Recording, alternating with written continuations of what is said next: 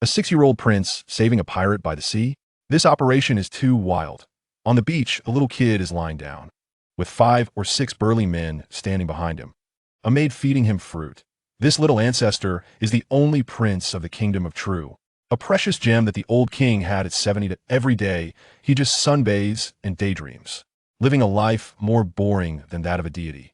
Suddenly, the maid shouts, "There's someone in the sea." The little prince sits up abruptly and sees someone floating on a board in the distance.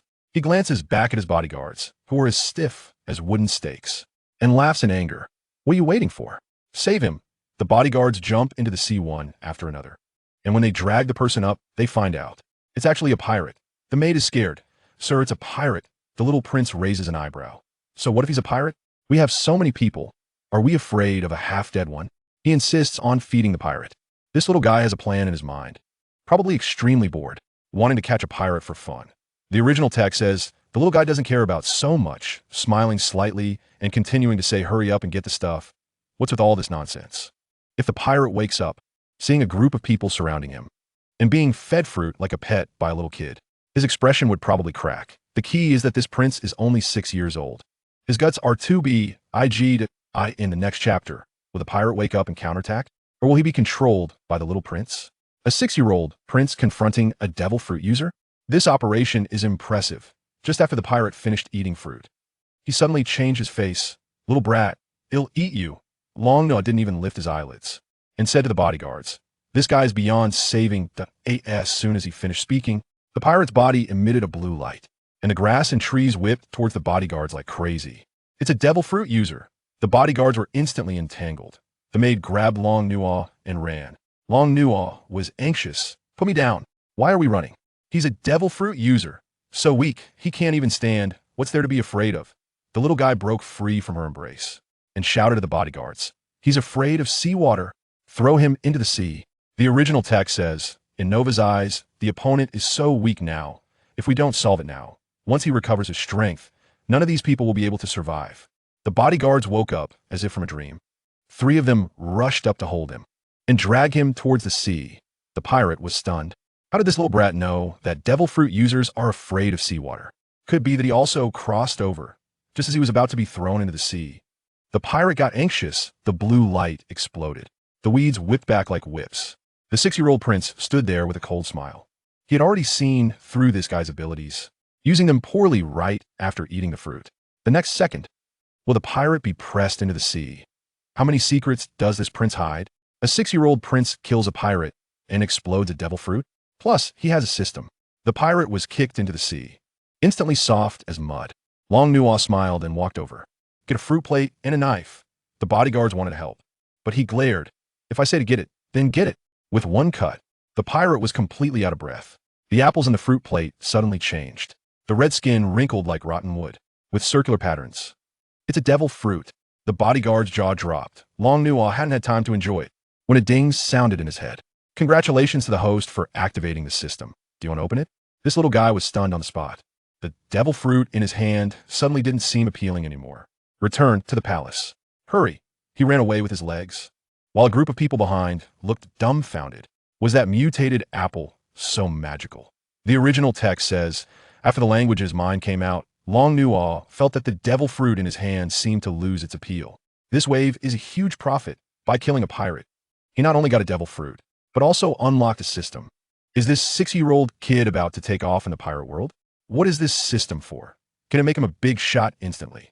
In the next chapter, the system is activated. Are we ready to see him change his fate? A 6-year-old prince encounters Admiral Akainu with the devil fruit. Zephyr actually speaks for him, just as he ran back to the palace. He saw a group of people in justice cloaks. As soon as Longnaw revealed the devil fruit in his hand, the navy exploded. "That's a devil fruit." The old king turned pale. This pack of hungry wolves was probably going to snatch it. But unexpectedly, the leading muscular man said, "Little guy, you're lucky. Keep it to protect your citizens." Longnaw's heart sank. Isn't that Admiral Zephyr? Standing next to him was actually Akainu. That guy stared at the fruit with wide eyes, only to be patted on the shoulder by Zephyr to regain composure. Longnaw quickly bowed. "I found it. Sorry to show you something ugly." He turned and slipped away, with several pairs of eyes still watching his back. Very creepy. The original text says, The old king said with a forced smile, "This is what a weak country looks like. Even as a king, there's nothing he can do. Zephyr and the others were here to do big things." The kingdom of True was pitifully small. The old king could only nod and bow, afraid of offending these big shots. But who would have thought? The 6-year-old prince was holding a natural-type fruit and was protected by Zephyr that if this fruit was snatched by a Kainu, the consequences would be unimaginable. Why did Zephyr want to help a little prince from a small country? Did he see that this kid was not simple? In the next chapter, the system hasn't even opened yet, and the Navy is already making moves. Can Long-Nuwa keep the fruit? A 6-year-old prince activates the system and directly acquires top-level hockey. Once the door was closed, Long-Nuwa's heart was about to jump out. System. As a mechanical voice sounded in his mind, blue light appeared in front of him. A vortex spun, and a dimensional shop appeared out of thin air. Can abilities be bought with money? This little guy's eyes widened. He quickly asked, "Is there a beginner's gift pack? Can be opened for one buried at as soon as Long-Nuwa said open." The system directly deducted the most valuable thing beside him. That freshly acquired devil fruit, instantly credited with over 300 million berries. This wave is a huge profit. With a flash of golden light, the gift pack exploded. Congratulations on obtaining top-level Hockey Navy 6 Styles training method. Long-Nuwa was stunned on the spot. While others train for a lifetime to achieve hockey, he gets the top configuration at 6 years old. The Navy 6 Styles is the pinnacle of physical techniques. Is this system cheating? The original text says, "Congratulations to the host for obtaining a Pirate King World package, which includes top-level hockey and a Navy 6 Styles training method." Now, it's good. No need to eat a devil fruit to become a duck in the dry. Just relying on hockey and the 6 powers can allow him to walk sideways. Akainu was just staring at his devil fruit. If he knew this kid was hiding such a trump card, he would probably be so angry head smoke.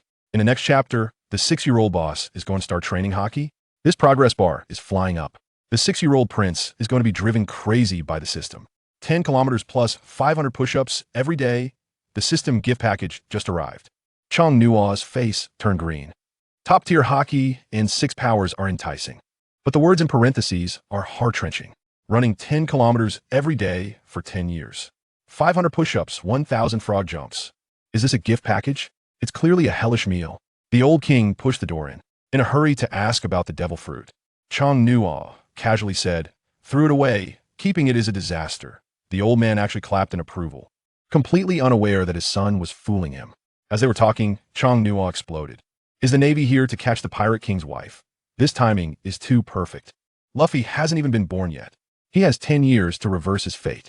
The original text states, from the next day onwards, Long-Nuwa had already gotten up early to prepare, and he was now fully ready to face the upcoming challenges. Early the next morning, the 6-year-old kid stood on the playground.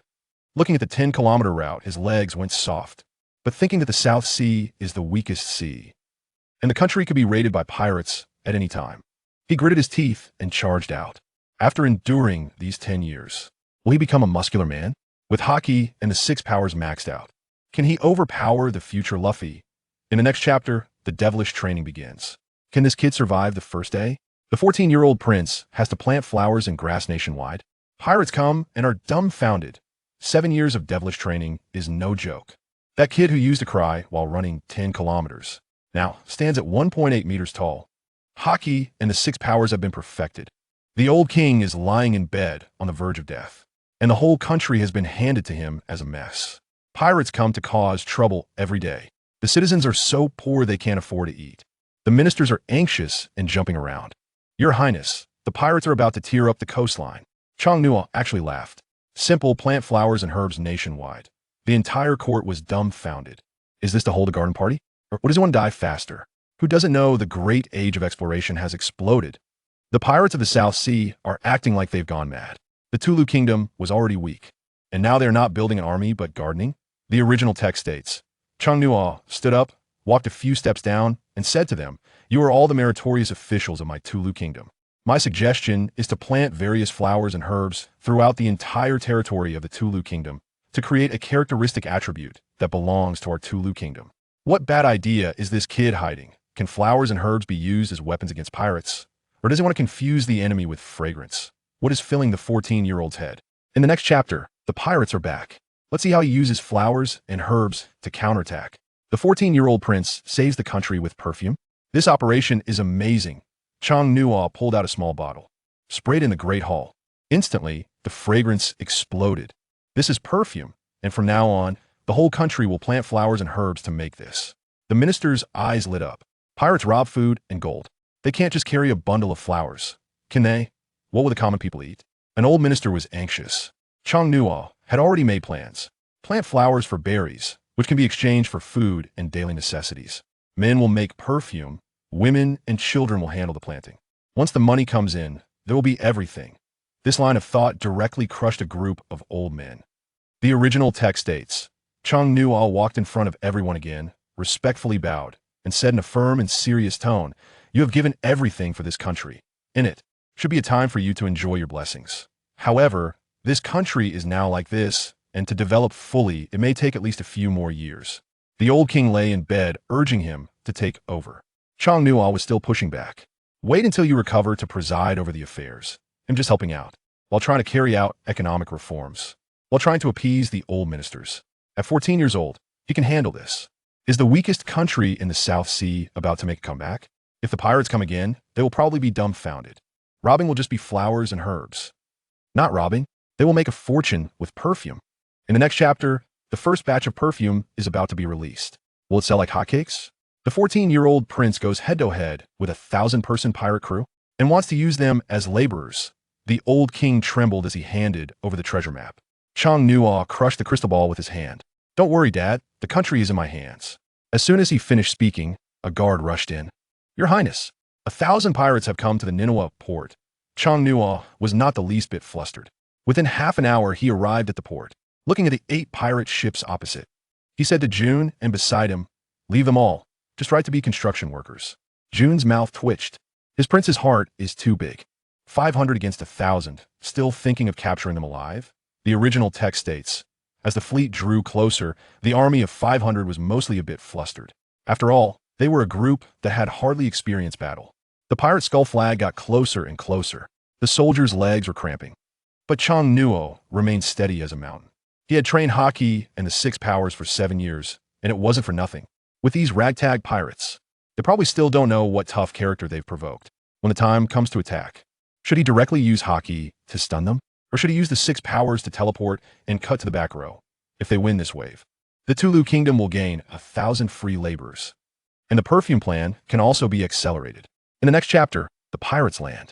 Let's see how the 14-year-old prince mercilessly crushes them. The Navy's 6 powers crush a 1,000-person pirate crew. The 14-year-old prince kicks a devil fruit user flying. The moment the pirate cannonball came crashing in, Chang Nuo said to June, "Take them all down, make them laborers." The next second, June and dozens of others flew into the air. Using moonwalk on the sea, they charged towards the pirate ship. The pirates across were directly stunned. All the cannon fire missed, watching this group land on the ship. Marines 6 powers. Aren't these guys from the weak chicken kingdom? As soon as the pirates reacted, they were beaten black and blue. Over 1,000 people like paper. Suddenly, a guy in a long robe jumped 100 meters into the air. "I am the FAMO, the user of the jump fruit." He charged towards Chang Nuo, but Chang Nuo teleported in front of him, kicking him 100 meters away. Is this it? The original text states, in less than 30 minutes, the opposing pirate crew of over 1,000 has already been beaten to a pulp. The battle ended in 30 minutes. 8 pirate ships became trophies. 1,000 pirates turned into free labor. The soldiers were dumbfounded. Their prince not only excels in economics, but is also a crushing force in combat. Is this the rise of the weakest country in the South Sea? Next, they will use the pirate ships for transport, and the pirates as hard labor to plant flowers. The territory of the perfume empire is about to expand. In the next chapter, will the treasure map come into play? Will there be even greater surprises? By the way, make sure to control that guy well. He's a devil fruit user, and we will still need him later. Chang Nuo said with a smile that he mainly understood the nature of the devil fruit the opponent possessed. It was almost useless, just a piece of trash. In less than an hour of arriving here, everything was already concluded, which truly exceeded everyone's expectations. Chang Nuo himself couldn't help but sigh, feeling no sense of battle experience at all. After Chang Nuo left, the crowd began to buzz with excitement, especially the soldiers who had done nothing. Everyone was discussing the changes that just occurred. Junho was also somewhat amazed, realizing that he had guessed Chang Nuo's strength should not be low, but no one had seen how he made his move. It had all transformed into this in the end, a devil fruit user who couldn't even take a single kick, was indeed too weak to go take good care of that guy.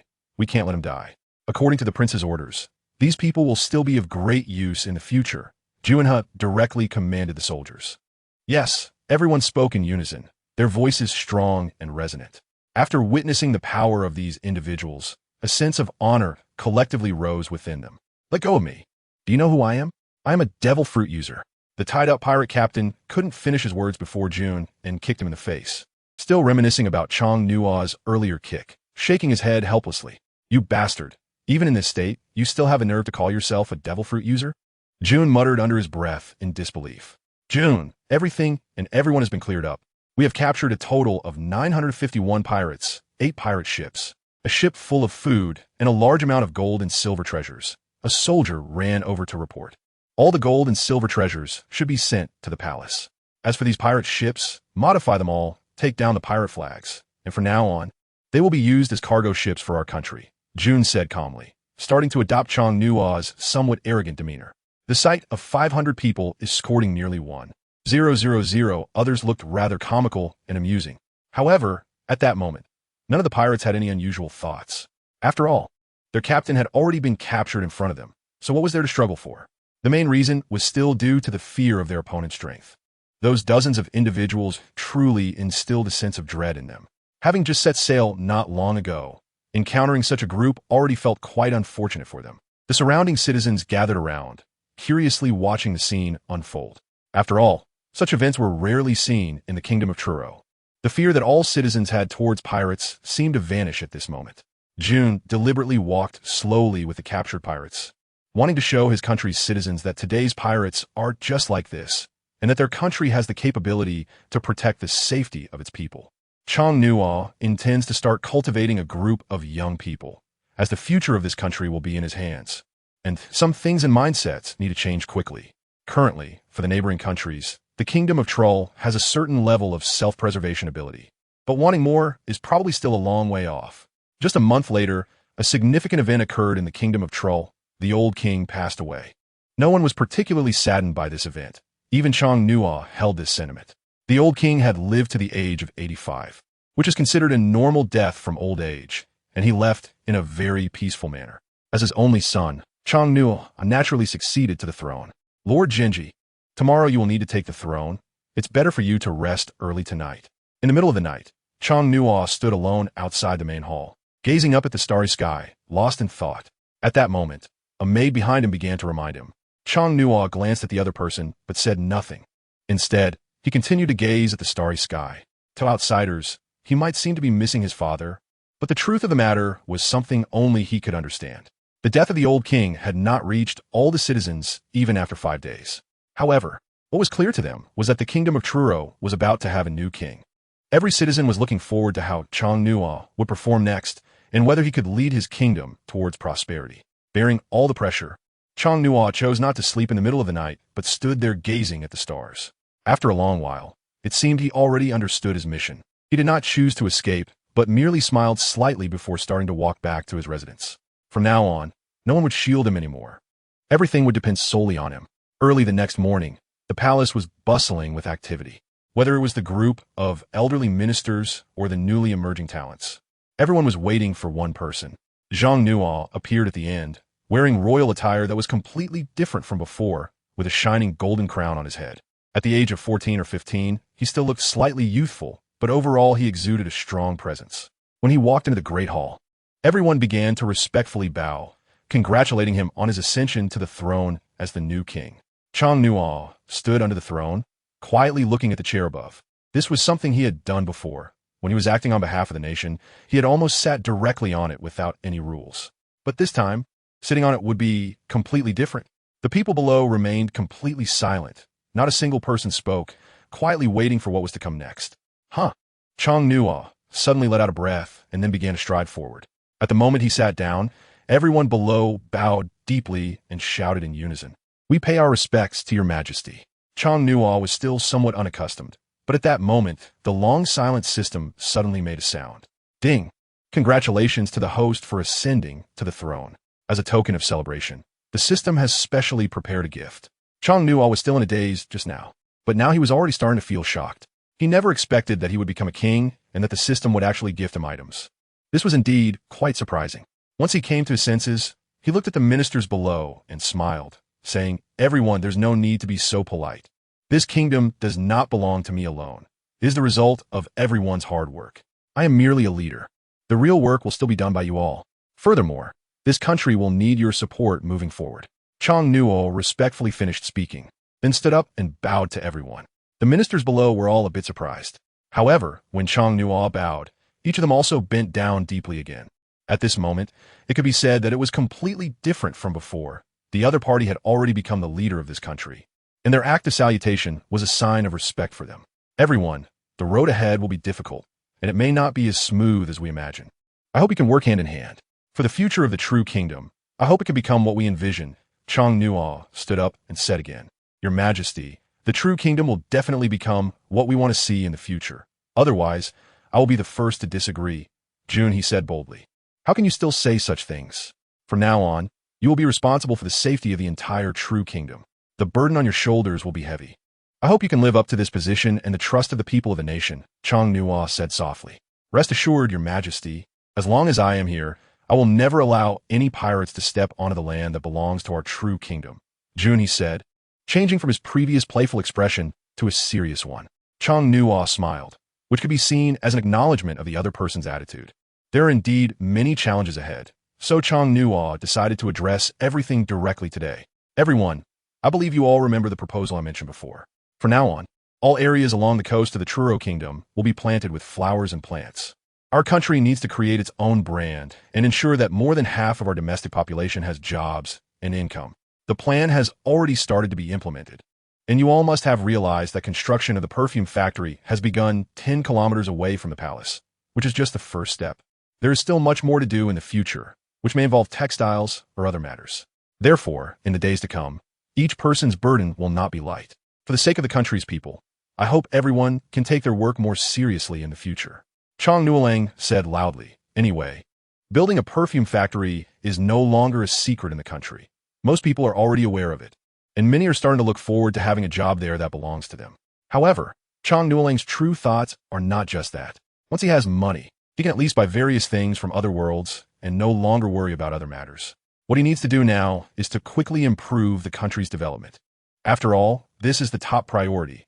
As for his own matters, Chang Nuolang has never thought that far ahead.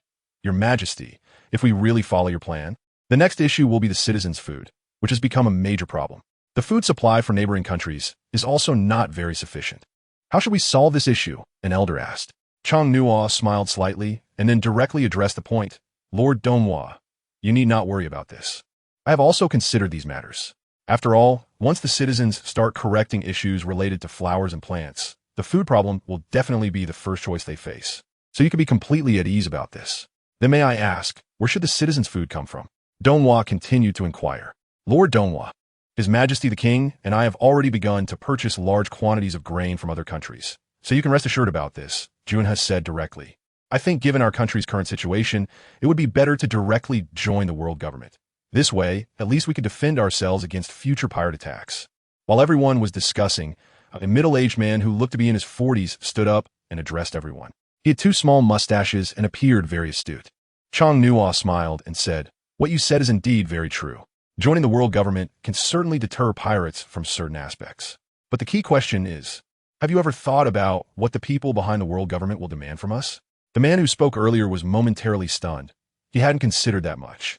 He just felt that the deterrence from the world government could at least make his country much safer. The others also thought for a moment, and Donghua, with a serious expression, said, "The world government never engages in unprofitable deals. Let's not even mention whether anyone can help us in the South Sea. To be fair, the heavenly gold they provide each year is enough to lower our country's living standards even further." Donghua was right. Our country is already in such a state.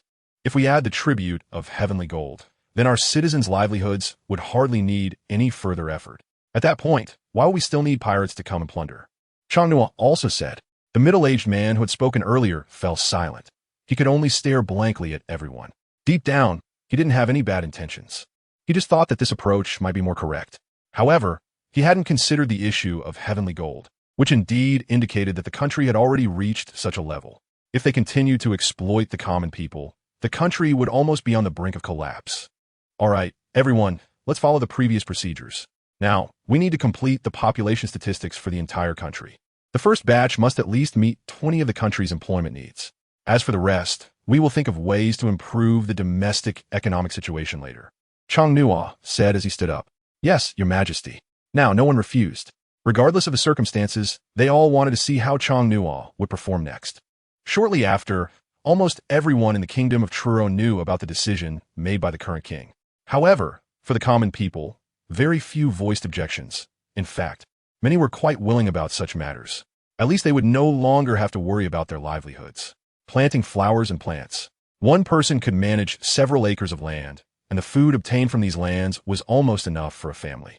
After all, the exchange ratio had already been clearly stipulated from the beginning, and the climate here was indeed very suitable for growing flowers and plants. Without defining what specific varieties needed to be planted, in an instant, the entire kingdom of Truro was plunged into a new round of planting plans. Everyone was quite enthusiastic, and even personnel from other countries who came here were curious about what had happened to the people of this country. But for Chang-Nua, the only benefit now was that as long as there was money, food could be continuously supplied. With the system in place, the so-called food was almost unlimited. In the palace hall, after Chang-Nua explained all the details to everyone, including how to produce it, he quickly left the hall. Now he was quite curious about what the system would gift him after he became king. Upon returning to his room, Chang-Nua couldn't help but close the door directly and sat on the edge of the bed, beginning to sense everything in the spiritual world. But when he opened the system space, he was unexpectedly surprised. System, what have you given me? Chang-Nua directly shouted in the spiritual world. Answer. The items given by this mall system are for a lottery. The host can click to enter the lottery section, where all items from the 10,000 Realms Mall are set internally. The specifics depend on the host's personal luck. The mechanical voice of the system sounded, which left Chang-Nua somewhat speechless. If they were going to give something, why did it have to end with a lottery? Having something is better than having nothing. So Chang-Nua, not discouraged, directly shouted to open the lottery section. As soon as the voice fell, the entire system space changed its appearance. The originally sky blue space interface had now turned pink. In front of him was a button that seemed to promise that pressing it would grant him everything. Without saying a word, Chang-Nua directly pressed the red button. As the space screen above his head kept rotating when it finally came to a stop, even Chang-Nua couldn't help but exclaim in amazement. What was displayed in front of him was actually a long sword, to be precise Itachi, and its name was clearly marked on it. Anyone who has watched the anime would know that this thing is the cursed sword Muramasa. Chang-Nua naturally knew the function of this thing. It was quite an impressive existence. He just didn't expect that the so-called 10,000 Realms Mall system could actually transport items from other worlds to his side. When he came to his senses, he found the demon, Sword Muramasa, standing upright beside his bed. The eerie red sheath and the uniquely crafted hilt emitted a faint red glow, making it clear at a glance that this item was extraordinary. Most importantly, it exuded an ominous aura that sent chills down one's spine even when in close proximity. Chang-Nua stood up and directly grabbed the demon, Sword Muramasa. Instantly, a peculiar aura spread throughout his body, as if it was establishing a connection with him. Chang-Nua was quite surprised, not expecting that the system could come up with such a fun thing, and that it could directly establish a relationship between master and servant right from the start. Since you have appeared in this world, we will accompany each other from now on, and I will certainly live up to your reputation in this world. Chang-Nua carefully examined the demon's sword in front of him, muttering to himself. However, talking aside, the key point was that he didn't understand any swordsmanship at all. Even if he possessed such a famous sword, it would be of no use if he couldn't wield it. After thinking of this, Chang-Nua suddenly remembered that he had over 300 million in his system space. If he didn't use it now, when would be the right time? Chang-Nua placed the demon's sword beside the bed and once again entered the system space. He calmly shouted to the system, "System, is there a more powerful way to use swordsmanship?" As soon as his voice fell, the blue screen in front of him immediately displayed the words "Flying Heaven Sword Style." However, looking at the amount required below made Chang-Nua, who was poor, feel overwhelmed. But this time it wasn't that he couldn't purchase it. The overall price of the Flying Heaven Sword Style was actually 500 million, which truly exceeded his imagination. He had thought that the 300 million in his account would allow him to indulge for a while. But he didn't expect that just one sword technique could leave him instantly broke, and the key issue was that he didn't have enough funds. With a slight sigh, Chang Nua directly exited the system space and then fixed his gaze on Uramesa, who was peacefully lying on the bed. Don't worry. It won't be long before I make you see the world again, Chang Nua said with a smile. It seemed that the cursed sword in Uramesa had sensed Chang Nua's thoughts. The faint red glow it emitted began to slowly fade until it finally transformed into an ordinary sword. The overall length of Uramesa was about 1 meter, with the blade measuring around 70 centimeters.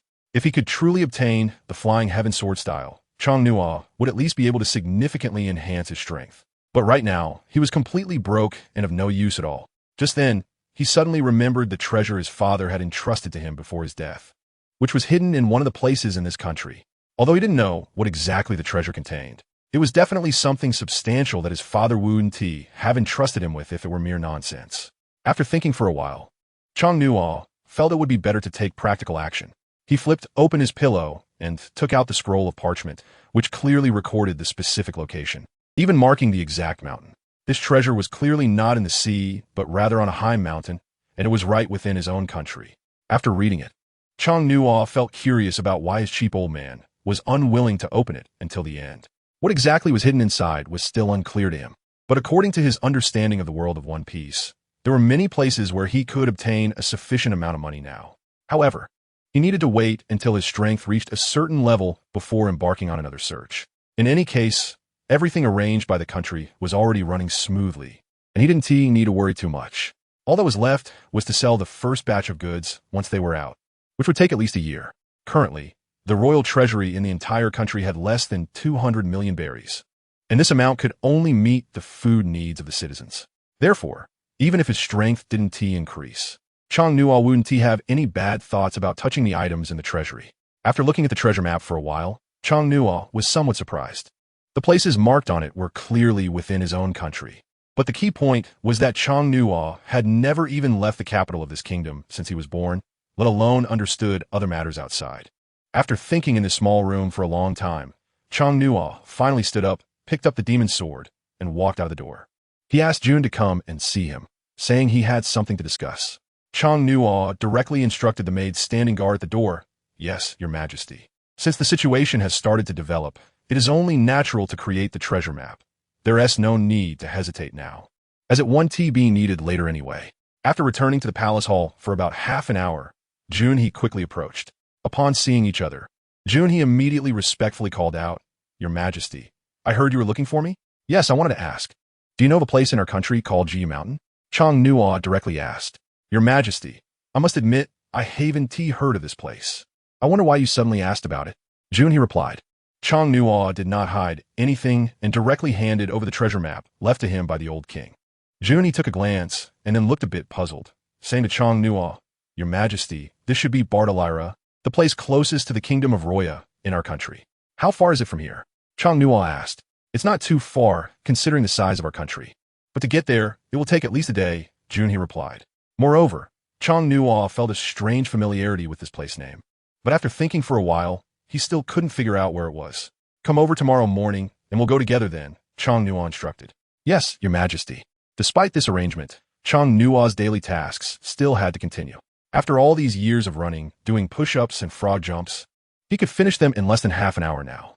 However, for the 10 kilometers ahead, if he relied on his own abilities, he estimated he could finish it in about 2 minutes.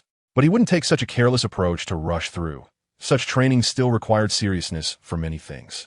The next day, almost at dawn, they were already sailing on the ship. This was Chang Nua's first time leaving the palace, and he appeared calm. But his heart was already restless. After all, in this world of pirates, most people longed for freedom. But could such freedom truly exist? Along the way, they mostly traveled along the coastline, gaining insight into the living conditions of the common people in various places. At least as far as the eye could see, it was mostly a scene of hardship. It was precisely for this reason that Chang Nua was determined to change the state of the country. The ship they were on was initially used by pirates. It looked quite large and could easily accommodate 300 to 500 people. Most importantly, after changing the ship's flag, it appeared much more imposing and majestic. However, those who originally belonged to this ship were now almost all engaged in basic work within the territory of the royal city. The feeling on the sea is great. Once we wrap up things here, I also want to go out and explore. Chang Nua murmured to himself while standing at the bow of the ship. "Your Majesty will definitely succeed. At least we all believe in you. The future of the country is in your hands. As soon as Chang Nuo finished speaking, a maid behind him smiled and said directly. Chang Nuo enjoyed this feeling. He turned to look at the maid, and with a slight smile, he said that the future of the country is in all our hands. Relying solely on myself may not lead to much in the end. His Majesty the King is right, but 09 still feels honored to follow His Majesty the King. The little maid said, I hope everything goes as we imagine, then at least we won't have to worry about the future too much. Chang Nuo whispered. This time, about 50 people accompanied him, each with their own responsibilities. Chang Nuo didn't want to make this operation too ostentatious. Moving forward discreetly was quite good. However, things did not turn out to be as simple as he imagined. Even in the calm waters of the South Sea, unexpected incidents could still arise. Just when they had not yet covered half the distance to their destination, a naval warship appeared ahead, with a seagull flag flying atop its mast. Even from a distance, it was clearly visible. The main reason was not just the mast, but the shape of the naval warship itself, which left Chang Nuo astonished. Your Majesty, we've spotted a naval warship ahead. What should we do? Junhee asked as he hurriedly ran forward. Do nothing.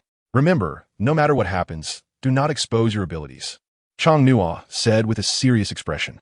Junhee had always wanted to ask why, but until now, after several years of training, Chang Nuo had never given him or the others an explanation. Chang Nuo stared at the naval warship about a kilometer ahead. The dog-headed shape made him immediately think about who might be aboard. Avoid the Navy warship at all costs. And try not to have any contact with the people on board, Chang Nuo instructed again. Yes, Your Majesty. He didn't expect it to be Carp. It was quite surprising to see the Vice Admiral of the Navy, known as Iron Fist here. Chang Nuo continued to watch from the bow of the ship and muttered to himself. He didn't want to engage in any conflict with them, not even a meeting. After all, he didn't know what might happen, and why they had come to the South Sea was still a mystery. The Navy warship was almost heading straight towards the ship they were on. But under Chang Nuo's orders, the massive vessel slowly began to turn to the side. As the two ships approached, they cleverly avoided each other. However, it was not so easy for things to end there. Just as everyone was about to breathe a sigh of relief, on the deck of Chang Nuo's ship stood a middle-aged man in a suit. He wore a justice cloak draped over his back, looking particularly obvious, with a strong muscular build and a square face. Chang Nuo realized and confirmed that this was undoubtedly Vice Admiral Carp of the Navy. Ha ha ha. So this isn't a pirate ship after all. I almost smashed it with one punch just now. Thankfully, I didn't do that. Carp stood on the deck, completely unconcerned about the gazes of others, laughing heartily. Chang Nuo looked speechless, but still stepped forward and respectfully said, Mr. Vice Admiral Carp, I never expected to see you here in the South Sea. It truly feels like a stroke of luck. You little guy actually know me? Carp asked curiously, though there was no malice in his eyes. Of course I know you, but you probably don't know me. I am Chang Nuo, the king of the true kingdom. I often heard my father mention you when I was very young, and I never expected to meet you today, Chang Nuo said with a smile.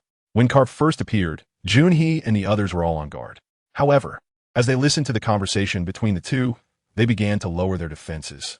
Carp became even more curious. Looking at Chang Nuo, he asked, I didn't expect you to become the king of your country at such a young age.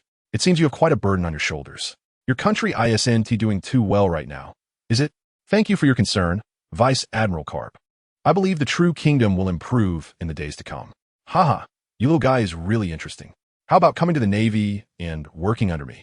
Carp asked directly, looking at Chang Nuo. Chang Nuo rolled his eyes directly, feeling somewhat speechless at how openly the other party was trying to poach.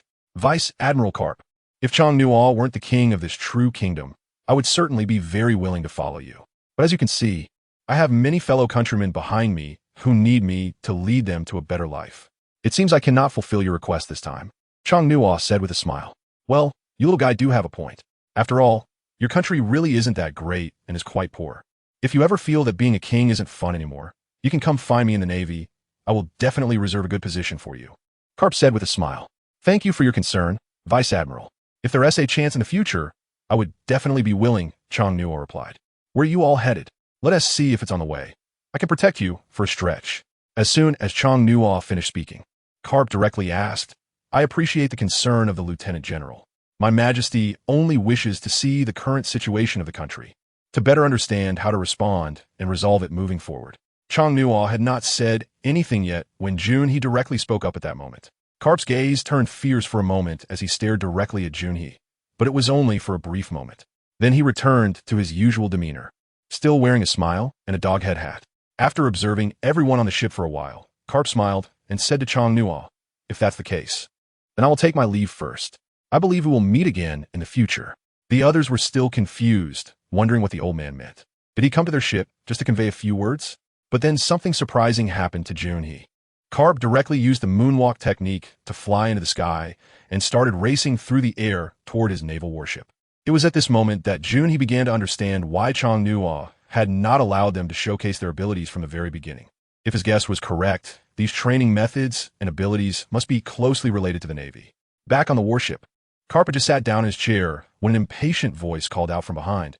"Carp, if you want to leave in the future, can you please give us a heads up?" "Crane, there's no need to be too nervous. I just want to take a look," Carp replied with a serious expression. "Did you discover something?"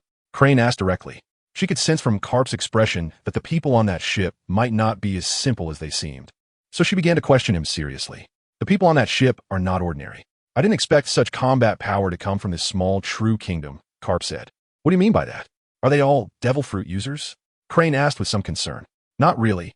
I just suddenly noticed that their physical training structure is very strong, even comparable to our Navy's elites," Carp said directly. "So that's what you meant. For many people, as long as they strengthen their training, they can almost achieve that. What is so surprising about that?" Crane said nonchalantly. "You and T understand, even if I explained. So it seems unnecessary to discuss this further. Perhaps I will indeed meet that little guy again. He is quite an interesting person," Carp said with a slight smile. Then he stopped caring about the matter. After all, many times it was indeed as Crane said. If others trained properly, they could reach the level of those in the Navy. He was not sure if what he saw was right or wrong, which is why he tested it on the other party's ship. However, the final result seemed to be almost what he had considered. But Carp did not care too much about these things. As long as the other party was not a pirate, having such strength was normal for a country. After all, he understood, well, that if a country did not have a few powerful existences, it would face almost one-sided danger when dealing with pirates. On the Korea ship, where Chong Nuo and the others were, everyone was still in a daze, watching the naval warship gradually move away. Junhee walked over to Chong Nuo and asked, "Your Majesty, do you know that old man from earlier?" Of course, he can be considered the pinnacle of strength in this world. More importantly, he is currently the strongest person in the Navy, Chong Nuo said with a slight smile, generously praising him. "Is that true? But I thought he didn't seem that impressive." Junhee said, surprised. "You don't know anything. That old man is quite formidable, and his perception is very strong." Hearing what Chong Nuo said, Junhee's expression darkened slightly. He had some questions he wanted to ask, but didn't know how to word them. Seeing that Chong Nuo seemed indifferent, Junhee hesitated for a moment and finally asked, "Your Majesty, the training methods you used on us before, are they related to the Navy?" Chong Nuo smiled, then directly patted the other person's shoulder, and this time, without any hesitation, said, "You are right. The training method you're given is the training system that the Navy has never shared with outsiders, and it is also the most powerful skill set in the Navy. The 6 styles." Now, it made sense. Junhee finally understood why Chong Nuo had always prevented them from revealing their strength to outsiders. Even though the results of training from their group of over 100 people had already reached such a level, not to mention the training achievements of those who stayed within the Navy, there was nothing unexpected. Junhee just had some doubts about where his king had obtained these things since he was 10 years old. But the key point was that now was not the time to ask such questions. He only needed to know to be loyal to the country and loyal to the king. Stop thinking and set off quickly. We haven't even covered half the distance yet. And we don't know if we can get there before dark, Chong Nuo said directly to Junhee. "Yes, Your Majesty." With the atmosphere returning to quiet, Chong Nuo watched the slowly advancing ship, but his mind was contemplating why Carp had come to the South Sea, a place that was quite a distance from their Navy headquarters. For an old man who usually had nothing to do, coming here must have a purpose. The South Sea was overall weak, and there weren't many pirates, so it didn't make sense for the strongest of the Navy to come here. More importantly, there weren't many member countries of the world government in the South Sea, making it unnecessary to come here for a stroll. It seemed that this old man's purpose for coming here should be related to Bartolomeo. After all, this was the birthplace of the Pirate King's son and the burial place of the Pirate King's wife. Others might not understand the relationship between Carp and the Pirate King Roger, but for Chong Nuo, who possessed the eye of God and understood the overall situation, he was quite clear about their relationship. The treasure indicated by the treasure map was also in Bartolomeo. However, the Pirate King's wife was also left there. If there were really no connections, would that be possible? At least this was how Chong Nuo had always thought. As the king of this country, He had a relatively clear understanding of the situation in Bartolomeo. The population that has survived here for many years is only about 20,000, and most areas are surrounded by mountains. Although it is connected to the sea, there are not many places on this island where humans can survive. During the continuous sailing process, Chang Nuo had no intention of enjoying the surrounding scenery. However, this time, he had taken a stroll along the coastline of his own country. The entire country was not particularly large. It only took a day to travel by boat, not to mention that the speed of the sailing ship was extremely slow, making it seem like a small area. As night approached, the maid who had been by Chang Nuo's side reminded him, "Your Majesty, we are expected to arrive at Bartolomeo Island in about 10 minutes. Lord Junha asked me to inform you. Are we there?" Chang Nuo sighed and asked, "Yes, Your Majesty, but it is already dark. Should we spend the night on the island? Let's stay for the night and talk about it later. Inform them to dock 5 miles from Bartolomeo Island and not disturb the residents of the island," Chang Nuo instructed. "Yes, Your Majesty." Chang Nuo finally managed to come out, and he didn't want to disturb the residents of the island when it got dark. After all, a ship suddenly appearing at this specific time could easily be mistaken for pirates by the islanders, which would surely cause them panic. Since it was already dark, and there was enough space on the ship for everyone to rest, there was no need to do anything else. The next day, early in the morning, Chang Nuo had already taken everyone to start moving towards the location marked on the treasure map. The area of Batalila Island is not small. In fact, it is quite large. However, most of the area consists of mountains and forests, and this time, the group chose a landing spot that specifically avoided the local population. Walking through the dense forest, Chang Nuo curiously asked Junha, "Are you sure we can find the place so early?" "Don't worry, Your Majesty. If the treasure map is accurate, the specific location should be just ahead," Junha replied. Some people had already been walking for several hours. Aside from those who stayed on the ship, nearly 20 people had come along. In such a vast island, relying solely on a seemingly unimpressive treasure map to determine the location is quite challenging, especially since this group was currently walking through dense forest, making it nearly impossible to confirm their direction. After nearly another hour, the stifling heat in the forest was becoming unbearable. "Junha, didn't you say we were almost there? What's the situation now?" Chang Nuo couldn't help but shout. "Your Majesty, this forest seems quite strange. So far, I've noticed that we've been going in circles and I don't understand what's going on." Jun looked helpless as he spoke. At this moment, everyone was sweating profusely, and the stifling environment made them all a bit restless. There was no need for Jun to say more. Chang Nuo had already realized it himself. After all, this place really did feel quite eerie. Chang Nuo looked around with a serious expression. At this point, he realized that there were no bird calls at all in the surroundings, as if there were no living beings. "Your Majesty, please take a rest. I will take the team up the tree to see what's going on," Jun said respectfully. "No need, let's not split up. It seems a bit complicated here," Chang Nuo said directly. After his words, he walked straight to a tree whose top was barely visible, with a trunk at least 10 meters in diameter. However, Chang Nuo had seen this tree more than once, as if all their actions revolved around it. "System, can you find out what is going on?" he asked. Response: "I'm very sorry, host. This system is the multiverse mall system and does not handle other types of situations." Chang Nuo looked speechless, feeling that the current situation really put them in a dilemma. However, he could sense that there were definitely areas in this place that he had not yet noticed. Nothing happens without reason, and this place is no different. Since the system was no longer useful, at the very least, he should be more meticulous.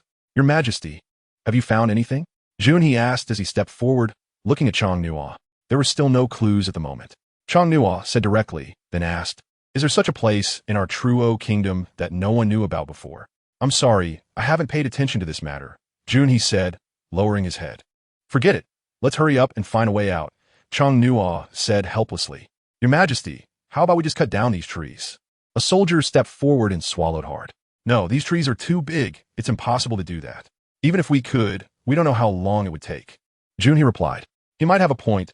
Currently, there isn't a better solution, so let's try it this way for now," Chang Nuo said. "But Your Majesty, we didn't bring any tools before coming here. Relying on manpower probably won't work well," Jun he advised. "It doesn't matter." After Chang Nuo finished speaking, a sword suddenly appeared in his hand, and his whole demeanor became sharp. "Muramesa, whether we can go out next depends on you," Chang Nuo said to the long sword in his hand. As soon as he finished speaking, Chang Nuo slowly drew the cursed sword, and his eyes also began to turn red. Although he had not learned any swordsmanship, relying solely on his own strength, using the cursed sword Muramesa was enough for Chang Nuo to cut down the giant trees in front of him. June and the others were surprised to see their king like this, feeling a bit lost. The aura brought by the cursed sword Muramasa made even these specially trained individuals show expressions of fear. What on earth is this? Some soldiers couldn't help but ask. I think it's better if we keep our distance. The king is indeed the king. He is different.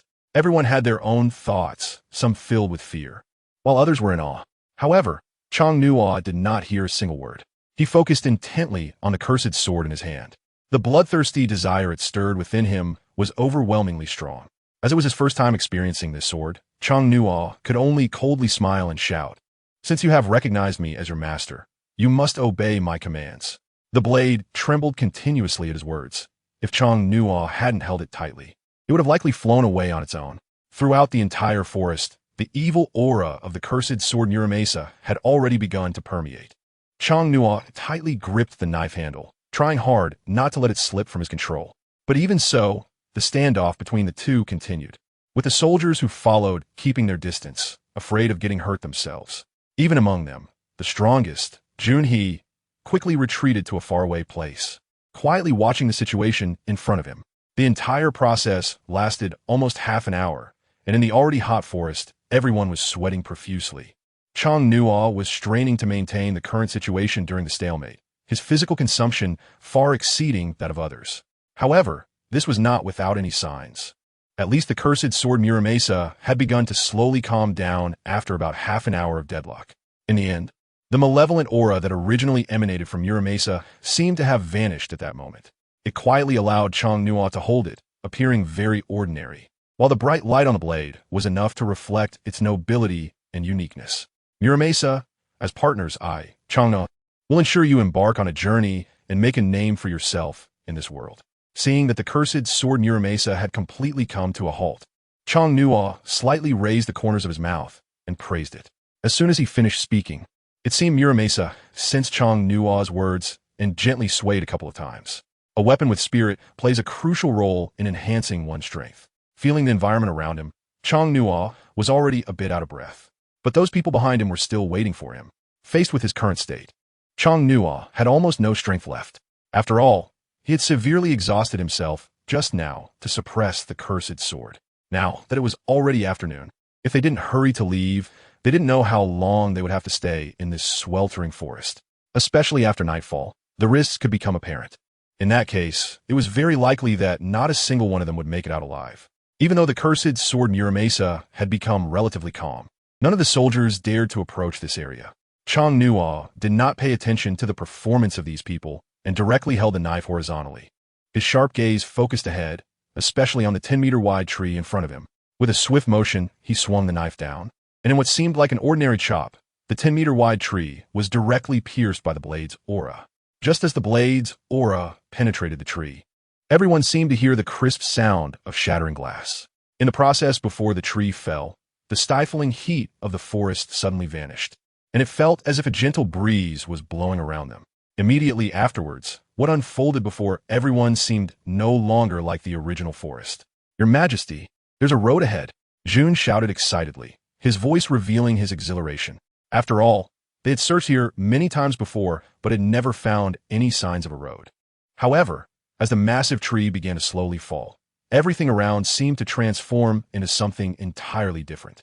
Chang Nuo had already noticed this change. He took a glance at the road ahead, then turned to look at the massive tree that was still falling.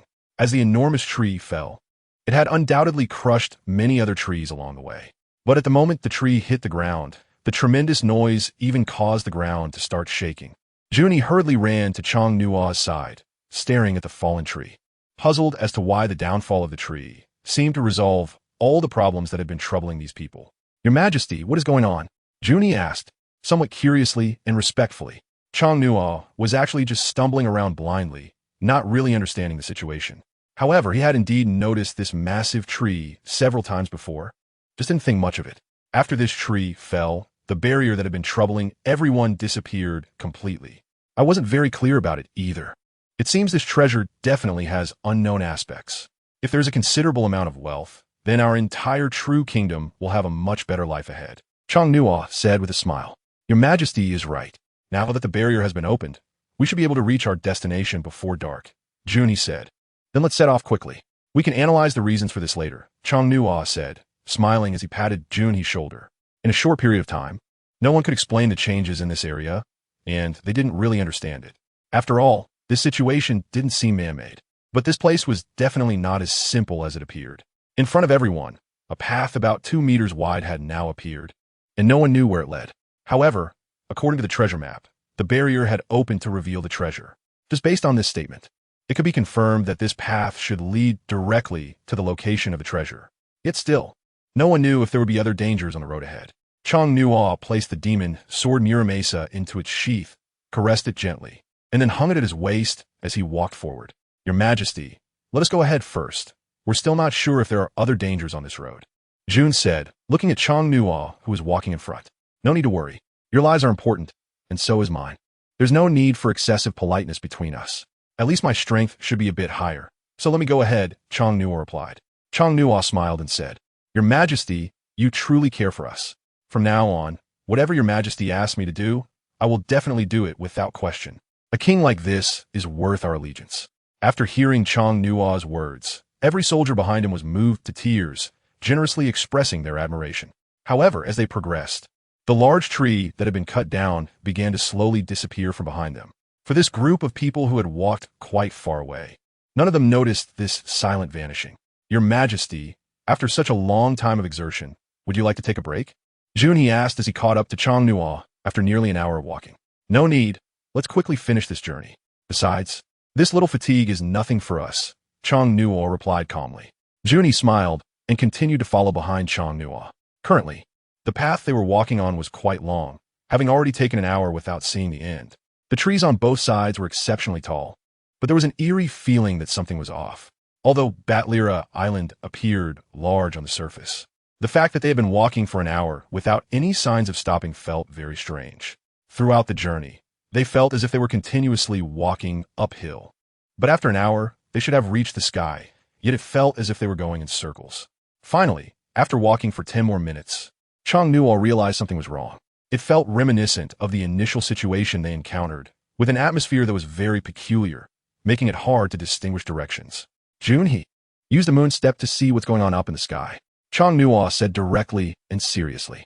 It was just a treasure, and, in the end, so many people had put in so much effort, but now it seemed like everyone was trapped in a bottomless pit in a loop. Junhee heard the order and directly stepped on the moonwalk, running step by step into the sky. When he looked down afterwards, everything seemed so normal. However, on the other hand, they had walked for an hour, but it looked like they had only covered a few miles. After jumping down, Junhee said to Chong-Nua, Your Majesty, the location shown on the treasure map is just above us, not far away. But we have walked for nearly an hour, and it seems we have only covered about 5 miles. I can't wait anymore. Let them stay here for now. You and I will go directly over from the air. I want to see what kind of situation could trap us for nearly a day, Chong-Nua said, already a bit angry, his tone not as calm as it had been at the beginning. The key was that this place was still within his own country, and not a single person knew what was going on here. As for the so-called treasure passed down from who knows which king, he didn't believe that no one had come to explore it until now. Additionally, and most importantly, why did the Pirate King put his wife in this place? He must have known quite a bit about it. Almost 20 people stayed in place waiting, while Chong-Nua took Junhee and also stepped on the moonwalk, flying towards the mountain top from the sky. Upon reaching the sky, Chong-Nua looked down, and what he discovered was almost the same as what Junhee had found. This area was almost filled with strangeness, and no one knew what was happening. Just circling in place had already wasted so much time. Without paying any more attention to the people behind them, Chong-Nua took Junhee and directly set off from the air towards the mountaintop. It wasn't a particularly long distance, and the two of them could almost reach the top quickly, even standing on the edge of the mountain where they could still see the people waiting on the small path at the foot of the mountain. At the top of the mountain, Chong-Nua couldn't help but frown. This place was very different from what he had imagined, an existence he couldn't even fathom. There were no trees or weeds here, just stones everywhere, and at a glance, he could overlook the entire face of the mountain. The main issue was that under the so-called treasure site, he did not find any suspicious places. Could it be that everyone had put in so much effort only to end up with nothing? Your Majesty, I searched around, and it seems there really isn't any place to hide, let alone any treasure, Junhee said after making a round and returning to Chong-Nua. The things guarded by past kings would definitely not be so simple. Since the location is correct, it must still be here, Chang Nuo said. But he was also anxious inside. After all, the top of the mountain was only this big, yet the location shown on the treasure map was completely here. However, at a glance, there really wasn't any place that could be considered a space to hide something. Nevertheless, even so, the two did not get discouraged and directly began to search separately. The space at the top of the mountain was not particularly large, and in no time, they had thoroughly checked it, but still found no clues. Damn it, could it be that the things guarded by past kings are purely a trap? There's nothing here. And I don't know what they were guarding. Chang Nuo angrily cursed inside. The main issue was that this damn place was so far from what he had imagined. He had come full of joy to check it out, but the final outcome turned out to be like this. Your Majesty, my subordinates have finished checking over there, but there really doesn't seem to be any possible entrances or anything like that. Is there something wrong with this treasure map itself? Junha asked with doubt. Sigh. The key is I'm not sure either. When my father handed this thing to me, I didn't ask. Chang Nuo said helplessly. So what should we do now? What else can we do? Just go back. Chang Nuo calmed down his emotions and said directly. After all, we really can't find anything here. Rather than wasting time staying here, it's better to go back and think about how to make money. After Chang Nuo finished speaking, he plopped down on a stone at the very top. After being tired for so long, he decided to take a break before preparing to return. However, sometimes luck just appears unexpectedly. As soon as he sat down, Chang Nuo suddenly felt the stone beneath him drop sharply, as if it were hovering in midair. June also noticed this, and after exchanging a glance, they both realized there was no need for more words. The joy on their faces expressed everything. It seemed that there was something beneath their feet, so they decided to move the stone to take a look. Chang Nuo said with a smile at the corner of his mouth. June he directly lifted a stone, feeling no fatigue at all. However, when the stone was moved aside, the two of them discovered that the entire middle of the mountain was almost empty, with all the stones seemingly floating around. Due to the long passage of time, this was what made it look like a normal mountain from the outside. Your Majesty, let me go down and investigate first. No need. There shouldn't be any danger here. Just go down directly. Chang Nuo said, and jumped down first. They had merely opened a hole, and looking down was almost like peering into an abyss, incredibly dark, with no one knowing what lay inside. But there was no need to think too much about it now. The only certainty was that there were definitely good things down there. However, even as the two jumped into the mountain, they found themselves suspended in midair due to some unknown object inside. June and he cautiously began to descend along the edge of the mountain, making sure to pay attention to their safety. Zhang Nuo shouted seriously, "Yes, Your Majesty." The two of them had no idea what was happening inside. They could only rely on this method to slowly explore what existed at the bottom of the mountain. So far, no one really knew. However, based on the current situation, the only thing that could be confirmed was that there were definitely unusual items below. In Zhang Nuo's understanding, anything could happen in the world of One Piece. After all, being here meant that all kinds of situations could arise at any moment. As the two of them continued to explore downwards along the rocky edge of the mountain, although it was still pitch black, they could at least vaguely sense some unusual movements. When they finally reached the bottom, the scene before them completely overturned Zhang Nuo's understanding. Moreover, June and the whole person were completely stunned in place. The so-called treasure was something that had almost nothing to do with what was in front of them. "Your Majesty, what is this?"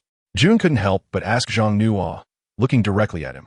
However, at this moment, Zhang Nuo was touching this dark object, and the shock in his eyes was almost evident. He didn't need to say much more.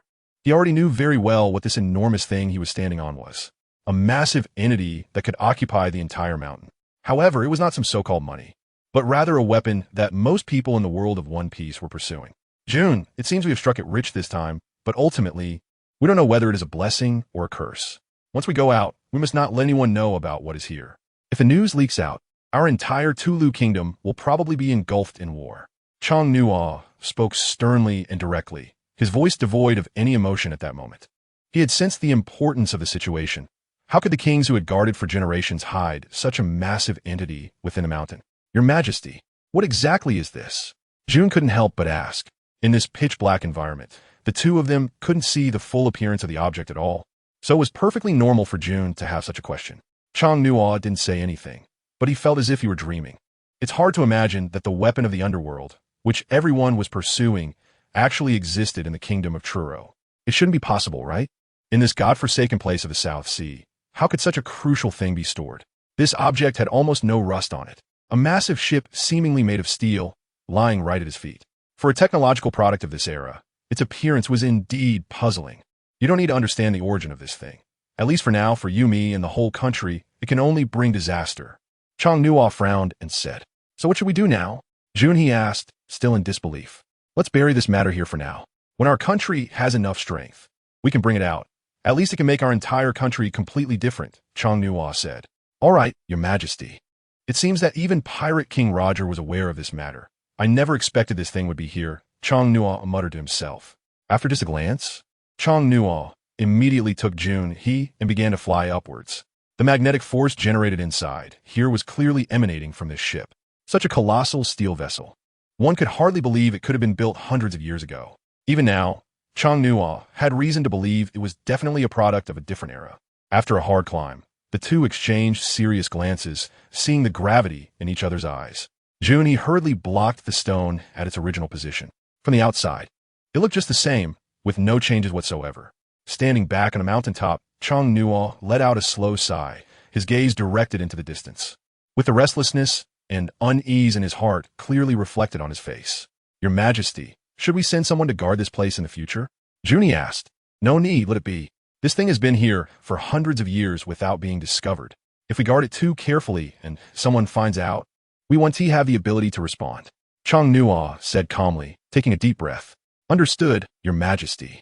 Let's go back now and not disturb the people on the island," Chang Nuo said. Originally, they had come here filled with excitement to see if there were any treasures. They had anticipated a pile of gold filling the warehouses, but now it seemed they had found such a useless item, at least for the current state of their country. It held no value and instead could lead to great disaster. After this incident, Chang Nuo and the others never mentioned anything about the treasure hunt again. Slowly, 2 years passed, during which Chang Nuo maintained his daily exercise routine to complete the tasks provided by the system. At the very least, he wanted to quickly obtain what the system had gifted him. The 3-color hockey was the most important thing to have in this world. In his room, Chang Nuo looked at his now jet-black hands, which were almost hundreds of times harder than steel. Moreover, in terms of strength and speed, Chang Nuo had surpassed his former self by an unknown number of times. At 16, he had grown to about 1.9 meters tall, looking like a handsome young man. His daily attire resembled that of a noble, and without a crown, his short hair made him appear exceptionally dashing. However, during these 2 years, the kingdom of Truro had undergone tremendous changes. The perfume trade had swept through the entire pirate world from start, with a price of 50,000 berries per bottle. Although this deterred many, there were still places where goods were in short supply. Just a single perfume product had allowed the kingdom of Truro to prosper immensely, while also changing the living conditions of the residents. The dire situation of 2 years ago, where people struggled to afford food, was no longer visible anywhere in the kingdom.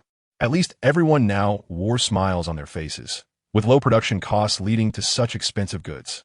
As for the cost of a bottle of perfume, it probably didn't exceed 100 berries, and the quantity produced daily in the kingdom of Truro was enough for the entire pirate world.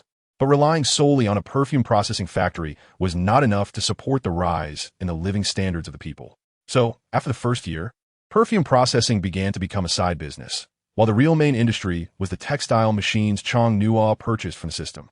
Now, the fabric produced in the kingdom of Truro was nowhere to be found in the entire pirate world. This was not only due to the fabric itself, but also because the silk threads used for weaving were all purchased from the system space.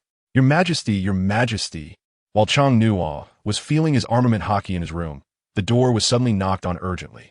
Looking at his iron-black hands, Chang Nuo retracted his hockey, letting the black aura slowly fade away, returning his hand to its original state. What happened? Why the urgency? Chang Nuo opened the door and looked at the maid outside, asking, "I apologize for the interruption, Your Majesty. The National Guard just reported that a shipload of goods sent out 7 days ago was seized by a group of pirates. Lord Gojia and Lord June, he asked me to come and inquire about your opinion on this matter." The maid said anxiously, "Have you found out which pirates were responsible for the seizure?" Chang Nuo continued to ask calmly, with no expression on his face, as if this matter had nothing to do with him. "Your Majesty, the specific situation hasn't been mentioned, but Lord June and the others are currently waiting for you in the palace hall." "I understand. I'll go over now," Chang Nuo said with a slight smile. Watching Chang Nuo smile, the maid became infatuated and the tension from earlier immediately dissipated. Instead, she gazed at the king in front of her with admiration. Chang Nuo did not waste any words. After glancing at the other party, he began walking towards the palace hall. A ship full of goods could be considered the income of nearly an entire week for the people of the true kingdom, and it was indeed crucial. Even though he maintained a calm expression, Chang-Nua was still very curious inside. However, in this era, it was not surprising for goods at sea to be robbed. After all, in the age of rampant pirates, apart from the navy, the entire sea was almost left with pirates. Where would there be any cargo ships? As soon as he reached the hall, Chang-Nua saw Junhee pacing back and forth inside, his inner anxiety already reflected on his face. "Your Majesty, you have arrived," Junhee said, trying to control his anxiousness and greeting Chang-Nua respectfully upon seeing him. "Where's Gojia? Wasn't she in charge of the merchant ship matters? Such a big incident happened on the ship. Where is she?" Chang-Nua asked calmly. Junhee clearly looked a bit embarrassed, lowering his head. However, he was clenching his fists, looking visibly angry. "Your Majesty, Gojia was worried that you would blame her. When she received the news, she had already started ordering an investigation into which group of pirates was responsible for this. She couldn't come over for the time being, so I came to consult you about your opinion." Junhee said, "Right now, there isn't much happening in the kingdom, and it seems like someone is specifically targeting our country. Prepare a ship and have Gojia accompany me to take a look at the sea," Chang-Nua said. "Your Majesty, let me handle this matter. The current true kingdom cannot be without you. There's no need to say more. You stay here and protect the citizens of the kingdom well. Your strength is not weak. Do not let me down." Chang-Nua smiled and said. He was indeed not angry about the cargo ship being stolen. It was completely unnecessary for him. However, the total value of the goods on that cargo ship was at least several billion bellies, which was a significant amount of money, and naturally, he couldn't just give it up without a fight. "Your Majesty, why don't I accompany you? As for guarding the kingdom, the people down there are already very strong and capable of handling that." Junhee said again, feeling uneasy. "If you are worried, it's better for you to stay in the kingdom. I want to be gone long. Just stay put," Chang-Nua said with a smile. "Yes, Your Majesty," Junhee replied helplessly. For Chang-Nua, if it weren't for the situation with the kingdom of Truro, he would have long been somewhere else. For someone who had always yearned for life at sea, staying in the country was indeed quite boring. "By the way, where's Gojia now? Have her hurry and find a ship to set off. We can't wait until we find a place and our goods are long gone," Chang-Nua said again. "Your Majesty, rest assured, I will go prepare right away," Junhee said, quickly leaving the palace. "The world of the Pirate King, the era belonging to me, Chang-Nua, is about to begin." In the main hall, Chang-Nua smiled and spoke to himself. For him, this country had already borne too much of his burdens. Since he had become the king of this nation, he naturally had to value everything related to himself. Now that the entire country had almost stabilized, it was time for him to go out and take a good look at the world. The world of One Piece is filled with the unknown, but at this moment, in the year 1908 of the pirate era, many exciting people and events had yet to appear, not to mention other matters. Sitting on the ground, Chang-Nua began to ponder the future protagonists of the pirate world. He was 7 years older than the protagonist Luffy and 5 years older than Ace. Therefore, at this time, the entire pirate world did not feel as exciting as the beginning of the plot. But it was precisely because of this that the so-called excitement was merely something he had to create himself. As he continued to think, Chang-Nua suddenly felt how dull and boring the world of One Piece was at this moment. Chang-Nua's journey, in the city of Lokaka belonging to the palace, saw nearly half of the people coming out to bid farewell. Upon hearing that His Majesty the King was about to embark on a journey, everyone felt a surge of excitement within. The most important reason for this journey was that their king was setting out to sea due to the loss of goods from their country. The streets were now filled with crowds on both sides, and the eyes of each person were so innocent. For the children, seeing Chang-Nua was like meeting their greatest idol. The carriage slowly passed through the streets, and along the way, Chang-Nua greeted the people, while the royal guard following behind comprised the strongest force in the entire kingdom. As the strength of the nation continued to grow, the National Guard of the Tulu Kingdom had become significantly more powerful than similar naval forces. This departure was set to take place from the Naniwa port, and Gojia had already prepared the ships needed for the voyage. After years of development, the Tulu Kingdom had become wealthier than before, and at least now, the king's exclusive ships could be built very luxuriously. However, Chang-Nua had not seen this vessel since its construction. Looking at the massive ships docked at the port, each at least 100 meters long, with the flag of the Tulu Kingdom fluttering in the wind, it appeared so solemn and dignified. "Your Majesty, this is your exclusive ship, and as of now, it has not yet been named. Please, Your Majesty, give it a name," June said with a smile on his face. Behind him stood 2 personnel ready to document the moment for future generations. Chang Nuo stared at the large ship in front of him and after a moment of thought said, "Let's call it the national ship Tulu." "That fits perfectly." "Jun," he said, momentarily taken aback, then excitedly added, "Forget about that. Where's Gojia?" Chang Nuo directly asked Jun He. "Your Majesty." "Gojia is somewhat afraid to face you and is standing at the back of the crowd," Jun He replied. However, upon hearing this, Chang Nuo's expression instantly turned cold, and he said angrily, "If everyone is like this, how can the country be maintained? Mistakes are not terrifying, but being afraid to face them. Does that make sense?" "I apologize, Your Majesty. I will have Goji come over right away," Jun He said, seeing Chang Nuo's anger and not daring to say anything else, hurriedly bowing. Chang Nuo watched as Jun He left, unable to suppress his anger. He showed little reaction to the stolen goods, but he was very dissatisfied with the attitude of the person involved. After a while, Jun He directly brought out a girl who looked to be about 20 years old. She kept her head down, not daring to say a word. "Is this your attitude after such an incident?" Chang Nuo said angrily. "I'm sorry, Your Majesty. It's all my fault that the goods were stolen. Guguya is willing to accept any punishment." Guguya knelt on the ground, not daring to raise her head. "I made you in charge of Hainan transportation because I trust you. Even if something goes wrong, that is still an issue I should consider. Now that the goods have been stolen, the priority should be to quickly investigate, not to hide behind like you. If you continue like this, how can the country move forward?" Chang Nuo shouted directly, and Gojia, who was kneeling on the ground, couldn't help but shed tears. Jun and a group of people stood nearby, and not a single one dared to speak. It was the first time they had seen their king so angry. Gojia placed his hands on his knees, bending his whole body down to the ground, tears continuously dripping onto the floor. Seeing the scene, Chang Nuo could only sigh helplessly and did not say anything excessive. "Get up. Is everyone ready?" Chang Nuo said to Gojia. "Everything is ready. We are waiting for Your Majesty to board the ship and set off." Gojia quickly replied as he stood up. "Let's go. Once on board, explain everything in detail."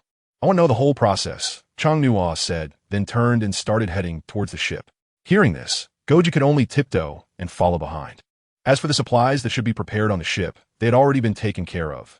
This time, there weren't too many people boarding. However, the royal guard still accompanied them with nearly 50 men. As the sails went up, the previously stationary national ship began to slowly start moving. The citizens standing at the Naniwa port all waved at them from their spots. Once on board, Chang Nuo stood on the deck, feeling particularly relaxed at that moment. At least not having to bear the heavy responsibilities of the whole country. "Your Majesty," Gojia quietly called out as he approached Chang Nuo. "What happened with the stolen goods?" According to the reports from the returning people, the theft was entirely the work of pirates. It originated from the Upside-Down Mountain. At that time, we happened to encounter a group of pirates preparing to head to the Grand Line, which is why this issue arose, Gojia explained. "Have you confirmed which group of pirates was responsible?" Chang Nuo calmly asked. "It was the Red Air Pirates."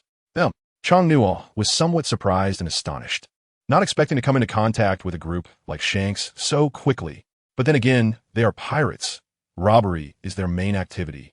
So how could one expect them to behave better? "All right, no need to worry anymore. Since that's the case, we might as well take a trip to the Grand Line." Chang Nuo smiled and said, looking at Gogoya, "Your Majesty, you aren't blaming me for this?" Gogoya asked, somewhat surprised. "There's no blame to be had. Encountering pirates is something that can't be avoided, and besides, their strength is not something you can control," Chang Nuo replied. "Thank you for your understanding, Your Majesty. But now, how should we recover that batch of goods?" Chang Nuo thought for a moment, then smiled slightly and said nonchalantly, "Why chase them down? We don't even know where they are. In this vast ocean, trying to find a group of pirates is simply a pipe dream. Let's move on and see what we can find along the way." "Yes, Your Majesty." Reverse Mountain is a key location connecting the four seas. It is the only passage from the lands of the four seas to the Grand Line, and there is no room for negotiation. If a country develops strongly enough and reaches a certain level of strength or technology, it can also cross the Calm Belt directly. In that case, it would save at least half the journey compared to reaching Reverse Mountain. However, the risks on the sea are much stricter than in other places. Chang Nuo stood on the deck, gazing at the undulating surface of the sea. Perhaps it was this feeling of anticipation that made him find the ocean particularly beautiful at the moment. At least in the South China Sea, it was relatively safe. The entire national ship was constructed with a wooden structure, with a significant span of over 100 meters long. By comparison, it was among the larger vessels sailing in this era. It was propelled by 3 sails, requiring at least 50 crew members to operate. Besides some areas for resting and dining, the national ship also had many entertainment facilities, including a swimming pool. Even from a distance, one could clearly see the full appearance of the national ship. The flag of the Kingdom of Truro resembled a crescent moon, hanging at the top of the mast, and from any direction, the national ship undoubtedly appeared quite luxurious and grand. However, navigating across this vast ocean, their entire activity space was confined to this one ship. Your Majesty, which direction should we head next? Should we go to Upside Down Mountain or elsewhere? Goji asked. Do we have a log pointer? Log pointer? Goji clearly did not understand what Chong Nuo was saying. Upon hearing this, Chong Nuo felt a sense of ignorance from Gojia. As the leader of a national maritime transport team, how could she not even know about the log pointer? Forget it, I'll find a place to buy one later. In the four seas, a compass is enough, but on the Grand Line, a compass is completely useless. Only the log pointer can help us reach the next destination. These are things you need to know in the future. You should learn more about the world and not act like you know nothing, like today. Chong Nuo said casually while lying on a deck chair. Yes, Your Majesty. Goji felt somewhat speechless. She didn't know how to respond, as she truly didn't know these matters. However, on this voyage, they could feel that they could indeed learn a lot. The ship drifted with the wind, moving at an absurdly slow speed. If there were stronger winds, it would be better, but in such calm and windless conditions, they could hardly move at all. Fortunately, the purpose of this voyage wasn't very strong. Were they really going to chase after that batch of goods? That was almost not worth thinking about. Pirates do not have a stable resting place like a country. They go wherever they please, without any fixed location, making it quite difficult to find them. But luck is always unpredictable. If they did encounter them, it could only be considered fortunate. Let them train well and rest when they need to. There was hardly anything to do on this ship. After they docked, they could think of other ways to replenish their supplies and make sure everyone learned something from this trip. Chong Nuo leisurely said to Gojia. Now, Chong Nuo's observation hockey could directly reach 10 kilometers away. He could almost sense the safety of the sea with just a little focus. All right, Your Majesty. In fact, the entire ship felt quite dull and boring. After the first couple of days, perhaps out of curiosity and anticipation, they found it quite fun, but as time went on, that feeling had almost completely faded away. After sailing for 3 to 5 days, the sea still looked the same, with no special circumstances. And they hadn't even seen an island. Chong Nuo lay on the deck chair, looking completely disheartened, showing no signs of ambition. The view he could see was almost entirely a blend of sea and sky, devoid of any refinement or beauty. Gogoyu was also lying on the deck. She hadn't spent much time at sea, or rather, she hadn't been out at all, leaving all maritime matters to him. However, being out for such a long time this trip had made the young lady feel quite weary as well. Gogoya, why do those pirates love life at sea so much? Don't you find it dull and boring? Chong Nuo lazily asked. Yes, Your Majesty. Life at sea is indeed very boring, and the food is terrible, and the sleep is poor, Gogoya replied with a similarly lazy expression. What's going on today? Why has the weather suddenly become so muggy? Is there any instruction from the navigator? Chong Nuo inquired. Your Majesty, the navigator said last night that we are still 2 or 3 days away from Upside Down Mountain, and there won't be any special weather conditions in the open sea. It's just, Gogoya hadn't finished her sentence when the sky began to change color. Dark clouds sweeping toward them. And it wasn't just the dark clouds. Towering waves dozens of meters high were approaching. Your Majesty, please hurry into the cabin. It's too dangerous outside. Upon witnessing this scene, the previously languid soldiers instantly perked up. The sight before them made them feel as if they were facing the end of their lives. The massive ship began to turn and prepare to steer away from the waves. But at that moment, Chong Nuo stood up and shouted angrily. What is the navigator doing? How can we turn now? Tell him to face the waves head on, or we're all going to die. Chong Nuo looked speechless. This navigator probably couldn't even be considered third-rate, as he didn't understand the most basic and obvious principles. He couldn't help but wonder how these people had managed to get this far. After receiving the order, the bow of the ship slowly adjusted, directly facing the towering waves ahead. The width of the giant wave was beyond sight, but for them, after several days of monotony, it stirred a competitive spirit within them. Regardless of life or death, even Chong Nuo was like this. He stood focused on the deck, watching the approaching waves without pondering their origin. Moreover, the dark clouds overhead clearly indicated that a storm was imminent. Tell the navigator that no matter what happens next, the bow must keep moving forward. Chong Nuo said with a hint of seriousness. For For the people of the Tulu kingdom, they had always lived in poverty, unable to even afford a ship, let alone sail across the sea. Getting the ship to this position was already quite an achievement, let alone facing such massive waves. Everyone prepare. Quickly lower the sails, and hold on to anything you can. Don't let the waves sweep you away. Chang Nua shouted again. The soldiers behind him were all on high alert, ready to face the incoming waves, each displaying a serious expression. The enormous wave was at least 30 meters high, although their ship was relatively large.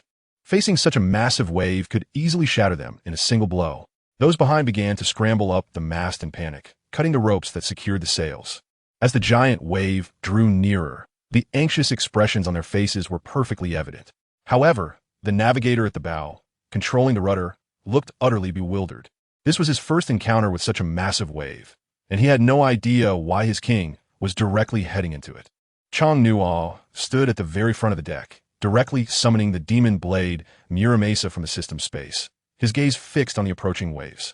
He didn't pay any attention to the expressions of the people behind him, not even noticing Gojia's shout. As the wave was about to collide with the national ship, Chang Nua shouted loudly and drew his sword. In the blink of an eye, it was completely beyond the range of human vision. The demon blade Muramesa, which was still in its sheath, was instantly drawn out, and a massive blade light pierced through the entire wave. In the astonished eyes of everyone, whose jaws nearly dropped to the ground, the wave was split in two, due to a lack of control over his strength. Even the seawater within several miles ahead was directly cut open. The national ship passed through the wave without incident, but the seawater that had been cut open was now rapidly converging. In this situation, the entire ship began to rock violently. Fortunately, after a while, the ship's body started to calm down slowly. Watching the massive wave gradually recede, everyone on the national ship suddenly relaxed, collapsing onto the ground with no intention of getting up. Even the navigator at the bow felt as if he had lost half his life. However, the soldiers who had followed along, upon witnessing Chang Nua's powerful slash, had stars of admiration almost bursting from their eyes. This was also the first time Chang Nua used a move from the flying sword technique. Even he didn't expect to unleash such tremendous power. At the moment the blade light cut through the wave, he himself was startled. "Your Majesty, you are truly amazing. I almost died of fright just now." Goju was so scared that he knelt on the ground, his fear clearly evident in his eyes. "All right, it's over now, but after today, you need to find me a navigator quickly. It's best not to let a third-rate one go to sea. Who knows what kind of trouble might arise in the future." Chang Nua looked speechless. The navigator on his ship was simply too incompetent. "Your Majesty, you are truly amazing. Indeed, Your Majesty is extraordinary." Hearing the compliments from the soldiers behind him, Chang Nua helplessly shouted, "Hurry up and check if anyone else is in trouble. And count to see if everyone on the ship is here." Yes, the voices of dozens of people rang out in unison, instantly echoing across the sea. "Gogoya, where are we now?" Chang Nua asked. "Your Majesty, the compass broke during the collision, so I'm not sure exactly where we are," Gogoya said somewhat embarrassedly in a low voice. Chang Nua was speechless, truly unable to say anything more to this group of people. It was simply too much to handle. "You guys, there can't just be one compass on this ship, right?" Chang Nua asked again, somewhat in disbelief. Upon hearing this, Gogoya carefully stared at Chang Nua and, with a hint of fear, nodded slightly. Chang Nua suddenly slapped his own head. It was his first time going out to sea, and he encountered such a situation. Without a compass, in such a vast ocean, trying to find a place to dock was indeed a bit of a fool's dream. But their luck wouldn't run out so quickly. It could be said that a pillow came when one was sleepy. Just as the two of them were still in a dilemma, a pirate ship suddenly appeared on the distant sea, and it was quickly heading in their direction. They didn't even need to go look for it. Feeling invigorated, it seemed the compass was coming. Chang Nua grinned, revealing a sinister smile as he spoke. Goguya, who had caught a cold, got up and leaned on the railing, then looked in the direction Chang Nua indicated. At this moment, the pirate ship appeared quite small to them. If one didn't look closely, it seemed almost submerged beneath the horizon. "Your Majesty, they are pirates," Goguya said with some worry. If they weren't pirates, it would be another story. Now that they finally encountered a group, it was indeed something to look forward to. Chang Nua said with an expectant look. He became exceptionally excited, and even the soldiers behind him were rubbing their fists in anticipation. For these people, who would still fear pirates now, they were eager to start the encounter. As the distance between the two ships narrowed, the flags on the pirate ship became clearer, with a gigantic skull painted on the sails. Even before getting close, They had already started preparing to fire cannons. But now, how could things go as they wished? When the distance was close enough, Chong-Nua suddenly disappeared and reappeared on the pirate ship. There were about 40 to 50 pirates on board, and the pirate captain, standing at the front of the deck, was directly shouting orders to the others. "Boys, it seems we have a big deal today. Hurry up and fire the cannons." The little brothers trembled as they shouted. After all, they had just approached the other ship when an unknown figure appeared on their ship, crucially sitting in their captain's original position. The seemingly foolish pirate captain, hearing his subordinates call out to him, initially turned his head with an impatient expression, ready to scold them. But when he saw someone sitting in his place, he froze in place. "Who are you?" The pirate captain curiously asked Chong-Nua. "I am the captain of the ship opposite. You were just about to fire on us. Shouldn't we settle this score now?" Chong-Nua sat there with a smile and said, "How did he come here just now?" The pirate captain directly pulled over a nearby subordinate and whispered curiously, "Captain, the other party just suddenly appeared here, and I didn't even see how he got here. It seems very likely that he is a devil fruit user." The crew member said to the pirate captain. Many other pirates also rushed to the deck with knives, surrounding Chong-Nua tightly.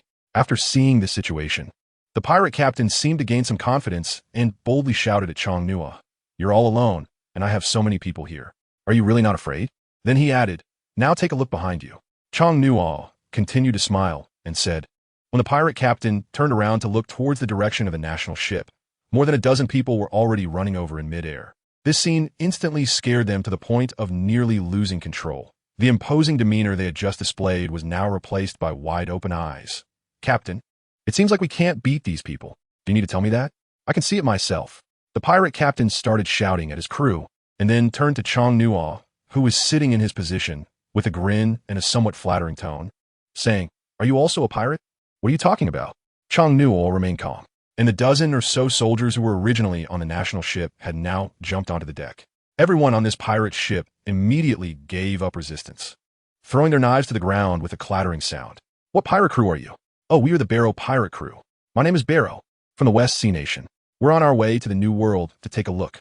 There are a total of 51 people on the ship, along with about 30 million berries worth of gold, silver, and jewels. "If you like, you can take them all, but please leave us some food." Chong-Nua asked the other party what pirate crew they belonged to. The captain named Barlow explained everything about the ship in great detail, without omitting anything, as if he was afraid the other party would be dissatisfied. Chong-Nua stood up, smiled directly, and was quite satisfied with the other person's attitude. Moreover, he didn't have a very negative view of pirates. Hearing that others were already saying this, it made his group seem like pirates as well. Even so, Chong-Nua still smiled and told his guards that Captain Barlow had made it very clear, so what were they still dawdling for? They should first go and bring back the 30 million berries. Yes, the guards responded happily, and a few of them excitedly began to search the entire ship, likely not leaving behind anything valuable, not even a pair of underpants. Chong-Nua stood there for a while, and after some time, the searching guards returned, carrying a large box full of jewels. "Your Majesty, it really is 30 million berries. This is all the valuable stuff on the entire ship," the guard said. "That's good. At least this trip wasn't a waste of time. This way of making money is quite fast." Chong-Nua began to calculate as he spoke. Now, the pirate captain named Barrow felt as if his lifeblood had been taken away when he saw the other party holding his treasures. Even though his expression was twisted in distress, he didn't dare to say anything more. "Where's the navigator on your ship?" Chong-Nua looked at Captain Barlow and asked, "Navigator?" Barlow was once again stunned. His height of 1.60 meters made him look quite comical. Before Chong-Nua could ask again, Barlow blankly replied, "I am the navigator." "You?" Now it was Chong-Nua's turn to be surprised, but he still asked, "How did you avoid that huge wave a little while ago?" For a small boat that was only a few meters long, that wave of over 30 meters could have easily sent them to the bottom of the sea with just a bit of residual force. However, looking at the other party, it seemed that no one was injured, and there was no special situation with the ship. "You mean that wave just now? It really startled me. I didn't expect there to be such big waves in these seas. It seems that the closer we get to the upside-down mountain, the more the weather changes," Barlow said with a smile. "Is that what I'm asking you about?" Chong-Nua said with a look of disbelief. "That wave passed just like that. It wasn't a big deal. We just rode the waves up. We were still dozens of kilometers away, and it was following the waves that brought us here," Barlow explained. "It seems your Barlow pirate group is not that impressive. How about you become my navigator in the future?" Chong-Nua said, his eyes shining. The other party's sailing skills were definitely much stronger than his own navigator, Chang Nuo was still somewhat skeptical about the other party's abilities regarding where they were going next. Haha, don't joke around. I'm Pirate Barlow, he said with a smile. This is His Majesty the King of the True Kingdom, and the underground power is very strong. Following His Majesty can at least take you to any place in the world, unlike you guys who are licking blood on the edge of a knife every day. A guard standing next to Chang Nuo said, Your Majesty? Barlow looked at Chang Nuo in disbelief. In his impression, almost every king he had seen was fat and had big ears, not to mention the other party's young age. Even his strength made it hard for him to believe. Barlow turned to glance at Chang Nuo's national ship, looking very reluctant. But right now, it wasn't his turn to choose. What is your dream? Chang Nuo suddenly thought that the entire pirate world loves to chase dreams, so he subconsciously opened his mouth to ask. This question clearly left Barrow a bit at a loss. Dreams? It seemed he really didn't have any. If anything, his dream might just be to find his brother who had already become a pirate. After pondering for a while, Barrow said, That's indeed a pretty good ideal. But with your guy's strength, don't even think about reaching the Grand Line. You'll probably get killed halfway.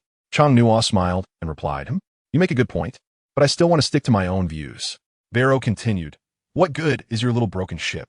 Isn't it just to find your brother? Come be my navigator. At least this ship can go anywhere in the entire pirate world. There's south no place in the sea it can't reach. Chang Nuo said, but looking at Barrow's eyes now, it was clear he was looking at his crew. So Chang Nuo continued to smile and said, As for them, if they are not at ease, they can directly arrange for work above. The main reason is that almost no one from the entire kingdom of True has any sailing experience. Many things on the ship are completely blank when it comes to operation. Just like at the beginning, when they tried to take down the two sails, they didn't know how much effort it took, and everyone was in a flurry. So he now has a preliminary understanding of the sailing skills of those on his ship, and it truly feels like they are not fit for the responsibility. Not to mention that there will be more ships in the future. The Kingdom of True will definitely not maintain the current state. Therefore, skills related to sailing need to be improved by several levels at least to meet the country's future demands. It's rare to encounter someone today. As long as the other party doesn't have too much influence, it doesn't matter to have them on my ship. Pirates are not without their merits. At least their survival and emergency skills are much stronger than those of his own people. Captain, since His Majesty the King has said so, shouldn't we really consider it?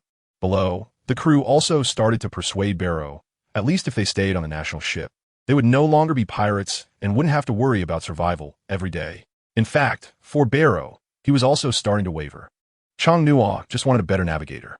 After all, the journey ahead is still uncertain, and relying on his current navigator makes him feel very insecure. After experiencing that storm earlier, the fact that such a small ship was able to survive says enough about Barrow, a relatively short man, and his overall skill level. In this vast sea, without a qualified navigator, even a 100-meter-long ship like the national ship could very likely capsize in a storm. Now they're just in the four seas. If they head towards the great route he remembers, they would probably be doomed long ago. Seeing Barrow still hesitating, Chang Nuo continued to smile and asked, Do you have a bounty now? Upon hearing this, Barrow instantly perked up and proudly said, My bounty amount is 300,000 berries. That means you're just a moving little money bag. But with your kind of strength, you probably wouldn't need to wait until you reach Upside Down Mountain. You would have been caught by someone else for money long ago. Chang Nuo said with a smile, Yes, Captain. Do you remember the two bounty hunters we encountered a few days ago? We almost died. The two crew members looked at Barrow with pleading expressions. It's rare to find such a good place to dock, and although the group wanted to take risks, it seemed much safer this way. Barrow understood this very well, but he also needed to give himself a way out and be responsible for these brothers. They were not inherently ruthless people. They simply chose to become pirates because life was tough. Barrow thought for a long time, then respectfully stood in front of Chang Nuo and bowed, saying, I, Captain Barrow of the Barrow Pirates, am willing to be your navigator from today, my lord. Seeing Barrow compromise was quite normal. After all, in front of such a powerful group, these pirates had almost no choice. Chang Nuo just wants to quickly find a navigator and leave this cursed place. As for what happens next, they can deal with it later. There's no need to worry about any unexpected issues from them. However, among this group of people, there is a presence that surprises Chang Nuo. Although their pirate crew is quite weak, they excel in other aspects. Whether it's in terms of food and dining or sailing skills, they have completely outperformed the people on his ship. After setting sail again, the ship that originally belonged to the Barrow Pirates became completely shattered after Chang Nuo casually swung his sword and then sank to the bottom of the sea. When the pirates saw this scene, they, who initially had some thoughts of their own, immediately became obedient. On the national ship, Chang Nuo continued to lie on the deck chair, relaxing like a carefree slacker. With Barrow and the others on board, he no longer had to worry about which direction to go. The journey went quite smoothly, at least for now. From the South Sea to the upside-down mountain, there were no special incidents along the way. But when they finally saw the upside-down mountain, everyone on the ship was astonished. The reversing seawater was completely intertwined at the mountain's peak, and the entire upside-down mountain appeared to be at least 1,000 meters high. For everyone, this was a sight they had never seen before. As a man who had spent decades absorbing popular science in his previous life, Chang Nuo was completely shocked by the scene before him, which had entirely overturned his worldview. Although he had already known the direction of the reverse flow of upside-down mountain, witnessing such a situation was still quite surprising. Your Majesty, this mountain is truly a wonder, but why does it flow like this? Goji leaned over the side of the boat, looking at everything with a shocked and curious expression. How would I know? I didn't expect that the place connecting the four seas would indeed be quite spectacular. Chang Nuo couldn't help but sigh and said, Your Majesty, we are about to start crossing the upside-down mountain.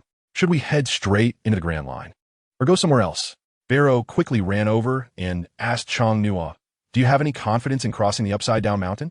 Chang Nuo looked at Barrow and said, After all, this thing is of utmost importance. Your Majesty, I still have some confidence in this matter. There shouldn't be any problems. Although the water is flowing backward and is a bit turbulent, it's no different from normal places. Hearing what Barrow said, Chang Nuo finally relaxed his worried heart. Although he wasn't afraid of danger, the key was that this ship was very valuable, and his country was truly too poor. Barrow, let's not enter the Grand Line for now. Let's first head to the East Sea. I've heard that the Pirate King was executed in a town there. Since we're so close, it wouldn't hurt to take a look, Chang Nuo said. Really? Then we should definitely go and take a look, Barrow replied with excitement. After all, after becoming a pirate, the biggest obsession in every pirate's heart is whether they can become the Pirate King. This is the supreme position in the pirate world, capable of leading an era. Even if they are not pirates now, this thought still lingers in their hearts.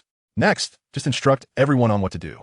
Even if this ship is destroyed, no one can be injured or fall into the sea, Chang Nuo suddenly said seriously to Barrow. Rest assured, Your Majesty, Barrow replied with a serious expression as well. Chang Nuo's consideration for his people instantly won Barrow's loyalty. However, facing the inverted mountain in such a shape, even Barrow felt it was somewhat tricky, but with so many years of sailing experience, he could only return to the bow of the ship, diligently controlling the helm. His gaze fixed ahead, fearing any mistakes. Because if a mistake were to occur here, everyone might end up falling into the sea. Even for the sake of everyone's trust, Barrow kept both hands firmly on the helm, which seemed almost out of proportion to his small frame. The other members of Barrow's pirate crew were each doing their respective tasks, and dozens of guards were all on high alert. Even Chang Nuo himself was filled with excitement. It's no wonder so many people want to become pirates. The thrill of adventure is simply exhilarating. As the national ship began to slowly approach the turbulent waters of the inverted mountain, everyone could clearly feel the ship accelerating. Quickly taking the sails. Everyone grab onto anything you can hold onto, and don't let yourselves fall into the sea, Barrow shouted from the bow. Those who had already climbed the mast to prepare to take in the sails jumped down, with 4 people controlling each sail. After jumping down, the sails were naturally pulled up to the top. Next, they no longer needed to use the sails for propulsion. The reverse current of the inverted mountain was enough to support their rapid advancement. As they got closer, many people quickly grabbed onto anything they could secure themselves to on the ship, fearing they would fall into the sea. On such a massive ship, the helm that controlled its direction became extraordinarily flexible in Barrow's hands. Moreover, at such a fast speed, it could directly maneuver through the not-so-wide reverse current of the inverted mountain. After entering the waters of the inverted mountain, Barrow let out a sigh of relief.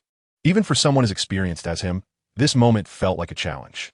The ship was climbing, and Gogo tightly grasped the railing, but still, with excitement, he shouted. Chang Nuo was equally excited.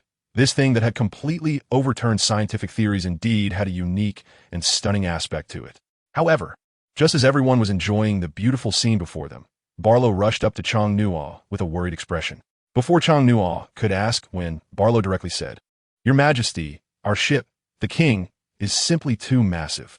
When we reach the mountaintop and the waters from all directions converge in that place, I worry that this ship may not withstand the immense water pressure, and the keel might break at that moment. Chang Nuo hesitated for a moment, and then said, Now that we've come this far, there's no turning back. Let's continue moving forward, and I'll handle it when the time comes," Changnua said seriously.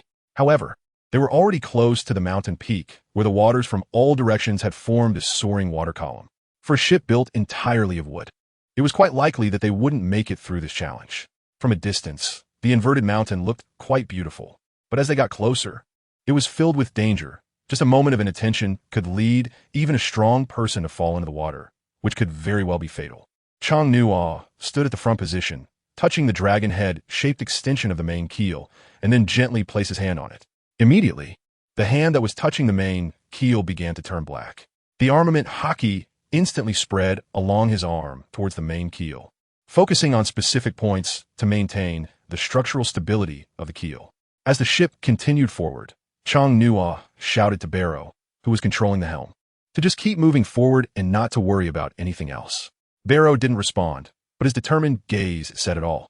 He gripped the helm tightly with both hands, his eyes fixed on the point where the four seas converged, now in a state of direct struggle. As they suddenly surged to the mountain peak, the massive national ship creaked under the pressure of the rushing water. If it weren't for the armament haki protecting the keel, the ship would likely have started falling apart at that moment. However, they managed to pass through safely and slowly entered the East China Sea.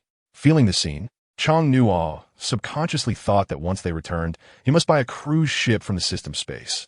This wooden ship was not only too slow, but also ineffective. Just moments ago, they were racing upwards, but now they were rapidly descending, leaving everyone on the ship unsure of what to say. Changnua had a look of helplessness on his face, and Goja also realized that her ship seemed a bit too large, and the keel used on the ship wasn't made of particularly good materials. However, for the relatively poor country of the True Kingdom, this ship could be considered a national effort. As the ship rapidly plunged down the waterway, a huge splash created a collision. Fortunately, in the end, everyone passed through the upside-down mountain safely, and Changnua couldn't help but withdraw his hand and let out a slow sigh. As the armed color haki dissipated, the keel on the ship returned to its original state. "Your Majesty, that was truly terrifying," Goju exclaimed with tears of excitement in her eyes. Now, it wasn't just her feeling this way. Most of the others, except for the guards, had similar expressions and demeanor. "You all get ready. A big ship is coming up ahead." Just as the national ship had just entered the East Sea, a dozen ships appeared around them, and every one of them was flying the same flag. It seemed this group of people wasn't having much luck. They had just passed the upside-down mountain and were now facing a large group of pirates. "Your Majesty, it's pirates," Goju said, looking at the dozen ships ahead. Moreover, the rhythm of the enemy coming to rob and their shouts could be heard even from a distance. "Everyone, prepare for battle." The guard behind had already started shouting, and the cannons on the ship were aimed at the pirate ships. "Don't fire. What if we damage our ship?" Changnua said leisurely. The others were starting to feel speechless, especially Barrow and the others who had just joined a couple days ago. They found it hard to understand what their king was thinking. Facing so many pirate ships and pirates, how could he still have such thoughts? "Your Majesty, I understand. We will go and bring the pirate ships back," one of the guards respectfully said. They had learned that their king was always unwilling to miss out on money-making opportunities. The dozen pirate ships in front of them could be worth several 100 million berries, unlike the Barrow Pirate Group's ship, which was too far from the shore to be worth considering. The key was that this batch was different. They were already on the East Sea and not far from Lowtown, where the pirate king was killed. The guards understood, each showing a smile. Not to mention the issue of their goods being robbed before. At least they could go out and rob the pirates' wealth each time, but that wasn't enough. Of course, it was more enjoyable to rob the ships as well. Without having encountered powerful figures before, at least now, everything they were doing filled each of them with confidence. Be gentle when you make your move. Don't damage the ships, and make sure to capture their navigators. Our country is currently lacking in that area. Changnua had a sinister smile on his face. Since they were already here, they naturally had to take action against the pirates. However, before they could make their move, the pirate ships had already begun to quickly close in on them. It seemed that this group of people shared the same thought. They didn't want to fire directly and turn the ship into scrap, ultimately losing its value. Therefore, relying on their numbers, many pirates had already stood on the deck, shaking their heads and shouting. As they saw the distance getting closer, dozens of soldiers suddenly soared into the air, using the moonwalk to step on the air and quickly fly towards them. However, when the pirates saw this scene, they were not as surprised as one might expect. Instead, they calmly began to adjust their cannons to prepare for an attack. Changnua watched all of this closely. These pirates were clearly not like the Barrow pirates he had seen before. They seemed more like a group of well-trained and battle-hardened individuals. On the largest ship, one of them, dressed in a black cloak and wearing a black hat reminiscent of a Western cowboy, stood quietly at the front, his calm gaze fixed on a group of guards that had already flown past. Chong Nuo felt that the other party might not be as simple as imagined. The expression on their face was not one of confidence, simply due to the crowd. "Have you found the pirates that were put on the bounty list that I asked you to look for?" Chong Nuo asked Gogoyu beside him. "I have found them, Your Majesty. The one on the opposite side is called the Devil Pirates, and their captain is named Cameron. However, he should be in the Grand Line. I don't know why he is appearing here," Gogoyu reported. "Devil? What is the bounty amount?" Chong Nuo asked again. "Your Majesty, the bounty on Cameron is..."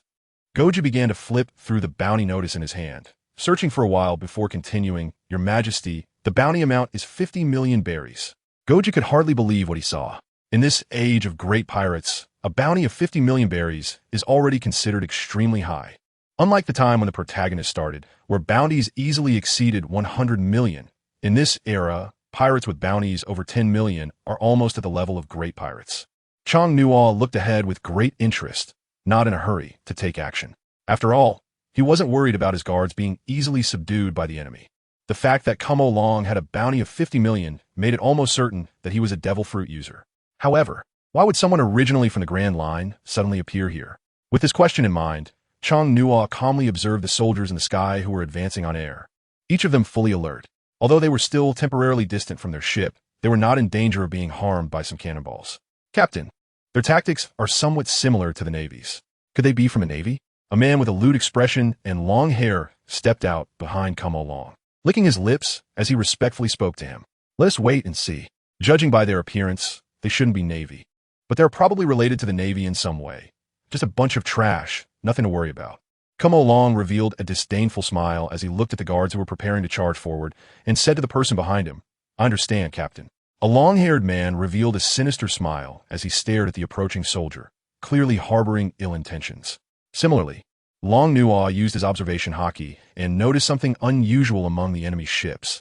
There was a very powerful energy source on the pirate ship. It was hard to guess the other party's attitude and purpose for coming to the East Sea in such a short time. "You all stay on the ship.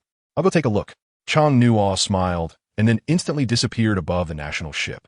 When he reappeared, he was stepping on the water surface at an incredible speed, heading towards the ship where Carmen was. Just as he appeared on Carmen's pirate ship, a huge sword came slicing towards him. Fortunately, Chong Nuo reacted quickly, jumping twice to dodge Carmen's first attack. Hoo! I didn't expect there to be strong opponents here." Carmen stared at the newly arrived Chong Nuo, a strange smile appearing on his face. He held a massive long sword, and judging by the power of his attack, Chong Nuo felt that he at least had the strength of a Navy vice admiral. To be called a strong opponent by a pirate. I wonder if it's my honor or misfortune. With a bounty of 50 million berries, that's quite a substantial income. I wonder if you would be willing to go with me to the Navy headquarters? Chong Nuo asked with a smile. Hoo! You really are amusing. If you wanted to go to the Navy headquarters, let's see if you have that capability. If you do have that strength, then what's the harm in going with you? Carmen replied with a disdainful look, continuing to smile at Chong Nuo. "Then let's wait and see," Chong Nuo said. The two stared calmly at each other, while the other crew members on the pirate ship hid in different places, watching the match between the two. Carmen's expression showed no surprise. He appeared very calm, as if he had absolute confidence in winning. "How many years has it been? No one has dared to challenge me. You are the first. On this sea, I have been pursuing stronger power, so let me see what you mean by waiting and seeing," Carmen said with a sinister smile. As soon as he finished speaking, the large sword in his hand swung directly at Chong Nuo, the immense force causing a long crack to form on the ship's deck. Although Chong Nuo quickly dodged, he still felt quite pained. After all, in his perception, this ship should belong to his assets, and now being damaged like this would surely reduce its value. With such thoughts, Chong Nuo did not underestimate the man before him. Although his own power was considerable, these abilities were all given by the system, and he lacked much practical combat experience. This time was also a significant opportunity for training. As Carmen raised his sword again, Chong Nuo did not sit idly by. However, he also did not draw the demon sword Muramasa. Instead, he aimed to subdue the seemingly powerful man before him using his fists and legs. He charged forward at the fastest speed, using the Navy's Six Styles technique. And when he was close enough to Carmen, Chong Nuo shouted loudly, "Finger gun!" A finger shot swiftly towards Carmen's face. Sensing the attack, Carmen quickly withdrew his sword. This basic attack served almost only as a probing move for them. Although the finger gun is a powerful single-target attack, it lacks strong conversion attributes. As Chong Nua's attack missed, he hurriedly began to retreat, and at that moment, countless small spikes shot out from Carmen's body. Zhang Nua was completely unaware and was almost pierced all over by the spikes. Moreover, these things were not as simple as imagined. After the spikes pierced his body, Zhang Nua clearly felt his physical strength declining, and his vision began to blur. Hulu, since you already know, I have a bounty of 50 million berries. Aren't you going to investigate who I am? I am a user of the devil fruit, the spike fruit, and the spikes emanating from me have the effect of inducing hallucinations. Camelong burst out laughing because at this moment, Zhang Nua was not only unable to fight him, but probably even struggled to stand up. Chong Nua felt frustrated with his own carelessness. He had already guessed that the opponent might be a devil fruit user, yet he still let his guard down. This was due to his serious lack of battle experience. While he possessed considerable strength, his combat experience was worlds apart. This injury perfectly illustrated his shortcomings. However, even after being wounded, Chong Nua still made an effort to get back on his feet, determined not to let himself fall. Otherwise, he knew he would have no chance at all. Camelong was indeed a powerful individual, but his flaws were also quite obvious. Having struggled to find an opponent who matched him in battle for a long time, he had become somewhat arrogant and completely underestimated Chong Nua. Chong Nua used the last bit of strength in his body to draw the demon, Sword Muramesa, and a powerful and fierce aura instantly swept across the entire sea area. Flying sword technique, Dragon's Nest Bite. Chong Nua suddenly vanished from the eyes of the crowd, leaving no shadow behind. However, the powerful slash that followed nearly shattered the entire ship. What he intended to do was not to attack Cameron. After all, Chong Nua knew very well that as a devil fruit user, with his current abilities, it was impossible to deliver a fatal blow. Otherwise, he might meet his demise on the spot. That's why he chose to destroy the ship directly. In such a situation, Cameron, as a devil fruit user, would certainly prioritize not falling into the sea. He would definitely choose to retreat first. In just a moment, Chong Nua jumped into the sea. The seawater could not only strip a devil fruit user of their powers, but also leave them with no strength to resist. It was the best way to neutralize a devil fruit user's abilities. As Chong Nua sank slowly beneath the surface, the spikes on his body gradually disappeared due to the seawater's corrosion. Before long, he was gasping for air, struggling to swim upward. Fortunately, he had not consumed a devil fruit. Otherwise, he didn't know what state he would be in now. Lying on the shattered wooden planks of the ship, Chong Nua panted heavily. At that moment, there were still quite a few pirates who had fallen from the ship in the water. Cameron, on another ship, glared at Chong Nua with anger. He was somewhat surprised by the earlier attack. He expected such a powerful strike at the last moment, which truly underestimated the opponent. The guards who had originally attacked the ship had already retreated. Continuing to engage was completely pointless, especially since there were many pirates, and there was no need to clash head-on. More importantly, the strength of the opposing captain was still unclear. Although it was said to be the spike fruit, no one knew how far it had been developed. Chong Nua has regained some strength and stood on the wooden plank in the water, watching Camelong, a smile slowly appearing at the corner of his mouth. Today, the opponent truly gave him a lesson in battle experience. Moreover, he realized that if he wanted to have some fun in the future, he must first understand the opponent well enough.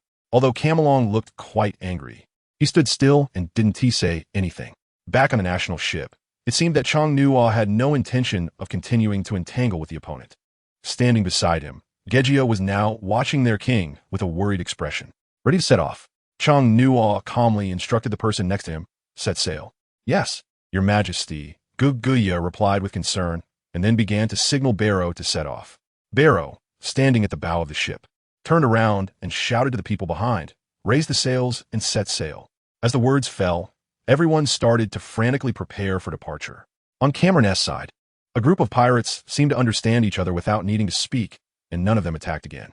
Especially Cameron, who was well aware of how much strength the opponent still had, which had not been fully revealed. The final blow had already demonstrated such tremendous power. Not to mention Chong Nua, who had now regained some consciousness and strength. He did not want to risk bringing his crew into danger. Although the opponent's ship was larger, it did not appear to have many valuable items. Cameron decided to take the lesson from his own ship and did not dwell on the matter any longer. "Your Majesty, are you all right?" Guguya asked with concern, looking at Chong Nua. As the distance from the pirates increased, Chong Nua finally couldn't hold on any longer and fainted on the deck. Although the seawater had weakened Cameron's attack, the toxins remaining in his body still existed. He had merely been holding on until now. At least they no longer had to worry about that situation. The pirates did not pursue them, which surprised them all. However, what they did not understand was that Cameron's Devil Pirate crew was not concerned about the trifles on their ship, but was more interested in what was hidden beneath the water in their location. If it weren't for the buried treasures below, Cameron would definitely not have let the people on the national ship go. Chong Nua's sudden fainting left everyone on the ship in a state of panic, and Gejio was so stunned that she didn't dare to move. In just a short time of fighting, their king had already suffered such serious injuries, which made others realize that Camelin was indeed very powerful. When Chong Nua woke up again, he was almost completely fine. Besides, no matter the circumstances, Chong Nua would only be seriously injured at most. He definitely wouldn't die, as there was still the system bug in existence. Chong Nua slowly opened his eyes, looking at the blue sky and white clouds above. The huge ships were still drifting on the sea with the wind. I was careless. Chong Nua continued to lie in place, and a thought suddenly flashed through his mind. After all, this time he had indeed been careless. Such an obvious lesson had to be learned the hard way, leaving him with numerous injuries just to gain some experience. However, after going through this incident, Chong Nua finally understood one thing.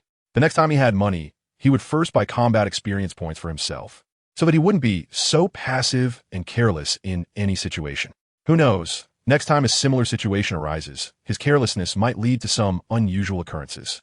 The key point is that he currently has no expenses at all. There are only a few tens of millions of berries left on the ship, and for the system, this money is only useful for buying some food, nothing else. Your Majesty, you finally woke up. Gogo asawated besde, kang no sretiner, crying as if she were a weeping willow. Since Chong Nua fell into a coma, Gogo had almost stayed by his side, not daring to blink, fearing that something might happen to her king. If that were the case, she would be torn apart upon returning to the kingdom by others. What's wrong? How long have I been unconscious? Chong Nua asked with a smile on his face. Your Majesty, you have slept for 2 days this time. Gogo was scared to death. Seeing Gogo crying so sadly, Chong Nua smiled with relief and began to comfort her, saying, Don't worry, I will be fine. Will you really be fine? After you fell into a coma, your whole body started turning green, and even the ship's doctor thought you were beyond saving. Chong Nua's comfort was somewhat effective, but after hearing his words, Gogo cried even harder. The soldiers standing behind them all had gloomy expressions, fearing that something might happen to their king, and their faces were filled with guilt, clearly reflecting their feelings. I'm fine now, no need to worry, Chong Nua said as he sat up straight, then looked around and asked Gogo where they were. Huh, let me check. Gogo clearly paused for a moment and then started walking toward Barlow. Seeing this silly Gogo, Chong Nua helplessly closed his eyes, unable to imagine how he entrusted the shipping matter to such a woman back then. After Gogo ran to ask Barlow, she quickly returned and said to Chong Nua, Your Majesty, we should be almost at Rogtown now. All right, I got it. At this moment, Chong Nua's mind was still pondering why Cameron would let those people go. A man with such powerful strength. Why was he staying at the location of the upside-down mountain in the EC? After the others on the ship saw that Chong Nua had woken up, those from the Barrow Pirates began to show off their free-spirited style again. They even pulled in the soldiers from Chong Nua's National Guard, shouting and playing together, drinking and having fun. Although they were not pirates, Chong Nua did not stop them. After all, in the dull and boring life on the ship, this way was indeed a good way to vent. The only one on the ship who was still relatively serious was Barrow. He was the navigator and needed to control the direction and course of the entire ship. Although the ship could move forward automatically with the wind, any slight error at sea could lead to a significant deviation from a destination. The key issue was that there was no navigation here, and if they missed their course, who knew where they would end up? About 2 hours later, Gojo stood on the deck and shouted, We have arrived. Chong Nua lay on the deck chair, slightly opening his eyes. An island was clearly presented before everyone. Those who had been drinking stopped their lively atmosphere. After spending 7 or 8 days on the ship, seeing land all of a sudden was a bit disorienting. The port of Rowtown now had an unknown number of ships docked, including merchant ships, but mostly pirate ships. They were almost all parked side by side, and the pirate flags on them could be seen from afar. Although there were relatively few pirates in the EC, for those preparing to enter the Grand Line, Rowtown was their only and final supply station. It would not be surprising to see more pirates on this island. The era of great pirates had quietly arrived long ago, and the number of pirates in the Four Seas had even surpassed that of the Navy. Every pirate crew that came here was almost tacitly aware no one would choose to fight or create conflict here, although some exceptions could not be ruled out. Your Majesty, can I go for a stroll after we disembark? Gogia asked cautiously.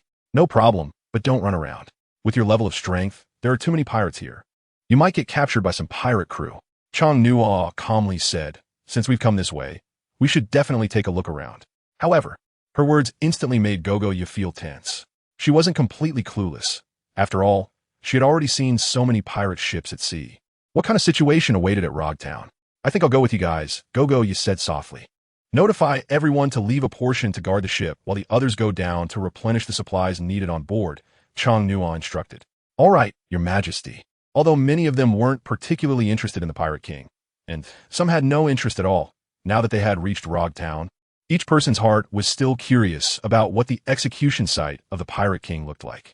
A man who led an entire era certainly sparked some anticipation. Otherwise, they wouldn't have turned towards this cursed place. From the outside, Rogtown didn't seem particularly large. It was just a small island, essentially a military base for the Navy. However, it was different in that the defenses of Rogtown were very lax, at least for now. With so many pirate ships outside, it was needless to say how many were on the island. Yet, the Navy here was doing nothing, which was enough to show just how poor the security in Rogtown was. As the nearly 100-meter-long ship docked at the port, it immediately attracted countless onlookers. Most of them were pirates, and just by looking at their gazes, it was clear how much they desired this ship. Most of the pirate ships docked here were only a few dozen meters long, and even a slightly bigger wave could capsize them. This nearly 100-meter-long national ship was already the largest that Rogtown had welcomed. The group of people standing at the edge of Rogtown's port each had rather complicated thoughts. Captain, this ship looks pretty good and doesn't seem to be a pirate ship. Should we consider switching our ship? A burly-looking man confidently stared at the national ship and said to the man beside him, Let's not cause any trouble here for now. Otherwise, it would be bad if the Navy comes after us. Once he comes out, we'll wait outside, the so-called captain said with a sinister smile to the burly man. In fact, many people had such thoughts. For these pirates, who would be willing to give up the meat that was already on their plate? As the national ship slowly docked, its massive size was displayed before everyone.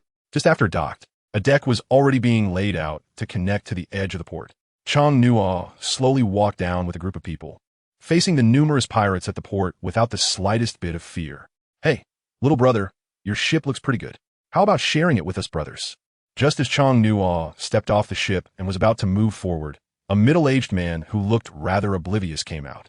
He was shaking a long knife in his hand continuously, as if to deliberately highlight his presence. Let me ask, do they all have such thoughts?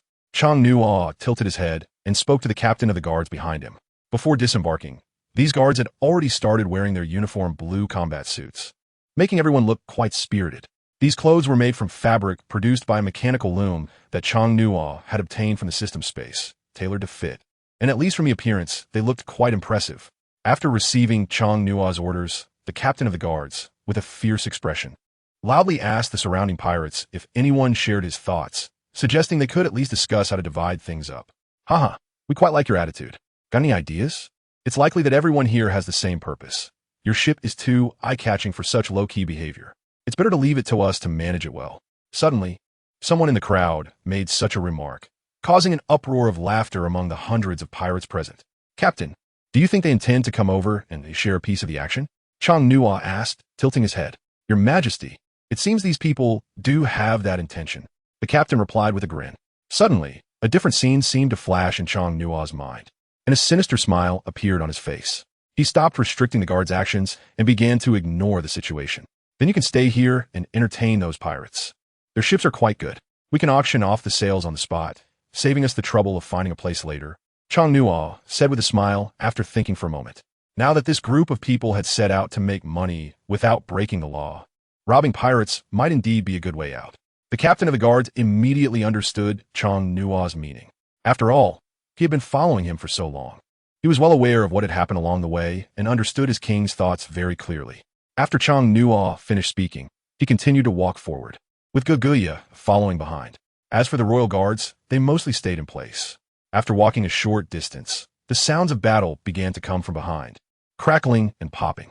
Although the pirates were numerous, their overall combat power was on a completely different level compared to Camelong and his men. Your Majesty, Rogtown is a naval base. Is this really a good idea? Yi asked. What's there to worry about? We're neither pirates nor the Navy. This is just a conflict between a country and pirates. The Navy would love for this to happen. How could they possibly say anything else? Chang Nuo said with a smile. So that's how it is. Guguya finally began to feel relieved. Chang Nuo wouldn't know that this conflict with the pirates would soon become a well-known event throughout the entire Navy headquarters in the near future. But right now, he didn't care about those things. The most important thing was to make money. Robbing pirates was much faster than doing business. There were countless pirates on the vast sea, and some of them had amounts of money comparable to entire countries. Moreover, during this process, he would not only gain the love of the people, but also avoid crossing others' bottom lines. At most, he would just be like a pirate hunter, catching a few pirates to have some fun. The streets of Rog Town weren't particularly wide, but the trade on both sides looked quite prosperous. Pirates, in some ways, were indeed despicable. However, in places like Rog Town with a Navy base, no matter what they did, they would almost always pay the corresponding fees. You go with the others to procure the supplies needed for the ship.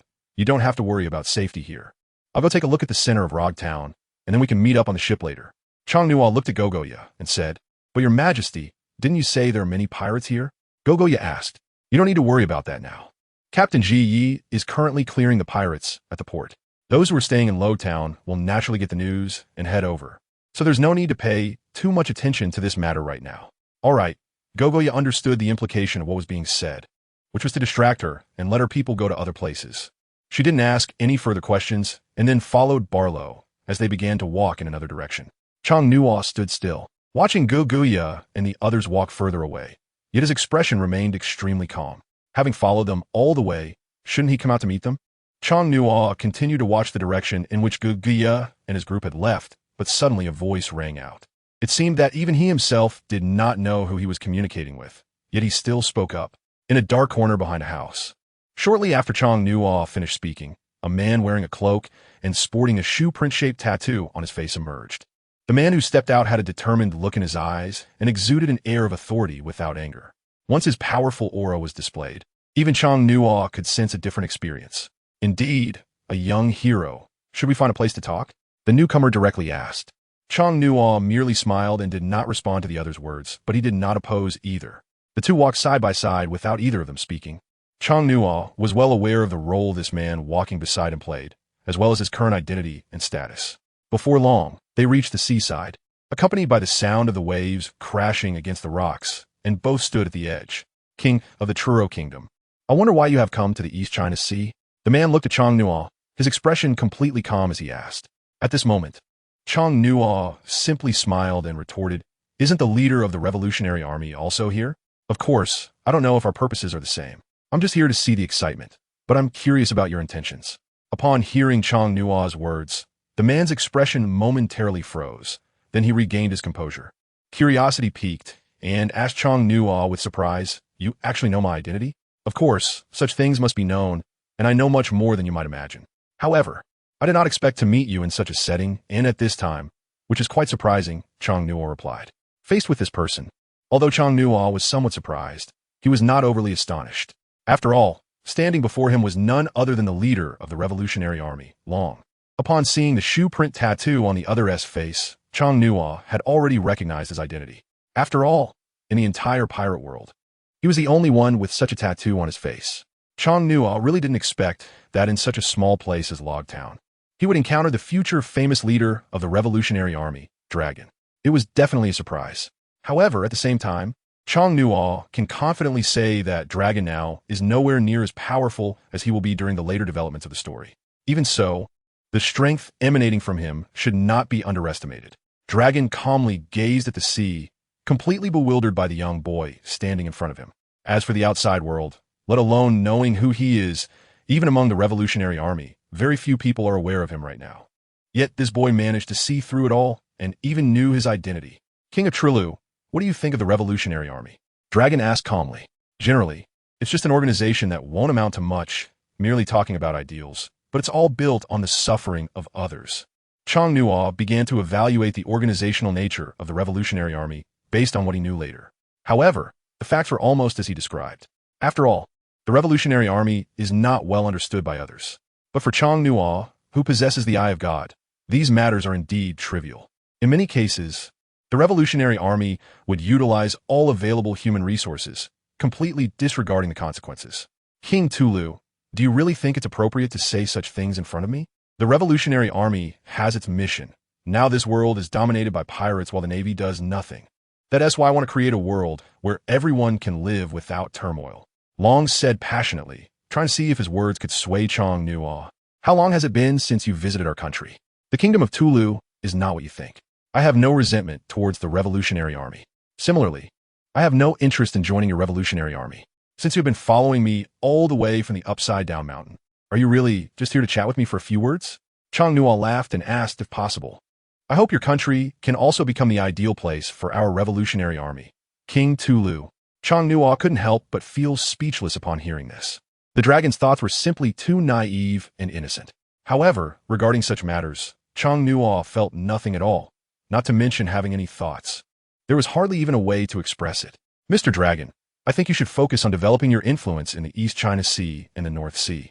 As for the barren land of the South China Sea, you don't need to worry about that. Chong Nuo almost rejected it without thinking. However, Long wasn't angry. He just looked at the boy in front of him with some curiosity. At the age of 15 or 16, this little guy already gave off an impressive vibe. If he could really bring him into his camp in the future, it would definitely be a great asset. Chong Nuo didn't intend to say much to this guy. He merely took another glance before turning to leave. After he disappeared around the corner of the street, Long remained standing in place. However, several people had gathered around him at that moment. How could this little boy just walk away? A man with an enormous face, completely disproportionate to his body, appeared. One could hardly call him a man.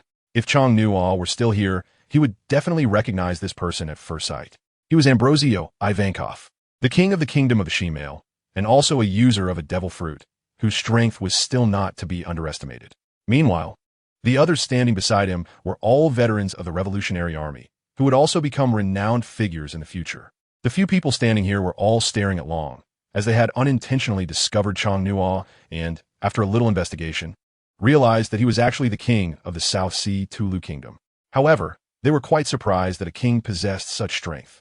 Long did not rush to respond to Ivankov's words. Instead, he quietly gazed at the turbulent sea.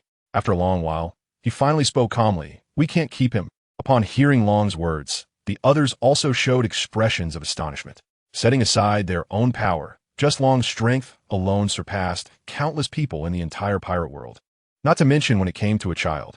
At the age of 15 or 16, Chong Nuo is indeed a childlike man to them. Even if he possesses some strength, how much can he really achieve? After Chong Nuo left Dragon's side, he was still thinking about the tattoo on Dragon's face. Although they had only exchanged a few words, he could still sense the aura emanating from Dragon. Walking alone on the streets of Lowtown, he noticed that the fight between the guards and pirates at the port had drawn nearly half of the town's people to watch. Therefore, the streets were quite empty, with hardly anyone moving around. Lowtown could be described as pitifully small. He hadn't walked far before he saw the execution platform where the pirate king was executed. As he remembered it, it was a high platform made entirely of iron, standing about 5 or 6 meters tall, with room for only 2 or 3 people on top, and a staircase spiraling up to it. In front of this execution platform was the only square in Lowtown. Chong Nuo stood in the center of the square, his gaze fixed on the platform, as if he could already envision the scene of Roger before his death. It was a bright and sunny day, but for Chong Nuo, it felt as if he could sense a chilling wind. Lowtown is known as the place of beginnings and endings, primarily because Roger set sail from here and ultimately died here. As the pirate king of his generation, he left behind an immortal legend over decades of his career. Chong Nuo stood in the center of the square for a while, and soon there were 2 people observing him from a nearby 3rd-floor rooftop. They were wearing the Navy uniform of justice and were intently staring at the lone figure standing in the square. At this moment, Chong Nuo appeared somewhat thin, but his expression remained natural. Colonel Kaku, with so many things happening because of King Tulu, shouldn't we take action? One of the Navy officers on the platform said. Yuru, how many times have I told you? We handle what we should, and we don't meddle in what isn't our business. Rogtown has been overrun by pirates in recent years. Although this is the Navy's base in the East Sea, we are severely understaffed. How can we fight those pirates if we rely solely on ourselves? If someone is willing to step up, let them handle it, Colonel Kaku said nonchalantly, leaning against the railing. He was also quite curious about Chong Nuo, a king from a nation in the South Sea, who had chosen to come and observe the execution platform of the pirate king in the East Sea. This was indeed quite surprising. Colonel Keku, do you think King Tulu has ulterior motives? Should we investigate? Yuru asked, eager to gauge Chong Nua's depth, considering Rogtown was his home turf. If you have that thought, you can go ahead. I don't have that much time right now. Rather than tire myself out, I might as well go back and rest. It's rare that someone is helping us clear out pirates, so I can take it easy. Colonel Kaku didn't pay much attention to Yuru's words. Although Chong Nua wasn't a king of a world government allied nation, he was still a king, and it wasn't something they could just investigate at will. After saying that, Kaku lost interest in staying and leisurely prepared to return to his room. He seemed completely indifferent to the happenings outside. Now, many people were lying in the port area, and each soldier held a stack of wanted posters, binding all the pirates with bounties on their heads. Once they identified someone with a bounty, they directly placed the wanted poster on that person's head or body. Staying here was convenient. Eventually, the soldiers began to split into several teams, and many of the remaining personnel on the ship started to participate as well. Some went directly to the pirate ships to loot, behaving just like real pirates. Whenever they encountered something valuable, none of them could resist taking it. The amount of gold and jewels they could loot from the dozen or so pirate ships was substantial. Moreover, the combined bounty of those lying on the ground reached tens of millions, thus accompanying their king. This group not only gained a boost in strength, but also significantly increased their practical combat experience. There really wasn't much to see in Rogtown. It looked quite ordinary now. Although there were many goods for sale, most were just supplies for the sea. This town had almost entirely developed thanks to pirates, as evidenced by the luxurious architectural style surrounding the square. After staying in the square for about half an hour, Chong Nua finally began to move. After all, he felt he had watched long enough and considered himself a man who had conversed with the pirate King Roger. Although Roger was already dead, the content of their conversation connected them spiritually. In the past, the square would have been the most crowded place, but now it was empty, with people scattered all over the port.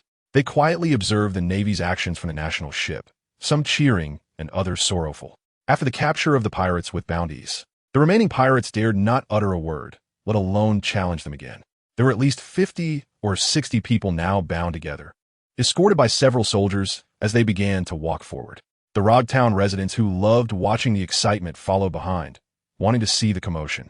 Indeed, after the execution of Pirate King Roger, Rogtown had not witnessed such a large-scale fight again, despite attracting many pirates. The soldiers were going about their tasks, and now the Tulu Kingdom resembled real pirates.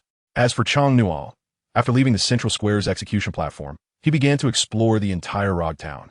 It was indeed quite prosperous, even more so than his own country. Even the royal city didn't have such a vibrant scene. The advantages were clear, but so were the disadvantages. After all, this place was too small and lacked much to see. However, it suddenly occurred to Chong Nua that the original protagonist was in the East Sea. Now that he was here, it wouldn't hurt to take a look, right?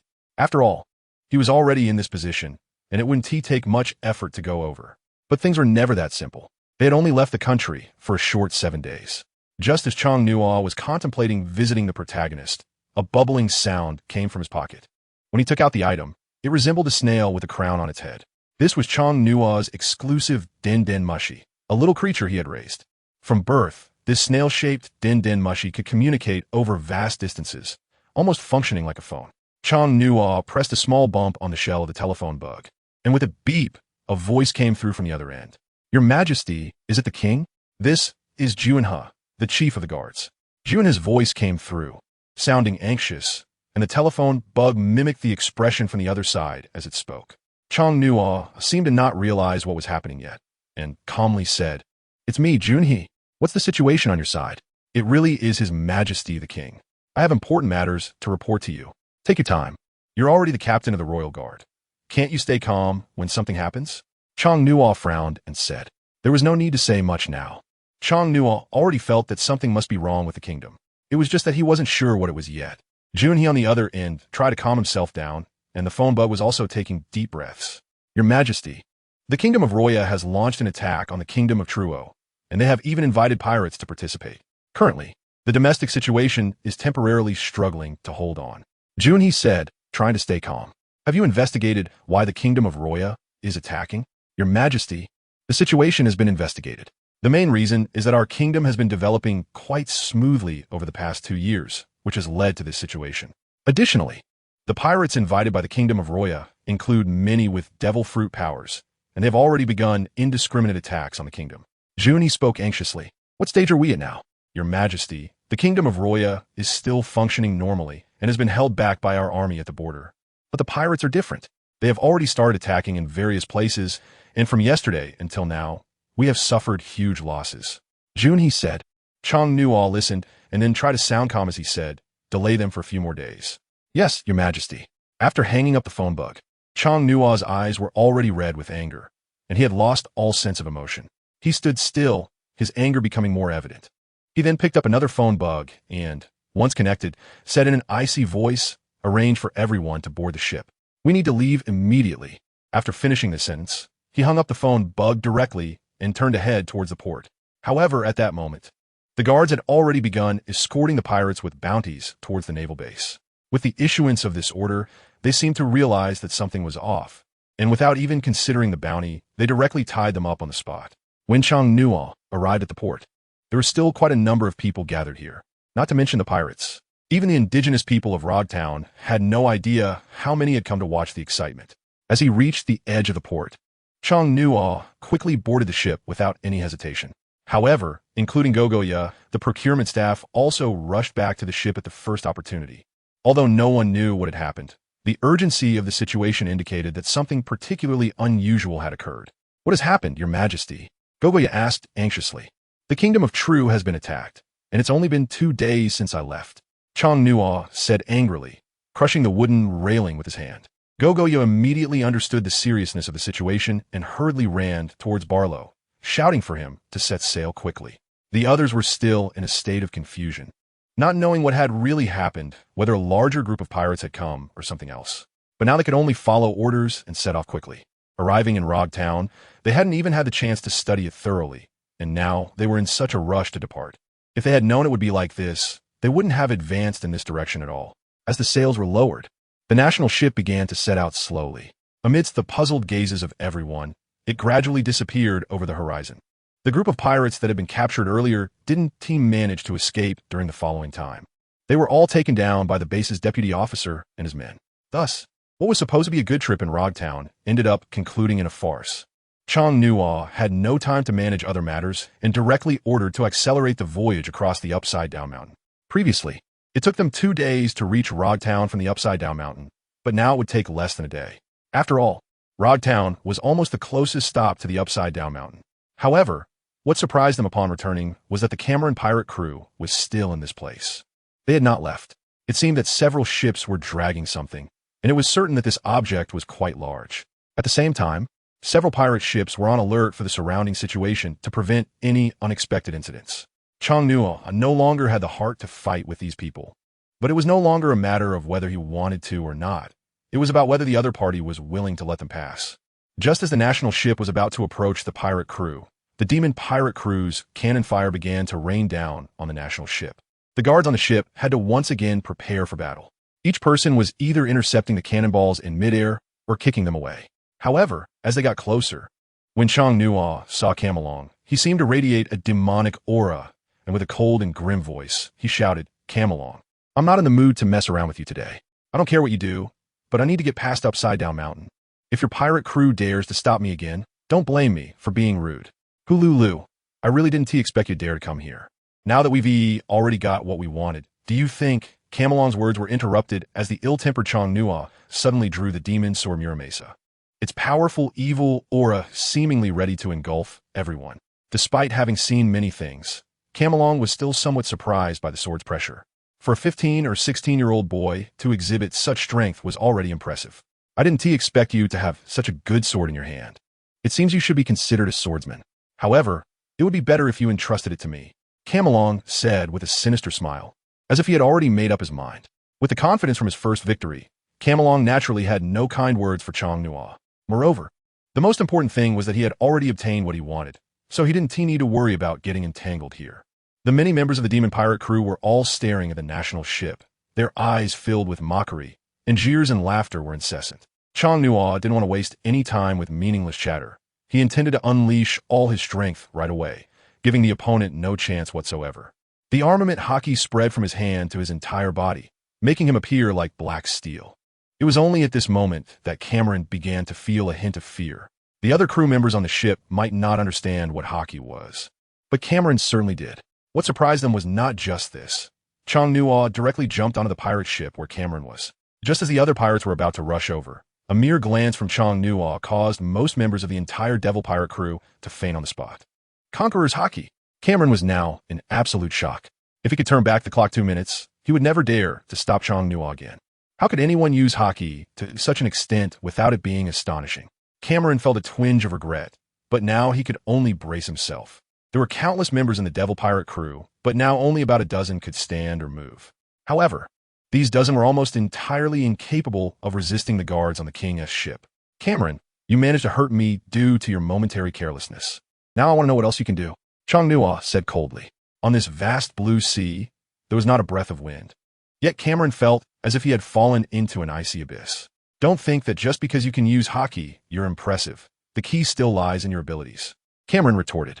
Well then, you can look forward to it, since the previous battle hasn't ended. I don't mind taking a little more time to let you experience it. Chong-Nuo said with red eyes. At this moment, he looked like a true demon. However, on the national ship, Gugia hurriedly instructed, what are you all waiting for? His Majesty the King has personally come forward to face the challenge. Bring out all the varieties of fruit prepared in the cabin, and bring them up. There were no guards on the ship at this moment, and they were all unclear about what was happening. Why were they bringing out fruit? Were they going to perform a sacrifice? Gugia didn't explain much, but since she had already given the order, someone would definitely follow her instructions. Chong-Nuo showed no mercy this time, and his observation Haki was constantly activated, sensing every move of Cameron from start to finish. Cameron still wanted to use the long knife in his hand to conceal his demonic abilities, aiming for a one-hit kill as before. But this time, things would not go as he wished.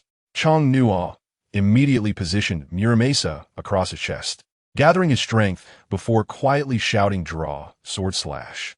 As the words fell, a horizontal blade of light shot out, piercing through, and even though Kumo Long was cautious, a large portion of his hat was sliced off. Kumo Long instantly activated his devil fruit ability, the Thorn Needle, releasing what appeared to be thousands of silver needles from his palm in an instant, each with the penetrating power to pierce through the ship's hull. However, he did not stop at just one attack, but with the observation Haki, Chong-Nuo was able to dodge all of Kumo Long's moves in an instant. We don't need to watch. The strength of His Majesty is beyond our imagination, and that Kumo Long is indeed terrifyingly strong, skillfully wielding his devil fruit abilities. Now, it's the time to focus on our tasks. The Devil Pirate crew has been here for several days, so there must be some great treasures. His Majesty is eager to finish this and quickly transport everything back to the country. Captain Jie of the national ship also began shouting at the other soldiers. Since there were no conscious people left on the ship, and they couldn't interfere in their king's battle, it was better to take this opportunity to grab everything they could carry. There were more than a dozen pirate ships here. Even searching them would take a while. However, when the first pirate ship began to be searched, one soldier immediately shouted, Captain Jie, there are quite a few good things here. A soldier exclaimed excitedly. Jie ran down quickly with 2 or 3 others, and the scene before them was indeed astonishing.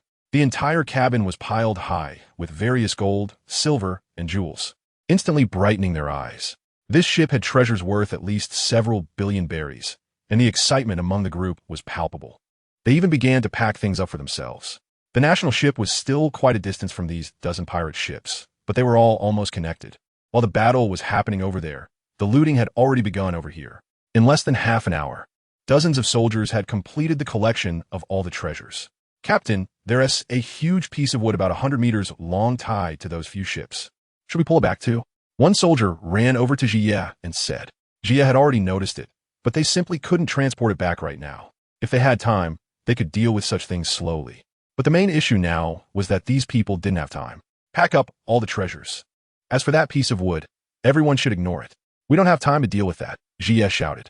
However, at that moment, Chong-Nuo was still locked in a fierce battle with Kumo Long. Chong-Nuo could have defeated Kumo Long long ago, but he didn't do so.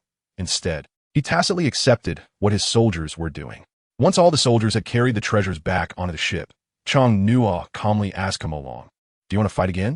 I don't have much time to play with you now. If you don't let go, I can only take your head back for 50 million berries. Kumo Long was somewhat out of breath. He never expected that this little guy would become so formidable after just 2 days of not seeing him. Of course, he also saw the other party looting the treasures on his ship, but what could he do? Just go. If we meet again, I will definitely kill you. Kamo Long said with the fiercest tone while uttering the most cowardly words. Chang Nuo didn't bother to dwell on it. He had already wasted half an hour here. He had no intention of staying any longer. As soon as Chang Nuo's heels left the ground, Cameron immediately sat down on the deck of the ship, and beads of sweat the size of beans began to flow down his forehead. Although Chang Nuo's skills in the Sixth style of the Shanghai Navy cannot do much to Kamo Long, the swordsmanship of the Flying Sky sword flow can directly slay the opponent. Chang Nuo did not want to push Cameron too hard. Otherwise, in the end, if they chose to perish together, he might be fine, but the others on the national ship would not know what would happen to them. The ultimate ability of the Devil Fruit was something no one understood, and Chang Nuo didn't dare to gamble on it. He just needed to take the opponent's money. Cameron watched the people on the national ship disappear over the upside-down mountain, and there was nothing he could do to stop it. As soon as they crossed the upside-down mountain, Goji couldn't wait to ask His Majesty why they were leaving Cameron behind. We don't have time to target so many people. The main thing is I don't want the Navy and the world government to pay attention to us. Hang no repiet. For a big pirate like Cameron, if he were to die, it would definitely attract the attention of other pirates, as well as the world government and the Navy. Right now, they couldn't even say their own country was fully developed. They hadn't even grown their feathers yet, so how could they engage in conflicts with others? Goji seemed to understand this principle for a moment. No matter what they did, the ultimate outcome was to keep a low profile first.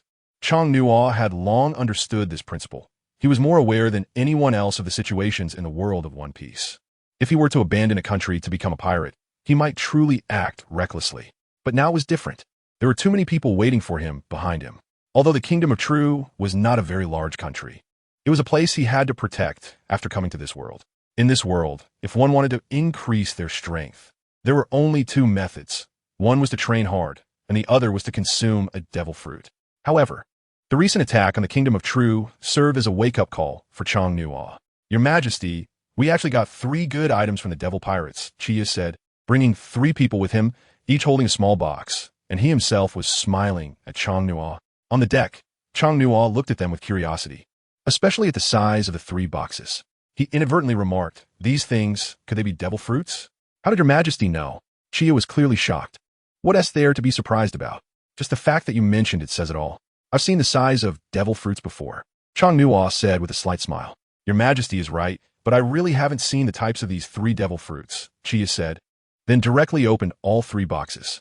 What came into view were indeed 3 devil fruits, each with a different shape, particularly the one in the middle, which seemed to be emitting a blue glow. Is this kind of thing mentioned in the Devil Fruit Encyclopedia? Chang Nuo asked Goji beside him, Your Majesty. The one on the far left has been found. He has the Superman series fruit of the cigarette, which can be said to be the most useless of the useless. The one on the far right is the Superman series iron fruit, which can turn everything he touches into steel. As for the one in the middle, it doesn't even appear in the Devil Fruit Encyclopedia. Goji began to report directly. Especially when it came to the last one, Chang Nuo was a bit surprised. A devil fruit that doesn't even exist in the encyclopedia is indeed quite unexpected. The Carmen Pirate crew doesn't know where they got these things from. In any case, these items now belong to the Kingdom of True. Chang Nuo stepped forward, curiously examining the devil fruit in front of him. The other 2, aside from the iron fruit, had no idea what the cigarette fruit was, truly a bit of a waste. However, this devil fruit, glowing with a bluish light, gave off a chilling and eerie feeling. Just from its appearance, it was clearly something extraordinary. Chang Nuo slowly placed his hand on it, then closed his eyes and asked the system in his mind, Can you tell me which series this devil fruit belongs to? The system replied that the answer required a payment of 10 million berries. Will you pay?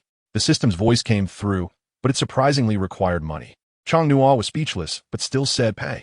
With a ding, the already meager account balance became even more pitiful at that moment. The answer came.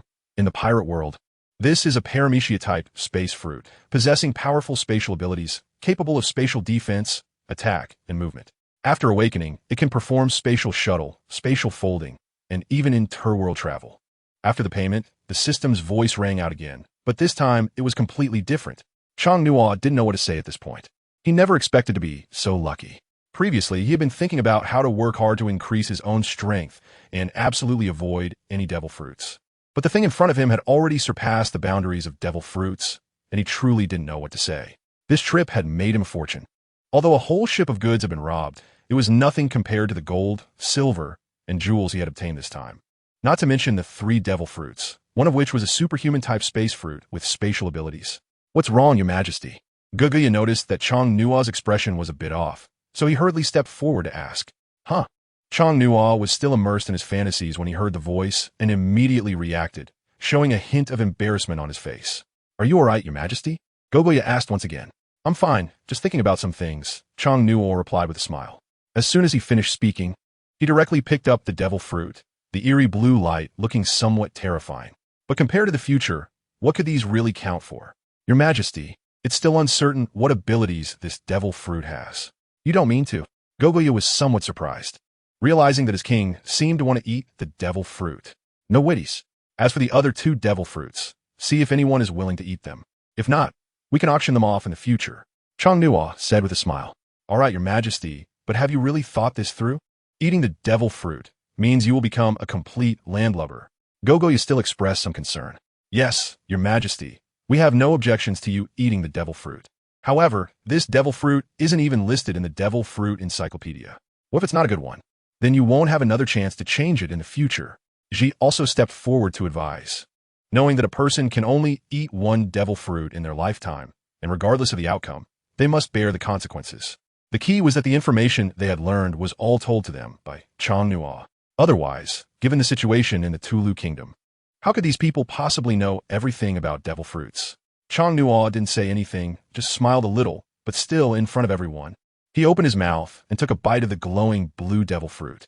Ugh! As soon as he bit down, Chong Nua immediately felt a churn in his stomach.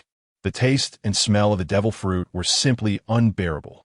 Despite almost gagging, he swallowed that bite down. After eating, Chong Nua's face turned green, and he sat on the deck, breathing heavily. As for the remaining large portion of the devil fruit in his hand, he casually threw it away. However, the others were not surprised by this scene. Chong Nua had already told them that only 1 bite of the devil fruit was needed.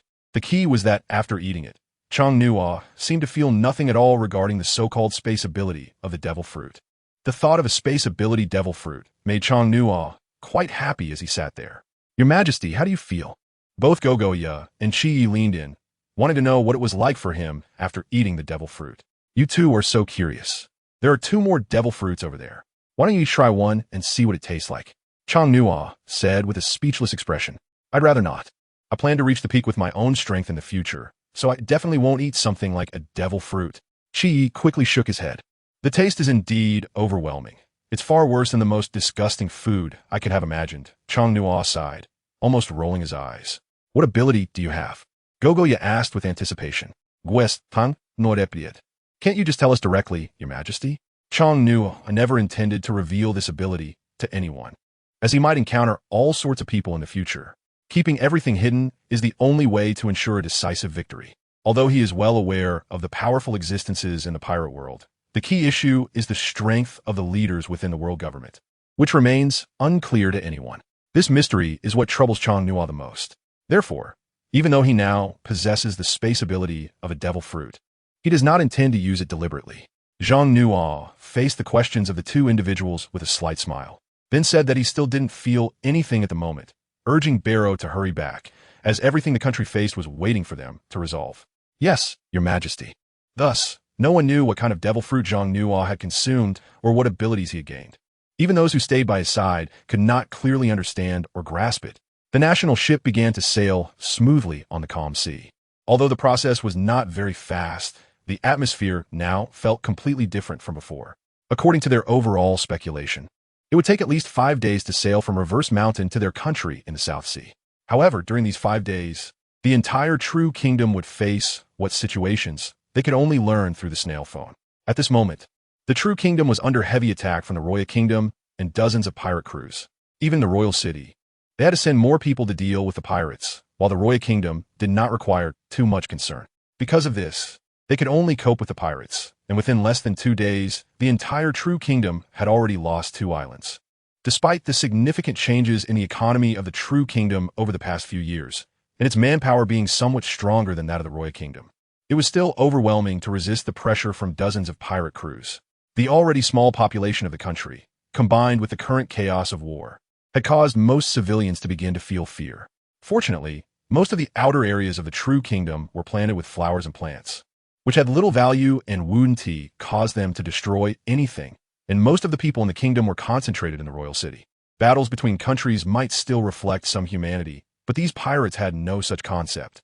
They brought destruction and plunder wherever they went, seriously impacting the overall economy of the true kingdom, and countless lives had already been lost to the pirates. June and the remaining royal guard personnel were trying to fend off the invasion of the pirates, but a few hundred people could only do so much. According to their estimates, there were about 40 pirate crews invading the true kingdom, with nearly 7,000 to 8,000 people in total. This posed a serious challenge for them, and they were exhausted from dealing with it. During the 5 days of Zhang-Nua's return journey, news would come from the royal city almost every 2 hours. However, each piece of news was mostly infuriating. June had to arrange for personnel to retreat to the royal city while also organizing resistance against the pirates and the Roya Kingdom, which was indeed incredibly challenging. The Roya Kingdom began its attack on the true kingdom just as Zhang-Nua and the others arrived at Rog Town. Although the return journey only took 5 days, there was enough time to operate many things during those 5 days. Fortunately, by the time they had attacked the heart of the kingdom, the national ship had already appeared in the territory of the true kingdom. When it arrived at the port of Naniwa, no one was there to welcome Zhang-Nua.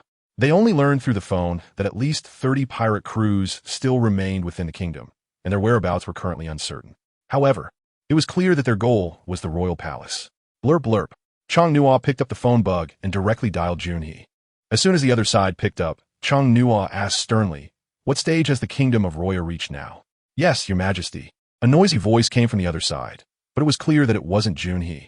Instead, it seemed to be other soldiers, who sounded quite agitated.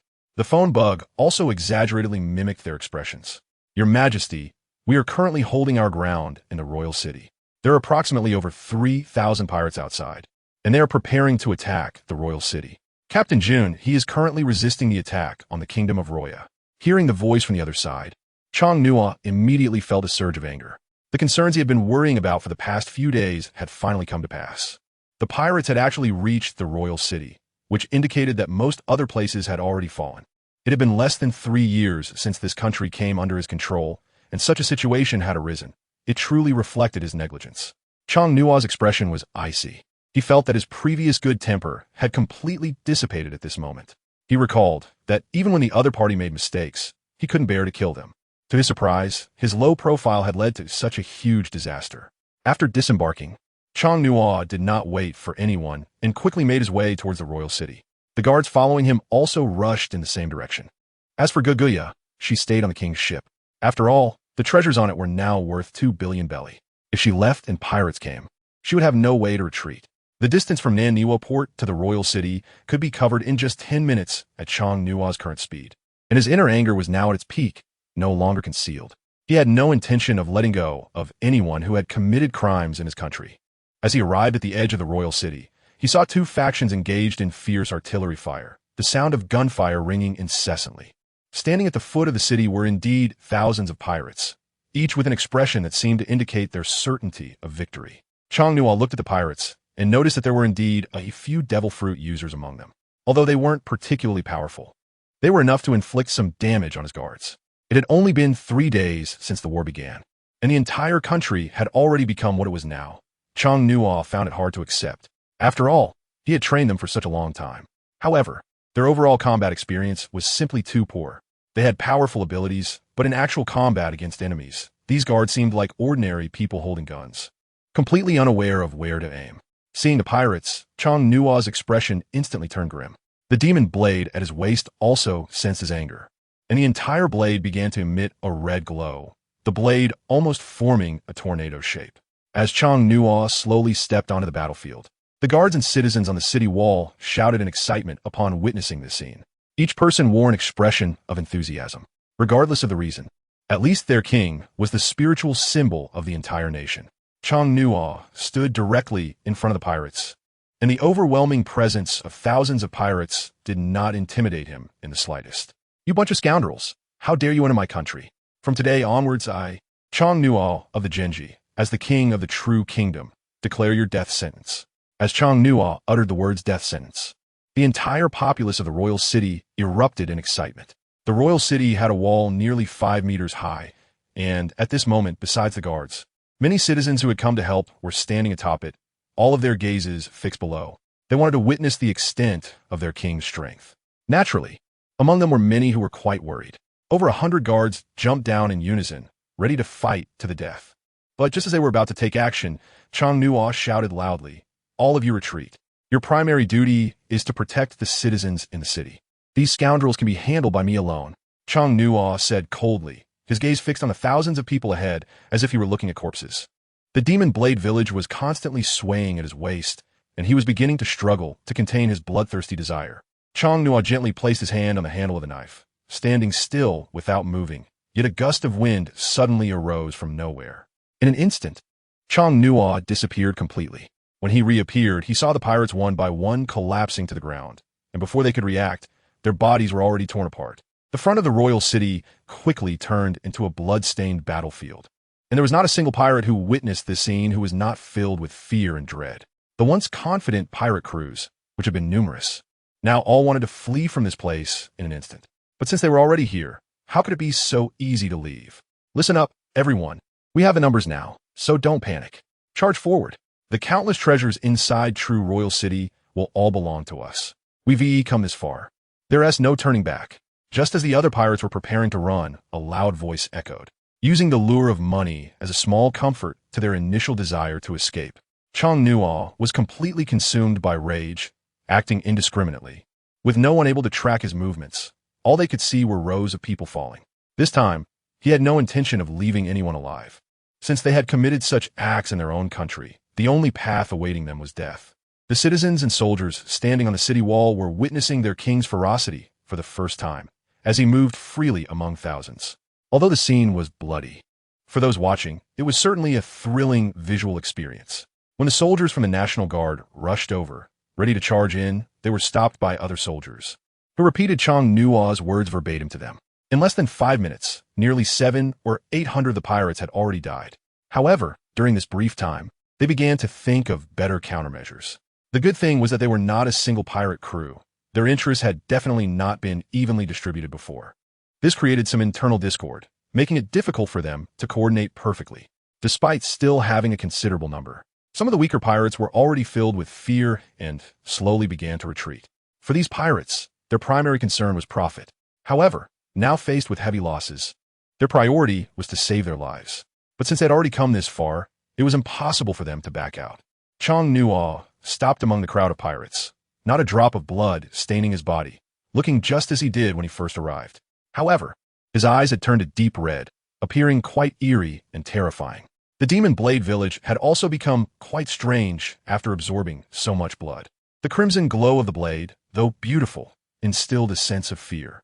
Witnessing such a horrifying and bizarre scene, and having already felt the immense power of the so-called King of True, the remaining pirates no longer cared about how much they could gain from this. They all began to flee in a panic. There were still over 2,000 pirates left, all scared out of their wits. Even those with devil fruit abilities ended up reacting the same way. Chang Nuo was not in a hurry to chase after them, as there was no real need to do so. Looking at the chaos behind him, with not a single complete corpse in sight, all of them shattered and broken, Chang Nuo frowned, suppressing his disgust. Such widespread slaughter was something he had never encountered before. Go and capture all those people. They have damaged our country, and in the future, they will spend their lives helping us rebuild. Chang Nuo stood in place, watching the pirates who had already begun to scatter, calmly calling out to his guards. Yes, hundreds of voices answered in unison, as they had been waiting for this moment. If it weren't for the sheer number of ordinary civilians before, they would have been able to act more freely, fearing that something might happen. Otherwise, they wouldn't have allowed this group of pirates to attack the royal city. Now, the guards could finally unleash their full strength and have a good fight. As for the kingdom of Roya, after receiving the news of the pirates' defeat, they would likely retreat soon. This matter, after the pirates left, was not an end, but merely a beginning. Chang Nuo had never thought about invading other countries. He was content to maintain his own territory and live in peace. The key issue was that there were some people who couldn't stand it and insisted on creating trouble, which made him quite uncomfortable and dissatisfied. Currently, there are about 3,000 people in the kingdom of True Lu who have begun training for the 6th naval exercise. However, only about 400 to 500 people have truly mastered the first exercise or above. Looking back, all these matters need to be prioritized. A powerful country cannot rely solely on the king. The recent attack by the kingdom of Roya cannot be entirely viewed as a bad thing. At least it highlighted internal issues related to management, military, and various other aspects, all of which have come to the forefront and will play a significant role in future management. As of now, the royal city is completely safe, and the numerous pirate alliances have already fallen apart, with the royal guard continuing to carry out arrests. Therefore, at least the people in the royal city no longer need to worry about their safety. As the gates of the royal city opened, countless citizens poured out, each shouting, and many began to spontaneously go out to collect the bodies, as those things were too unsightly in front of the royal city. Chong-Nua was very fond of the enthusiastic demeanor of the common people. At least 3 years ago, their expressions were mostly dull, reflecting a lack of desire for life, having completely lost faith in a better future. But now, looking at the beaming smiles on everyone's faces, it was clear that this was no facade. With life becoming increasingly prosperous, Chong-Nua had reached an unprecedented peak in support throughout the entire kingdom of True, despite being only 15 years old. Compared to the old king who had ruled for decades, how many people could still remember his name? The cheers resonated like a tidal wave, including women and children, especially the children, whose admiration for Chong-Nua was incredibly high. In a world of pirates, it was almost impossible for women to earn money. However, it was different here. 2 large factories existed, one responsible for producing perfume.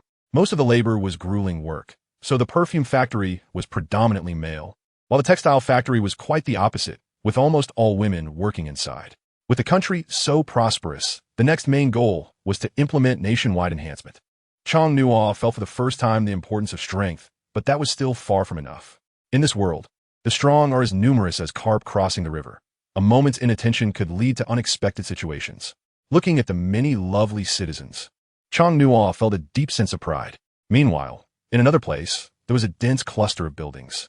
The one at the front was at least 100 meters high, with the words Navy prominently displayed and the Navy logo in the middle. The logo depicted a seagull holding a scale in its beak, symbolizing absolute justice. There were lookout towers everywhere, and the coastline was lined with gigantic cannons. This was a massive island by the sea, but its interior was completely different from other islands. It was home to the Navy headquarters, the strongest of the 3 major powers in the world, known as the Pirate King. All the residents here were Navy personnel and their families, and those who lived here had to have very high-ranking positions within the Navy. The entire Navy headquarters resembled an impenetrable iron barrel, giving off a chilling and solemn atmosphere at first glance. However, in a large building at the center, a group of people sat with serious expressions, engaged in a discussion. Each person's posture was different. While it looked somewhat like a meeting, some were picking their noses, others were eating, completely lacking the decorum expected of a meeting. Kapu, you bastard, can you stop eating? In the quiet environment, the crisp sound of Kapu biting into a biscuit was jarringly out of place with a serious atmosphere. This prompted a furious shout from the man sitting at the top, a middle-aged man with glasses and a small braid. This was Sengoku, the current fleet admiral of the Navy, a man of tremendous strength. Beside him stood a goat, who shot Kapu a look of disdain after Sengoku's outburst. Sengoku, what does my eating have to do with your matters? Kapu replied nonchalantly. How can you say that? We're discussing important issues here. Can you take it seriously? Sengoku was so angry he didn't know what to say. In the room, with over a dozen people, everyone was watching the spectacle with indifferent expressions. Can you all stop arguing over such trivial matters? Fleet Admiral Sengoku, hurry up. We have other things to do. Tsuru interjected helplessly, otherwise. It seemed the two would continue their quarrel. Such things were not uncommon. Sengoku realized this and ignored Kapu's antics, as they didn't affect anything. However, Sengoku still asked Kapu. This time, you should take the position of admiral. Currently, no one is more suitable than you, so don't refuse. Forget it. Being an admiral comes with too much responsibility. I think being a vice admiral is just fine. You can let Tsuru take it, Kapu said, maintaining a disdainful expression. Kapu, you old fool. Can you stop passing the buck to me? Tsuru shouted angrily at Kapu, then turned to Sengoku and added, besides, there are several candidates for admiral right now. Vice Admiral Akainu, Vice Admiral Kazuru, and Vice Admiral Akiji. Aren't they enough to meet your needs? These 3 were currently present in the room. Except for Vice Admiral Akainu, the other 2 showed indifferent expressions. Forget about the admiral position. Let us discuss something else, Sengoku said, moving on from the topic, and his expression became serious. Behind Sengoku, a white paper displayed Chong-Nua's portrait, along with all the detailed information. Others began to take it more seriously, at least not appearing as indifferent as before. Kapu also looked at Sengoku with interest. Sengoku glanced at everyone and, seeing that they had quieted down, began. Have you seen the person behind me? The king of the South Sea, Genji Chong Nua. As a nation in the South Sea, their country and region were supposed to be in dire poverty, but in recent years, this king has completely changed that situation. I say, Sengoku, isn't it good that their country is improving? It shows that this kid is quite capable. Why bring this up here? Kapu said directly, showing no regard for Sengoku. Kopu, you bastard, can you let me finish? Sengoku was immediately furious, looking at Kapu with frustration. Exactly, Kapu, since Fleet Admiral Sengoku brought it up, there must be hidden issues. Suru added, let us not argue. We should let Fleet Admiral Sengoku finish speaking quickly. I have matters to attend to that shouldn't be delayed. A man in his 30s, dressed in a yellow suit and sitting opposite Kapu, said with a lopsided grin. Kizaru's comment immediately drew everyone's attention. Sengoku stood up, looking at everyone with a speechless expression, then began to speak seriously. What we need to focus on now is not his country's economic strength, but their capabilities in other areas. After saying this, Sengoku took out a din mushi, his eyes gleaming as he projected an image onto the wall, displaying the scenes of the conflict between the guards and pirates in Road Town. This type of din mushi was a projection type, and such varieties were quite rare. Only large nations and some powerful individuals could possess them. As the projection appeared, everyone in the room became uneasy. Even Kapu, who had previously seemed indifferent, was now watching intently. They couldn't believe what they were seeing. The main reason for their shock was that the Royal Guard of the Troll Kingdom was actually using the Navy's 6 styles. This technique had only started to become widespread in the Navy for about 2 years. Yet it was now appearing in the military of another country. How could they not be stunned? Isn't that Zephyr? Kapu asked Sengoku seriously. This was a crucial asset for the Navy. If it were to spread, who knew what kind of impact it could have in the future? Karp asked if it was Zephyr's problem mainly because this man was previously an admiral and the Navy's 6 powers techniques were all created by him. However, the Navy as a whole has not yet become familiar with this skill, while other countries have already applied it in actual combat, which is quite surprising. Sengoku slowly sat down, pondered for a moment, and then began to say in a leisurely manner that it should not be Zephyr, as this technique has been popularized throughout the Navy for the past 2 years. However, the other party's familiarity with these skills is likely to go far beyond just 2 years, which is precisely why this emergency meeting was convened today to discuss who should go check on the situation. There is no need to elaborate on the skills of the Navy's 6 powers. It is obvious that these people are using them. Whether it is from the finger pistol or the moonwalk, these techniques can clearly be seen to be identical to the Navy's 6 powers. However, most of them seem to know more than just one technique, and it is indeed necessary to investigate how these people were trained. Vice Admiral Crane spoke directly and frankly, as the other party is already so familiar with the current training secrets of the Navy. If we do not study this matter thoroughly, the Navy may face a crisis. Sengoku, no matter where these people obtain these skills, my suggestion is to eliminate everyone who knows about them. If we let this develop, what will happen in the future? Sakazuki said fiercely, as this is how he typically handles matters. Let us first investigate. After all, we still do not know what the situation is on the other side. We have been observing the development of the true kingdom over the past few years. Who is willing to take on this task and see what is happening in that country? Sengoku said directly. Others remained silent, including Karp, who had nothing to say at the moment. In his memory, he had indeed seen Long No once before, and he felt something was off at that time. However, now that this matter has been brought up, he realizes exactly what was wrong. The key is that this was already 2 years ago. If these situations had been discovered back then, they might not be so passive now. Karp, you should be relatively familiar with the South China Sea, so why don't you go take a look and see what is going on? As soon as Sengoku finished speaking, Karp immediately stood up, looking dissatisfied, and shouted, "No way. I'm supposed to rest next week. How can I go that far? My adorable and obedient grandson has no one to look after him. Let someone else go." Karp's refusal seemed to have become a normal occurrence for everyone, and this time it was a matter of state affairs, different from pirates. Even if they sent someone, they could not openly use force. Sengoku looked helpless, knowing that Karp wouldn't go, yet still asked. However, as he looked around with his gaze, he really couldn't find anyone more suitable. The entire venue fell silent for a while until all eyes were focused on one person, who was still leaning back in his chair with his eyes closed, seemingly indifferent to the situation. "Akiji, everyone else seems to have something to do, but you seem to be free, right? This matter is entrusted to you to check on. When you go, do not act rashly. First, understand the situation in this country." Sengoku said. Hey, Sengoku. I also have things to do, okay? Don't assign this boring task to me. Akiji quickly opened his eyes and looked at everyone. If you handle this well, there's a candidate spot for admiral for you, Sengoku said helplessly. Currently, there isn't even one admiral in the Navy base. The only admiral, Zephyr, left 2 months ago, and they are really unable to select a suitable person. Akiji was originally on the candidate list for admiral and was the most promising one. So using this matter to push him forward is quite appropriate. Hearing Sengoku say this, Akiji didn't know what else to say. So he could only helplessly exhale a breath of cold air and casually say, "Fine, for the sake of the Navy's situation, I'll go take a trip." The one most dissatisfied should be Sakazuki, who is also one of the candidates for admiral. But he didn't expect that such a trivial matter would determine the selection of an admiral. Others didn't say anything. Anyway, this matter has already been settled.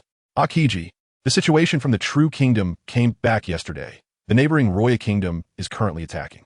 No matter what the situation is when you go, you must not get involved in the war between the countries. You are just going to understand the matter and must not take action, Sengoku specially instructed once again. He cannot let his navy get involved in the wars of other countries. Otherwise, who knows what kind of trouble might arise. Sengoku, the other party already possesses the 6 powers of the navy. What if another one with haki comes out? Wouldn't that put me in danger? Akiji said in the most relaxed tone while expressing the most cowardly concern, but everyone is quite clear about his strength. Akiji's words are understandable. A country has undergone such a significant change in just a few years, and even learned the 6 powers techniques. It shouldn't be impossible for 2 people with haki to emerge. Oh no, what if after we go, our Akiji admiral dies there? That wouldn't be good, Kizaru said with a smirk, tilting his head and grinning at Akiji. Kizaru, can you not make sarcastic comments here? It's just a South China Sea country. What is there to worry about? Sakazuki said coldly. All right, let us settle on this for now. Akiji, I'll emphasize this again. Do not get involved in their national war, and once you go, try not to take action unless absolutely necessary. If we're caught by others and the Navy's handle is exposed, it will be troublesome, Sengoku reiterated. All right, I got it, Sengoku, Akiji replied carelessly. Currently, Long No has no idea that the Navy already knows about their situation. The key is, even if they know, what can they do? Since he has already started to walk out with the King's Guard, Chang Nuo is no longer worried about others knowing about this matter. They do not belong to the countries affiliated with the world government. So naturally, there is no need to be concerned. Having been in this world for so many years, he understands the rules quite well. However, within the entire Kingdom of True, efforts are still being made to quickly eliminate the flames of war. The only somewhat positive point is that after the pirate groups were eradicated, the advancement of the royal kingdom has completely stalled, with signs of subtle retreat. In the palace, Chang Nuo sits in the highest position, looking down at the people standing below, his expression quite serious. Unlike before, most of those standing below now are young individuals. As the old officials who followed the former king are slowly retreating and handing over power to these people. Rasta, as the current head of commerce, can you discuss the overall situation of the business? Chang Nuo looked at the man standing below, who was around 30 years old, wearing glasses and dressed in a formal suit, exuding a gentlemanly demeanor. Lostar took 2 steps forward, pulled out a small notebook from his pocket, and respectfully said, "Your Majesty, the main businesses our country holds are primarily in perfumes and textiles. After nearly 2 years of development, the perfume business has spread across the seas, and there are dedicated channel agents responsible for our perfume sales on the Great Maritime Route. As for textiles, we have just started to open up sales channels around the world, but it is not particularly noticeable at the moment. Currently, the total number of personnel involved in perfume production, including those cultivating flowers and herbs, has reached about 120,000, and the overall income from perfumes averages around 5 billion Bailey per month, which is more than enough to support the domestic economic expenses. As for textiles, we are just starting with a net profit of approximately 3 billion Bailey per month, but this is only the beginning. Regarding the next steps, I believe we should start expanding beyond the seas. And I hope Your Majesty can provide some guidance."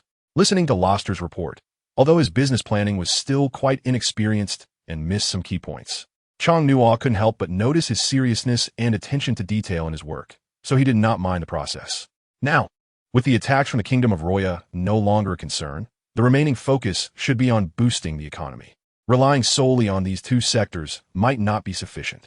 Chang Nuo sat there in contemplation for a moment, thought about it, and then said that he had never considered matters regarding the perfume business before.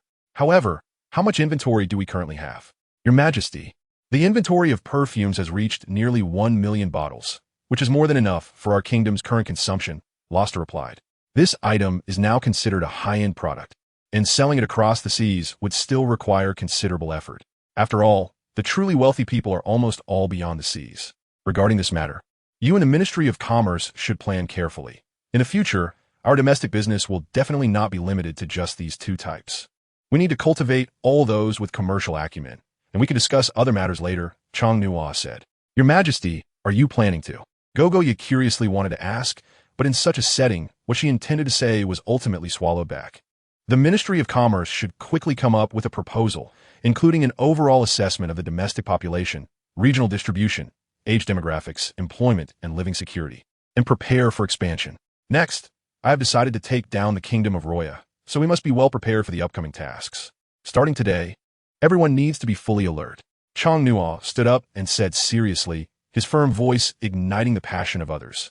Moreover, Chang-Nua's word surprised everyone. The Kingdom of Roya is significantly larger than our own Kingdom of Tulu, yet Chang-Nua actually said he wanted to conquer it? A group of people suddenly felt bewildered and completely unclear about what their king truly intended to do. Your Majesty, do you mean to declare war on the Kingdom of Roya? Losta asked, somewhat confused. What? Do you all think it's impossible? Chang-Nua's tone was quite serious, as such incidents had already occurred once and were likely to happen again in the future. He would not allow the Kingdom of Roya to interfere with his plans again. Although the overall national strength had improved, it still maintained an outdated state, and there were still significant ideological barriers that had not been overcome. Your Majesty, I fully support your intentions, but unfortunately, I do not have much capability. Otherwise, I would definitely accompany you to the Kingdom of Roya, Losta said passionately. Hearing this, Chang-Nua couldn't help but smile. Having someone supportive was quite nice. Moreover, he had already thought of a response plan before making this decision. The fact that the Kingdom of Roya could fund pirates to attack his country mainly indicated that their own strength was insufficient. Now that the entire royal guard had reached the border, the next step in the plan was likely to directly enter the territory of the Kingdom of Roya. However, changing a country's entrenched ideology was not as simple as it seemed. Losta, how much funding do we have left? Chang-Nua asked directly. Your Majesty, I just did a quick count. We currently have about 3 billion berries available, which is the amount we can freely use after accounting for the citizens' livelihoods, Losta replied. Chang-Nua sat in his seat and thought for a moment. Now, the entire country has so much available funding, and with nearly 2 billion Bailey in his own country's account, it's not just about winning this war. There are many more things that can be accomplished. Rasta, go ahead and arrange the upcoming plans, mainly focusing on the Royal Kingdom of Roya. Once we take over, we should be able to quickly steer the country back on track, so that we won't be flustered when the time comes, Chang-Nua said. Understood, Your Majesty. Rasta adjusted his glasses and replied. Let's leave today's matters here. As for the remaining issues, we'll discuss them later, Chang-Nua said directly. The situation regarding the Royal Kingdom of Roya is already quite clear. There is no need to worry about or pay attention to other circumstances. The overall strength of the entire true kingdom is not weak either.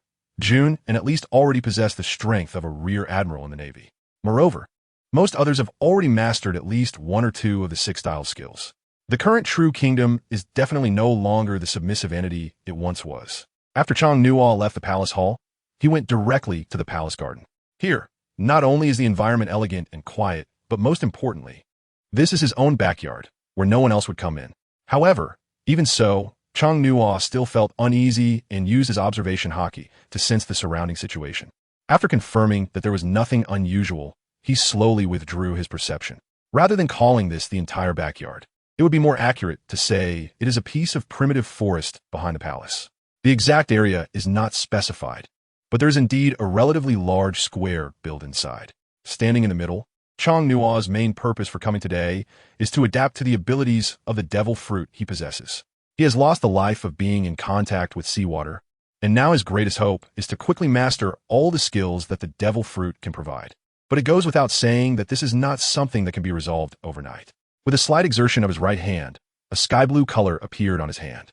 However, he had no concept of these things at all, let alone how to manipulate the power of space.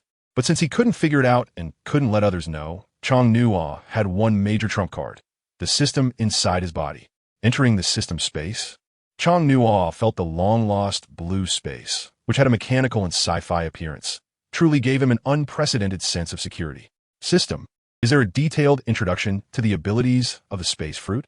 Zhang Nuo directly asked, and he now completely believes that this is a system space, almost an omnipotent existence.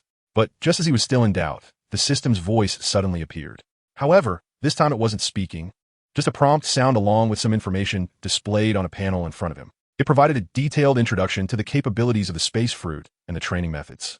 Most importantly, Zhang Nuo discovered that the method for training the space devil fruit was primarily based on training mental strength, and that he could control the direction of the devil fruit's development based on the strength of his mental power later on. The space fruit has comprehensive effects for defense, attack, and movement after its ability awakens. Although there was no introduction to the abilities after the devil fruit awakened, Zhang Nuo was somewhat disappointed. However, the information provided was already sufficient for him to digest. Especially the mental training method mentioned earlier left Zhang Nuo somewhat puzzled. The cultivation method of observation haki also focuses on mental strength, and even Conqueror's haki is similar. He currently cannot gauge what level of mental cultivation would be considered appropriate. Standing in place, he found it difficult, but he still subconsciously tried out the abilities of the space fruit to see what level he had reached. He stood still and waved his hand, activating the effect of the devil fruit. Instantly, a sky-blue barrier appeared before him. This thing was almost completely transparent, giving the impression of having no defensive power, let alone any so-called attacking power. But could things really be that simple? Obviously not. Meanwhile, Gogoyu was sitting in the courtyard, looking at the newspaper that had just been delivered to her. To everyone's surprise, the headline of the newspaper was about the situation in her country. The Kingdom of Truo's special combat methods, all pirates in Rogtown captured. Just seeing the headline and then looking at the situation below, Gogoyu was already so scared that sweat began to bead on her forehead. Mainly because she remembered that Zhang Nuo had previously warned that the training methods of the Kingsguard were all naval skills. If leaked, it could provoke hostility from the Navy. But now it was blatantly displayed in the newspaper, and she couldn't believe this information was only received by her side. After confirming the content inside, Gogoya hurried towards the palace. At this moment, Zhang Nuo was still focused on training and learning the abilities of the devil fruit, completely unaware of the events happening outside. The entire Kingdom of Truo was in chaos. Apart from the royal city, other places, including pirates and war, had not stopped. However, all of this had almost no impact on the lives of the common people.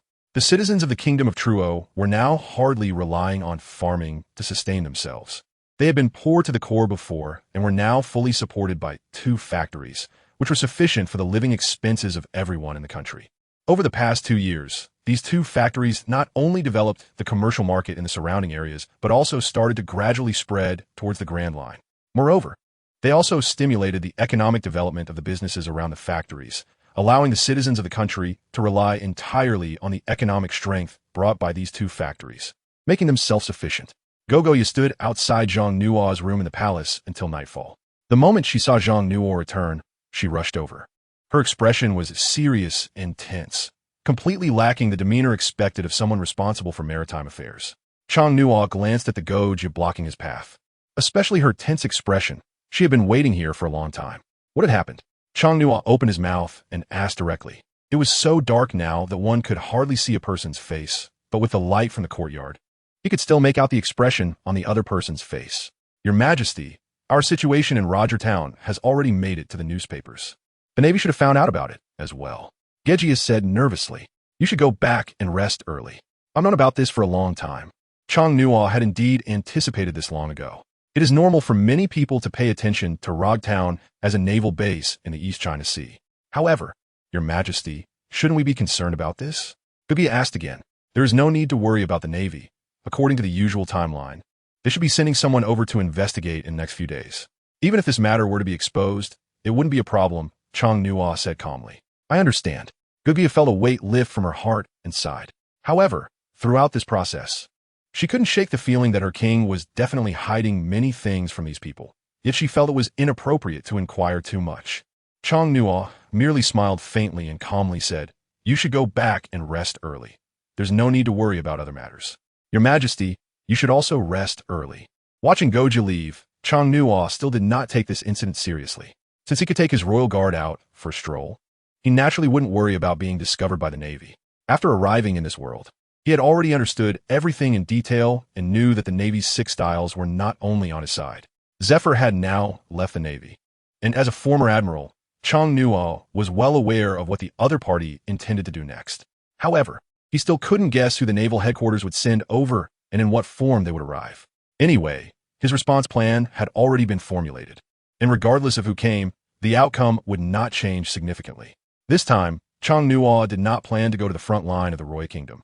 He could completely trust Jun to handle everything. Throughout the Roya Kingdom, Chang Nuo did not believe there could be anyone stronger than Jun. Although the area of the Roya Kingdom was slightly larger than that of the Truru Kingdom, the overall military personnel numbers were almost the same, despite having similar weaponry. The Roya Kingdom was significantly lacking in other areas. The most crucial aspect was food supply. Chang Nuo had a system that could supply endlessly as long as there was money, but the Roya Kingdom was different.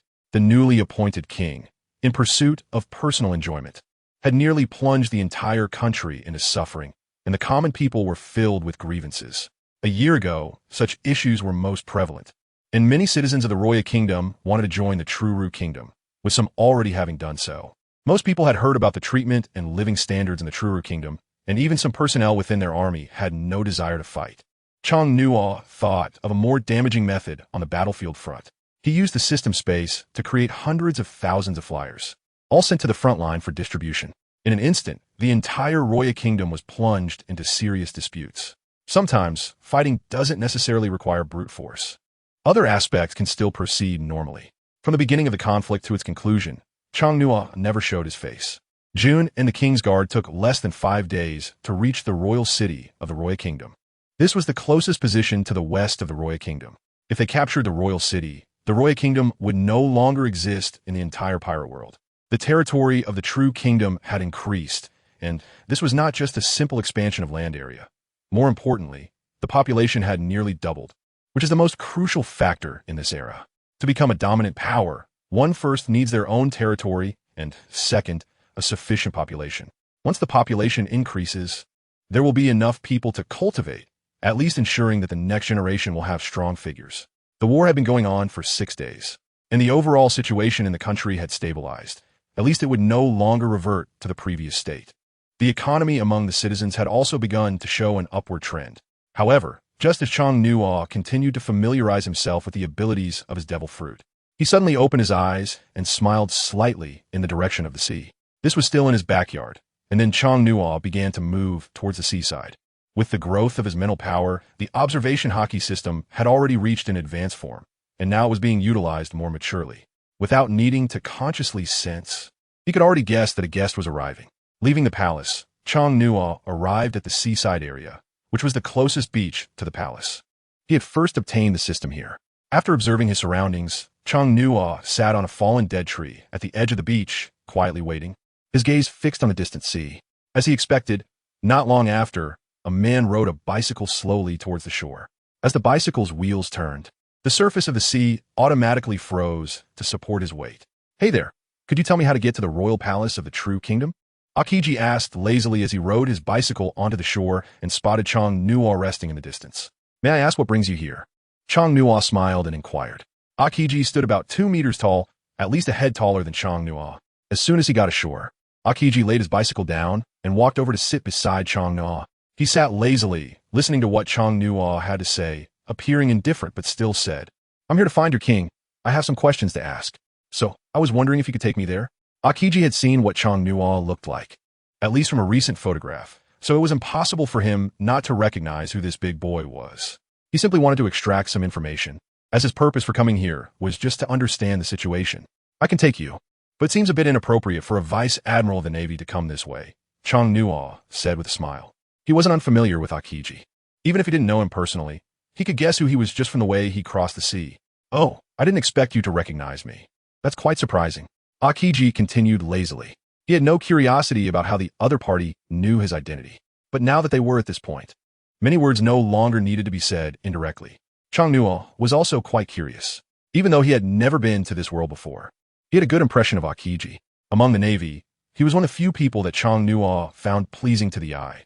The two of them sat together on a dry tree, chatting in a relaxed manner. Their conversation felt very casual, as if they were old friends who hadn't seen each other for many years. On this beach, with the sea breeze blowing, it wasn't particularly hot. And the most important thing was Akiji's ability from the high Nomi Admiral Akiji. Would you be interested in accompanying me to tour our kingdom of Truro? Chang Nua asked with a smile. It's too much trouble. If I could, I prefer to just lie down and rest for a while. But since His Majesty the King of Truro has invited me, it wouldn't hurt to take a look, Akiji replied. Perhaps there will be something here that satisfies you. After all, once you return to Navy headquarters, you'll need to report on our country's situation, so I should naturally show you around properly, Chang Nua said. Chang Nua's relaxed words made Qingji suddenly become serious. He had not expected that the other party had already realized their purpose for coming here. Of course, since everyone who should be surprised had already been surprised once. Qingji would not think that the king of the true kingdom was simply here to relax and just happened to run into him. At the same time, he developed a strong curiosity about this true kingdom. Once again, the two of them were walking one after the other on the streets of the royal city. Along the way, many people greeted Chang Nua, calling out Your Majesty as they passed by. It seemed that he was highly respected by the people in this country, and Qingji couldn't help but wonder how this little guy managed to achieve that. He had visited many such countries, but none had managed to do what Chang Nua had accomplished. The simple emotions of the common people certainly could not be fabricated. If that were the case, it either meant that this king was truly powerful or that he was very good at winning people's hearts. 10 years ago, Qingji had also been to this country, but the difference between then and now was like heaven and earth. The most important point was that even while he stayed at the Navy headquarters, he had heard quite a bit about the specialties of the true kingdom. Vice Admiral Qingji, the emotions of the people are very simple. What they want is not that complicated. They just want a stable living environment, a place that can ensure their basic needs are met, and a relatively harmonious and free country. However, everything they desire is something I am working hard to provide for them, and it is currently in development. Perhaps life will become even better in the future. But all of this also requires someone to bear the burden and forge the path forward. Otherwise, how can we ensure that these things can continue? Chang Nua said, while continuously greeting the surrounding citizens. The street was not particularly wide, but it was very crowded. Looking around, there were almost all kinds of shops. Now, most of the people in the true kingdom had gathered in this royal city, which had also turned into a cycle of economic activity, with numerous businesses starting to flourish. Just one decision could change the fate of most people. You are indeed right. But why haven't you thought about joining the world government? Then in that case, there would be no need for. You mean to say, why don't I serve those celestial dragons? Before Qingji could finish his sentence, Chang Nua directly took over. It was even evident that he had a somewhat dissatisfied expression on his face. Chang Nua glanced at Akiji and continued, saying that joining the world government might nominally prevent any attacks. But the key issue is that the emperor is far away, and we are located in the South Sea, with a small country like our Truro kingdom. If we are attacked by pirates or other countries by the time you finish discussing it over there, our entire country might already be gone. Moreover, the most important point is that I will not allow my citizens to offer heavenly gold to those celestial dragons every year. Instead of that, why not strengthen my own power? However, there may be thoughts about this in the future. Nothing is set in stone, provided it is beneficial to us. Akiji might have somewhat acknowledged this and nodded. But at the same time, he felt that this little guy in front of him seemed to have a rather dangerous mindset. As the Navy, you naturally have your own responsibilities. However, for a small country like ours, it's not that simple to achieve our goals. And growing up is not easy either. In this place in the South Sea, where we are isolated, all I can do is provide better living conditions and a more stable environment for my people. But as you can see now, you must have received the news long ago that the neighboring Roya Kingdom has allied with pirates to attack our country, which has already left us in a state of despair, and the people are suffering greatly. Chang Nu once again spoke, but his words caused Kizaru's face to alternate between green and red. He was not unaware of the specifics. It had long been reported that the kingdom of Truro had already attacked the capital of the kingdom of Roya. At this rate, it wouldn't take more than 5 days for the kingdom of Roya to completely disappear from this world. Yet, he did not say anything in the end. However, he was filled with endless curiosity about the young boy in front of him. So, what do you plan to do about the future direction of this country? Kizaru asked directly for the first time. Just take it as it comes, and once everything settles down, at least take a good rest for a few years. Otherwise, I'm afraid your world government won't be satisfied either. When the CP department comes to investigate, I doubt you'll be as easy to talk to. Chang Nua said with a smile. I didn't expect you to know quite a bit, but that is not a good thing. Kizaru felt surprised that this little guy, in less than 2 hours of contact, already seemed to know so much. especially about a remote country being aware of the world government's CP department and seemingly understanding their methods. Even if he didn't want to believe it, there was no way around it. How can you be so sure about these things? Kizaru asked. You probably have a clear understanding of what I said, Vice Admiral Kizaru. The world government's intelligence departments, from CP0 to CP9, I don't think I need to elaborate on their nature, right? But I also believe that no matter what significant matters arise in the kingdom of Truro, the world government or your Navy headquarters will be too preoccupied to care. The winds of change are sweeping across the seas, and the great era of pirates is about to arrive. How much military force do you think you have left to deal with our side? Chong Nua looked at Kizaru with a sinister expression. We are about to welcome the arrival of the era of the 4 emperors at sea. At the same time, it won't be long before the era of the 7 warlords also arrives. The true great era of pirates has just begun, and this is the main reason for his current confidence. Kizaru felt increasingly worried as he listened. Chong Nua seemed to have everything under control, which gave him a very bad premonition. However, since the conversation had reached this point, Kizaru did not intend to continue in a boring manner. He asked seriously, your training methods here seem somewhat familiar? The Navy's 6 styles became a compulsory course for Navy training 2 years ago. Overall, it can break the limits of physical capabilities in terms of attack, defense, and movement. If combined with hockey, it can definitely become the Navy's greatest trump card. Am I right? Chong Nual once again spoke without any concealment, and Akainu felt a heavy burden in his heart, completely unsure of what to say. The only thing he could think of was whether there were people from the kingdom of Truru within his Navy headquarters. However, Chong Nua's next statement directly denied his thoughts. Admiral Akiji, you don't need to worry. These matters did not leak from your Navy headquarters. Our kingdom of Truru was still a relatively poor country 2 years ago and simply did not have the capability to place people in your Navy's upper echelons. Moreover, and this is the most important point, we hope that your Navy headquarters can provide an explanation in the coming years for what you have done to our kingdom of Truru in the past. If Marshal Sengoku is unwilling, I personally do not mind making this matter public. At that time, your Navy's authority will definitely not be something to joke about in this era of great pirates. Chong Nua directly began to threaten, mainly talking about the events that took place 10 years ago in the kingdom of Truro. Bartolaro Island, the place where the son of the pirate king once landed, became the site of a tragic incident where over 2,000 pregnant women were killed. This has become the most painful event in the history of Bartolaro Island. Akiji was one of those involved in that incident, so he naturally understood what Chong Nua meant by saying this. However, as the two walked down the street, surrounded by many people's gazes, Akiji could not reveal his feelings. He finally understood that before coming here, Sengoku had specifically instructed him to never resort to violence in the kingdom of Truro, no matter what happened. The usually laid-back Akiji became unusually serious at this moment, his eyes revealing no concealment of his killing intent towards Chong Nua. There is no need for Rear Admiral Akiji to look at me with those eyes. Of course, I still have a favorable view of Rear Admiral Akiji. O'Hara in the West Sea, you should still have a good impression of it.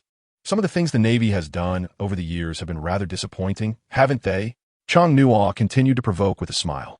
Oh dear, this really gives me a headache. I didn't expect this little guy to know so much. This is indeed a bit awkward. Akiji continued to maintain his initially lazy demeanor, but looked at Chong Nua with a serious gaze. These were supposed to be Navy secrets, yet this 15 or 16-year-old kid knew all about them. Akiji's previous predictions about Chong Nua were becoming increasingly clear. I didn't intend to use this information to blackmail the Navy headquarters. I just want the Navy to give an account of what happened on Bartolaro Island in the kingdom of Truro.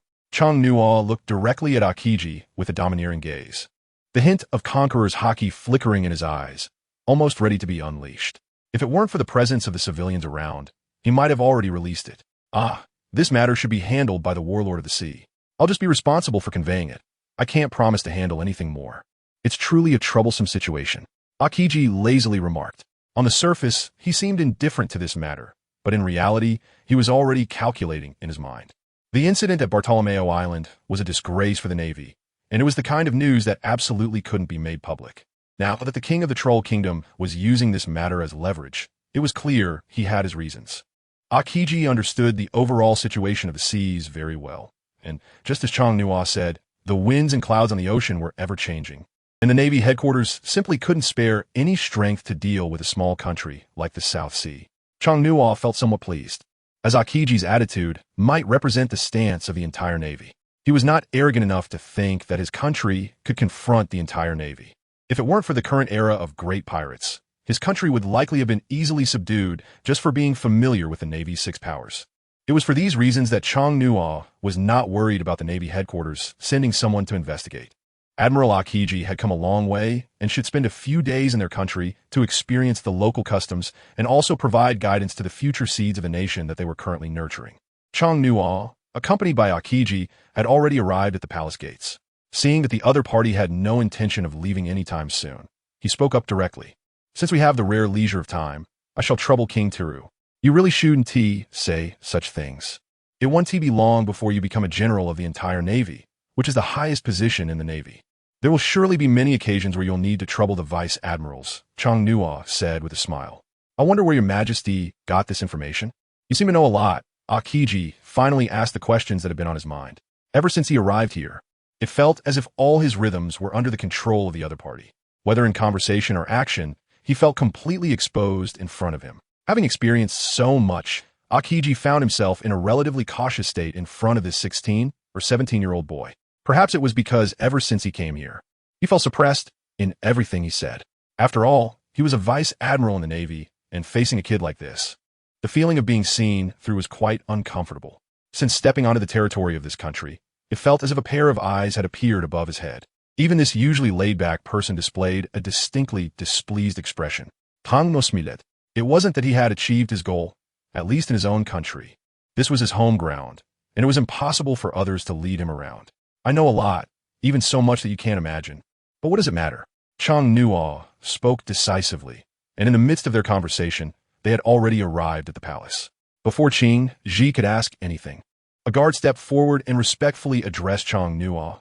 "Your Majesty, Jun and the captain have already led the army to attack the capital of the Royal Kingdom. The captain has sent a message asking whether we should charge directly in or proceed differently." "Oh, it's already happening so quickly," Chong Nuo said, looking at the guard. He then turned to Qing Ji and asked, "General Qing Ji, are you interested in going over to observe?" "I have no objections. It wouldn't hurt to take a look," Qing Ji replied. After all, his purpose for coming here was to investigate the situation regarding the troops of the true kingdom, and the battlefield was indeed the best place to witness it. Chong Nuo told the nearby guard, "Inform Jun and the captain to wait. I will bring our Navy headquarters vice admiral to observe." In fact, these matters had long been arranged. If Jun wanted to inquire about these issues, he could simply use the telephone worm to consult directly, and there was no need for a middleman to relay messages. No one could figure out what exactly their king was plotting. They were already assured of victory against the Royal Kingdom, with no possibility of any crisis arising. However, Chong Nuo had his own thoughts. Initially, when he didn't know that Qing Ji was coming to investigate, he had already considered countless ways to deal with the situation. He was most reluctant to face Akainu, but he also believed that the Navy headquarters would never send that guy over. The journey from here to the capital of the Royal Kingdom would take at least 2 days by ship, even at the fastest speed. Yet, Jun had managed to reach the other side's capital in just 5 days, and along the way, they encountered almost no resistance from the Royal Kingdom soldiers. Thus, they naturally and smoothly reached their destination. In fact, if they wanted to, they could have charged straight into the royal city of the Royal Kingdom with little effort. Among the dozens of countries in the South Sea, the Royal Kingdom's strength was not too weak. While it wasn't exceptional, it still had some commendable aspects. This time, Chong Nuo had almost brought the senior officials of his country along primarily to witness the situation. As the national ship set sail, Jun and the others were already waiting to directly reach the capital of the Royal Kingdom. The total number of troops sent by the true kingdom to attack the Royal Kingdom was about 10,000. The opposing country had a much larger population and military force than they did. The difference was that since the new king took office in the Royal Kingdom, he had faced opposition from nearly all his citizens, including the military, who lived under constant cutbacks. After seeing the living conditions in the true kingdom, even the Royal Kingdom's larger army showed almost no resistance. They opened the city gates wherever the true kingdom's forces went and even welcomed them in many places. Thus, throughout the entire process, Jun and his men reached the capital of the Royal Kingdom without any issues. 2 days later, when Chong Nuo and Qing Ji appeared, they witnessed a rather astonishing scene on the city wall. To everyone's surprise, the figures standing atop the wall were not soldiers, but mostly pirates. They were using the citizens of the city as shields to prevent Jun and his forces from entering. However, there were no signs of battle outside the city gates. It could be said that not a single soldier from Jun's army had been lost from start to finish. In the 5 years since the new king of the Roya kingdom took office, the damage inflicted on the entire kingdom could hardly be described in words. The national ship arrived at the capital of the Roya kingdom. Upon seeing the scene on the city wall, Chang Nuo surprisingly smiled. What do you think about this situation? General Qing, Ji? Chang Nuo asked with a smile. Your Majesty, most of the troops in the city have been controlled, but the number of pirates inside is likely beyond our imagination. Jun, standing next to Chang Nuo, said, What is going on? Why are there so many pirates in the Roya kingdom? Your Majesty, this is related to the king of the Roya kingdom. Most of these pirates came from the West Sea, and the total number of pirates is nearly 8,000, with only 2 pirate crews, including some quite powerful individuals. When they initially came to our kingdom, they decided that if they could conquer the true kingdom, then all the treasures in our royal palace will be given to these pirates. That is why so many pirates are helping the Roya kingdom. Jun said with a furrowed brow. What does General Qing, Ji, think about this matter? Chang Nuo asked again. Oh dear, I say, King of True. Don't ask me about such matters. I'm just here to observe and be lending a hand. Qing, Ji replied lazily. Are you ready? Chang Nuo glanced at Jun and asked. The other party immediately understood, a mischievous smile appearing at the corner of his mouth. After such great effort, having finally brought Vice Admiral Akiji from the Navy headquarters here, it was naturally not just to have him come and watch. Since everything was already prepared, it couldn't be so easily dismissed. Vice Admiral Akiji, although I don't expect you to take action this time, there is one thing I would like to trouble you with. With so many pirates in the city, I wonder if you could use your strength to break down the city gate? Chang Nuo said. This could be a troublesome matter if our marshal finds out. It wouldn't be good. Akiji said lazily. Misunderstanding, I didn't say to hurt anyone. I just want you to help break down the opponent's city gate. This should be no big deal for you, right? Chang Nuo said again. Given your strength, opening a city gate shouldn't take much effort, right? Akiji wasn't foolish, but he didn't realize where the issue lay. He just felt that this little guy in front of him seemed to have a knack for getting him into trouble. Seeing Akiji still hesitating, Chang Nuo turned to Jun and instructed in a deep voice to spare no effort in capturing the kingdom of Roya. At that time, all the pirates should not be left alive. They must all be killed. Your Majesty, those civilians' war inevitably comes with losses. If Vice Admiral Akiji is unwilling, we can only proceed this way. Chang Nuo said with a sorrowful expression.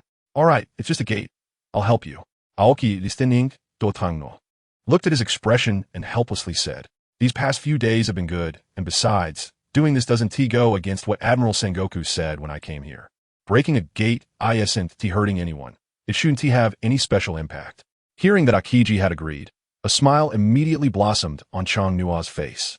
Then he directly exchanged a knowing look with Jun, who began to slowly retreat. Just as Akiji was about to take action, a few people not far from them were using a den mushi to communicate with him. It's no wonder he could become a great admiral. Akiji casually pressed down on the ground, and instantly frost began to spread toward the gate. However, they were about 100 meters away from the gate. But this distance was no problem for someone about to become an admiral. In an instant, the entire gate of the Roya capital was completely frozen. When the ice shattered, nothing could stop the people of the Truro kingdom. Of course, at the moment the gate broke, over 100 members of the King's Guard, who were using moonwalk, along with many others moving quickly, all rushed to the city wall in an instant. The civilians who had been taken hostage were also rescued in an instant. As for the pirates, not a single one on the city wall managed to survive. However, every scene was recorded by the Den Mushi. This was Chang Nuo's plan. Early the next morning, the report seagulls had already begun sending news about the situation of the day before. Moreover, it occupied the front page of the newspaper. The South Sea Roya Kingdom was occupied by pirates. The Navy headquarters Vice Admiral, in collaboration with the Truro Kingdom, rescued the Roya Kingdom, which instantly piqued everyone's curiosity. The key moment was when Akiji used his ability to break open the gate of the Roya capital. A full photo of that scene was prominently displayed on the newspaper. Whether it was the headline or the content within, along with the photos, everything proved the authenticity of the event, especially that photo of pirates taking civilians hostage, which further highlighted the reality of the situation. The reason Long Nuo is doing this is to establish a prerequisite for himself to occupy the kingdom of Roya. First of all, the pirates took over the kingdom of Roya, and their purpose in attacking the kingdom was merely to rescue the people here. The appearance and actions of Akiji further added to the authenticity of this matter. After all, a vice admiral from the Navy headquarters is the best proof of this. Witnesses, physical evidence, and factual experiences are all presented here. Even though the kingdom of Roya has now become the territory of the kingdom of True, no one from the outside would dare to voice any objections. Even the world government cannot hold a contrary opinion on this matter. Chong-Nuo just wants the whole world to know. Otherwise, at the very beginning, he could have already led people to directly invade the capital of the Roya kingdom. Staying for such a long time was just to wait for the emergence of this plan. Chong-Nuo has good reason to believe in his judgment. Even if the Navy headquarters sends anyone over, the final outcome will not change at all. Even the most difficult to negotiate, Akainu, could be much more complex than Akiji, or perhaps even more agreeable. As someone who upholds absolute justice within the Navy, Akainu would never allow pirates to threaten him in this way. Now that all the goals have been achieved, Akiji is completely unaware that he has been used by others. Rasta, count how many berries are currently in the entire royal palace of the Roya kingdom. Use all of them for the people of the Roya kingdom when the time comes. Chong-Nuo shouted directly to Rasta as he entered the city gates. The key point is that the royal capital has not yet been taken, and he has already started planning how to distribute the spoils. Even the usually laid-back Akiji looked at Chong-Nuo with contempt. Rasta elegantly walked ahead, pushed up his glasses, and said gentlemanly, "Don't worry, my lord. As for such matters, I am quite willing to take care of them. The royal capital is now a must-win, and there seem to be no obstacles left. As for those devil fruit users in the Roya royal city, June and your side are responsible for capturing them all. And they must all be alive. I have great use for them later," Chong-Nuo said to June. "Yes, my lord. What do you want those devil fruit users for?" Akiji asked curiously. "Of course, to execute them. These people have already caused me to lose several soldiers, so they naturally need to pay the price they deserve." Chong-Nuo replied directly. He just didn't mention the purpose behind this action. In this world, the number of people with devil fruit powers is truly countless. Although no one knows where these devil fruits come from, Chong-Nuo can at least do one thing now. Control the location where slain devil fruit user S-fruit will appear. Ever since gaining spatial abilities, Chong-Nuo has been able to control a spatial barrier. Although the area is not very large, it is entirely sufficient overall. Akiji looked at the young boy beside him, who at the age of 16 has already achieved such means, which is quite astonishing. He estimates that when this boy sees the newspaper, he will probably go crazy. Akiji appeared in the Roya kingdom and saw the combat style of the troops from the True Kingdom. What shocked him the most was that these people trained primarily using the Navy's 6 powers. Moreover, their teamwork in battle is much stricter than that of the Navy. It is hard for Akiji to imagine how a broken country could develop to such a degree in just 2 or 3 years. What will this little guy become when he grows up? His curiosity is also the main reason he has been following Chong-Nuo. Wanted to understand how Chong-Nuo knows so much about the Navy headquarters and the New World. The citizens of the Roya Kingdom did not resist as imagined, especially those in the royal city, some of whom were even dancing with joy, celebrating Chong-Nuo's arrival with the army to liberate them. After all, he had spent a lot of resources to prepare for this, creating pamphlets for the True Kingdom to let each of them understand the benefits they could enjoy as citizens of the True Kingdom. Although the Roya Kingdom does not belong to the world government, in some ways, the world government is still very concerned about the situation in the South Sea. If the True Kingdom merges with the Roya Kingdom this time, it could become the largest country in the entire South Sea region in one fell swoop. However, considering the current state of the Roya Kingdom, it is hard to say how long it will take to recover. At least to reach the current state of the True Kingdom would take at least 2 years or more, mainly due to its larger population and land area compared to the True Kingdom. "Mr. Akiji, I wonder what you think of my True Kingdom's guards today?" As Chong-Nuo walked, he looked at Akiji and asked, "In this city of the Roya Kingdom, it feels as if we're in our own country." Without any sense of discomfort, Akiji was taken aback. He didn't expect this little guy to ask such a question. Indeed, he was originally here to investigate the situation regarding the army of the True Kingdom, and this discovery had already surprised him. The Navy's Rokushiki techniques seem to be used more skillfully here, and the training methods appear to be more effective compared to those in the Navy. After a moment's thought, Akiji casually said, "It's pretty good. I hope you can maintain the peace here and ensure that there are no more pirates in the South China Sea. That would be your greatest achievement. You can rest assured about that. At least within the realm I oversee, such situations won't occur," Chong-Nuo replied. "Oh dear, with such a complicated situation this time, how should I report back to the Navy headquarters?" Akiji said with a troubled expression. "What good would it do to simply tell the truth?" Chong-Nuo asked curiously. "Didn't you say before that now you've merged the Roya Kingdom into the True Kingdom? The world government will definitely send people to observe you, and the CP agents you know will likely come to your country as well, Akiji explained. Is that what you're worried about? There's no need to be so concerned. At least in our South China Sea country, there's nothing that would attract the world government's attention. In the end, they just want us to join the world government. If there are no special circumstances, joining is fine. After all, it won't cause any loss to our country. Chang Nuo smiled and said, I remember what you said a couple of days ago was not like this.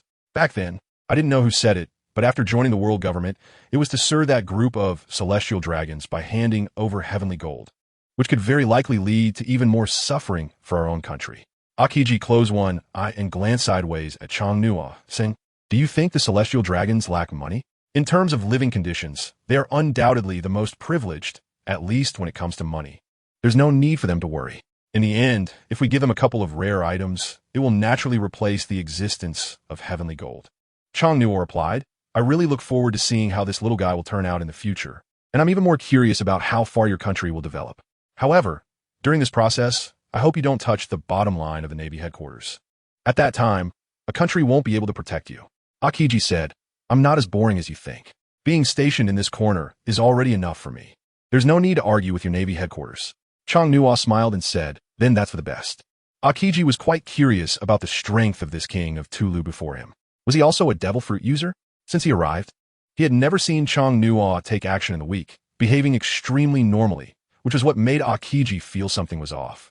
Unknowingly, the two had been following the army and had now reached the front of the royal palace of the Roya Kingdom.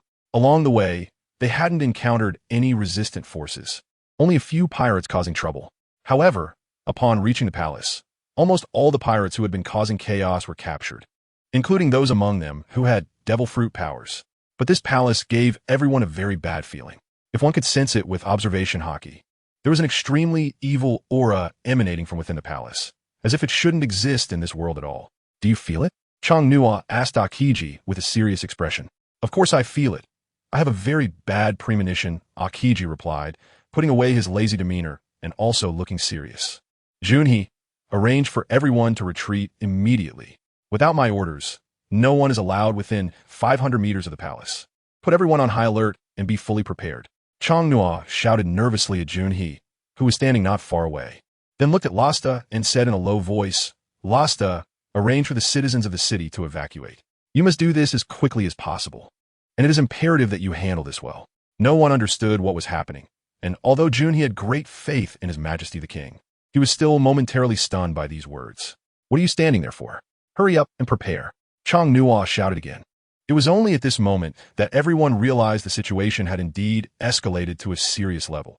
This was a state of first-level combat readiness, which had not even been ordered during the attack on the Kingdom of Roya. Even Akiji, as a naval officer, felt a sense of fear from his observation hockey.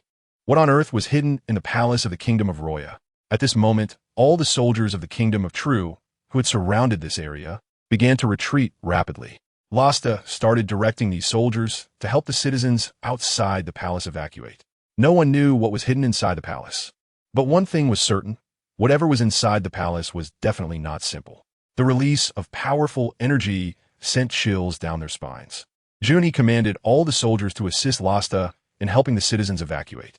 However, at that moment, a blue smoke began to emanate from the palace, spreading out in large clouds, and everyone inside the palace started to rush out desperately. Akiji, have you seen anything? Chang Nuo asked with a serious expression.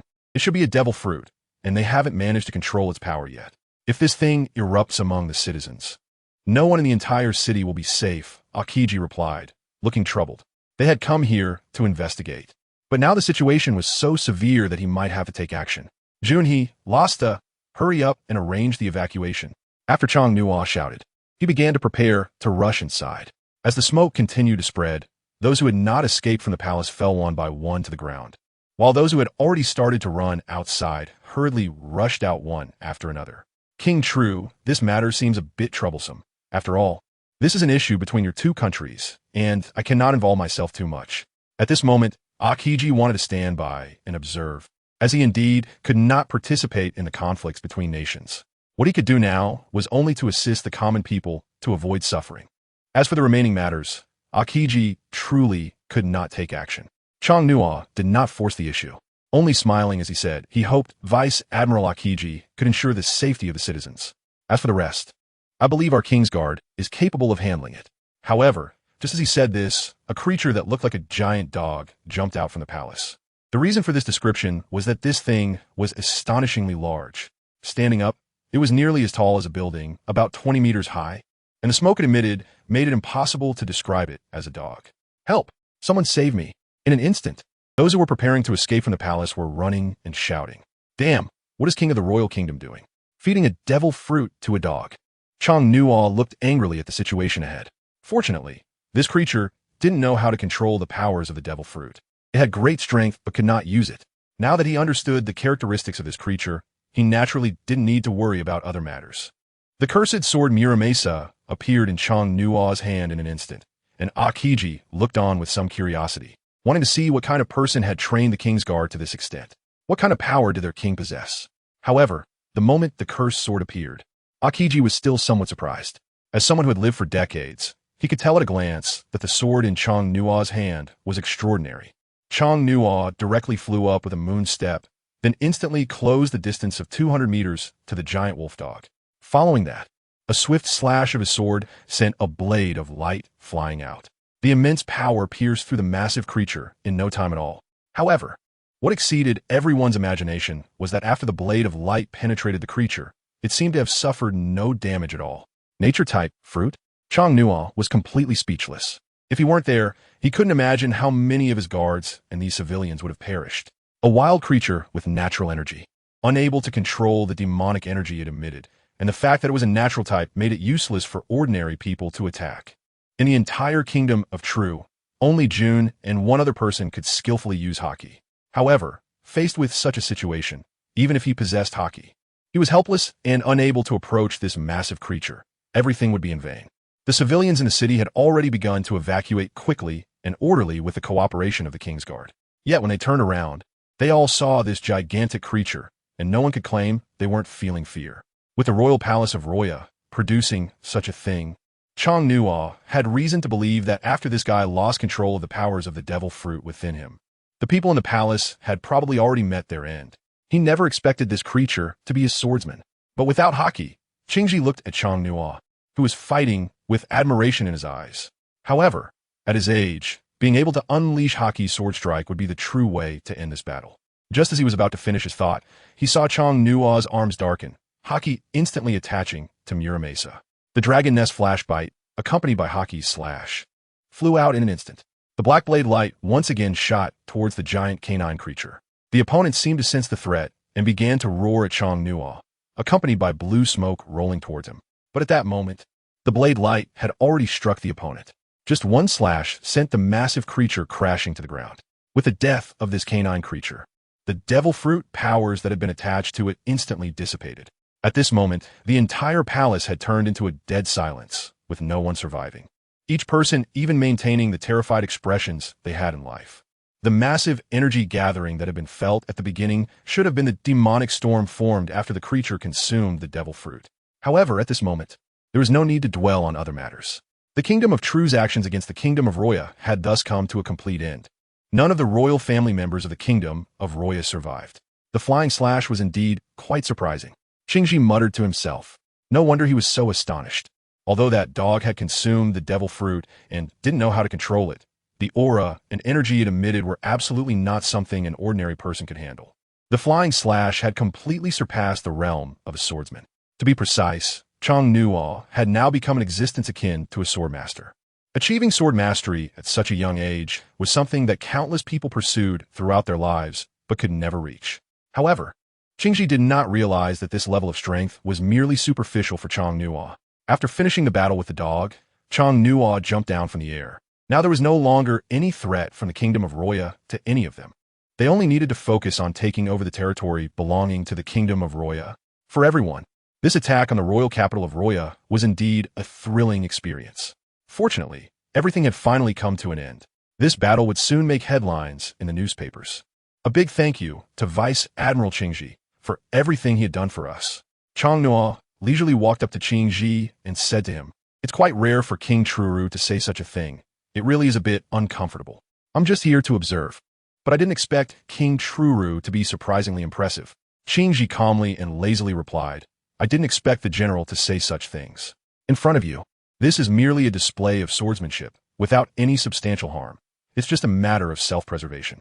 Chang Nuo smiled and said, Your Majesty, now that the matters in the palace have been resolved, do the citizens in the city still need to retreat? Junie stepped forward respectfully and asked Chang Nuo, Not for now. You and Lostar should next assess how many indigenous people there are in the Kingdom of Roya. Follow the format of the Kingdom of Truru, and make sure to be precise down to the number of people and households in each family. Also, look into their living conditions and current situation. In the future, they will be our own citizens, so we should not hold any bias against them, Chang Nuo said. Understood, Your Majesty. Now you should also handle the affairs of your own country. I have learned everything I came here to understand, so I will not continue to disturb you. It's time for me to return to my naval headquarters to report on this trip. Qing Ji also stepped forward and said, No matter what, the other party is the ruler of a nation, and Admiral Green Bull should maintain the appropriate attitude and understanding. Why rush? It's rare for Admiral Green Bull to visit our Kingdom of Truro, so let him rest for a few more days. We should also fulfill our duties as hosts and treat the Admiral well. After all, your presence here this time has helped us quite a bit. Chang Nuo said with a smile. There's no need for that. This place is a hotbed of trouble right now. So it's better for both of us if you leave quickly. Qing Ji continued. As he spoke, Qing Ji was already preparing to leave, not giving Chang Nuo any chance at all. Now that what needed to be understood has been understood, he could return with an explanation, at least completing the task. Watching Qing Ji's departing figure, Chang Nuo revealed a triumphant smile. The real show is still to come. This is just the beginning. Rasta, Vice Admiral Qing Ji has come to our true kingdom to assist us in rescuing the Kingdom of Roya. So we must do a good job promoting this to inform others of our friendly relationship with the Navy, Chang Nuo said to Rasta, who was standing beside him. Rest assured, Your Majesty, everything has already been arranged, and there will definitely be no issues, Rasta said, adjusting his glasses. Let's go take a look at the luxurious palace of the Kingdom of Roya. Who knows, we might move our position here in the future, and it seems quite nice. Chang Nuo walked ahead, looking at the palace entrance still littered with corpses. The level of luxury here was many times better than where he currently lived. Your Majesty, should we wait for us to clean the palace first? Lasta said, Is it necessary to care about such things?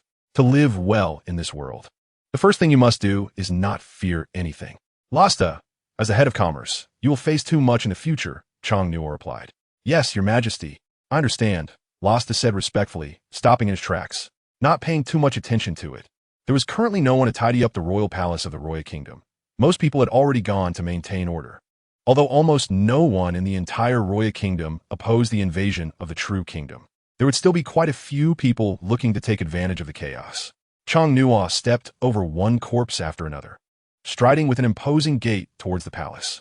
Here, every step taken could only be described as luxurious. For the impoverished land of the Roya Kingdom, building such a palace must have required the hard work of countless citizens. The highest point of the palace stands nearly 100 meters tall, with an exterior reminiscent of European architectural styles, featuring striking columns that leave one in awe, just stepping through the palace gates. The marble floor is laid out in a way that even an untrained eye could appreciate its exorbitance.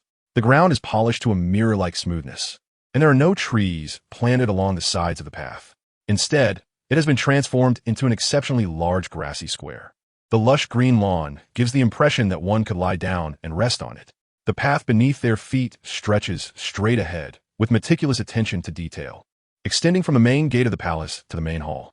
This distance is at least 300 meters, and, along the way, the remains of corpses, a result of the demonic powers unleashed by a large dog earlier, almost cover the entire path. No one has counted how many people there are, but there are certainly at least 1,000. The sight of so many bodies has lost its shock value, at least for Chang Nuo. Perhaps he has begun to gradually adapt to such an environment. After all, in this world, these are things that must be faced often. Compassion is something he cannot afford to have. Thus, he continues to step over the corpses, slowly making his way toward the main hall of the palace, while Lasta and a few others follow behind. If it weren't for the presence of so many bodies, the scenery of this palace would be nearly perfect. Even with so many lying on the ground, it hardly detracts from its aesthetic appeal. However, upon entering the palace, the opulence within leaves everyone speechless. The same circular dome looms above, but at least 50 meters high, within the expansive hall. Even the sound of breathing begins to echo. The throne at the top of the hall is undoubtedly reserved for the King of Roya. The golden seat is clearly made of pure gold. with a massive red gem embedded at the top, nearly 2 meters wide, easily accommodating 2 or 3 people. The walls on both sides of the palace, including the columns, are adorned with gold. Just the decorations in this main hall would likely cost billions of berry. It's simply unimaginable. As a country with a vast land area, the Roya Kingdom has its citizens living in dire conditions, making it hard to fathom the extent of the king's extravagance. Inside this hall, there are no corpses. They must have all fled, making the atmosphere particularly elegant and luxurious. The dome at the top of the palace is entirely made of glass, allowing light to shine down and making the palace appear resplendent. Your Majesty, this place is truly breathtaking, Lasta exclaimed, looking completely awestruck. These things must have been built on the blood and flesh of countless people. It's quite astonishing. But now I am more curious about one thing. How much wealth is actually contained in this king's treasury? Chong-Nuo smiled as he spoke. My subordinates will quickly tally it up and present it to your Majesty, Lasta replied. What do you think about relocating the palace to this place in the future? Chong-Nuo asked. It's not impossible, but the two locations are quite far apart. I think our current location at the true royal palace is better. The South Niwa port has already been established and improved, and all commerce is starting to concentrate there. Compared to this place, it's just not as convenient, Lasta said. You have a point. It's a shame to waste such a good building, Chong-Nuo said with a slight sigh. The commercial plans I laid out before should be implemented in this area as soon as possible. After staying here for 2 days, we need to hurry back and outline the plans for the future. I don't expect cities like Jiro and Gu-Songli to become like our current location within 2 years. But at the very least, we need to resolve all issues regarding the citizens' livelihoods within 2 years. As for what to do next, that is something you must consider. Before we head back, make sure to provide me with a plan. You are not just the treasury of the nation. More importantly, you are the guardian of the citizens' lives. Chong-Nuo spoke to Lashta with a calm and expressionless demeanor. However, upon hearing this, Lashta's face showed caution, while his heart was filled with excitement and other emotional expressions. This was a major project, and even Lashta had to treat it with seriousness.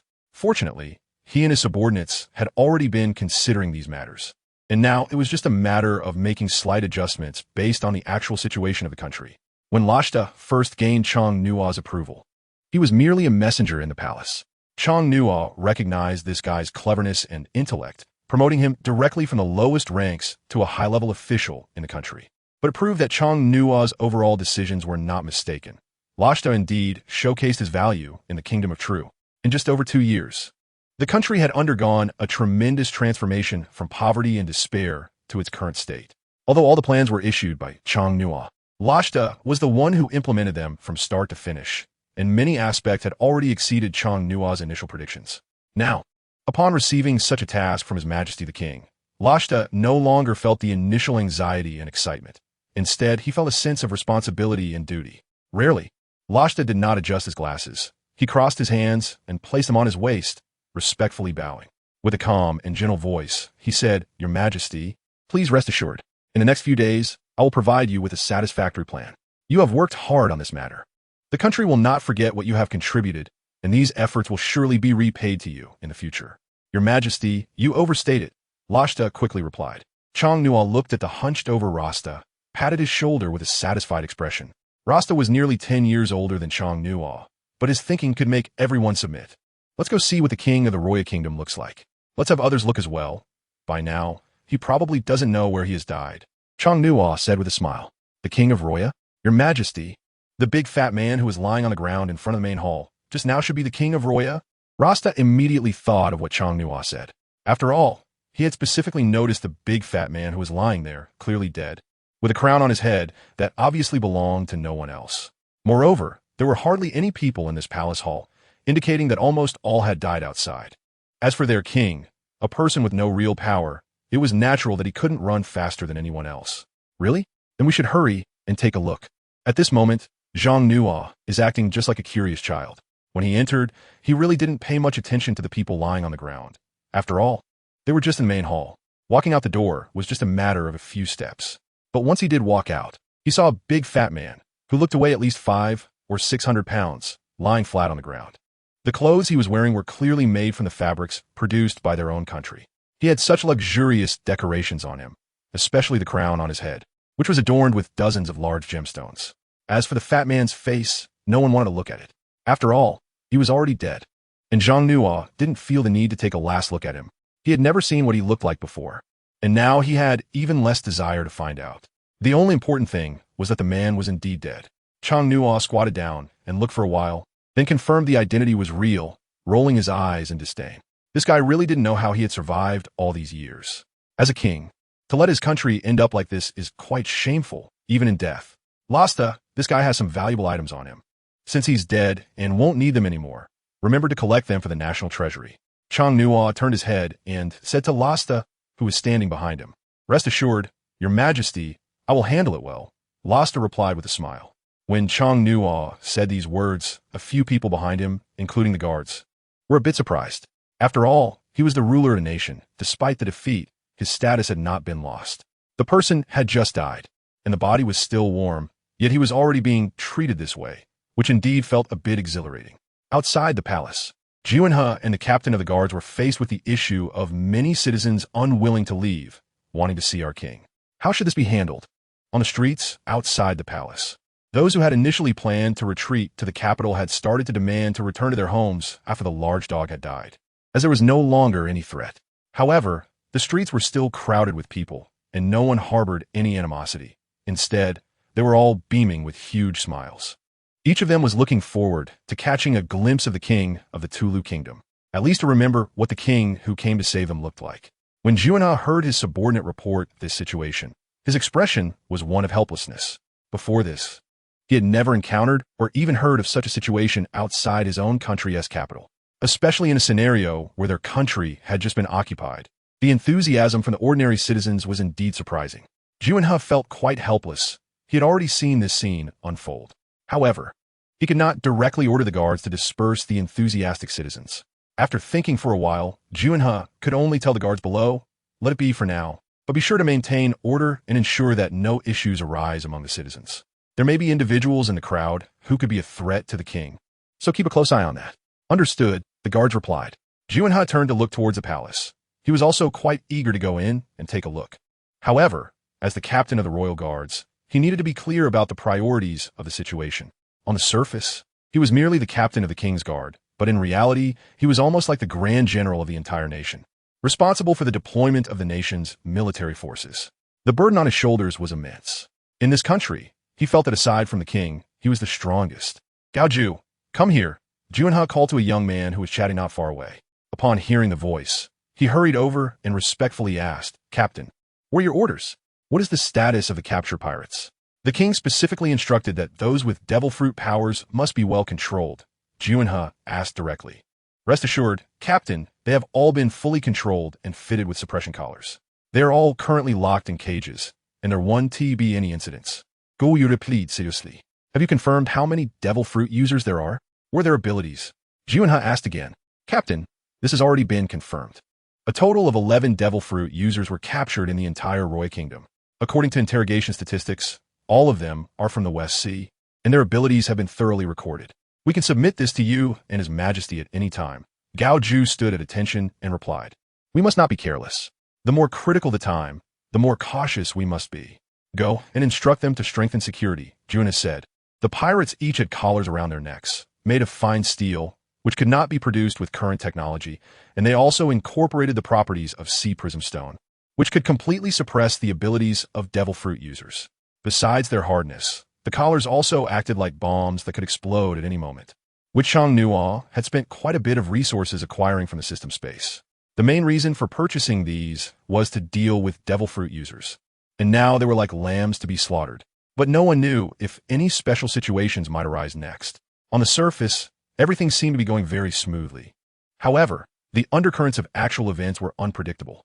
The Roya Kingdom was different from the previous Tulu Kingdom. There were already many nobles in this country, and they were mostly trusted by the king, often exploiting and mistreating the common people.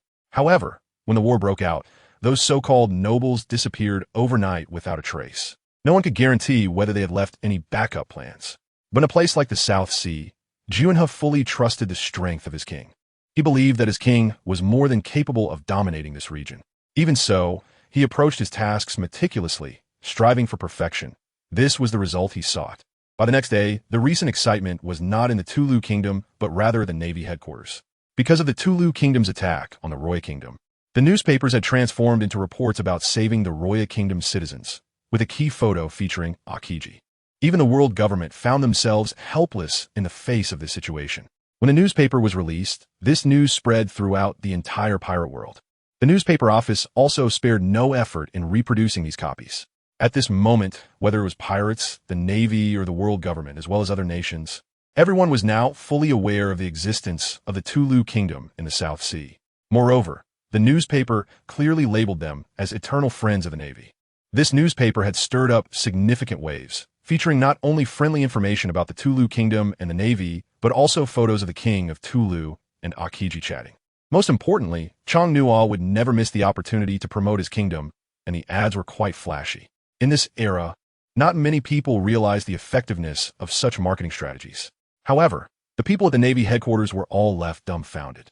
Akiji had not yet returned to the Navy headquarters, but his transponder snail had already rung countless times. At the Navy headquarters, a laugh seemed to be unending as Carp looked at Sengoku. The moment he saw the newspaper, he couldn't help but laugh. "Carp, you bastard, can you stop laughing? Aren't you supposed to be going back to your hometown in the East Blue? Hurry up and get out of here. I don't want to see you again." Sengoku shouted angrily. However, Carp appeared unfazed, continuing to laugh and eat, with the newspaper prominently displaying the photos of Chong-Nuo and Akiji. "I never expected that we old guys would be played around by a little king this time, rescuing a nation controlled by pirates. And our Navy's future admiral was also involved. That little guy has played a brilliant hand, and now even the world government must be having headaches. Even so, they can't say a word," Kapu said with a smile, but he also admired the other party's cunning. Occupying a country without being criticized by everyone from the outside is truly a masterful tactic. The key is that once this newspaper is published, the naval headquarters will be equivalent to having an agreement with the Kingdom of Truru, and the naval rear admiral's involvement in this war is inevitable. No matter how you look at it, the naval headquarters cannot escape this incident. "Kapu, what do you think we should do now?" Sengoku said, still somewhat angrily. "Before I left, I specifically instructed Akiji not to participate in the battle between the two countries under any circumstances. But look at the current situation. It's already so clearly announced. What use is there in pursuing these matters now? Rather, we should see what that little king really wants to do. I believe this incident is definitely not a coincidence. It seems like a grand chess game that we are all being drawn into," Kapu said. However, for Chong-Nuo, when he initially went to Rod Town without restricting his subordinates from using their abilities, his original intention was to have the Navy casually send someone over to prove the friendly relationship between his country and the naval headquarters. But now, although the situation has undergone a qualitative change, the final outcome is still what they wanted to see. This war between the two countries has even pushed the matter to a climax. As a result, the entire naval base is currently in a headache, and this is the last thing they want to see. The naval headquarters adheres to absolute justice, not favoring any country or faction, but now, with this incident, the scale of this so-called absolute justice has begun to tilt. Regardless, this incident has a significant impact on the Navy, yet they are helpless. After all, the age of great pirates has already arrived, and all major forces at sea have gradually merged. Moreover, the era of pirates has now reached its peak. The Navy is already overwhelmed dealing with these pirates, let alone handling a distant kingdom of Truru. The South Sea itself is the weakest among the four major seas. Even if such an incident occurs, the naval headquarters can only suppress the matter. However, in the office of Admiral Sengoku at the naval headquarters, Kapu and Sengoku exchange glances, both likely feeling an unspeakable bitterness in their hearts. Kapu didn't care much, but Sengoku was indeed in a tough spot. As a wise strategist, he currently had no good solutions. "I'll head back tomorrow. This matter shouldn't have too much impact on the Navy. I believe the King of Truru won't take any excessive actions. Once the pirate situation stabilizes, we can deal with this matter then," Kapu said. "It can only be that way," Sengoku replied.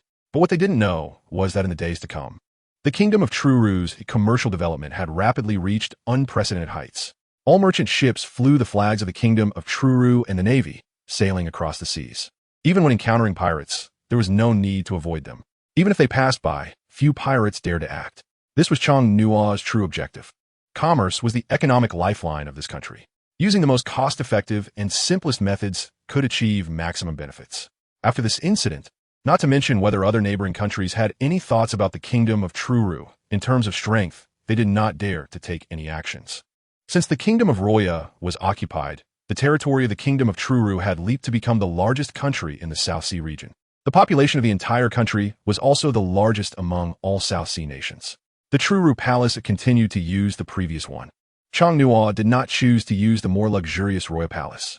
Instead, he chose to dismantle that place, putting all valuable items into the palace treasury. If they were to use the original Roya Kingdom's palace, not to mention the possibility of being criticized by those with ulterior motives, the current items held no benefits for them either. The Truru Palace was close to the coast, and the royal city had become the economic development core of the entire Kingdom of Truru. These things could not simply be discarded. Chong-Nuo did not share the same thoughts as King Roya. Having such extravagant living quarters was completely useless. Rather than this, it would be better to improve the country's economy. However, most kings do not consider such matters, or they simply lack this concept altogether. They hardly cherish the throne passed down to them. Otherwise, their countries would not have fallen into such poverty and despair. A month after this matter concluded, the True Palace welcomed its first major conference. This conference had a large number of participants, around 100 people. The True Kingdom also began to plan its own special reforms. Early in the morning, the entire outer area of the palace was already filled with people, mostly common folk, along with guards maintaining order. After the Roya Kingdom became the True Kingdom, all the citizens were looking forward to this meeting, as it would be a moment that could change their fate. Not only the Roya citizens, but the original True citizens also placed great importance on it. Many even traveled great distances just to learn about the content of this conference firsthand. Such a grand occasion was something that no country in the pirate world could ever witness. The crowd of commoners outside continued to grow, with more and more people coming this way. Chong-Nuo, who was inside the palace, was naturally aware of what was happening outside, but overall, he felt somewhat helpless. However, before the conference began, he had already arranged for a nationwide broadcast. Yet, there were not many people standing in front of the broadcast station. He was responsible for the security of this conference. He stood on the palace wall and shouted down to the crowd, "Everyone, I am He, the head of the King's Guard. His Majesty has ordered that no one should crowd here." Each area has a broadcast station set up, where you can directly see the live broadcast of this palace conference. Most of the commoners were unaware of the broadcast stations, which is why they were crowded at the palace entrance. After hearing this, He and the King's Guards began to explain. It took more than half an hour for the crowd to start dispersing slowly. As for those who still refused to leave, there was no choice but to set up another broadcast station in front of the palace. Unlike the live broadcast using phone bugs, these were items that Chong-Nuo purchased from the system space, ensuring enough stability. After all, they could not obtain the phone bugs capable of live broadcasting. Crucially, these devices needed to be cultivated from a young age, otherwise they could not be used at all. The large hall of the palace was now filled with tables and chairs, as the meeting was likely to be lengthy, and they would not be standing while discussing. Many unfamiliar faces appeared at this meeting, with Chong-Nuo presiding and Loster responsible for the content. They had discussed the matters for several days, so it was natural to proceed slowly. Everyone sitting here was focused and maintaining a high level of enthusiasm. They did not chat among themselves, and there was even no eye contact. They were all awaiting Chong-Nuo's arrival to officially start the new journey of the nation. The meeting was scheduled to start at 8 a.m., and both inside and outside the palace were tightly secured by the King's Guards. Additionally, since the True Kingdom had recently been making headlines, even newspapers from a new world had sent people to search for hot news. Chong-Nuo's residence. "Your Majesty, the meeting is about to begin. Are you ready?" A servant outside the door called softly. Just as her words fell, Chong-Nuo opened the door, looking particularly different today. He wore a standard king's outfit, a white uniform with a light yellow shirt underneath, topped with a white bow tie, all looking perfectly tailored, making him appear quite elegant at this moment. He wore a golden crown on his head, without any gemstones embedded, yet it exuded a refined and graceful aura. "Is everyone already here?" As soon as Chong-Nuo opened the door, he directly asked the maid who was bowing and greeting, "Your Majesty, the guests have already arrived and are currently waiting for you." The maid replied, "Not only have they arrived, but those people started heading over as early as 6 a.m., even before dawn, and have been sitting there waiting for the meeting to begin." Listening to what the servant said, Chong-Nuo slightly nodded, then took out a stack of paper from the room, which looked about as thick as a book. "Let's take this with us and head over." Chong-Nuo handed the documents in his hand directly to the maid, and then calmly said. This meeting was quite significant for Chong-Nuo as well, given that it involved the future planning of the country, and such opportunities do not come by often. Now that the initial stabilization of the country has been completed, The next step is to fully develop the economy. As long as the money comes in, the rest will be manageable. Outside, whether it was the live broadcast venue in the royal city or in the former royal kingdom, every city in front of the live broadcast platform was already crowded with people, all protected by the military to prevent damage from overcrowding. All the citizens set aside their tasks and rushed to the live broadcast platform to watch, eager to know what benefits they would receive next. The key was that although every location was somewhat crowded, it was surprisingly quiet, with no one arguing over being in the front or back. Moreover, the live broadcast content began before 6 a.m., starting from the initially empty palace hall to the point where it was filled with people, all waiting for the meeting to begin. The citizens were filled with anxious feelings, as they were unsure what benefits this would bring to them. However, after nearly a month of promotion, everyone was already clear that the content of the meeting primarily targeted the future direction of the country. The king has arrived. In everyone's eyes, Chong-Nuo, dressed in royal attire, walked into the palace hall with an aura that commanded respect, causing all the citizens to cheer. For many, it was the first time seeing their king. Although he was very young, no one underestimated him. As soon as Chong-Nuo appeared in the palace hall, everyone stood up and bowed respectfully. When he reached his position, Chong-Nuo smiled and said, "Please rise. Today's content is a bit lengthy, and this is a meeting open to all citizens of our country. I hope everyone can refrain from unnecessary talk. All decision-making in this meeting must be completed within the agreed time frame." "Yes, Your Majesty, we will certainly adhere to the principles of this meeting," Loster respectfully replied.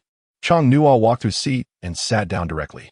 At the very front of the hall, there was a camera, which was much more useful than a phone bug. It not only presented high-definition images, but also synchronized sound, without worrying about being interfered with by anything. After Chong-Nuo sat down, the others also began to take their seats one after another, each person sitting upright with a serious expression on their faces. This time, it was a live conference aimed at the entire country, and any slight mistake could lead to criticism. Chong-Nuo is also doing this for the first time, but overall he appears much calmer and more composed. "Your Majesty, this is organized according to your request, summarizing the topics to be discussed in this meeting." Goji is playing the role of secretary this time, and looks very stylish. Dressed in a standard professional outfit, with her hair in a bun, wearing a white shirt on top, a fitted skirt paired with black stockings, and 5-centimeter high heels, she exudes a strong sense of elegance and professionalism. "Just put things down for now. You can sit aside and be ready to take notes," Chong-Nuo replied softly with a smile. "Yes, Your Majesty." Once Goji sat down, Chong-Nuo straightened his posture and adjusted his clothes, appearing more mature. After that, there was no need for him to say much. The people below had already started pushing the camera to the front, stopping about 5 meters away. Now, all the screens of the live broadcast outside displayed the image of their king. At this moment, no one spoke. It was quiet, and one could only hear the sounds of breathing and heartbeats. Chong-Nuo coughed a couple of times, then smiled and waved, greeting the citizens of the Kingdom of True. "Hello, everyone. There may still be many who do not know me. Let me introduce myself first. I am the king of the Kingdom of True, Genji Chong-Nuo, an ordinary person living in the same place as you. I am fortunate to become the king of this country, and even more fortunate to have you as my citizens. It is my honor and my responsibility. More than 2 years ago, when I became the king of this country, I had a single-minded thought to ensure that my people could live the prosperous lives they desire, at least to guarantee that you will no longer worry about food, no longer be troubled by the cold or heat, and not live in fear for your safety. As the King of True, today I am holding the first national live broadcast meeting of our Kingdom of True, with the purpose of letting you know what kind of life we can provide for you in the future and how we should go about it. Whether you are originally from the Kingdom of True or newly joined from the Kingdom of Roya, you will all share the same identity moving forward, that is, being a part of our big family in the Kingdom of True. It is you who grant us the rights, status, and honor. For this reason, we will all spare no effort in striving to create the living conditions that our Kingdom of True deserves. Therefore, I solemnly swear here that the well-being of the citizens will be our top priority in the Kingdom of True, and, as the king, I am willing to advance and retreat together with all of you. Of course, I also sincerely thank you for your expectations of us. If there are shortcomings in our future actions, I hope that the citizens in front of the live broadcast can provide timely corrections and feedback." After Chong-Nuo finished speaking, he nodded slightly while sitting in place to express his politeness. However, the others in the grand hall were already stunned into silence. Which king of a country would say such words, especially in front of the entire nation? They had no idea what the outside world was like right now. After the words of His Majesty the King fell, there was almost a collective silence across the nation, followed by an eruption of cheers from every live broadcast station. They were all calling out for their king, and many were moved to tears. It's no wonder they reacted this way, especially the citizens of the former Roya kingdom, who had endured inhumane treatment for so many years. Now, emerging from such a devilish life felt like entering paradise. Their own king was so amiable and willing to put them first, which was what truly moved everyone. The king personally communicated with them and introduced himself. Indeed, many had never seen their king before. But after this moment, Changnua's image was deeply etched into their minds. Such inspiring words moved not just the ordinary citizens.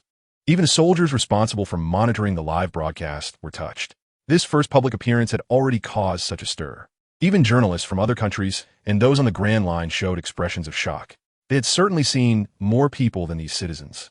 But one thing was for sure. Among so many nations, Changnua was undoubtedly the only king who could say such words. The journalists' cameras clicked away as they began to take photos. Additionally, others were continuously communicating with their headquarters via their phones. However, after Changnua finished speaking, the photographers began to retreat quickly with their cameras, refocusing the footage on the entire palace hall. With the king's initial speech, the formal start of the meeting was completely confirmed. The solemn and serious scene made everyone watching quiet down, fearing they might miss something important if they didn't listen carefully. Once all emotions were settled, the formal proceedings of the meeting finally began in the Grand Hall. This was the first national meeting of the true kingdom. I will first introduce the meeting and its rules. First, leading this meeting is our great king of True. A total of 176 people are participating in the meeting, and all the contents of the meeting will be live-streamed to the entire citizens of the True Kingdom. The upcoming discussions will revolve around comprehensive topics. Before the topics arise, everyone must remain silent. Lostar stood up and spoke loudly, directing his gaze at everyone. As the host of this meeting, he certainly had the right to say such words. No one sitting there spoke. They understood the rules without needing to be told. However, attending such a formal meeting for the first time inevitably made some feel excited and uneasy.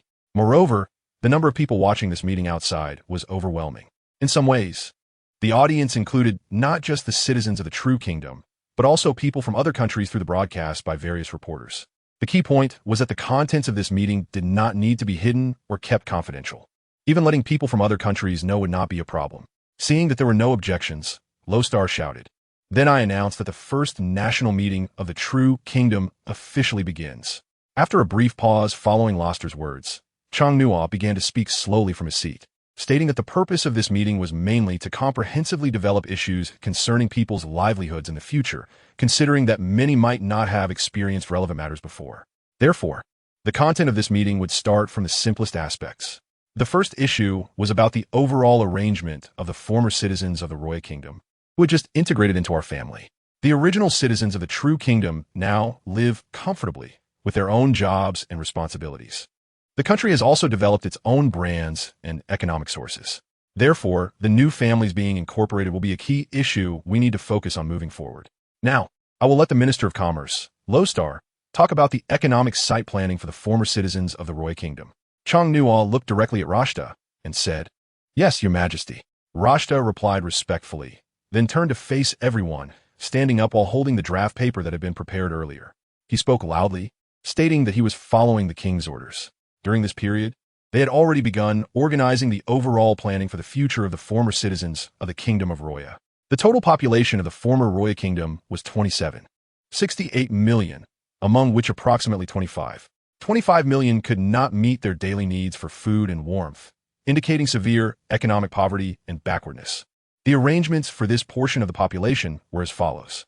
Rashta's speech was almost like a report, not only for Changnua, but also for the entire citizen assembly of the Kingdom of True. After all the reporting issues were concluded, the citizens outside were left at a loss for words, standing in a daze. From today onwards, they at least knew that the Kingdom of True would soon have many processing factories, including those for beverages, drinks, tobacco, food, and household utensils, providing a variety of job and factory options. This was the most crucial aspect for them. And for the Kingdom of True, this meeting was essentially the largest publicity campaign. Moreover, it was a type of publicity that did not require any money. At the very least, it would let outsiders know that the Kingdom of True would soon take bigger actions. The citizens of the entire nation were not as excited as one might imagine. Each person was suppressing their restless hearts. They wanted to continue listening to learn about better choices for their future lives. However, despite the plans to build so many factories, the sheer number of citizens still seemed inadequate. Fortunately, the territory of the Kingdom of True was large enough to accommodate this series of developments. After Rashta finished speaking, everyone else was taking serious notes, fearing they might miss something. Those participating in the meeting were not only former citizens of the Kingdom of True, but also newly allied citizens from the Roy Kingdom, as well as the original military leaders. They could feel happiness in their current lives, at least no longer living a life of displacement as before. This meeting was crucial for everyone, completely transcending boundaries, with most participants being young people. Their thoughts were more agile, and their ability to handle matters was considerably higher than that of older individuals. Now that there were leaders in place, they needed to focus on practical work, without worrying about anything else. Plans were in place above, and all that was needed below was to have a strategy. The operations of the Kingdom of True had indeed refreshed everyone's understanding of national governance. And this kind of open and transparent political discourse filled the citizens with expectations for the future. However, while their meeting was ongoing thousands of miles away, others were also watching this live broadcast. Wei, how did you get here? Didn't we agree that today your father had something to do and you should go out and play? In a similar palace, a little girl who looked around 7 or 8 years old with long blue hair appeared very cute. She tiptoed in and suddenly appeared next to a middle-aged man who looked to be in his 40s. At that moment, they were also watching the live broadcast of the meeting of the Kingdom of True. However, what they were seeing was merely the video feed from the national live broadcast platform of the Kingdom of True. The little girl named Wei smiled and curiously asked her father what they were watching. Some major affairs of other countries. Your father needs to pay close attention to this. Hurry and go out to play with them. Don't disturb us in here, replied the middle-aged man, who wore a crown and was dressed in black, looking quite distinguished. He was the king of a desert nation called Alabastan, a significant scene that could not be avoided in the plot of One Piece. This country was one of the largest on the Grand Line, and it wasn't even made up of islands. Its land area was much larger than that of the current Kingdom of True. The king speaking was Cobra, a man with absolute power. Father, I can be quiet, so can I watch too? The 7 or 8-year-old girl said in a spoiled manner. However, there were not just the king in the room. There were also several noble ministers. Faced with this situation, Cobra didn't want to miss any part of the meeting and could only helplessly smile, then hugged the little girl and sat her down beside him. At this moment, the first meeting of the Kingdom of True was underway, and every word spoken deeply moved him as a king. After all, it was extremely rare for a country to announce its future governance plans, something other kings had never considered. What was unexpected was not just this. More importantly, it was the meticulous planning of the nation's economy, which was crucial, including how many people should correspond to each establishment and how many years of economic development would be required. These details were things that kings from other nations had never dared to think about. Cobra had always believed that as long as his citizens lived well, it could be considered a success for him as a king, but he never imagined that a country located in the South Sea could handle national affairs so meticulously. The entire room was focused on the screen, paying attention to every detail of each person's speech and actions. However, at the center of the screen sat the king of the Kingdom of True, Chong Nua, who at the age of 16 gave off a very mature and composed vibe. How many citizens does our country have? Cobra suddenly asked the few people sitting behind him, something he had never thought about before. The ministers behind him exchanged glances, knowing the answer without needing to think too hard. Your Majesty, our country's territory is too large, but most of it is desert. In terms of population, we might not even have as many as the Kingdom of True. One minister, steeling himself, said. However, as he spoke, he probably felt quite embarrassed himself. We should learn from this. A teenager is managing a country that has already surpassed our 1,000-year-old nation. I must say, this broadcast of the meeting of the Kingdom of True has indeed left a deep impression on us. Cobra did not blame the minister behind him, as he had never considered such matters himself.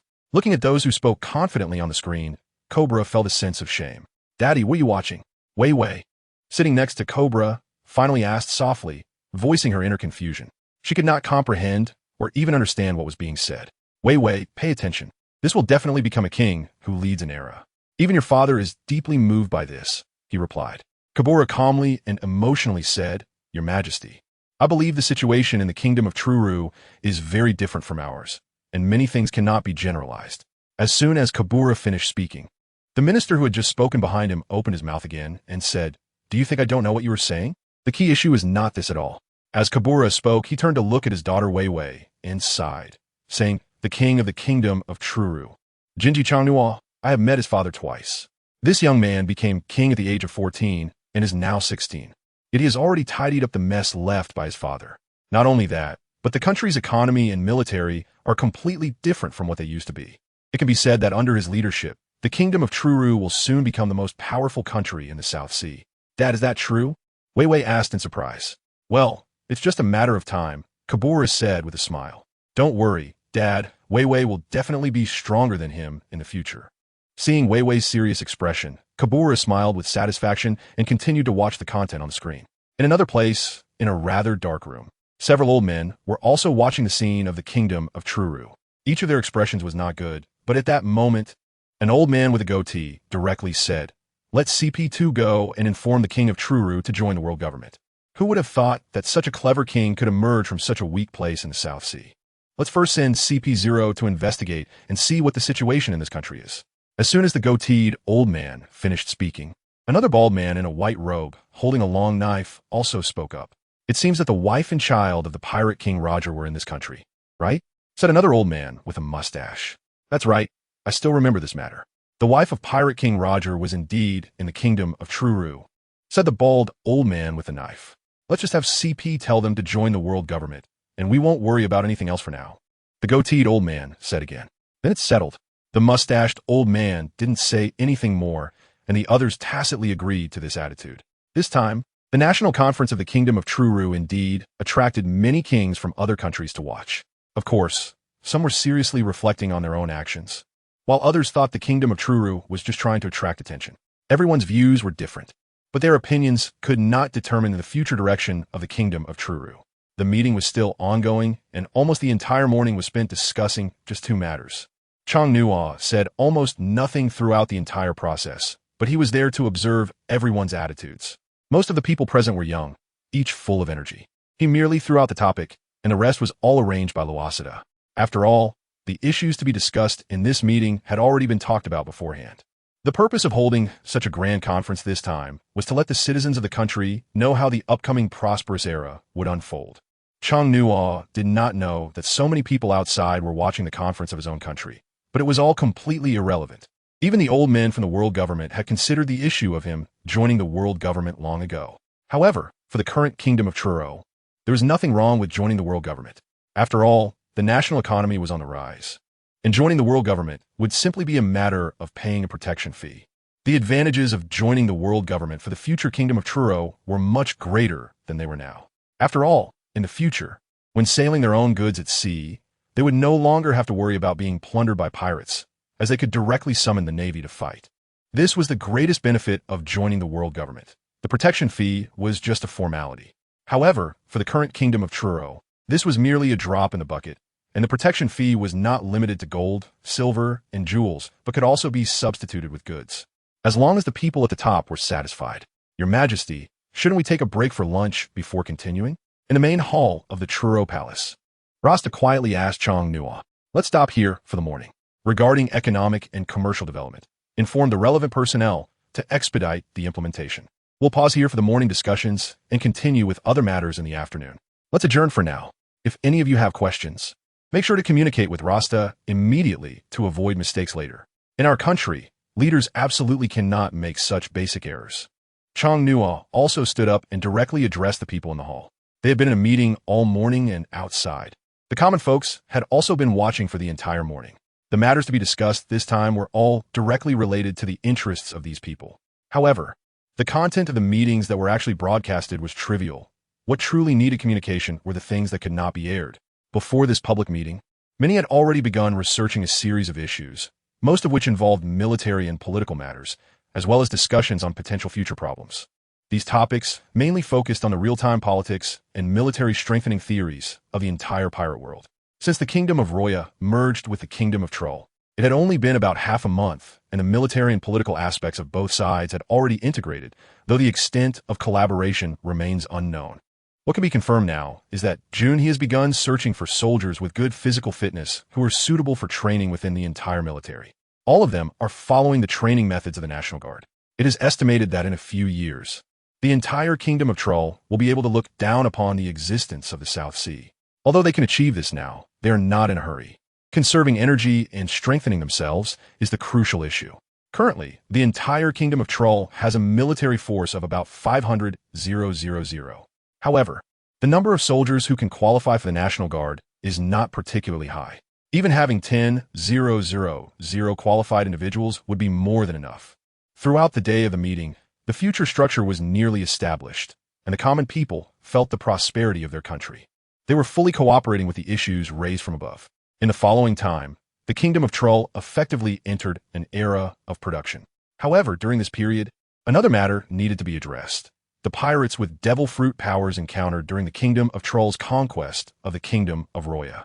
3 days after the meeting concluded, Chong-Nuo had a private meeting in the palace hall with Juinhe and the captain of the royal guard.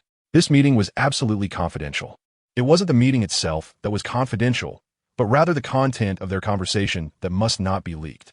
Juinhe, how are the pirates with devil fruit abilities being dealt with? Chong-Nuo asked calmly, standing next to Juinhe. Your Majesty, they are all currently in the prison of the royal city, each wearing a suppression collar. I can guarantee that there will be no disturbances, Juinhe replied respectfully. Have you finished investigating their devil fruit abilities that I asked you to look into before? Chong-Nuo asked again.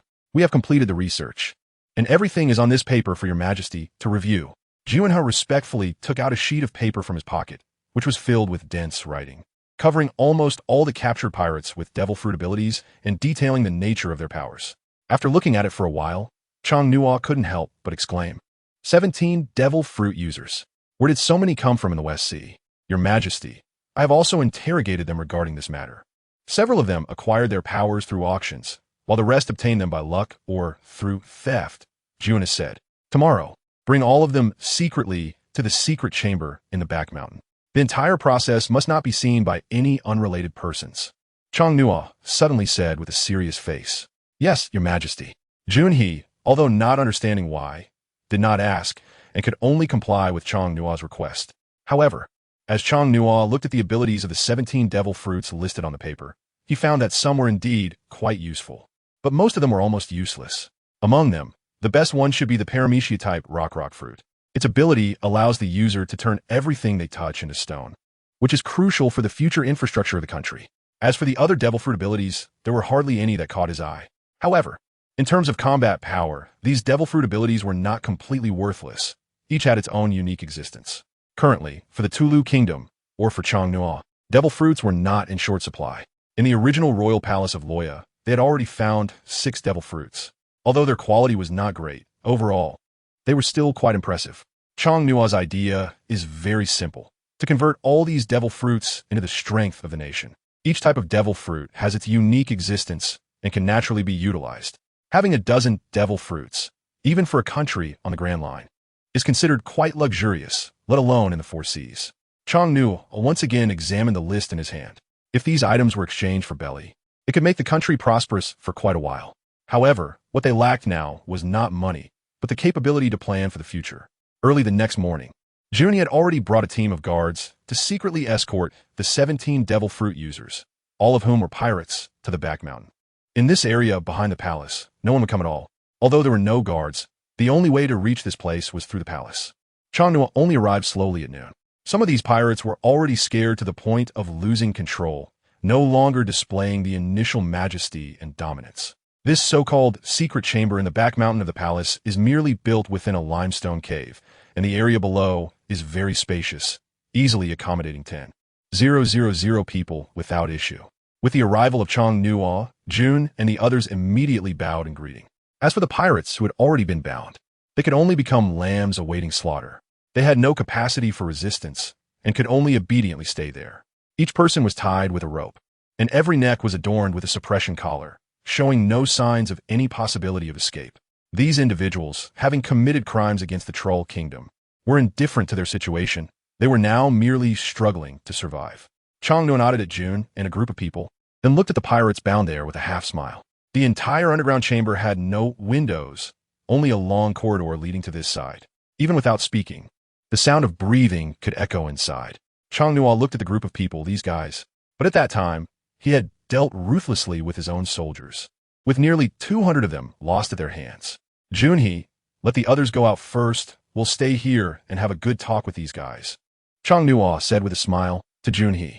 In fact, before Junhee could say anything, the guards had already started to leave. Then in the entire underground chamber, there were only the two of them and that group of people left. The air was terrifyingly quiet, and Junhee had no idea what His Majesty the King was thinking.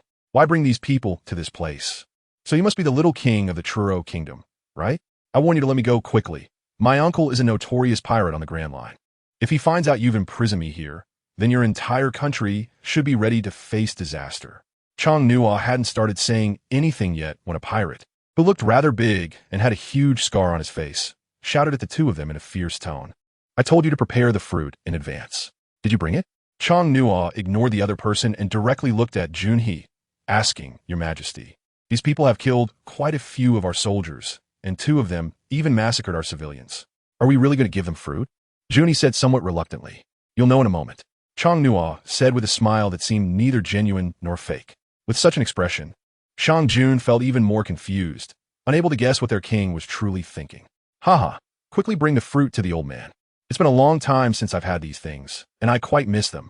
I didn't expect you little guy to be quite savvy. Just let the old man go and give me 100 million berries, and I won't pursue the matter any further.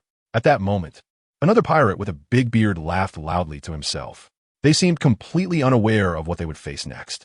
However, the other pirates wore the same disdainful expressions, accompanied by nonchalant looks. Kid, hurry up and let me go. In the future, I'll remember this favor. If your Tulu Kingdom encounters any danger, as long as you pay, I'm willing to help you out, said the scar-faced man again. Shut up. If anyone speaks again, the first to die will be him. Chang Nuo said angrily. The key is that in this underground secret room, their roaring voices are indeed quite annoying, and the sound keeps echoing here, which is really bothersome. Junhee, bring everything over. No matter how surprising what you see next is, once we leave here, not a single word must be leaked out. Chang Nuo looked seriously at Junhee and said, Yes, Your Majesty. Although Junhee was completely baffled and had no idea what was happening, he nodded earnestly. However, at that moment, a blue light suddenly radiated from Chang Nuo, and a protective barrier that resembled a boundary appeared in the entire secret chamber. In an instant, everything outside, including sounds and various things, disappeared, leaving what seemed like an independent space. What is this? Junhee was surprised but did not dare to make sound. Who possesses the ability to petrify? Chang Nuo looked at Junhee and asked directly this one. Without thinking, Junhee pointed straight at the scar-faced man who had been speaking earlier. At that moment, the group of pirates also realized that something seemed off. The scar-faced man stood up and shouted, You dog, what do you want to do? Junhee, kill him. Chang Nuo said coldly. Junhee only paused for a moment. Then, without any hesitation, instantly appeared in front of the scarred man. Now that these pirates were stripped of their devil fruit abilities, they had no capacity for resistance, even less than ordinary people. With just a finger, Junhee pierced directly through the other's heart. The scarred man, who had just been arrogant and invincible, now lay stiff as a corpse. However, Chang Nuo's gaze was not on those pirates. Instead, it focused on the rows of fruits placed not far away. Various fruits were all arranged here, intended for this moment. After killing the scarred man, Junhee looked curiously in the direction of Chang Nuo's gaze, also looking at the fruits. But what happened next completely overturned his worldview. The originally ordinary fruit, a banana, suddenly changed its color. A muddy yellow with circular patterns appeared directly on the banana. Chang Nuo slowly walked up to the banana in front of him. This thing, what is it now? It has completely transformed into the appearance of a devil fruit. At this moment, the other pirates, witnessing this scene, began to feel anxious. This was the first time in their lives they encountered someone who could directly extract the existence of a devil fruit from another person. Jun and the others were astonished. Their mouths agape, their eyes nearly popping out. They finally understood why Chang Nuo had said earlier that no matter what happened, they must never speak of it after leaving. If this matter were to get out, the severe consequences would definitely be beyond what the Kingdom of True could bear. King of True, we realize our mistakes. Just give us a chance. In the future, no matter what orders you have, we will absolutely comply. The big bearded man who had just been so arrogant was now quickly kneeling and begging for mercy. His voice was filled with a mix of pleading and fear, causing his words to tremble. Chang Nuo had no mood to pay attention to these guys. He was already immersed in his own plans. Although there had been some speculation before, he did not expect to achieve such a level. This ability could almost be described as defying the heavens. In the entire pirate world, there are countless devil fruit users, many of whom are powerful. However, the emergence of this situation will undoubtedly overturn the entire pirate world in the future. When a devil fruit user dies, their fruit ability attaches to the nearest fruit that can match it. But this is not absolute. It could be that out of 100 cases, only 1 or 2 might make such a choice. However, now that he possesses a spatial barrier, everything is completely different. The devil fruit ability can only attach to fruits within the spatial range. Otherwise, there would be absolutely no way to break through this spatial barrier. Juinha, what do you think of this? Chong Nuo smiled and handed the devil fruit in his hand to Juinha. Your Majesty, I feel like I'm dreaming right now. I didn't expect you could actually extract the ability of the devil fruit. And this blue glow around us, it shouldn't be. Juinha didn't finish his sentence, but left part of the question hanging. Zhang Nuo showed no signs of hesitation in front of him. After all, the two had known each other since childhood, although Jun was a few years older than him. However, he had almost always been under Jun's protection since he was little. Chong Nuo smiled and said, that's right. This is the ability of the devil fruit, but it's different from what you imagined. Regarding the matters here, including my own abilities, I hope you won't mention it to anyone you meet in the future. Our country is still too weak to bear the impact of rumors. Rest assured, Your Majesty, Jun and I will keep it a secret and won't let a third person know about today's events. Jun replied with a serious and earnest expression. The devil fruit is a good thing, but there are just too few of these. Chong Nuo muttered to himself. Your Majesty, what about these people? Jun glanced at the other pirates and then asked Chong Nuo, kill them. There are 2 Zoan-type users among them, which is quite good. If you like, you can eat them later, but I suggest you don't, as the abilities of these 2 animals are too weak. If there's an opportunity later, I'll find you some better ones.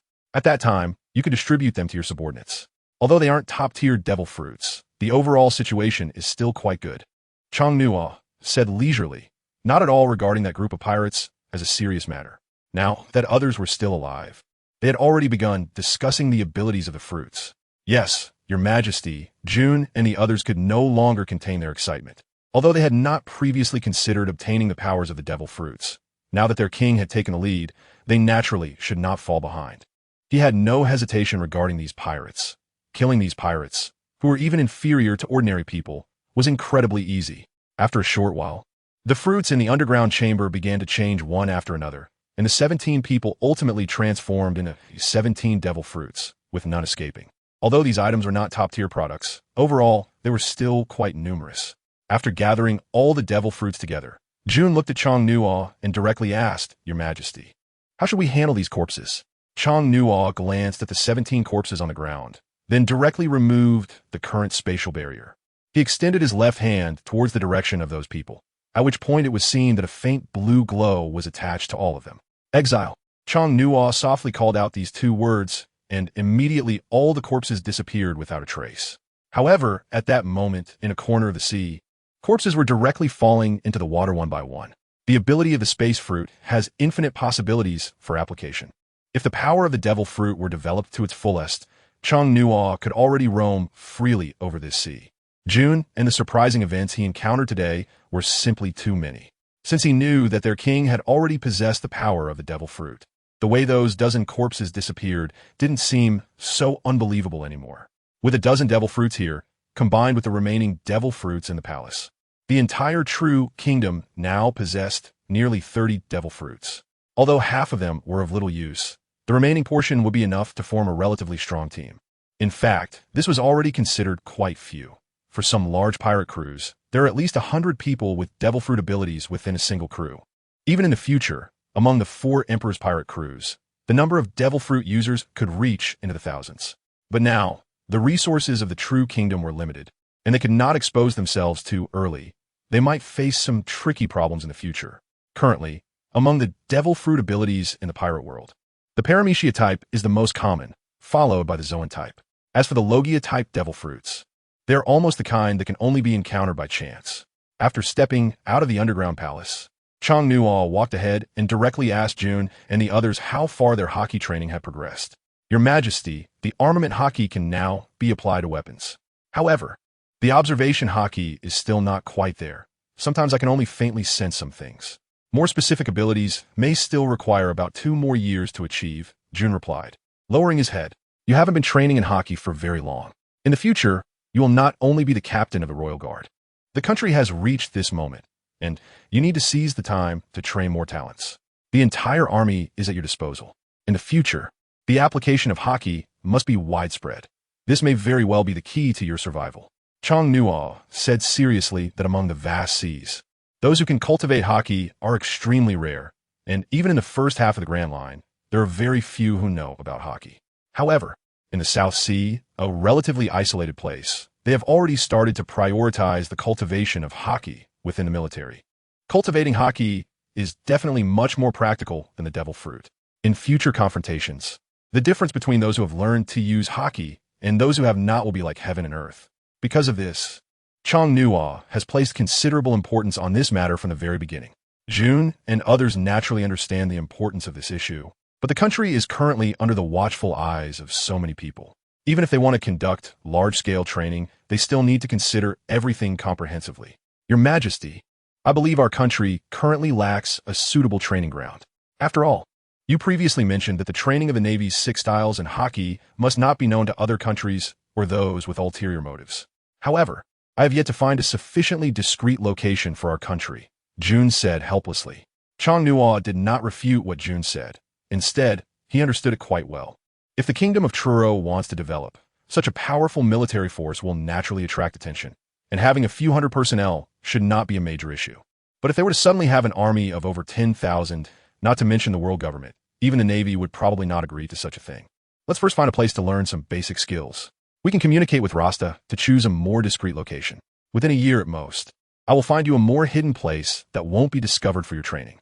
Chong Nuo thought for a moment and said, the only place I can think of that meets the criteria of being undiscoverable by everyone and having enough space for so many people to train is the Sky Island. The existence of the Sky Island is very special, and it can provide sufficient secrecy and ample space. Your Majesty, this time we are selecting age-appropriate individuals from the army for training.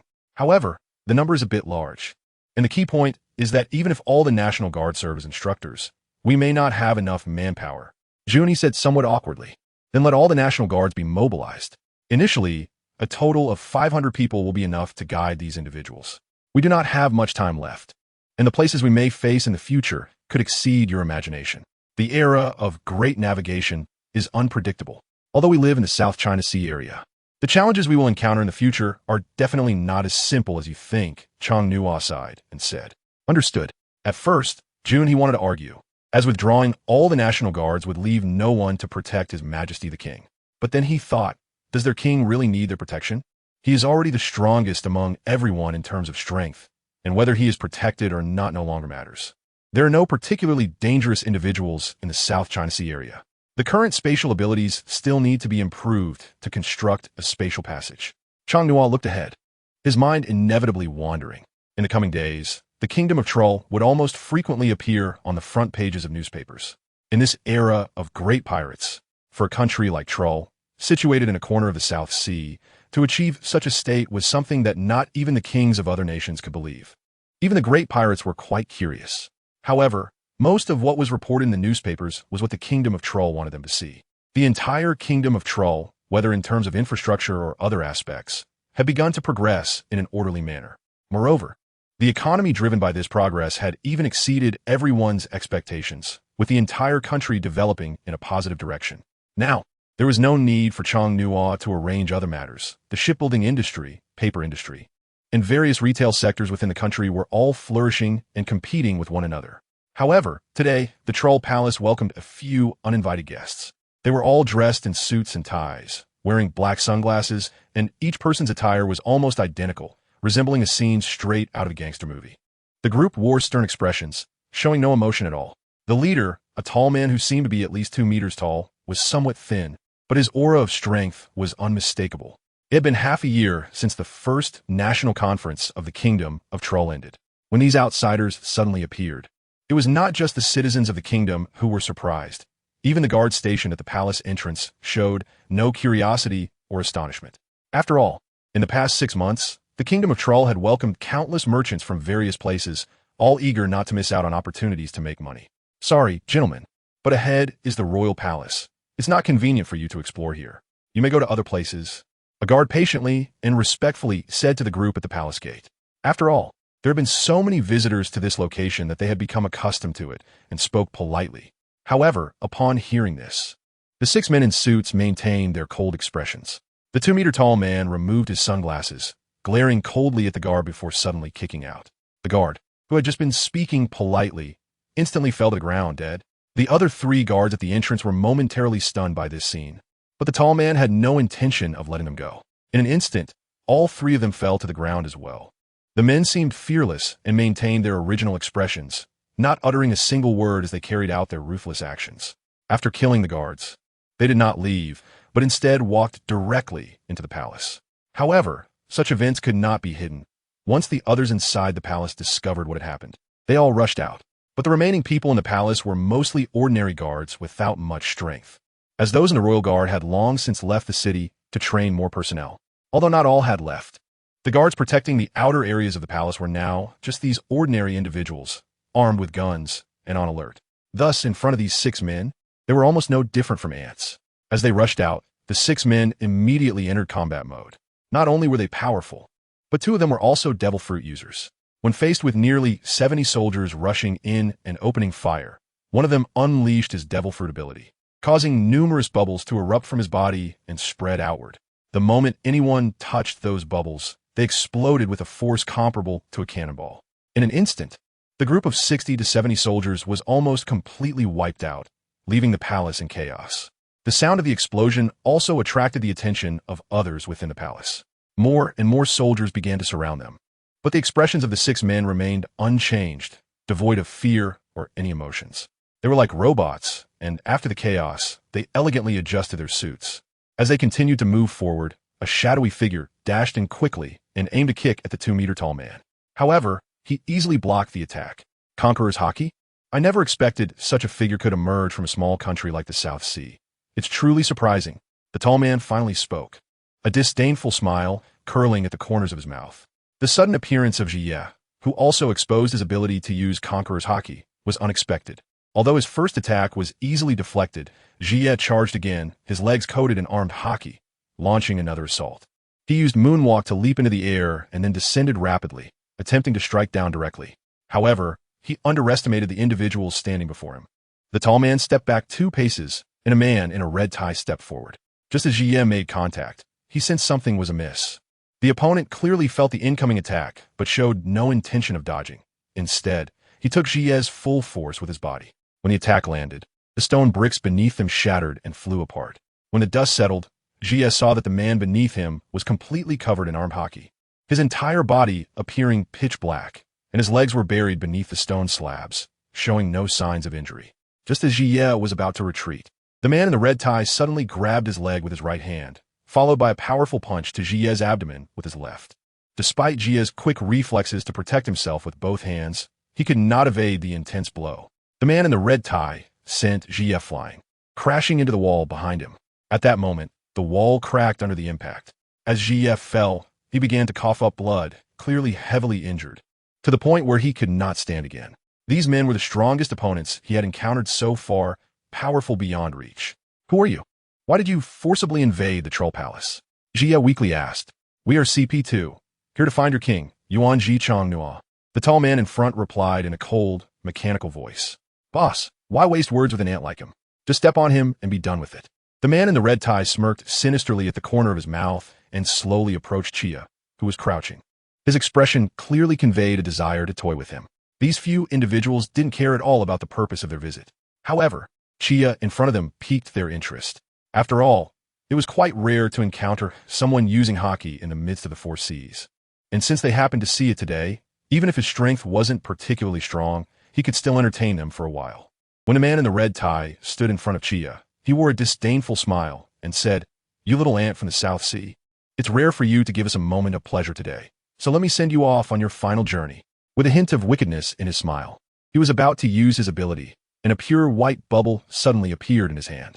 Just as he was about to insert the bubble into Chia's body, a person suddenly appeared and grabbed his hand. Is everyone from CP2 like you? I really don't understand what the 5 old stars are thinking. Why are they training you useless trash? Chong Nua suddenly appeared, a look of disdain on his face as he began to mock them.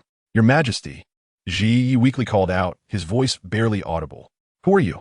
The man in the red tie, who had just moments ago been arrogant, now looked at Chang Nuo with a cold expression and asked in a low tone, "Someone, take Ji Yi for treatment." Chang Nuo ignored the words of the man in the red tie and shouted in another direction. At that moment, two people suddenly jumped out from nowhere and instantly reached Ji Ye's side, then grabbed him and prepared to leave. But just as they were about to go, another member of CP2 directly blocked their path. "Interesting little guy. You must be the king of Trilu, right? I didn't expect you to know about the 5 elders. Tell me, how did you find out?"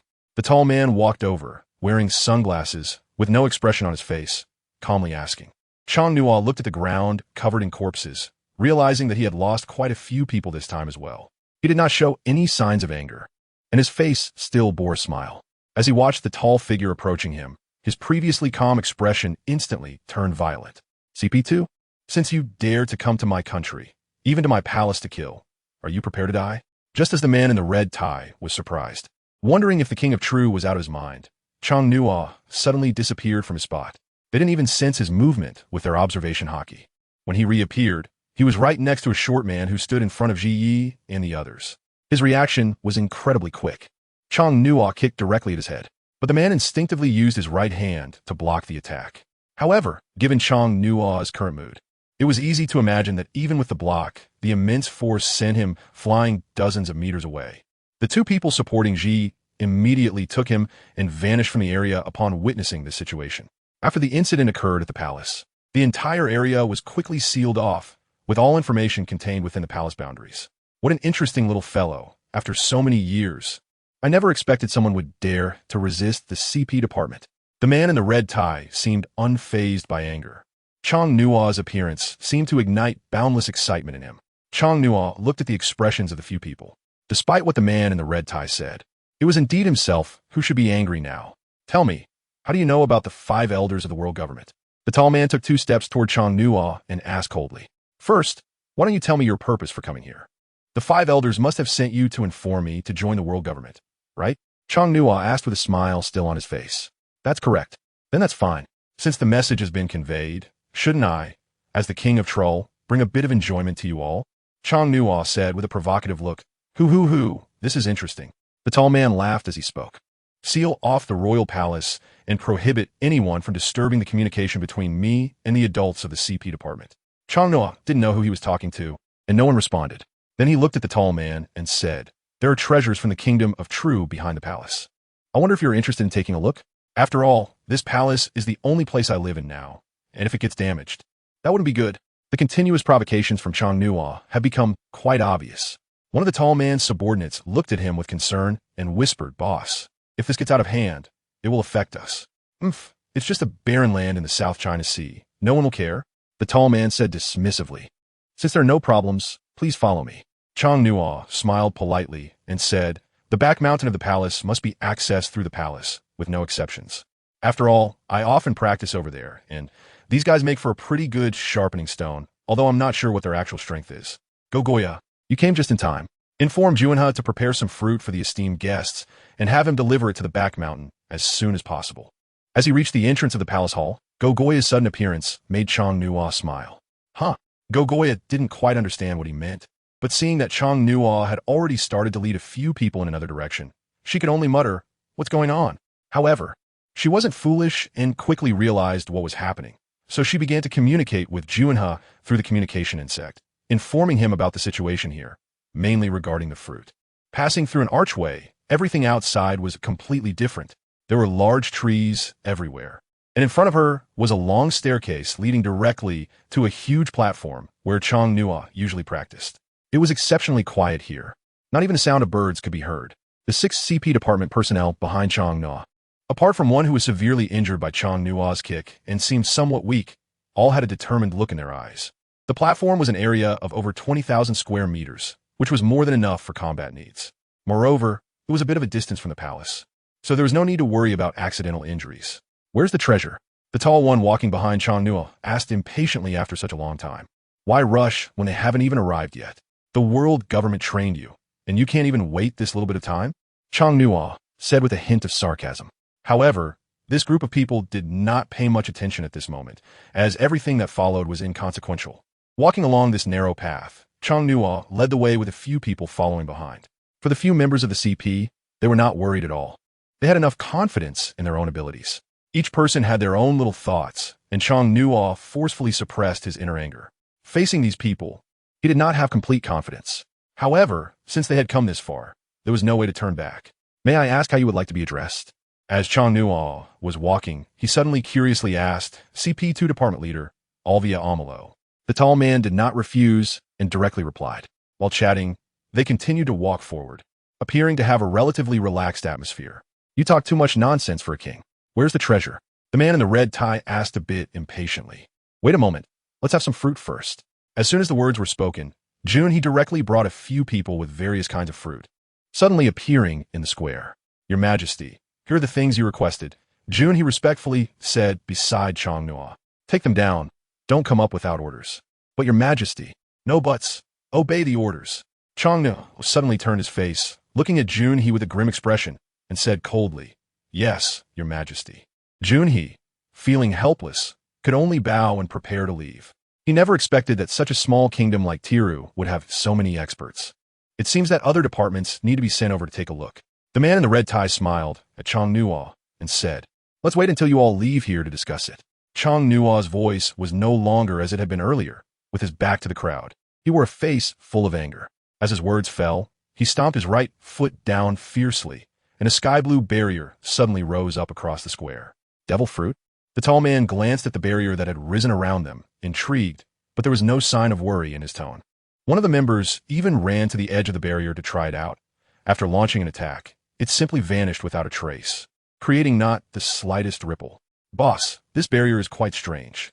Upon hearing this, the tall man merely revealed a sly smile at the corner of his mouth, showing no signs of being overly surprised. King Trilu, what do you mean by this? Are you really planning to go to war with our CP department? The man in the red tie directly questioned. Chong Nuo slowly turned around to face the group of people, a smile that was neither a smile nor a frown on his lips. He then said in a teasing tone, What you said is truly interesting. You come to our true royal palace and do nothing but kill so many of our soldiers. Do you really believe that the entire world can be controlled by your world government? If that's the case, why bother saying so much nonsense? The man in the red tie's expression shifted from a smile to an icy coldness in an instant, and he began to emanate countless bubbles, which all flew towards Chong Nuo's direction under his influence. The others continued to watch quietly. Chong Nuo remained calm and even wore a slight smile, not taking the red tie blue into consideration at all. The power of the space devil fruit was suddenly revealed at this moment. All the bubbles disappeared the instant they approached Chong Nuo. However, far away on the sea, explosions continued to erupt. On a pirate ship sailing on the surface, the crew was already terrified and at a loss. They never expected to witness such a terrifying and bizarre scene above the West Sea. The man in the red tie, who was fighting, also sensed that something was wrong. It seemed as if all his devil powers were being suppressed, and he couldn't touch his opponent at all. The group of people who had initially seemed to have the upper hand finally showed shocked expressions. What exactly is this kid's devil fruit ability? The man in the red tie said angrily. A superhuman-type space ability. I can't believe this devil fruit has finally appeared after a century. The tall man looked vigilant, his face expressing indescribable shock. He understood this power all too well. After all, among the geometrical devil fruits that the people above wanted to obtain when forming the CP department, one of them was this. Everyone, stop looking and attack together to take him down. The tall man shouted directly. Muramesa. Chong Nuo saw that these people had entered serious mode, and he shouted loudly. Then, the demon blade village appeared out of nowhere, quietly hovering in front of Chong Nuo. You have come to my true kingdom, and yet you dare to kill my soldiers. Since you have already arrived here today, then stay well and use your lives to atone for your sins. Chong Nuo held the demon sword Muramesa in one hand and pointed at them with the other, speaking in a cold voice. What are you still standing there for? Take him down. After the tall man shouted, he quickly rushed towards Chong Nuo and launched an attack. If spatial abilities are used effectively, they are much more powerful than natural abilities, even rendering them completely unsolvable. The tall man kicked towards Chong Nuo with overwhelming force, but Chong Nuo seemed like a mirage. His attack passed right through Chong Nuo's body. Even with the added, overwhelming force, it ultimately had no effect at all. Only now did they begin to look serious, and the others rushed in all at once. At this moment, the palace connected to the back mountain was fully armed with over 100 people. each wearing a uniform white mask that only revealed their eyes. They were also dressed in uniform black combat suits. The purpose of this group was to prevent anyone from disturbing their king. The battle inside was still ongoing, and even if there was a huge commotion, those on the outside could hear not a sound. However, after being attacked continuously for several minutes, Changnuo suddenly smiled, slowly drew the demon sword Muramesa, and a powerful and sharp aura once again filled the barrier space. Everyone be careful. This sword is not simple, the tall man warned the others. Only 5 people could actually participate in the fight. Another one had been severely injured by Changnuo earlier and had no significant ability to resist now. King True, are you really going to go against the world government? The man in the red tie threatened as he saw they were not winning. You don't need to tell me this. Your purpose for coming this time has already been achieved. Joining the world government was something that had been decided beforehand, and it doesn't hold much significance for me. But since you come to notify me, I will go along with it. However, you dare not act recklessly in my country and harm my soldiers. That is the biggest mistake you will ever make. Moreover, whether you live or die, what does the final outcome have to do with my true kingdom? Changnuo said with a smile. King Tulu, I advise you to stop immediately and not to be stubborn. As long as you come back with us, I can guarantee that no one from your Tulu kingdom will suffer any loss. If you continue down this path, your entire Tulu kingdom will pay the price for your foolish actions. The tall Amalo began to threaten. Is this how your CP department operates? It seems that when you can't win, you start threatening. But have you realized another issue? That is, if you die in the South China Sea, it doesn't seem to be a loss for our Tulu kingdom, does it? Or rather, who can prove that you disappeared in the South China Sea? Changnuo was completely unfazed and continued to smile as he spoke. He didn't want to waste any words with these people at all.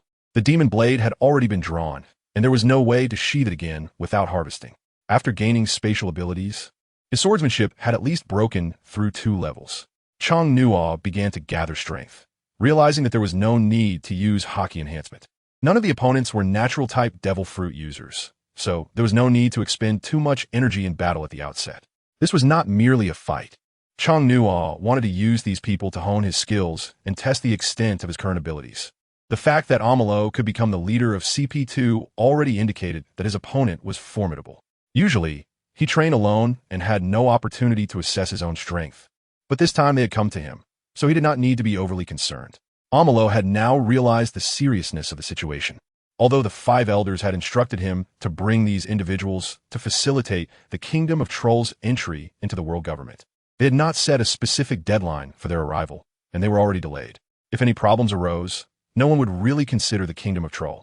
The South Sea was inherently weak, and the idea of someone capable of confronting the CP department emerging from there was simply absurd. Therefore, regarding this improbable situation, others wouldn't even think in that direction. Changnuo precisely seized this point, and when the time comes, he would properly handle the issue of the corpses. Thus, this matter could be resolved without anyone knowing. Kova, we're going to deal with King True. You need to think of a way to break this barrier quickly. Amalo instructed. Right now, he had no way to counter the opponent, who had control over spatial abilities, which was completely beyond what they could handle.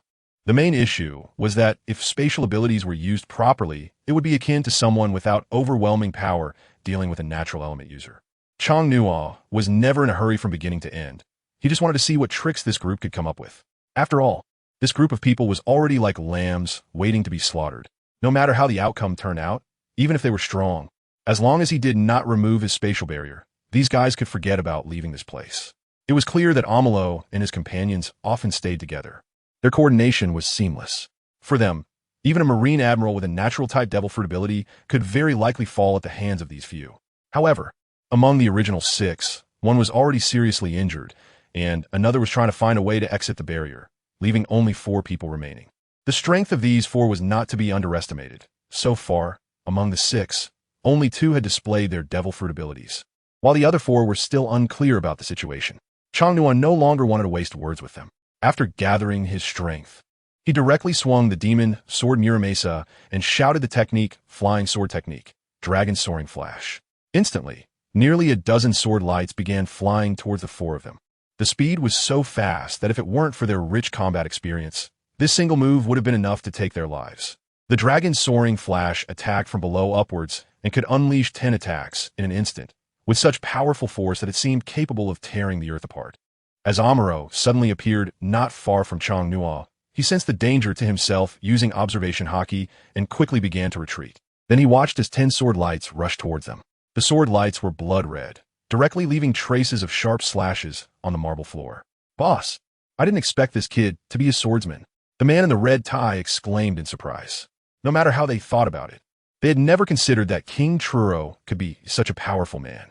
Even without the ability of a devil fruit, his swordsmanship was enough to contend with them. Don't waste words. The opponent's attacks are sharp. A moment of carelessness could cost us our lives. Stay alert. We mainly need to hold him off until we find a way to break the barrier. In the future, he'll be the one suffering, Amuro said with a cold gaze and an angry expression, directly instructing everyone. As soon as he finished speaking, everyone switched to serious mode, and it was different from before. At that moment, it seemed they were gathering all their strength. Amuro also began to change.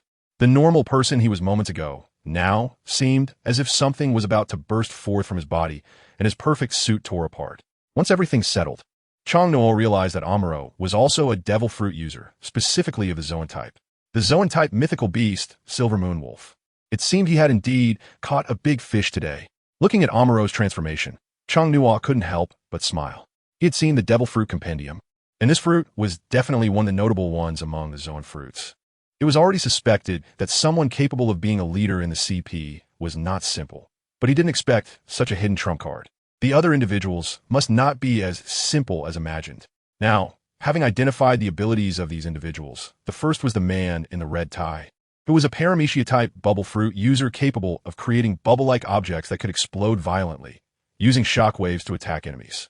The second was the one who had already been severely injured by Changnuo. As for his devil fruit ability, it had yet to be discovered. Since being injured, he had been unable to act and could only sit by the side. The third was Amuro, of the Zoan type. Changnuo had reason to believe that the remaining 3 were also devil fruit users.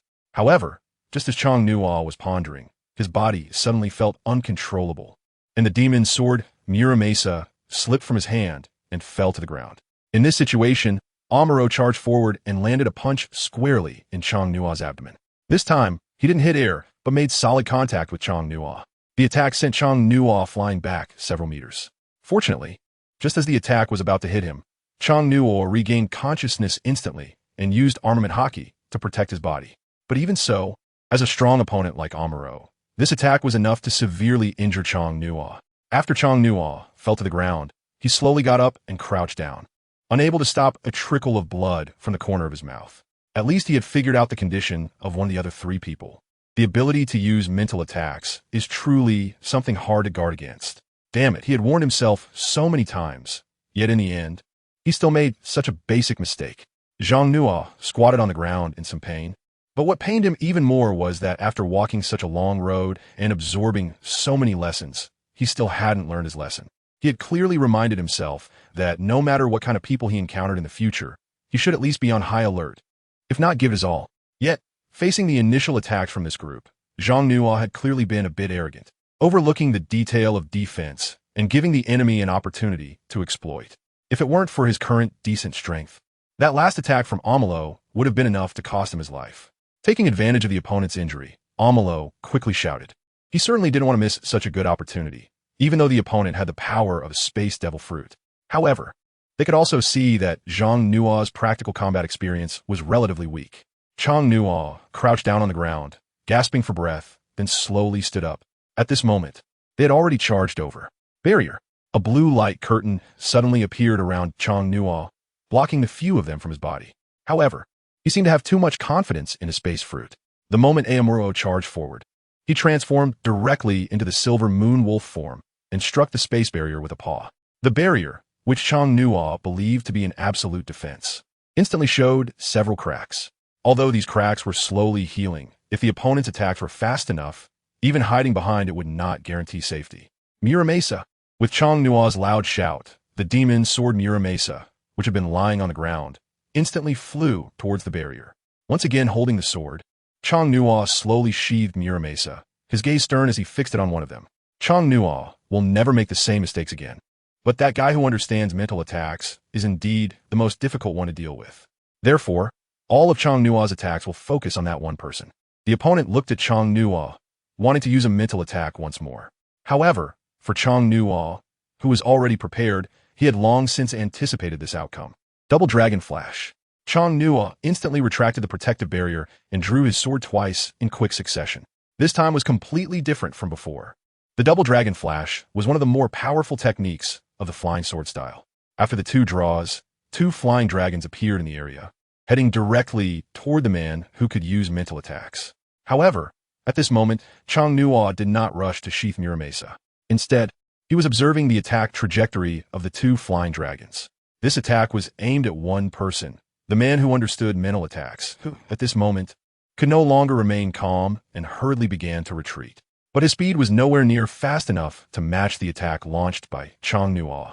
Just as the opponent was preparing to use a strong defense, Chong Nua instantly sheathed his sword and shouted, "Dragon's Roar Flash." This was completely different from the previous attacks, which were all sword draws. This time, it was a thrust, and by using a rapid thrusting technique, he unleashed a sonic wave to disrupt the enemy. After the thrust, the sonic wave emitted by Dragon's Roar Flash caused all the people present to crouch down and cover their ears.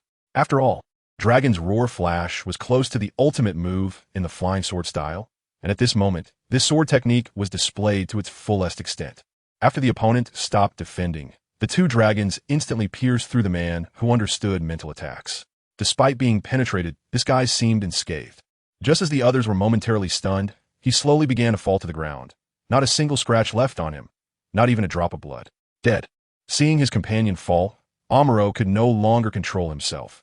The Silver Moon Wolf's eyes emitted a blood-red glow, and the others did not hold back, fully unleashing their attacks on Chong Nua. This time, with each attack, Amuro's wolf claws emitted a strong glow, causing deep cracks to appear in the ground with every strike. If it weren't for the spatial abilities, Chong Nua would have never dared to confront such a person head-on. Moreover, the entire space was filled with bubbles. If he touched any of them, a series of explosions would occur. In other words, the man in the red tie was using this method to control Chong Nua's subsequent actions. The other two were also not idle. Their speed was like lightning, with each attack being powerful and fierce. Faced with such coordination from four people, Chong Nua could only use his spatial abilities to remain defensively in place. However, continuing like this was definitely not a solution. For now, he could only observe and look for flaws among these people. Each person's attack seemed exceptionally sharp at this moment, and they were all exerting their full strength. Even the slightest mistake from Chong Nua could result in an immediate death. But when his ability was activated, the Chong Nua before them was no longer the real one. It was merely a spatial mirror, while the real Chong Nua had long since hidden behind this space. Amuro and the others' attacks continued for nearly 10 minutes, and Chong Nua stood in place for almost the same duration. Watching the others panting heavily, each of them was now filled with fear. After all, they didn't know much about the capabilities of the Space Devil Fruit. Yet in this state, their attacks were almost ineffective. When Chong Nua used his spatial skills, he revealed a significant flaw. Being in a void state meant that others could not hit him. But at the same time, he couldn't attack anyone else either, only maintaining his original state and standing quietly in place. However, at the moment they stopped, Chong Nua suddenly moved again, quickly drawing the cursed sword Muramasa once more. Upon seeing this, Amuro immediately shouted, "Get back." The others scattered like startled birds and began to unleash their haki for defense. The key was that this time, Chong Nua did not plan to give them a chance. As one person just opened their defense, Chong Nua was already in front of him, a smile on his lips, as if whispering in his ear, "Goodbye." The Muramasa in his hand, previously a new crimson color, was now infused with haki. With the armed color haki enhancement, Chong Nua swung the sword with his right hand while pressing down on the back of the blade with his left, thrusting downwards directly through the opponent's throat. Although this guy had used armed color haki to cover his entire body, the final outcome was still the same, with no effect whatsoever. This thrust did not decapitate him, but it forced him to instinctively clutch his neck, blood quickly spurting out between his fingers. The other few people, seeing this, had lost any opportunity for communication, and their attacks were completely ineffective against Chong Nua. "Kova, how's your search going?" Amuro angrily and helplessly shouted at his companion, who was looking for a way to break the barrier. "Boss, all my attacks are completely ineffective against this barrier. I'm speeding up my search now," Kova replied, equally anxious, probing around the barrier, leaving no stone unturned. Amuro felt that facing Chong Nua this time was the most distressing experience of his life. He couldn't land any attacks, and 3 of his people had already been lost. Although the other side had also been injured, they seemed to be indifferent at the moment. However, he did not consider that even if this barrier shattered, they would not be able to escape the kingdom of Truru. Those waiting outside were on high alert. June and Lee stood in front of them, constantly using observation hockey to sense every movement inside. The moment anything happened, he would charge in with this group without hesitation. The people outside had no idea what was happening inside. Even the soldiers who had already died in the palace were now being dealt with. The battle between the two sides had now lasted nearly half an hour, despite some injuries, as long as Chong Nuo handled it properly. These injuries were nothing serious for him. But Amuro and the others were different. They had become like ants on a hot pan. King of Truru, are you really going to make this situation so absolute? Amuro asked coldly. Do you think it would make any difference if I stopped now? I don't believe that as the leader of this CP, after leaving my country, you would choose to spare us, instead of worrying about future lives. It's better to let you stay here forever. That would be quite good. Chong Nuo had a hint of a sinister smile at the corner of his mouth, making him look quite charmingly wicked. Boss, why waste time talking to this guy? Just kill him and the barrier will naturally break. At that time, we will definitely make this country pay for his burial, said the man in the red tie fiercely. Haha, don't you find what you just said funny? Do you really think my strength here is just this little bit? Chong Nuo smiled directly and said that the other party only knew how to make harsh threats. And from the beginning until now, they had no idea how many times they had said it. But in the end, the result was still right here without any change. It was purely just venting. The man in the red tie also knew that unless they could break the opponent's spatial abilities, it would be pointless for them to stay here for long. Instead, when they got tired, a casual strike from the opponent could cost them their lives. Ghost guest, stay close to me and don't act rashly. We need to find this kid's weakness and strike for the kill. Amalo didn't want to think about anything else. It was clear that the opponent's king didn't want to let them leave. When using Kinbunchika hockey, he had already sensed that there were many strong opponents outside. Although he was quite surprised, the most urgent goal now was to quickly deal with this little guy in front of him. As for what to do afterward, they would have to see how things went. After receiving Amalo's order, the man in the red tie quickly moved closer to him. The one called Kawa also stopped looking for the exit of the barrier and instead joined them. Out of the 6 who came with CP2, 2 were dead and 1 was seriously injured, leaving only the 3 of them. Moreover, they had no idea when that little guy would attack, making them, who once thought of themselves as strong, feel the impending crisis. You really don't think that the spatial ability of the devil fruit can only be defensive, do you? Chong Nuo suddenly said with a smile, looking at the remaining 3. The other 2 didn't react much, but Amalo's face suddenly turned pale. The other 2 were unaware of the situation, but as the CP leader, he naturally knew too much. The old guys above had entrusted them with the main task of all CPs, which was to find those devil fruits, including the spatial fruit's ability. The leader had long been aware of this. The superhuman-type spatial devil fruit was undoubtedly a bug-like existence among the devil fruits, a power that could bring complete despair. In this half-mountain area, the attack intensity inside the barrier was so great, yet the key was that the outer barrier didn't even stir a leaf. Amalo had clearly begun to panic. At first, he thought the other party only knew the defensive aspect of the spatial devil fruit, but now it was obvious from their words that it was not the case. This was what made him feel a bit nervous. Ghost guest, suppress the opponent's actions. Kawa, assist with side attacks, and don't give the opponent any chance to fight back. Amalo quickly began to give orders. Now, as long as the opponent couldn't use attacks, they at least had a chance to survive. He couldn't afford to gamble. If Chong Nuo really understood spatial attack abilities, then for these few people, the only path left would be to wait for death. After receiving the order, the 2 quickly began to launch a siege on the man in the red tie, who started to release a kind of bubble he had never used before. This time it was colorful, with a diameter of at least 3 meters. You 2, pull back a bit. I'm going to use this to take him down with me and break this barrier for you. The man in the red tie held the huge bubble above his head, seemingly ready to go down with Chong Nuo. But now that things had come to this point, how could Chong Nuo allow him to release such a thing in his territory? Just as he was about to make his move, the man called Kawa rushed in instantly. Up until now, Chong Nuo still hadn't understood the opponent's abilities and could only passively activate his defensive state. Jump! After Kawa's attack missed, Chong Nuo instantly used Spatial Leap, a short-distance spatial jumping method that differed from teleportation. The leap allowed him to appear anywhere in that space. Little Dragon Nest Slash. Before Kawa could even speak a word of warning, Chong Nuo had already appeared directly behind the man in the red tie and, with a roar, initiated a slash. At the moment the sword fell, Amalo also appeared beside Chong Na, now in the attack state. Chong Nuo couldn't defend at all and could only let Amalo's silver moon wolf form strike at him. They were using the man in the red tie as a sacrifice to deal a heavy blow to Chong Nuo once again. This attack was undoubtedly fierce, leaving 3 deep wounds on Chong Nuo's chest. Moreover, he crashed heavily into the edge of the barrier. When he hit the ground, this Chong Na, only 16 or 17 years old, endured the pain, his hands trembling uncontrollably. This attack was probably the closest he had ever been to death. If it weren't for years of training that had greatly improved his physical capabilities, he might have been finished this time. But even so, he could only endure this attack. The remaining 2 showed no sympathy for their fallen companion. Their eyes were fixed angrily on the severely injured Chong Na, and the only thought in their minds was to quickly kill the opponent. As for the rest, they could slowly figure it out later. The once arrogant man in the red tie was now decapitated. Trading one serious injury for the death of one of their own might seem cost-effective in some sense. But for Chong Nuo, he still underestimated the opponent this time. Clearly, he had such a significant advantage, yet it ended up like this. But all combat experience is honed through battle.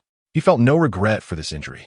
However, now that things were like this, it might be very difficult for him to regain control of the situation. He didn't have any extraordinary recovery abilities and could only endure the pain as he continued to face the remaining 2. Huff, huff. Losing so many of my men and still not dead. It's quite surprising, isn't it?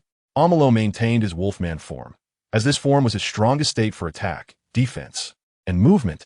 He didn't look at Chong Nuo with pride, as he had already begun to feel complacent due to a small victory. Instead, he maintained a vigilant and tense expression. I'm still not dead. Isn't it a bit too early to be happy? Chong Nuo weakly said. His face had already begun to turn pale, and the wounds on his body were bleeding uncontrollably. Standing outside, Junhee sensed the situation inside and instantly arrived at the edge of the barrier, looking at what was happening inside, but he couldn't go in. The shouts from the outside could not be heard inside, and he couldn't hear what was being said inside either. You could talk big, but in your current state, how could you possibly kill the 2 of us? King Tulu, you might as well surrender now. Kawa, standing beside him, said with a smile. Now that things had come to this, it felt to them as if victory was within their grasp. Chong Nuo leaned on the demon sword Muramesa, struggling to stand up. He was aware that his time was running out. If he couldn't resolve the situation quickly, it was very likely that he would be taken away by them. Although his people were outside, the strength of these 2 guys meant that if they wanted to escape, his group would probably be unable to stop them. The most important thing was that once they got outside, they would definitely communicate with people outside through the telephone bug, which was the main reason Chong Nuo didn't want the barrier to dissipate. If he fell into a coma, the barrier might naturally dissolve, and at that point, not only himself, but also the country could plunge into endless turmoil. Chong Nuo leaned on his knife. No matter the circumstances, he must ensure that these 2 people remain within the barrier. System, is there any medicine that can quickly heal wounds? Chong Nuo's mind began to communicate within the system space. He wasn't fighting alone. He himself was essentially a bug, with the system at his disposal. He could be said to possess an immortal body. Regardless of the situation, as long as he had money, other matters were completely irrelevant. Despite being severely injured now, Chong Nuo felt no worry at all. However, dealing with 2 people in such a heavily injured state might indeed be a bit difficult, even seemingly impossible. Host has sustained significant injuries. You can purchase related rapid healing abilities. Your remaining balance in the system space is 1.5 billion berries. Would you like to make a random selection? The mechanical voice of the system came through, but now was not the time to consider. He felt utterly helpless, with no real options available. It was already this far, and the system actually wanted him to make a random choice. He already knew that this was essentially a lottery system. Over the years, he didn't know how much he'd spent in there, and in the end, he even ended up with men's underwear, causing him to spit out blood in frustration. This so-called lottery method was truly infuriating and utterly useless. When he first bought the fully automatic textile machine, he had already tried it again, but unexpectedly, what came out was a set of women's lingerie. Since then, he had been filled with distrust towards the word random. But now, he had to deal with the 2 people in front of him and had no time to be picky. He could only endure the pain and frown as he replied. Agree. After saying those 2 words, Chong Nuo didn't pay any more attention to the contents inside. He thought, no matter how bad his luck was, it couldn't possibly yield the worst healing bandage. Just a glance, and Chong Nuo noticed that the system space directly cleared his balance to 0 and then began to spin something resembling a roulette wheel. June and the others outside the barrier were already furious, their hands completely covered in armed color domineering. He anxiously pounded the ground, and the marble slab cracked under his punches. But he couldn't walk in. Seeing his king in such a state filled him with helplessness. Inside the barrier, Amalo, observing the long silence from Chang-Nuo, no longer maintained the silver moonwolf form, returning to his original appearance. He was bare-chested and pulled out a pair of sunglasses from somewhere, putting them on his face. King True, you should have accepted your fate by now. Isn't it better to just stay like this? Amalo seemed to feel that victory was within his grasp, and Kova shared the same sentiment. But at that moment, Chang-Nuo suddenly stood up, and the wounds on his body were rapidly healing. The scene instantly put both of them on high alert again. They had no idea what was happening or why things had suddenly changed. In the realm of devil fruit abilities, there were indeed powers that allowed for rapid healing. However, this king had clearly consumed the space-type devil fruit ability, making it impossible for him to possess other abilities. But now the facts were laid out before them, and no matter how they thought about it, it was of no use. Amalo, I don't know who you were speaking to just now. After Chang-Nuo stood up, he raised his head to look at the tall Amalo, a strange smile on his lips. In fact, he was just as bewildered, as his random behaviors had surprisingly led him to something he could hardly believe. After the roulette in the system space came to an end, the ability related to healing powers surprisingly landed on the sage body from the Naruto world. Not to mention the 1 billion berries. Even if it were 10 billion or 100 billion, this thing would be more than enough. This unexpected gain left him particularly astonished, because at the moment he obtained it, Chang-Nuo felt like he might be dreaming. Suddenly acquiring the most powerful bloodline ability in the Naruto world made him wonder what he would become in the future. However, this self-healing ability was truly remarkable. His heavily injured wounds were healing at a visibly rapid pace. Moreover, in other aspects, especially in physical strength, he felt an endless supply of energy. The use of spatial abilities mostly consumed mental energy. Even without the system's abilities in the future, Chang-Nuo already felt that with his current situation, he could be invincible in the entire pirate world. Amalo felt utterly stunned at this moment, despite suffering such severe injuries. He had now become vibrant and full of life. He truly didn't know how to express his shock. Just a moment ago, the two of them were confident of victory. But now, Amalo couldn't help but take 2 steps back. It seemed that things should come to an end, and he was very grateful for the lesson they had given him this time. Chang-Nuo smiled slightly, and then his whole body instantly disappeared from the spot. He has now mastered the ability of space jumping to perfection, as long as it is within a limited range. He can ignore all obstacles and instantly reach any place he can think of. The physical exhaustion from earlier, combined with the current mental strain, has nearly worn down Amalo's fighting spirit. For the suddenly appearing Chang-Nuo, even this experienced guy had a moment of slip-up. Chang-Nuo suddenly appeared behind him and delivered a punch that landed squarely on his chest. Moreover, his fist was imbued with armament hockey, and the powerful impact sent Amalo crashing directly into the edge of the barrier. As for Kova, this guy was now completely paralyzed by fear. The once mighty CP department had now fallen to the status of a stray dog. However, this time Chang-Nuo did not intend to kill the two of them directly. Instead, he smiled and removed the barrier that was blocking them. The moment the barrier disappeared, Kova wanted to take the chance to escape, ignoring his own leader. But just as the barrier dissipated, he had already sensed Kova's intentions. He rushed forward and, before Kova could leave, kicked him away, then took out a suppression ring from his waist. Kova's strength should be above Junhee's, but he had no will to fight, which is why he was subdued in one move. After restraining Kova, Junhee quickly ran to Chang-Nuo's side, looking worried and concerned, and asked, "Your Majesty, are you all right?" Because he had clearly seen that their king had been severely injured, although he now appeared to be fine. The damage to his clothing was enough to prove the intensity of their earlier battle. Chang-Nuo simply smiled and then said, "Do I look like someone with problems?" Jun was taken aback, but he didn't say anything else, just curiously stared at him. "Take these 3 down and interrogate them thoroughly about the world government. I want to know more from their mouths. If we can't get anything out of them, just tell me directly, and we can bring up the devil fruit." Chang-Nuo said that he didn't have much hope for these few people. Out of the 6 that came, 3 had died, and now only 3 were left, one of whom was still in critical condition. Although Amalo was quite unwilling, he also knew very well that there was no way out. After dealing with these people, Junhee took a golden-colored phone bug from Amalo's arms. Junhee was very curious about this relatively novel gadget, just as he was about to experiment with it. Chang-Nuo suddenly appeared beside him and snatched it away. "Junhee, you can't mess with this thing. Do you even know what it is?" Chang Nuo calmly said that he did not blame Junhee. Instead, he wanted to educate him about the function of this thing. Your Majesty, this should be a telephone bug, right? Junhee asked in confusion. You are correct, this is a telephone bug, but it is different from ordinary ones. This is a golden telephone bug, and its function is to summon the Navy's so-called Demon Slayer Order, which consists of 10 warships, along with 10 lieutenant generals participating in a large-scale attack.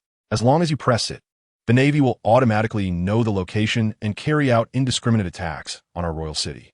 Chang Nuo said. After listening to these words, June had already started to sweat coldly. He did not think that His Majesty the King was deceiving him.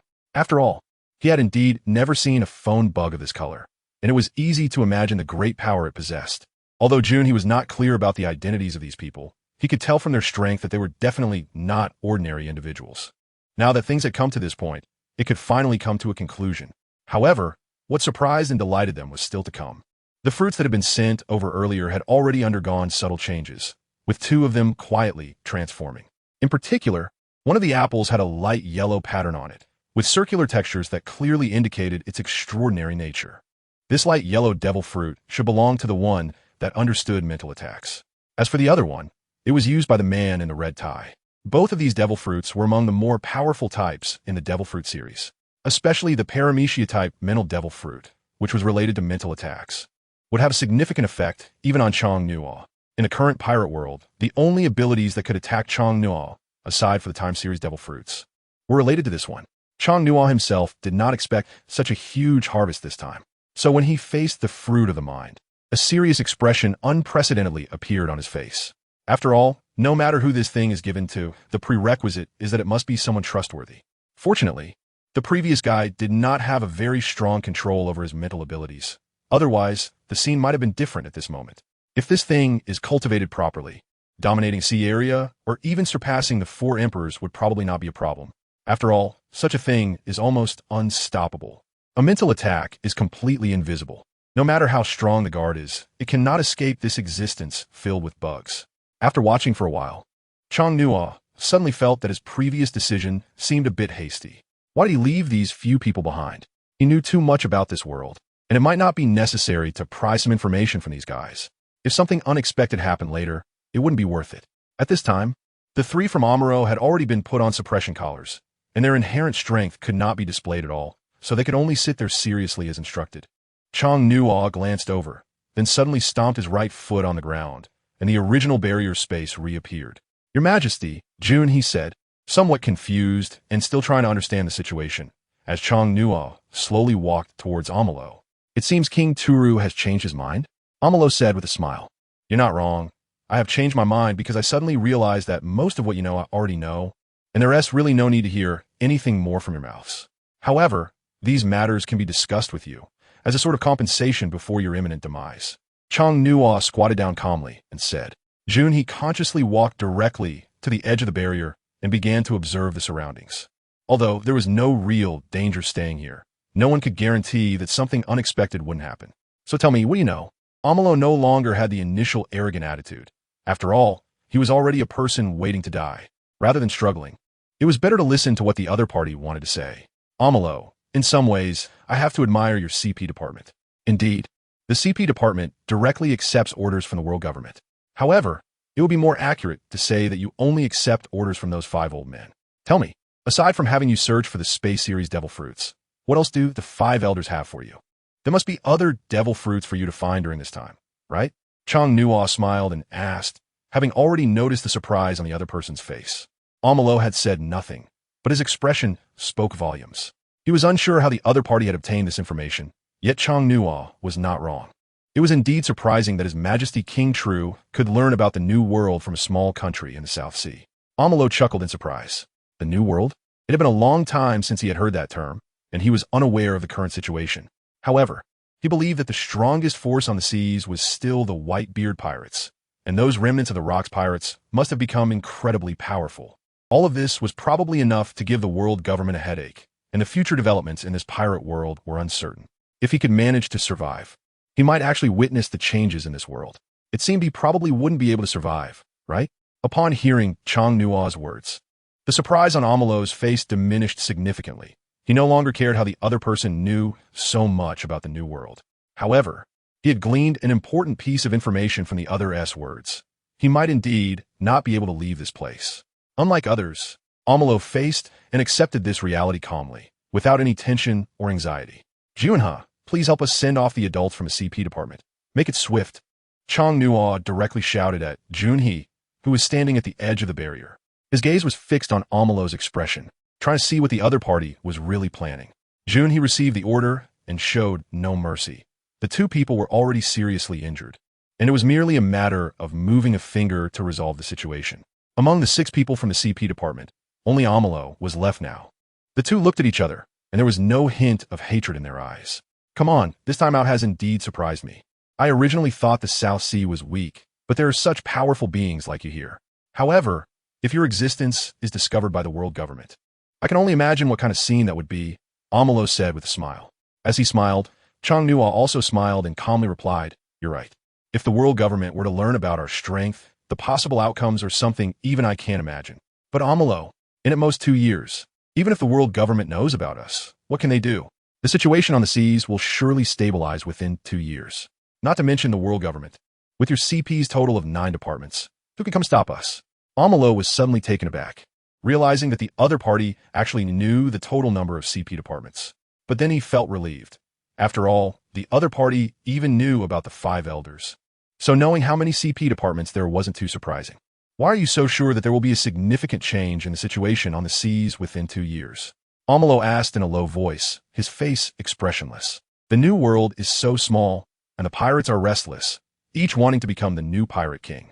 They all want to know what the One Piece really is. Therefore, under such circumstances, the island of Raftel will undoubtedly become a battleground for those major powers. The current big pirates have no confidence in directly finding this thing, and no one can interpret the historical text now.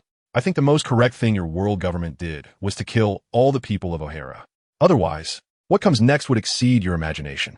In the current new world, the Whitebeard pirate crew has already secured a position, and it seems that no pirate can surpass them now. The other pirate crews probably won't play a significant role in the struggle for supremacy. As I said earlier, the remaining members of the Rocks Pirates will definitely have a place. As for the last spot, who will take it is still unknown. The only thing that is clear is that the Marine headquarters has no time or energy to deal with the happenings in the 4 seas. Otherwise, there wouldn't be so many headaches for them. Thank you for the information. Amalo sincerely thanked him this time. He understood everything Chang Nuo mentioned, but it was the way he connected everything that made him realize the terrifying nature of this little guy in front of him. In fact, Junhee, standing next to Chang Nuo, was completely bewildered, unable to figure out what the two were talking about. He hadn't even heard of the term New World, let alone anything else. Despite not understanding, Junhee was still seriously noting down these terms. After all, following his king, he believed that Chang Nuo would definitely lead him into these places, and the South Sea would undoubtedly become the strongest place in the future. Amalo, tell me, do you have any last wishes? If possible, I don't mind helping you fulfill them. Chang Nuo smiled and asked. Amalo just chuckled lightly and shook his head slightly. He had never thought he would end up like this. So he had no unfinished wishes at all. Since you have no wishes, then before you die, I don't mind telling you one more thing. There is another overlord above the 5 elders you worship. Chang Nuo finished speaking with a smile, then directly placed his hand on the other person's head. In just a fleeting moment, Amaro had completely vanished, leaving only a suppression collar on ground. This was Chang Nuo's spatial attack ability, known as spatial disintegration. He could directly crush any object into a state of nothingness, and in this world, it was impossible to find any information about him. However, at the moment Amaro disappeared, Chang Nuo suddenly felt a void in his heart. He didn't understand why he felt this way, perhaps because it was rare to encounter a worthy opponent. But he wasn't a pirate. If he had no ties behind him, Chang Nuo might not have minded sparing Amaro's life. But it was different now. He had too many people standing behind him, for both emotional and rational reasons. Chang Nuo could not gamble with this matter. A single life could bring peace of mind to an entire nation. Even if they were acquaintances, he would show no mercy or restraint. The CP agents were still lying on the ground, but they had long since lost their breath, and they should have been considered a very powerful group. However, their flaw was their excessive pride. Although they displayed rigor toward their enemies physically, they underestimated them internally and never took them seriously. Otherwise, how could even the current Chang Nuo win so easily among so many people? After ending it all, Chang Nuo sighed and slowly stood up. His expression was completely different from before. The serious look on his face put immense pressure on Junha, who was standing beside him. However, after Amuro's death, the power of his devil fruit immediately attached itself to the nearby fruit. Junha, take Amuro's animal-type mythical beast devil fruit and eat it. I've already told you about the situation regarding devil fruits before. Don't let my trust down, Chongnua said solemnly. He was not unaware of what the so-called animal system, phantom beast-type devil fruit entailed. Now, His Majesty the King actually asked him to use it, which indeed reflected a great deal of trust in him. Although he felt a bit excited upon hearing this, he still maintained his composure, directly kneeling on both knees. His gaze firm and expression serious as he said, "Your Majesty, I will not disappoint your trust. We have known each other for so many years, and I still believe in you on this point. But you also know that after today's events, everyone who knows about this matter must be informed. The consequences it generates and brings about are something our country cannot bear at the moment." Chongnua closed his eyes and took a deep breath, saying, "Yes, Your Majesty." June said firmly, "Go ahead, let him eat that devil fruit. This guy has completely failed to unleash the potential of this devil fruit. Don't let me down." Chongnua smiled slightly and said. June walked over to the fruit, picked up the devil fruit that seemed to emit a faint purple glow, with a look of tension and unease on his face. Then he closed his eyes and took a big bite, accompanied by the sound of him vomiting. After a while, when he was blankly preparing to take a second bite, Chongnua burst out laughing and shouted, "Did you forget what I told you before? You only need to take one bite of the devil fruit." "Huh, is that so?" He looked bewildered. If he were really asked to take a second bite now, he probably wouldn't have the courage to do so. 6 people came for CP2, 5 of whom were devil fruit users, and 5 devil fruits appeared, which were all quite good. Take away the mind devil fruit, and for the remaining few devil fruits, look for some trustworthy people and let them eat directly, Chongnua said. He looked down on these things, and the most important thing was that they couldn't leak out. The investigation capabilities of the CP department could be considered among the top in the world. But it was indeed consistent with what Chongnua said. As long as there were 2 more years, when the world government and the Navy realized that this matter was done by their own country, they would ultimately be helpless. "Yes, Your Majesty," June shouted loudly. Now, he felt full of power, and it was an inexhaustible feeling. However, in terms of familiarity with the devil fruit, this guy still needed several months to slowly understand it. After all, almost all devil fruits could only be developed through real combat experience. Arrangements were made to set off 3 days later to the Holy Land Meregios, and to notify all surrounding countries, formally announcing that our Truro Kingdom was joining the world government, making sure to create enough momentum for future use. Chongnua casually removed the surrounding boundary space, then calmly said to June, "Yes, Your Majesty." Chongnua glanced at the few remaining corpses lying on the ground, and then a blue light enveloped each of them once again. The banishment was the same as what had been done to the previous group of pirates. These corpses instantly appeared hundreds of miles away in the sea. If no one discovers them, they would have to wait for the fate of being picked apart by fish. "Your Majesty, how should we deal with that golden transponder snail?" Juna asked. "Oh, I almost forgot about that. It's of no use to us, and it would be a hassle to keep it. However, it is quite valuable. Just take it with you in 3 days. When we get to the Holy Land Meregios, we can hand it over to other pirates for them to auction it off. We might make a little profit." Chongnua thought for a moment and said. After finishing, the 2 of them started to walk back directly. But on the way, June couldn't help but ask, "Your Majesty, we're the New World in One Piece." The New World. It's the latter half of the Grand Line, and the place where true, strong warriors gather. Those who can survive here are almost all among the strongest of the strong. As for One Piece, it's always referred to as the Great Treasure, but as of now, no one knows what it actually contains. The only ones who know about it are the crew of the pirate King Roger. Raftel, the place known as the ultimate destination, is where it is located. Chongnua walked while saying, "The Great Treasure? Doesn't that mean there's a lot of money?" June and Hala Z were almost drooling, looking excited as they spoke. "I said, what are you thinking, you guy?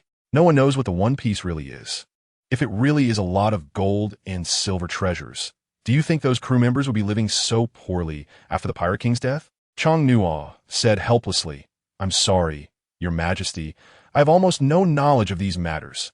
June said awkwardly, "We'll set off in 3 days, and at that time, I'll take you to see what the Grand Line looks like." Chongnua smiled and said, "Last time I wanted to directly enter the Grand Line for a tour. However, I didn't expect the attack from the Royal Kingdom of Roya to delay things. This time, going to the Holy Land Meregios is a good opportunity. No matter how we go, we must pass through the Grand Line. The current true kingdom doesn't fear joining the world government anymore. Previously, the country was in dire poverty and couldn't afford the heavenly gold, but now it's different. We have surplus food at home and don't need to worry about such matters. However, to join the world government, the king of this country must pay homage to the celestial dragons in Moveis, which is the only option. Chong-Nua has long understood these circumstances. Although he is reluctant to do so, they have no choice now. He accompanied Chong-Nua down the long staircase, especially since the platform above was still in disarray. The shocking scars left by the battle were still visible on that piece of ground. The CP department suffered a total defeat, but to outsiders, there was no sign of unrest. The true kingdom still maintained its original appearance. Next, they needed to handle the negotiations for going to the Holy Land, Moveis. Everything in the country is currently developing steadily. However, there is still a considerable distance to their ideal goal. Despite this, the development of the entire true kingdom is enough to make surrounding countries envious. Since the defeat of the Roya kingdom, no neighboring country has dared to challenge the authority of the true kingdom. However, after the residents of neighboring countries learned about the treatment of true kingdom citizens, many people near the border have started to gravitate towards this country. They are racking their brains and even going to great lengths to join this nation and abandon their original national lives. Chong-Nua did not reject this situation. Instead, he welcomed their arrival. For a country, economics cannot explain everything. Population growth means rapid economic growth. What they're doing now is mostly external, and the country's internal management has achieved seamless integration to the point where there is no need for a national guard. The country can maintain peace internally. The largest country in the South Sea is not determined solely by territory. After learning that the true kingdom intends to join the world government, many of the lower-class citizens still do not understand. After all, for them, joining the world government means paying high fees. However, they never considered that these fees do not need to be borne by them. Reluctantly, the day after announcing their intention to join the world government, the entire true kingdom began to issue notices informing the public about the benefits of joining the world government, stating that the costs provided to the world government would not be borne by the citizens. After receiving such notifications, the anxious emotions of those people were finally alleviated. Many had already experienced such situations. A neighboring country to the true kingdom, the Salb Kingdom, is a member of the world government. With its territory directly adjacent to the true kingdom, many citizens have already come over from there. The way the Salb Kingdom pays its heavenly gold is almost like an infinite extraction and exploitation of its citizens, leading to widespread discontent within the country. But as a member of the world government, the high-ranking nobles are the true masters of a nation. The reason some citizens are worried is that the relatively favorable true kingdom suddenly announced its intention to join the world government. They might face the same problems as before. However, after the announcement was made, these people gradually began to choose to trust this country. After the third day, at the South Niwa port, Chong-Nua appeared once again. Unlike his previous appearance, this time Chong-Nua set out in the capacity of a king, heading towards the Holy Land Moveis along the Grand Line. They chose a smaller, more agile ship instead of the cumbersome national vessel. This ship is about 50 meters long, which is significantly smaller than the national vessel, but it is much better in other aspects. Standing at the port, Chong-Nua turned to Gojia and asked if everything was ready. "Your Majesty, everything has been prepared here, including the 50 bottles of rose perfume you arranged, 2,000 sets of exquisite clothing, the golden scepter representing your identity, and some other accompanying items, all of which have been placed on the ship," Gojia reported while holding a small notebook. "Your Majesty, this time I also want to go with you. How about letting me see the new world together?" Rasta stood here, looking at Chong-Nua with an eager expression. Chong-Nua smiled, then patted Rasta on the shoulder and said earnestly, "In the future, there will be plenty of opportunities for you to go out, but this time is different. The situation in the country hasn't stabilized yet. Once the economy improves, you can go whenever you want." "That's right, Rasta. This time we're going out with His Majesty. Not for leisure. If there is another opportunity next time, I will definitely talk to His Majesty and personally take you out," Junie said with a smile. "I understand," Rasta said with a look of disappointment. "Since everyone is already in place, let's set off quickly. I really want to see what Moveis is like now," Chong-Nua said. This is Chong-Nua's second time leaving this country, and this time it is different from the previous one as there's a clear goal. All they need to do is move toward the destination. In fact, for them, if things go well, there would be no need to start from Reverse Mountain at all. After all, that is equivalent to taking a long detour. However, their technology is not advanced yet. and sea prism stone is crucial for navigating the seas in this world. With this thing, they could directly cross the calm belt. But they don't have it now, so they can only start from the beginning step by step. If they could cross the calm belt, they could directly enter the Grand Line without having to worry too much. This time, the navigator on the ship is still Barrow. Ever since he transitioned from being a pirate to their navigator, he has no longer pursued the dream of being a pirate. After all, staying here allows him to enjoy a relatively quiet and high-quality life.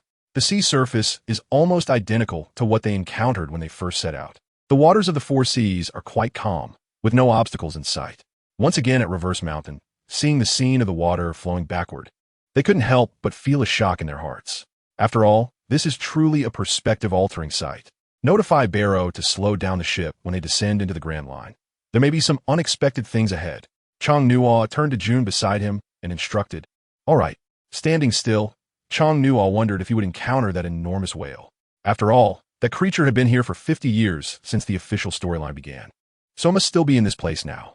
Although others didn't understand, as soon as the ship started rapidly sailing towards the Grand Line, everyone's eyes widened. Because in front of them was a fish larger than their entire ship. Even though it only had its head poking out from a distance, it truly looked like a mountain. Your Majesty, be careful. June instantly jumped to the bow of the ship, entering a state of readiness to attack. Chong Nuo looked speechless. It was not easy to encounter the first officially introduced character in the plot, and Junhee actually behaved like this. Come on, don't make a scene for no reason. Chong Nuo shouted directly towards Junhee. Junhee was momentarily stunned, and then he recalled the words Chong Nuo had said when they were climbing the mountain, asking him to notify Barrow. It was as if he suddenly understood something. He hurriedly ran to Chong Nuo's side and, somewhat puzzled, asked Your Majesty, did you already know there would be such a huge creature here? Let's talk when we get closer. I'm also quite curious about how big it really is. Chong Nuo replied with a faint smile. Since they had prepared in advance, Barrow had already activated the deceleration mode when the ship began to descend. Therefore, when they were still 50 or 60 meters away from the gigantic whale, the ship had already started to slow down. Everyone on the ship rushed to the side, amazed at the enormous creature. Just the sight of the whale's opened eyes was comparable to half their ship.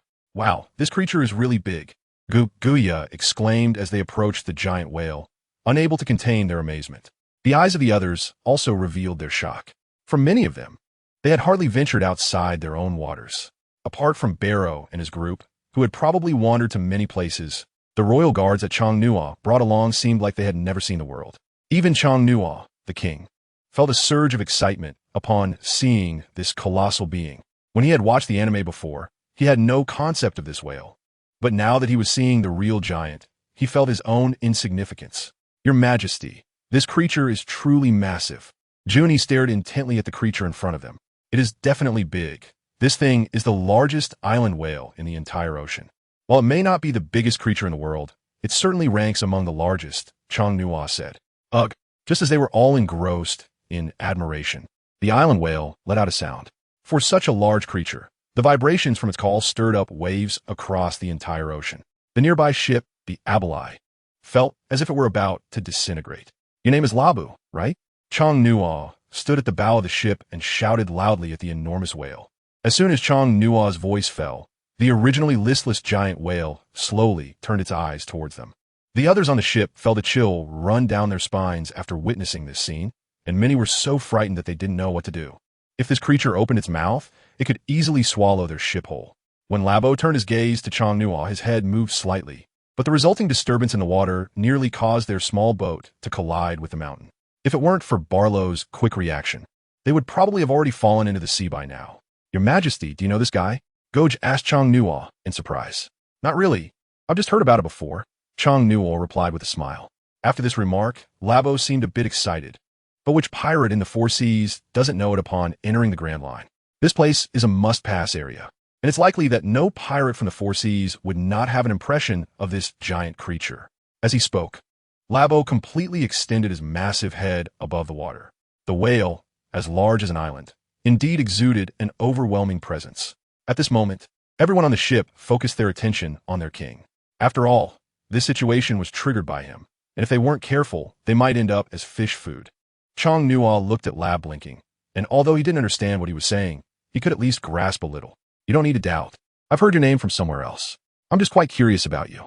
How about going out to sea together? It would also be a good opportunity to search for the person you're trying to find. Chang Nuo stood at the bow of the ship and shouted loudly. Although Labu was a whale, he could understand human speech. Chang Nuo, at this moment, could not yet hear the voices of all things, as that required a certain level of observation hockey. However, Chang Nuo believed that he would soon reach that level, and communicating with a whale should not be too much of a problem. After hearing Chang Nuo's words, Labu showed some hesitation in his eyes, then shook his head, instantly creating massive waves. Your Majesty, please don't talk to him anymore. If we continue, everyone on this ship will be in danger. Gogoyu was already so scared that he was sitting on the deck, tears streaming from his eyes, clearly overwhelmed by fear. The others were also uncharacteristically frightened, and even Junhee felt a bit at a loss in the face of such a situation. Only Chang Nuo laughed heartily. Let's get going, the mission is important. We can talk to this whale another time. Chang Nuo instructed the people beside him. The others no longer had the heart to stay there. One by one, they hurried to leave. Facing such a massive creature, even a sneeze from it could sink their small ship in an instant. Barrow was practically using all his limbs, wishing the ship could grow wings and fly away quickly. After all, the danger felt overwhelming. Just a couple of words had already made them feel a life-and-death crisis. If they continued to chat, it was very likely that the whale could inadvertently kill them all. Goodbye. I'll come back to chat with you when I have the chance. Of course, if you want, you can come find me in the kingdom of Trilu in the West Sea. Even as the ship began to sail, Chang Nuo still shouted at Labu. Not long after they left, an old man who looked to be in his 50s appeared on Labu's head, his eyes murky. He only began to slowly disappear into Labu's massive head after the ship vanished from sight. This voyage was not considered an adventurous journey. It was merely to complete a task, with no encounters resembling those of protagonists venturing into the Grand Line. Furthermore, during this time on the ocean, especially in the first half of the Grand Line, the number of pirates encountered was not as many as one might imagine. If they encountered one or two along the way, that would be considered good luck. After all, the sea was so vast that the chance of encountering a small pirate ship was indeed quite low. Gogoya, where does our record pointer lead to? Chang Nuo asked curiously. I'm sorry, Your Majesty, but the record pointer we obtained only leads to Alabasta. This is the only eternal record pointer we could purchase on this Grand Line, Gogoya replied. Gogoya, who accompanied them this time, was dressed entirely differently from before. She was styled a way that Chang Nuo liked, featuring a white blouse, a fitted skirt, black stockings, high heels, a long ponytail, and black glasses, indicating her anticipation for this voyage. After all, a capable king like Chang Nuo was not something many places could have imagined. However, Chang Nuo noticed a key phrase. The eternal record pointer actually led to the country of Alabasta, which he remembered quite well. Additionally, it seemed that Chang Nuo suddenly thought of something. Junhee, after we arrive in Alabasta, we will dock there for a week. During this time, I need to assign you a task that must be completed. Chang Nuo's expression suddenly became serious, surprising those around him. Gogoyu was even more astonished that merely mentioning the name of the country Alabasta could evoke such a reaction from His Majesty the King. Junha put away his smile, adopting a serious demeanor, and said firmly, Please give your orders, Your Majesty. There is something of utmost importance to us in the Alabasta Palace, which is the item stored on Battery Island. There's a historical document that records it, and I need you to destroy the contents. Do you have the confidence to do this? After all, everyone standing on the deck of the ship was his trusted confidant, so there was no need to hide anything. Although Gogoya was curious about what exactly was stored on Battery Island, it was clear from the expressions of the two that it must be extremely important. She certainly couldn't guess what it was, but Juna's seriousness was palpable. Rest assured, Your Majesty, I will definitely accomplish this, Junha said earnestly, and there's no need to rush. After all, that item is stored in their palace, and this order is not set in stone. Just do your best. Chang Nuo suddenly relaxed a bit and smiled at Junhee, saying, Your Majesty, you once said that this matter concerns the life and death of our country. Even if I die, I will definitely accomplish it. Junhee replied, Then let me wait and see. Chang Nuo smiled as he spoke. During the subsequent voyage, the group encountered almost no obstacles.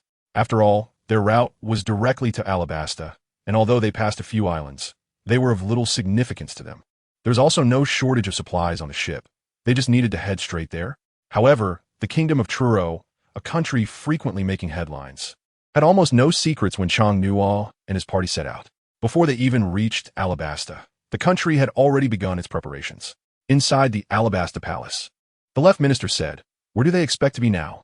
Kabura asked a man about his age, but with a rather plump face and ears. Your Majesty, the King of Truro is expected to arrive in Alabasta in about 2 days. But we are not sure if they will dock here in Alabasta.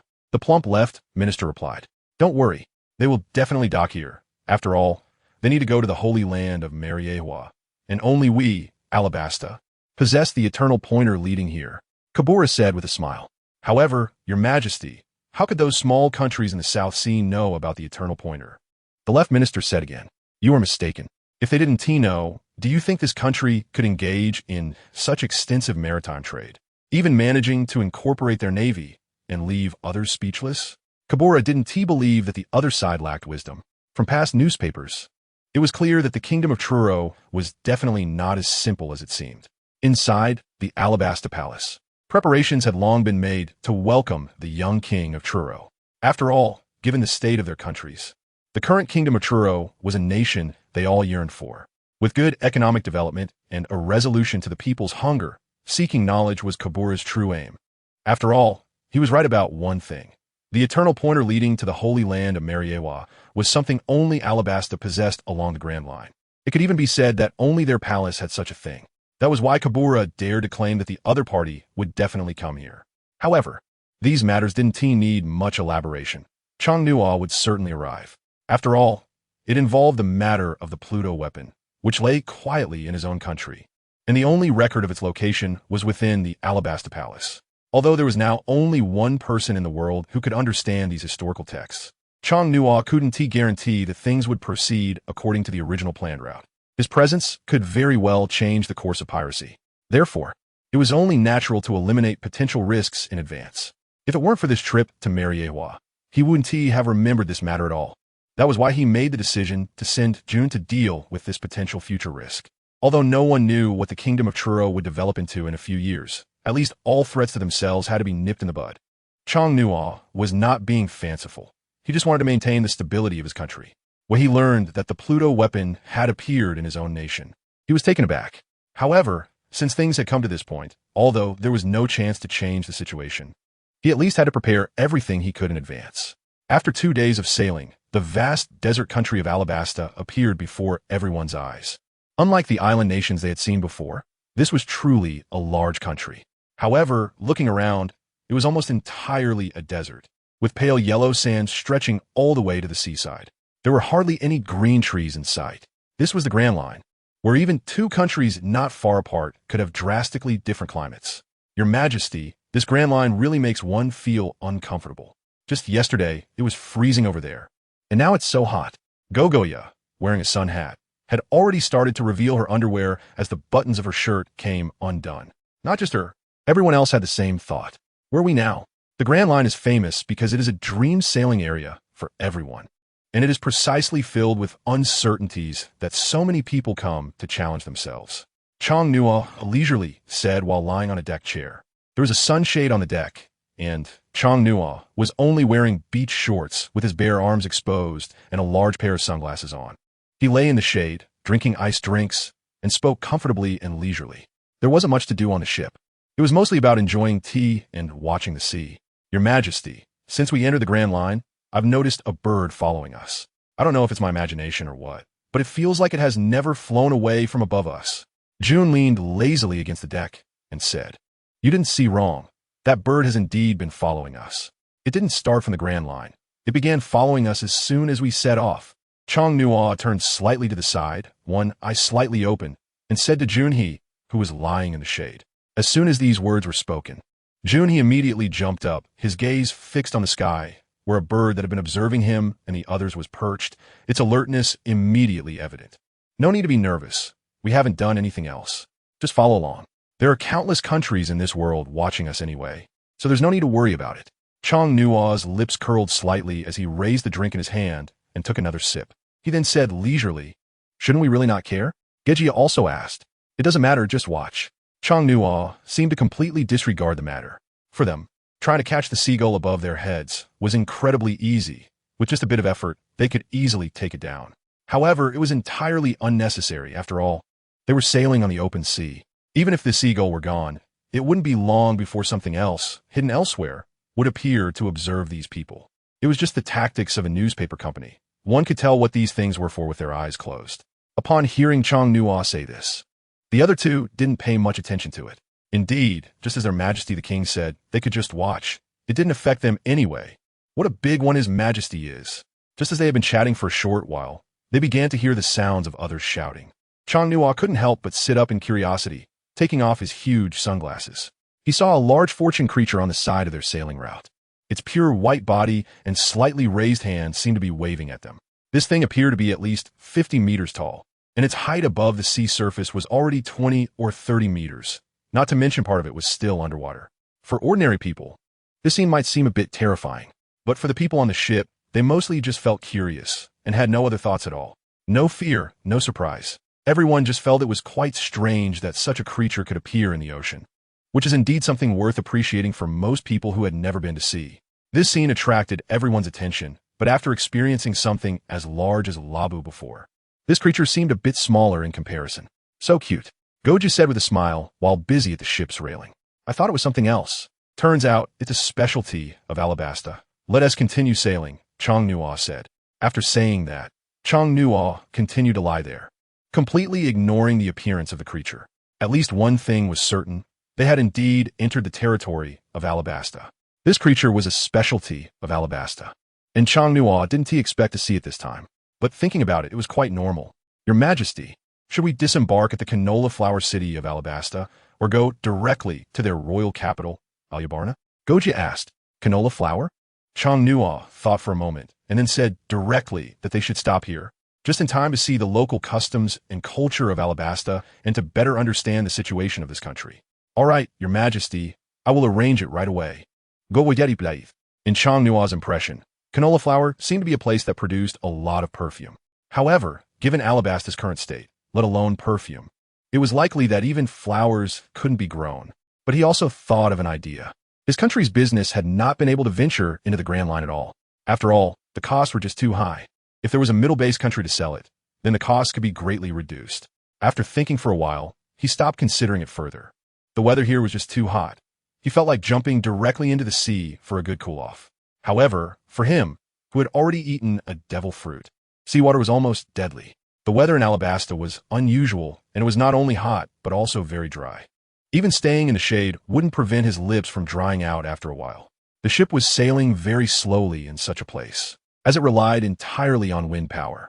However, in Alabasta, wind was almost a luxury. By the time evening approached, their group finally arrived at the canola flower location, which was almost as he had imagined, though it had a huge port. There were many ships docked here, and upon closer inspection, a few pirate ships were mixed in. But at this point, they had no time to care about that. After finally docking, they couldn't wait to rush down, having lived on the ship for so long. Although the supplies were still sufficient, the limited variety of food became tiresome over time. This is canola flower. Chang Nuo looked at the buildings in front of him that resembled a slum, with no aesthetic value whatsoever, compared to his own Truo kingdom. This place was simply at the extreme of being poor, not to mention the strong winds and sandstorms that would pick up at night. There were only 2 bustling trees along the coastline, and as far as the eye could see, it was nothing but sand. Your Majesty, this should be the canola flower field. It seems we will have to spend the night here. Tomorrow, we will start our journey to Albana, Goju said as he organized things. We'll have to make do with this for now. It's still more reassuring to be on solid ground. Let's find a place to rest today and deal with tomorrow's matters tomorrow. Chang Nuo just wants to find a place to rest and try the delicious food that belongs to Alabastadan. After all, he has already learned about the local specialties, such as scorpions and centipedes, especially the scorpions, which are as big as lobsters. I guess they should taste pretty good.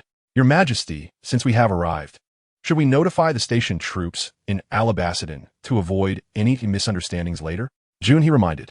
You are right to remind me. So let's go tell them, Chang Nuo said. Let's move forward first, find a place to settle down, and grab something to eat, Gejia suggested. Chang Nuo looked at the dilapidated city of rapeseed flowers, which were almost all built at different heights. At a glance, the road in front of him was straight and upward. By simply using his observation hockey to perceive the entire city's topography, it was almost all imprinted in Chang Nuo's mind. The wide road beneath his feet was filled with sand, as the wind and sand had already swept to the edge of the city. For this place, it probably wouldn't be long before it became uninhabitable. However, the people here seemed completely unaware of this. But even if they became aware, what difference would it make?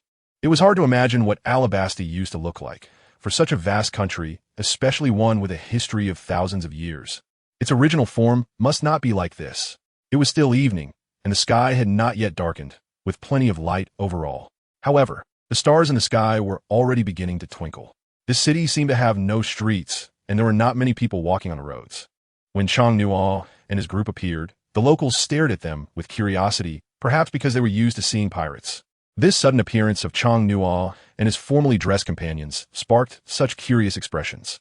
As the king of the true kingdom, Chang Nuo's appearance in Alabasta is akin to a diplomatic mission, and naturally, he must wear his crown and royal attire. He constantly represents the image of his true kingdom. Meanwhile, the other royal guards march in unison, and Goji has already started to put on an outer coat. As night approaches, the temperature difference between day and night in this place is quite significant. It was scorching hot during the day, but now, with the gentle breeze, a chill has set in. It is precisely because of this formal attire that many people have stopped to watch. However, what exceeded their expectations was that shortly after disembarking, a group of soldiers was already waiting ahead. They held long spears and stood in two neat squads, maintaining a welcoming posture. Before Chang Nuo and his party reached them, the leader of this small squad quickly ran forward.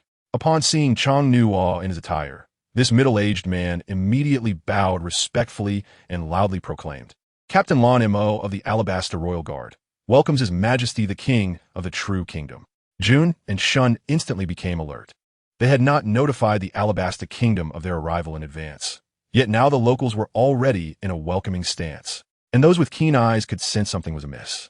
Chang Nuo seemed quite indifferent, a smile on his face as he said, "It is indeed a courtesy to have His Majesty King Cobra's welcome. Not notifying in advance does seem a bit impolite on our part.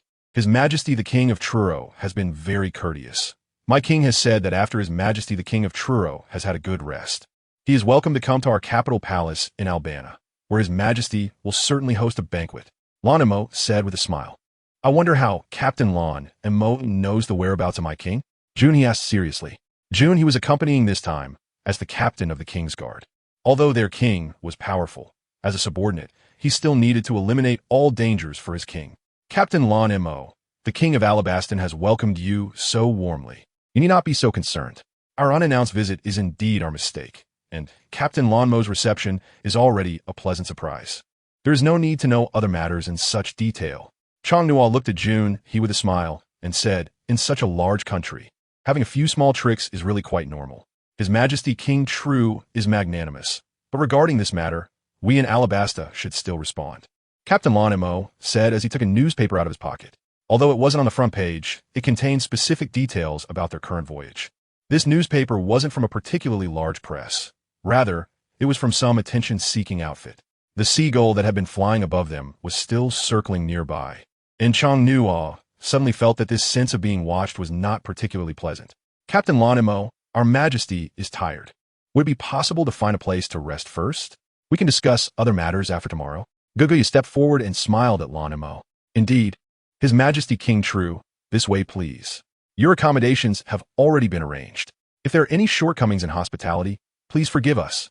Hearing Lan Mo's words, Chang Nuo merely responded with a smile. Not everyone on the ship could go over, aside from the National Guard personnel involved this time. Barlow and others had to stay on the ship. Some others could go down to replenish supplies or take a rest, but during the night, they still needed to guard the ship. Although the city of Canola looked dilapidated, it still revealed an incredible scene amidst such decay. Under Lan Mo's lead, Chang Nuo and his group arrived at what appeared to be a manor. The modern architectural style was completely different from what they had seen before. This place was entirely on the backside of the mountain, completely unaffected by the wind and sand, and the entire manor was filled with green trees and flowers, as if existing in two different worlds. "Your Majesty King True, this is my king's vacation palace. By the order of my king, we have specially arranged for you to stay here today," Lan Mo said respectfully. At the entrance of the manor, servants had already lined up in 2 rows, each one displaying extreme respect. "Tomorrow we will head to Albana. It seems we must express our gratitude to King Cobra." Chang Nuo smiled and said, "Your Majesty King of True, you are too polite."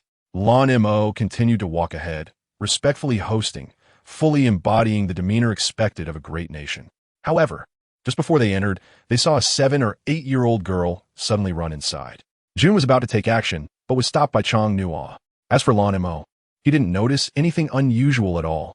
Once Chong Nuo entered the palace, Lan Mo stayed outside and respectfully said to Chong Nuo, "Your Majesty, King of True, if you have any orders, you can call for a servant, and we will remain outside to serve as your guards." "Thank you, Captain," June smiled and replied, while Chong Nuo merely glanced back without saying anything. As a king, maintaining one's dignity is essential. The entire palace had a two-story structure, with the upper level serving as the living quarters. The lower level was a very large hall with a height of at least several meters, and a massive chandelier hung directly from the dome above. After Lan Mo and the others exited, the guards surrounding the palace were all members of the King of True's guard team. Inside the hall, servants had already started bringing in dishes. "Your Majesty, after such a long time, it's best to eat something," Guguya said to Chong Nuo, who was sitting on the sofa. "All right then, little girl over there. Do you want to come over and eat something?" Chong Nuo suddenly didn't know who he was talking to, and Guguya was somewhat surprised. "Come out. My Majesty has already spoken." "June," he said seriously as he looked toward a pillar not far from them, his voice low. "What's going on?" Guguya still didn't understand what was happening. But just at that moment, a small blue-haired head began to slowly peek out from behind the originally calm pillar.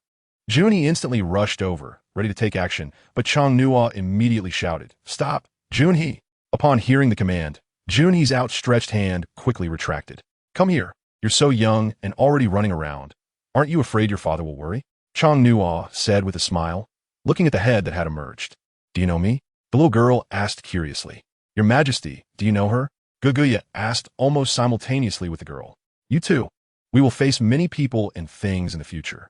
When doing things, you must pay attention to all the details, from the aspect of clothing and appearance. Who do you think he could be to appear here so naturally?"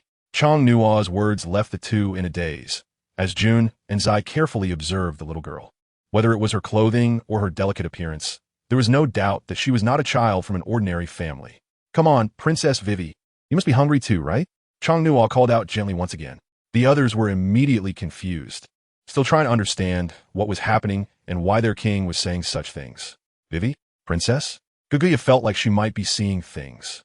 They were at least 100 miles away from Albana, and the Princess of Alabasta actually appeared here, which truly surprised them.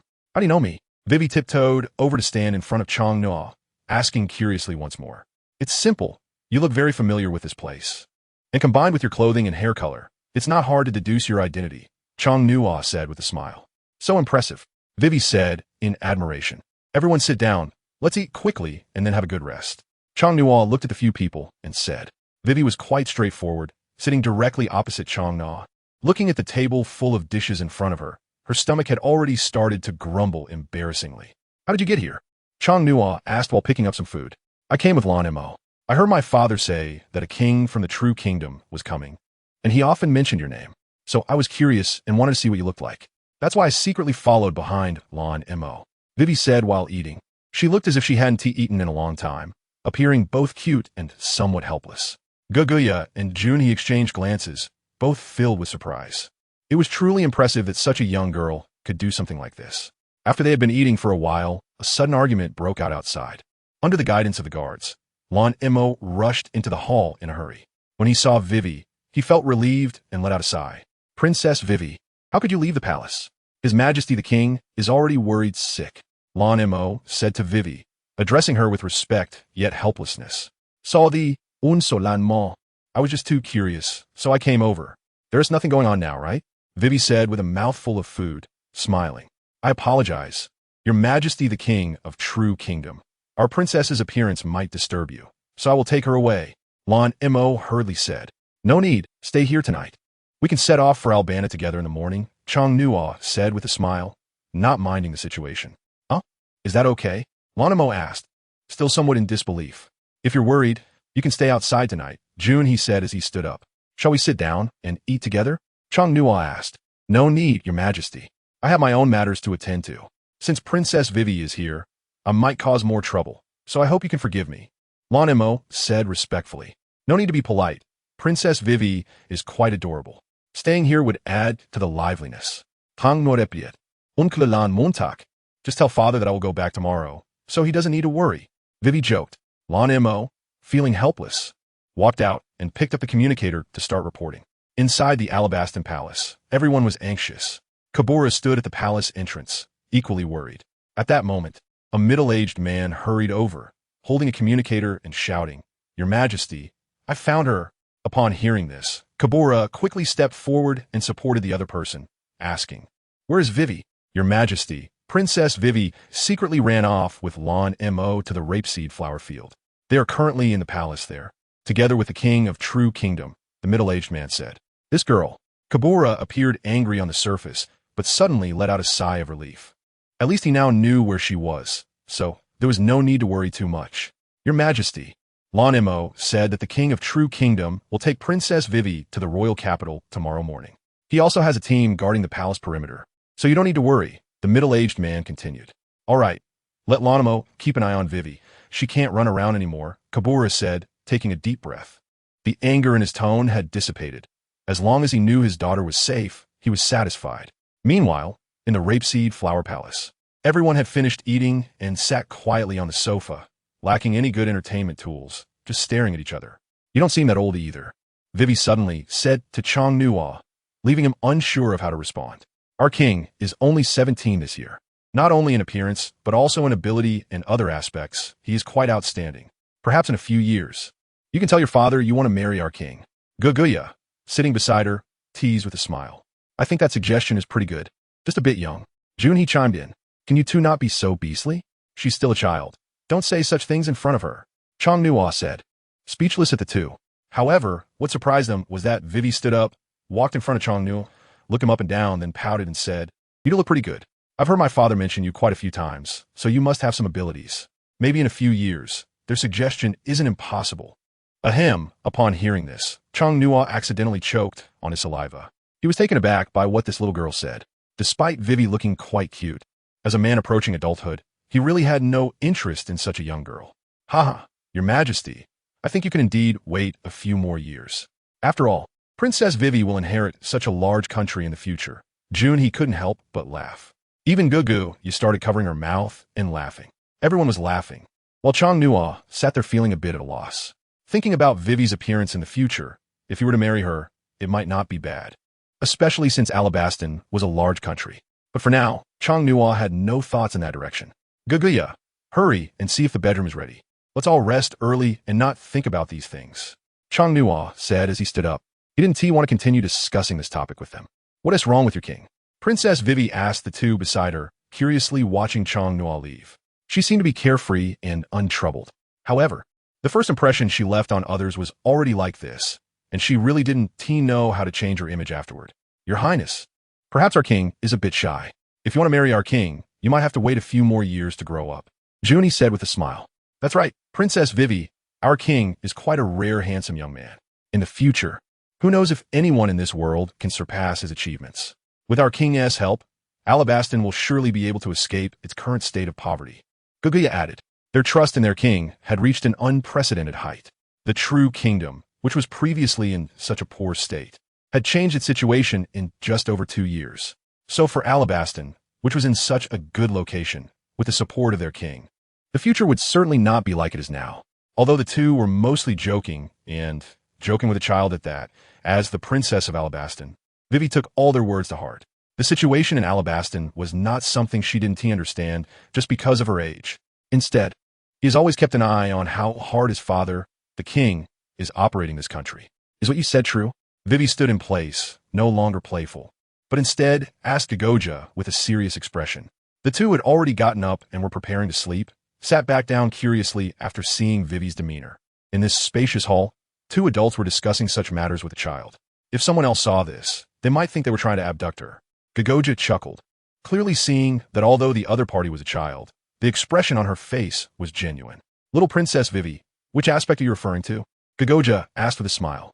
"Is it about being able to help our Alabasta escape from poverty? The entire country is no longer what it used to be. Many citizens are struggling to get enough to eat. I've seen my father's hair turn gray because of this.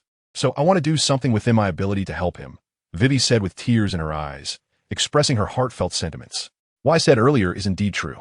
Since your father can often mention our king, it shows that he recognizes and supports our king's decisions and abilities.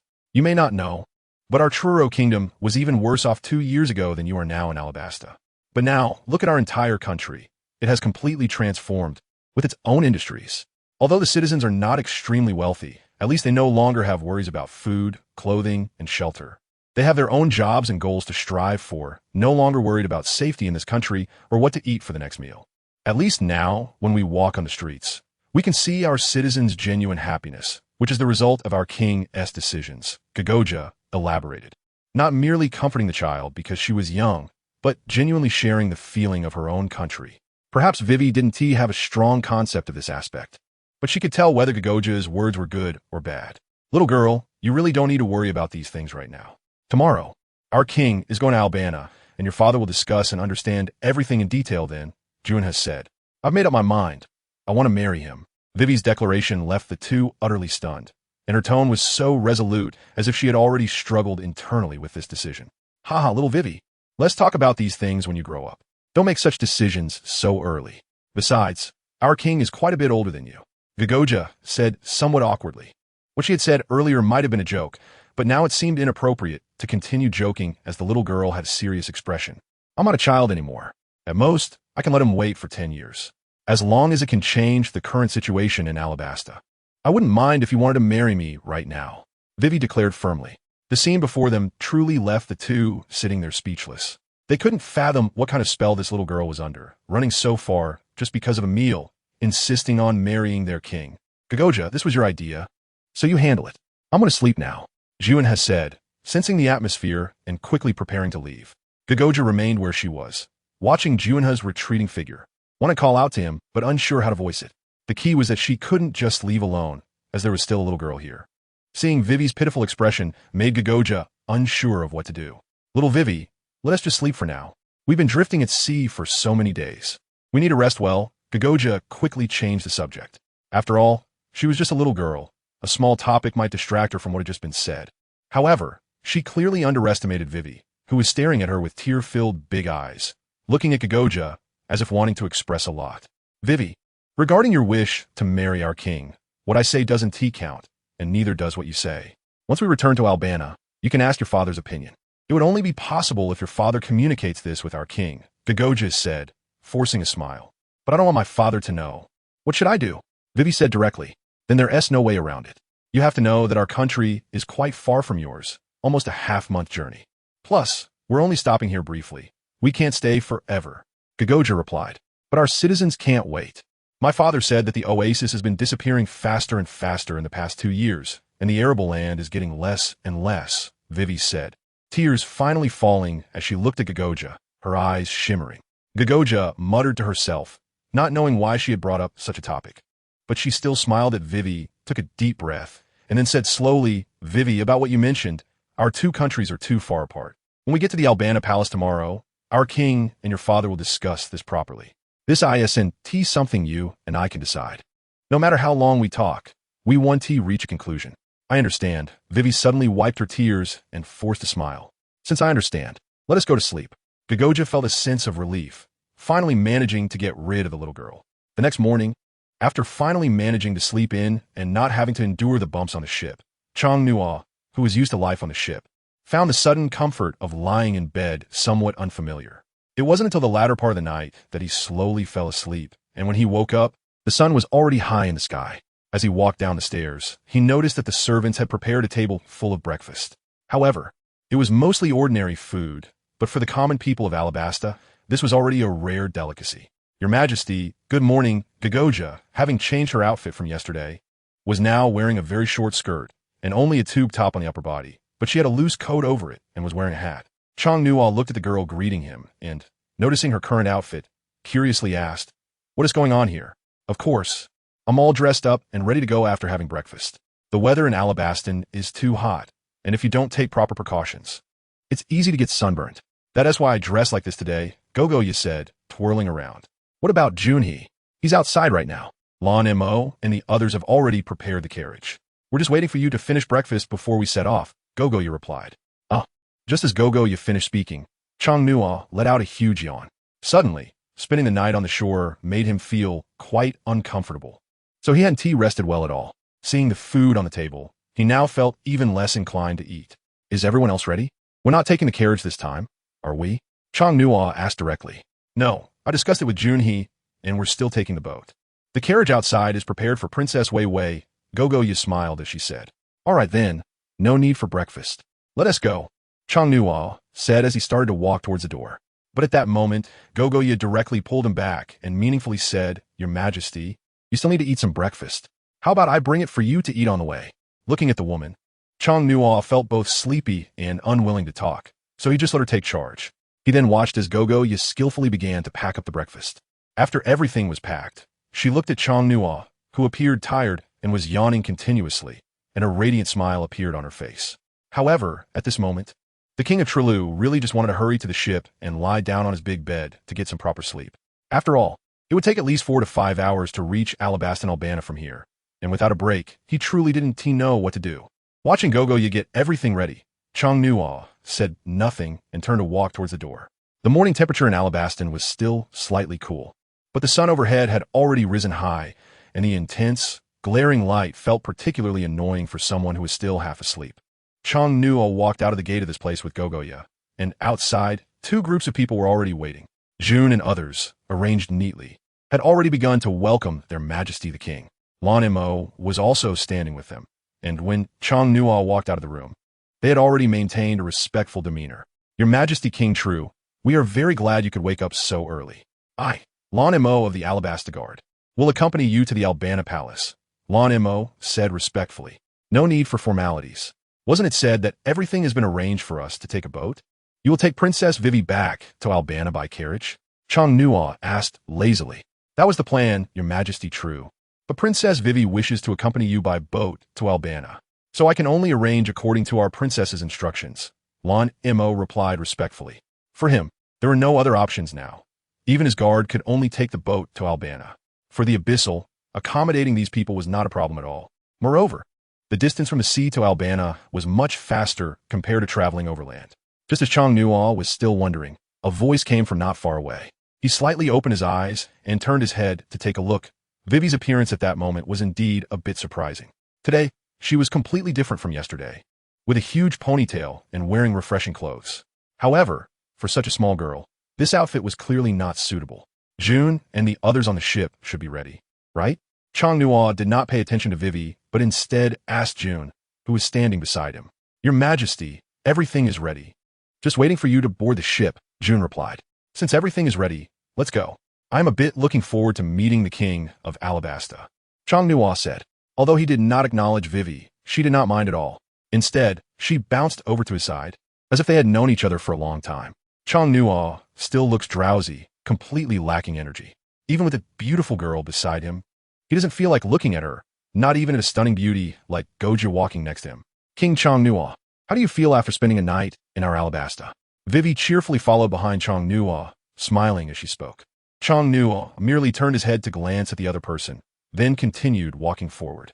Vivi did not give up and continued to walk beside him. There were no unnecessary actions or words. Lan Mo stood behind, watching the princess behave this way, and felt both helpless and angry at how the king of the other country treated his own princess. The helplessness came from the fact that their own princess was unwilling to accompany them, while the anger stemmed from King Tulu's current behavior and attitude. But what could he do even if he was angry? The other party was a king, and it was understandable that he did not wish to pay attention to their princess. They could not say anything more. Another point that surprised him was the royal guard of the kingdom of Tulu. Each of them looked incredibly powerful, and Lan Mo did not dare to say he could match even one of them. The narrow road stretched from the mountain peak to the foot of the mountain, and it was a straight road leading to the port, without any turns to consider. Even when they stood outside the palace halfway up the mountain, they could already see their own ship. The Abyssal was quietly docked at the port among the rapeseed fields, and in this huge port, the Abyssal could only be described as having a very ordinary size. Several pirate ships that they saw yesterday evening were still docked here, showing no signs of worry or concealment. For Alabasta, although the country was relatively weak, its military was still commendable.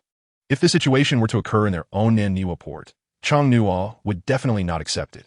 Pirates, regardless of how they appeared in their country, from the moment they raised their pirate flags, it already meant provocation and declaration. When they approached their country's port, regardless of their strength, it would inevitably lead to significant controversy and even panic among the citizens. Yet now, in this country's port, the most important port of the country, Several pirate ships were quietly docked here, without causing any soldiers from the country to come and chase them. Even when Lon Mo saw these pirate ships, he seemed to turn a blind eye, not treating the matter as significant at all. Your Majesty, Barrow has not returned since he went out yesterday. As soon as the group boarded the ship, one of the crew members hurriedly ran to Chong Nua's side, speaking anxiously. Now that everyone had returned and the navigator had not appeared, the ship could not set sail at all. What is going on? Chong Nua immediately perked up, looking at the bare-armed man and asking, Your Majesty, we also don't know the situation. Barrow and Fit went out to procure supplies yesterday. But when we woke up this morning, we found they still hadn't returned. Chris, why didn't you say this sooner? Junie also asked with a serious expression. Your Majesty King Tulu, should I send someone to look for them? Lon Mo suggested. Have you tried contacting them with the snail? Gogoya asked. We've already tried, but we haven't been able to get in touch since this morning. We don't know what happened, the bare-armed Chris said. Your Majesty, I will take the carriage to Albana. You stay here and look for them properly. Chong Nua's mood was not very good at the moment. Such a thing had happened early in the morning. Barrow had been following him for over half a year since he subdued him, and he couldn't believe this guy would suddenly disappear without a word in this unfamiliar Alabasta. Something must have happened that he couldn't even imagine. Your Majesty, King True, your crew had a problem here in Alabasta. Let us handle it, and we will ensure we find your crew member as soon as possible, Lonimo said, frowning. No need for that, Captain Lonimo. Now that the navigator is missing, we can only take a carriage to Alyabarna. I'm afraid I'll have to trouble you along the way, Chong Nua said with a slight smile. Your Majesty, leave this matter to me. June, he said. They had already arranged tasks before coming, but now it seemed they had to find Barrow first. Although June, he was reluctant, this was definitely his responsibility. In a city as small as this, he could use observation hockey to sense things, and it wouldn't take long to locate Barrow, unless he was already dead, in which case there was nothing they could do. King Chong Nua, should we wait for your crew member? Vivi asked softly. Not for now. They may have their own matters to attend to. Since I've already communicated with your father beforehand, we must go to the Alyabarna Palace today, no matter what. This is about credibility, Chong Nua said earnestly. Is that so? But I think my father wouldn't mind such things. Seeing Vivi's adorable expression, Lon Mo said, Your Highness, this matter is not about whether His Majesty King True minds, since it has been communicated beforehand. Both His Majesty King True and His Majesty King are not representing individuals anymore, but two countries communicating. Therefore, the prearranged matters cannot have any mistakes. Junhee, stay here to handle things, and then head to the Alabasta Palace as soon as possible, Gogoya said softly. He could already sense that His Majesty's mood was not pleasant, and this was the only way to inform others to hurry up and deal with the remaining matters here. Junie nodded. As soon as Chong Nua stepped off the ship, he became serious and instructed the other royal guard members that they had to find Barrow within an hour. Regardless of his condition or any special circumstances he encountered, they could skip reporting and treat it as an emergency. Understood, more than 20 royal guard members replied in unison. In the small city, Junhee couldn't believe anyone would dare to detain Barrow. Although his strength was not strong, he was still a former pirate captain and had some power. Since he could stay out all night, either something happened to him or he encountered someone stronger. No matter the outcome, the most unacceptable thing for the true kingdom during this time was betrayal. He could sense the anger from Chong Nua's expression, no matter the circumstances. As a core navigator on the ship, such a sudden situation was absolutely unacceptable. Under any circumstances, the people on his ship could be his partners and also the talents of his country. In this desolate place, Chong Nua would not allow any accidents to happen. But now, he could only sit in this carriage. Though not as comfortable as a ship, it was all they could do. The most important thing was to endure the hot weather of Alabasta. In the carriage, Chong Nua and Vivi shared a white carriage made entirely of iron, pulled by two white horses. This was already a high-end reception, although it was not fast and much farther than traveling by ship. It allowed them to directly experience the specific situation of Alabasta. What they saw along the way was almost similar to the state of the true kingdom 2 years ago, with the people in a state of poverty. I heard your country wants to join the world government? Vivi asked, trying to make conversation in the carriage. Yes, Chong Nua replied. Why do all countries want to join the world government, yet have to pay high heavenly gold fees every year? I really don't understand what it's for. Hearing what Vivi said, Chong Nua smiled and said, If I remember correctly, Alabasta doesn't need to pay heavenly gold, right? Besides, managing a country is not as simple as you think. For example, joining the world government is not something everyone desires. Sometimes it's due to necessity. However, On the other hand, if a country's economy and politics develop, joining the world government may bring more benefits than disadvantages, just like our country. Our country is just getting started, but when it comes to development, we have no choice. After joining the world government, at least our country's economic development can take a big step forward. Why does it become like what you said? Facing Vivi's question, Chong Nuo thought for a moment and said, after joining the world government, although we need to pay heavenly gold every year, which is indeed a considerable expense, it is also because of this that we have free Navy support, so at least we don't have to worry about safety at sea. Most pirates wouldn't take the risk to plunder ships flying the world government flag. Additionally, the most important point is that our goods can open the door to the Grand Line and can directly cross the Red Line. How do you find this explanation? Is it really like that? It sounds so profound. Vivi actually still didn't understand the meaning of these words. She had never been exposed to that level. So everything she heard sounded vague. In the small city, June had already instructed all Royal Guard members to disperse. Their task was to find the missing navigator Barrow within an hour. However, 1 hour was indeed a bit too rushed for them. But in such a small place, they just needed to start searching in places where Barrow might appear. As long as they found a clue, the subsequent matters would be resolved easily. Barrow was a relatively short man, so his appearance was quite distinctive. They just needed to inquire a bit. After all, it hadn't been long, and anyone who had seen him should have some impression. The Royal Guard began a thorough search. However, at this moment, Barrow was already suffering inhumane treatment. Have you thought about whether to inform your companions to bring 10 million berries? That way, it would be good for you and us. In a dilapidated house, Barrow has been beaten to a pulp. He and another person are tied to a pillar, while 4 or 5 others sit nearby. It's unnecessary to elaborate. Just by looking at their clothing, one can tell what line of work these people are in. June's earlier speculation was quite correct. Barrow was ultimately captured by pirates. This former pirate captain has been beaten for an entire night, yet has not uttered a single word. Captain, why don't we just go and steal that ship? Why do we need to capture this guy for 10 million berries? One of the weaker-looking pirates asked, puzzled. What do you know? That ship is massive. If it attracts the Alabasta army, we won't be able to escape. The one-eyed captain retorted without hesitation. 10 million berries is about right. It's enough for us brothers to enjoy ourselves for a while. Looking at their ship, these people should be quite wealthy, said another man wearing what looked like a beret, smiling.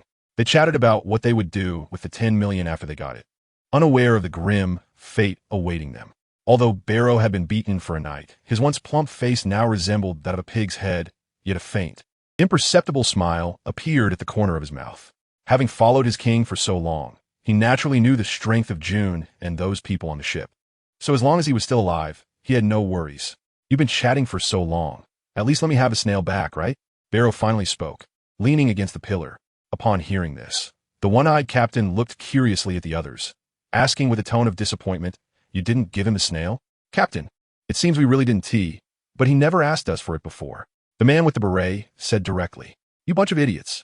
After all this time, you ended up like this. If this guy hadn't said anything, when would we have gotten the money?" The one-eyed captain roared. The group of lackeys, seeing their captain was angry, hurriedly began searching Barrow. Eventually, they found a snail wearing a crown and pressed it in front of Barrow. Bloop, bloop, bloop, bloop. As the snail rang, after a moment, a voice roared from the other end, "Barrow, you bastard, where are you now?" Barrow recognized the voice and smiled with his swollen face. However, a pirate next to him immediately punched him in the face, chuckling darkly. "I told you to shut up. Barrow, have you run into trouble?" June's voice came again from a snail. Unbeknownst to him, the moment they activated the snail, he had already sensed Barrow's location with his observation hockey. "The Barrow you speak of is now in our hands, along with 10 million berries. Come to the Crimea Tavern to find us, or your companion will die here," the one-eyed captain shouted, snatching the snail to yell at June. Such threats were of no use to June. However, when facing the snail, he still pretended to be worried. In reality, he had already begun to gather all the Royal Guard members and quickly moved in another direction. Their movements were synchronized and silent, avoiding the gaze of all crowds. Quickly disappearing from their original spot, heading towards the direction he pointed. "Don't harm our companion. We're preparing the 10 million berries. But we must ensure our companion's safety. I need Barrow to say something." June spoke while running swiftly. "No problem. As long as you prepare the berries, your companion will definitely be safe. We can guarantee that," the one-eyed pirate captain said as he spoke while June was directing everyone to move quickly, leading the way. His right hand was directing, while his left hand held the snail, communicating with the pirates while swiftly moving towards Barrow's location. Finally, June stood in front of a crumbling house, smiling at the snail as he said, The berries are ready. They are right at your door. Just come out and take them." Upon hearing this, the one-eyed captain immediately became puzzled, expressing dissatisfaction through the snail. "Do you think we really wouldn't dare to do anything to your companions? You dare to play tricks on me?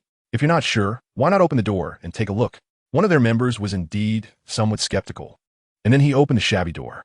The moment he saw June and the others standing there, his legs trembled uncontrollably, and he could barely speak. "Captain, this is—" The man with the beret pushed him aside, and when he looked outside, he was just as shocked as the previous guy. June looked at the two of them with a serious expression and coldly said into the snail, "If you touch our people from the Truro kingdom, there will only be one outcome." Before he finished speaking, June charged forward. Even before they could react, the man with the beret had already pierced through the entire house. The house was almost made of wooden boards, providing no resistance, and he was directly through it. As for the remaining few, including the one-eyed captain, they had not yet reacted when June appeared inside the room. Looking at Barrow, who was already beaten to a pulp, June showed no kindness and said, "You used to be a captain. How did you end up like this?" "I didn't want to," Barrow mumbled with a swollen face, his eyes reflecting a hint of regret. He had merely wanted to explore and had finally found a tavern, but before he could even drink, he was knocked out and brought here. "Now, can we talk about how to resolve this? 10 million berries? You really dare to think like that? For pirates, it has always been us from the Truro kingdom robbing others. When did it become someone else's turn to rob us?" June and Lou displayed a murderous smile, glaring sideways at the one-eyed captain. In front of so many people, the opponent's group was utterly unimpressive. Once June and Barrow walked out, the blood seeping from the already damaged wooden planks had flowed outside the room. "You better explain yourself to His Majesty the King when you get back. As a navigator, it's unacceptable that you were nowhere to be seen at a critical moment. I really don't know how you managed to be a pirate captain before this." June had no intention of blaming. It was just that Barrow's current state was truly speechless. Putting aside this guy's sailing skills, the key point is that he is now a member of the Kingdom of Truro, and naturally, he cannot allow other pirates to evaluate or insult him. "I'm sorry for causing everyone trouble this time," Barrow said apologetically. "All right, as long as everyone is fine, let's hurry back and set off. His Majesty the King has already started heading to Albana. We mustn't delay His Majesty's plans." June said again. "Yes, Lord June," Barrow replied. Now this guy was being helped by others, beaten to a pulp, and it would take at least half a month for him to recover. That group of pirates was quite unfortunate. They had nothing better to do than to capture people from the Kingdom of Truro, and now, well, an entire pirate crew ended up with nothing. Not even their ship, which had already been sunk in this canola flower harbor. It wasn't really a big deal.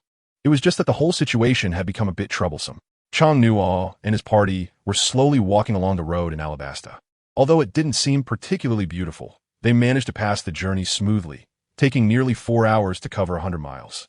It wasn't until noon that they finally caught sight of Albana, the capital city. Compared to other places, Albana felt much more vibrant, and the height of the outer city walls was at least 100 meters. However, from where they stood, aside from this city, the rest was nothing but desolate desert, with no signs of greenery at all. The white carriage, accompanied by a protective entourage, instantly attracted the attention of all the townspeople as Chong-Nuo and his party entered the royal city. Everyone on the streets turned their gazes towards them, their eyes filled with curiosity. Such carriages were generally associated with high-ranking officials from the palace or kings from other nations visiting Alabasta. However, from Chong-Nuo's perspective, it was clear that Alabasta was quite impoverished, as evidenced by the state of the capital, let alone the more remote areas. Alabasta could be considered the largest country in the first half of the Grand Line, having developed over 1,000 years. Yet the current king had squandered a good hand of cards. Nevertheless, among the crowd, there were always some with ill intentions. "President, do you need something from me?" A man with a horizontal scar on his face was watching Chong-Nuo's party from a window in a nearby building. At that moment, a dark-skinned girl with bangs walked into the room and respectfully asked the man sitting there, "Robin, did you receive the notification from the world government yesterday?" If Chong-Nuo were to see the speaker, he would instantly recognize her as Robin, who would later encounter one of the most formidable foes in Alabasta, Crocodile, the man with the Sansan fruit. While his strength could only be considered average, his intelligence was undoubtedly among the top in this world. "President, you must be referring to the mention of the Shichibukai at the upcoming World Conference?" Robin asked, holding a document. "That's right. When I received this news yesterday, many pirates began to stir, but what do you think about this matter?" Crocodile inquired. "From our perspective, this situation has both advantages and disadvantages. If we agree to the world government's invitation, we will have to participate unconditionally in any future events involving them. However, the benefits are clear, at least on this sea. Whatever we do will not involve the world government or the Marines, Robin analyzed.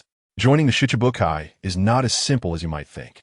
At least one significant event is needed to draw their attention. Only then might the opportunity to become one of the Shichibukai come our way. But we still have 4 months before the World Conference, which gives us enough time to maneuver, Crocodile said as he lit a cigar. I don't know how you plan to proceed, but the main reason I called you here is to ask if you're sure that the clue to the ancient weapon Pluton is here. We don't want to end up empty-handed in the end.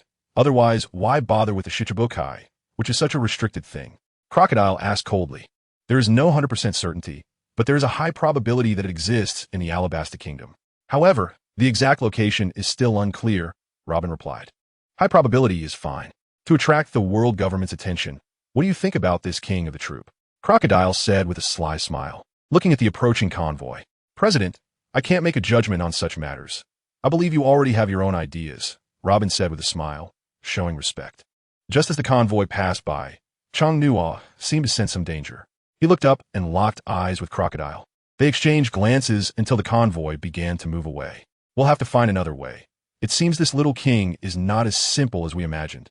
Crocodile said with a smile after their brief exchange of glances. The World Conference is held every 4 years. And this year just happens to be the year it needs to be convened, set for July 1st, which is still nearly 4 months away. However, Chang Nuo had not paid attention to such matters and may not have been aware, or perhaps he simply didn't care. What he likely did not expect was that the system of the Shichibukai in the pirate world would be proposed at this World Conference and eventually solidified. The group began to gradually move towards the royal palace. The moment he caught sight of Crocodile, he recognized his identity. However, in Alabasta, he didn't pay much attention to such things. His purpose for coming to the palace was to address potential threats to his country in the future. Chang Nuo had some impression of historical texts, but he would need to observe or directly inquire with Cobra about their specific locations later. Before the convoy reached the palace, preparations for the welcoming ceremony had already begun. The nobles and ministers of the Alabasta Kingdom were gathered outside the palace waiting to receive them. Both sides had their own thoughts and plans, but for Alabasta, the goal was simple. They just wanted to seek the economic development model of the Troop Kingdom.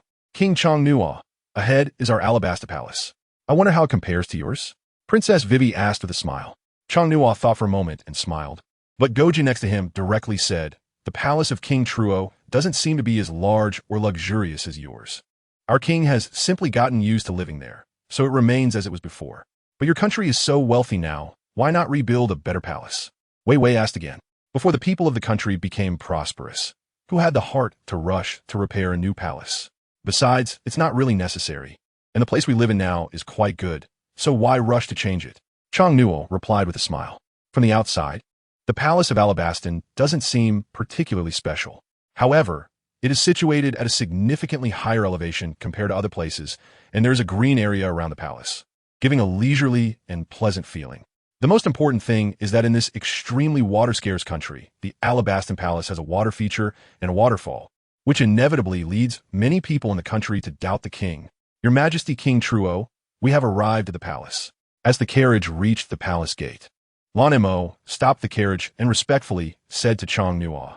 The meaning of this statement was quite clear, indicating that he needed to walk from there to the palace hall. Although it somewhat disrespected him, it might just be a custom of their country. Chang Nuo didn't get too entangled in thoughts. He simply smiled and then got down from the carriage. After bumping along for 3 or 4 hours, he surprisingly felt quite refreshed. The ministers who came to welcome Chang Nuo had long been waiting outside. As soon as he got off the carriage, a man who looked to be in his 30s and somewhat plump approached him. With a beaming smile, he hurriedly walked up to greet him, calling out, Lord Befidos, the left minister of the Kingdom of Alabastan, is here on the orders of His Majesty the King to welcome His Majesty the King of the Kingdom of True. Befidos said with a smile, exhibiting great respect. Uncle Tos, Vivi is here too. Princess Wei Wei, seeing that Befidos was only chatting with Chang Nuo, stood up in the carriage and called out to him with some dissatisfaction. Princess Vivi, you're back. Let's hurry inside. His Majesty has been very worried about you. Befidos said with a smile, then continued to respectfully turn to the 16 or 17-year-old Chang Nuo, smiling as he said, Your Majesty the King of True, our king is already waiting for you inside. Please come in. Thank you. Chong Nuo smiled slightly at the corners of his mouth, but his gaze had already begun to survey the surroundings of the entire palace. Just then, in the distance, Junhee and the members of the king's guard quickly and uniformly ran over. Traveling by sea was much closer than by land. Although they had set off nearly an hour late, their arrival time was almost the same. "Your Majesty, I am late," Junhee said respectfully as he quickly ran up to Chong Nuo, bowing his head. Behind him, more than 20 members of the king's guard followed in unison, wearing matching uniforms and displaying determined expressions, which left everyone at the palace gates in awe. "It's fine. It's good to see you. How is Barlow?" Chong Nuo said with a slight smile. "Your Majesty, Barlow is currently recuperating and is no longer in serious condition," Junhee replied. "Since you're here, let us go in together." With that, Chong Nuo walked ahead toward the palace. Barfitos was still curious about the sudden arrival of this group. Lonimo also noticed his thoughts and calmly said, "Ministerswa, these people are from the king's guard of the kingdom of Truro." "I see." Barfitos quickly followed behind Chong Nuo. Although he was curious, he did not dwell on it too much. It was only reasonable for a king to be accompanied by a group when traveling. Inside the Alabastan palace, it was not as imagined. The stone-paved floor had been worn down over many years, with some stones already cracked and weathered at the edges. However, a great country with a 1,000-year legacy still showed traces of its historical significance. With each step, one could feel the thick atmosphere of history. The kingdom of Truro also had some places with similar historical ambience.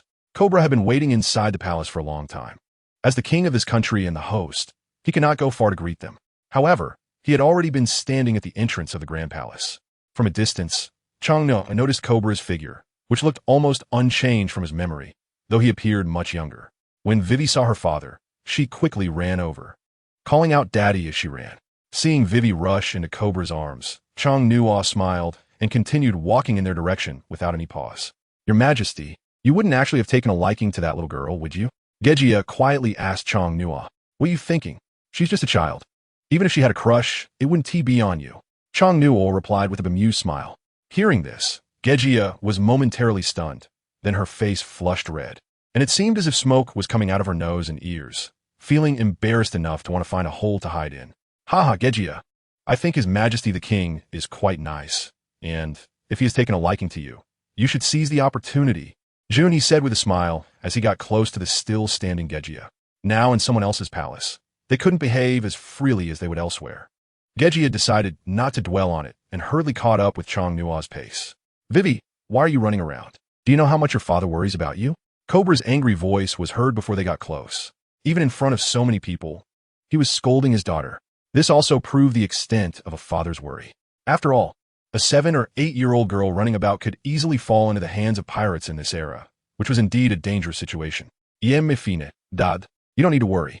Besides, we're back now, and in front of so many people, can you give me some face?" Vivi said anxiously in a low voice. As they spoke, Chong Nuo had already reached them.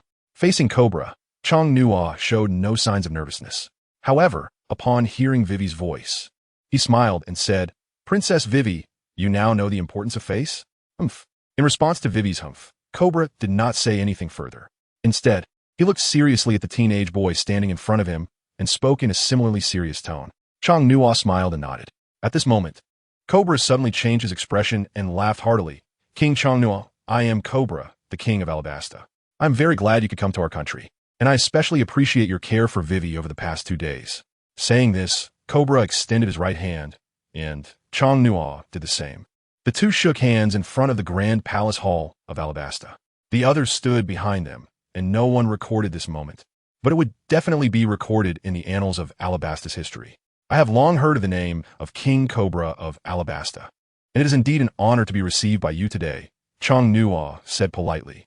"King Chong Nuo, perhaps I should be the one to say this. Recently, all the newspaper headlines have been dominated by the kingdom of Truro," Cobra replied with a smile.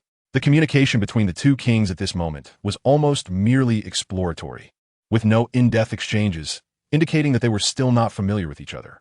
"Dad, can you not stand here chatting? There are so many places inside the palace hall. Can we sit down and talk?"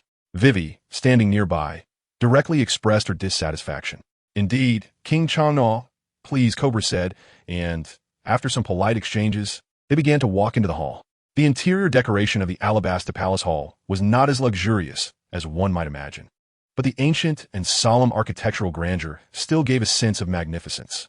Once both were seated, Goji and Jun, he stood directly behind the sofa where Chang Nuo sat, and the palace servants promptly brought out fruits and snacks. The kingdom of Alabasta has existed for over 1,000 years, making it the oldest country in the world. I truly did not expect to be fortunate enough to visit here today, Chang Nuo remarked.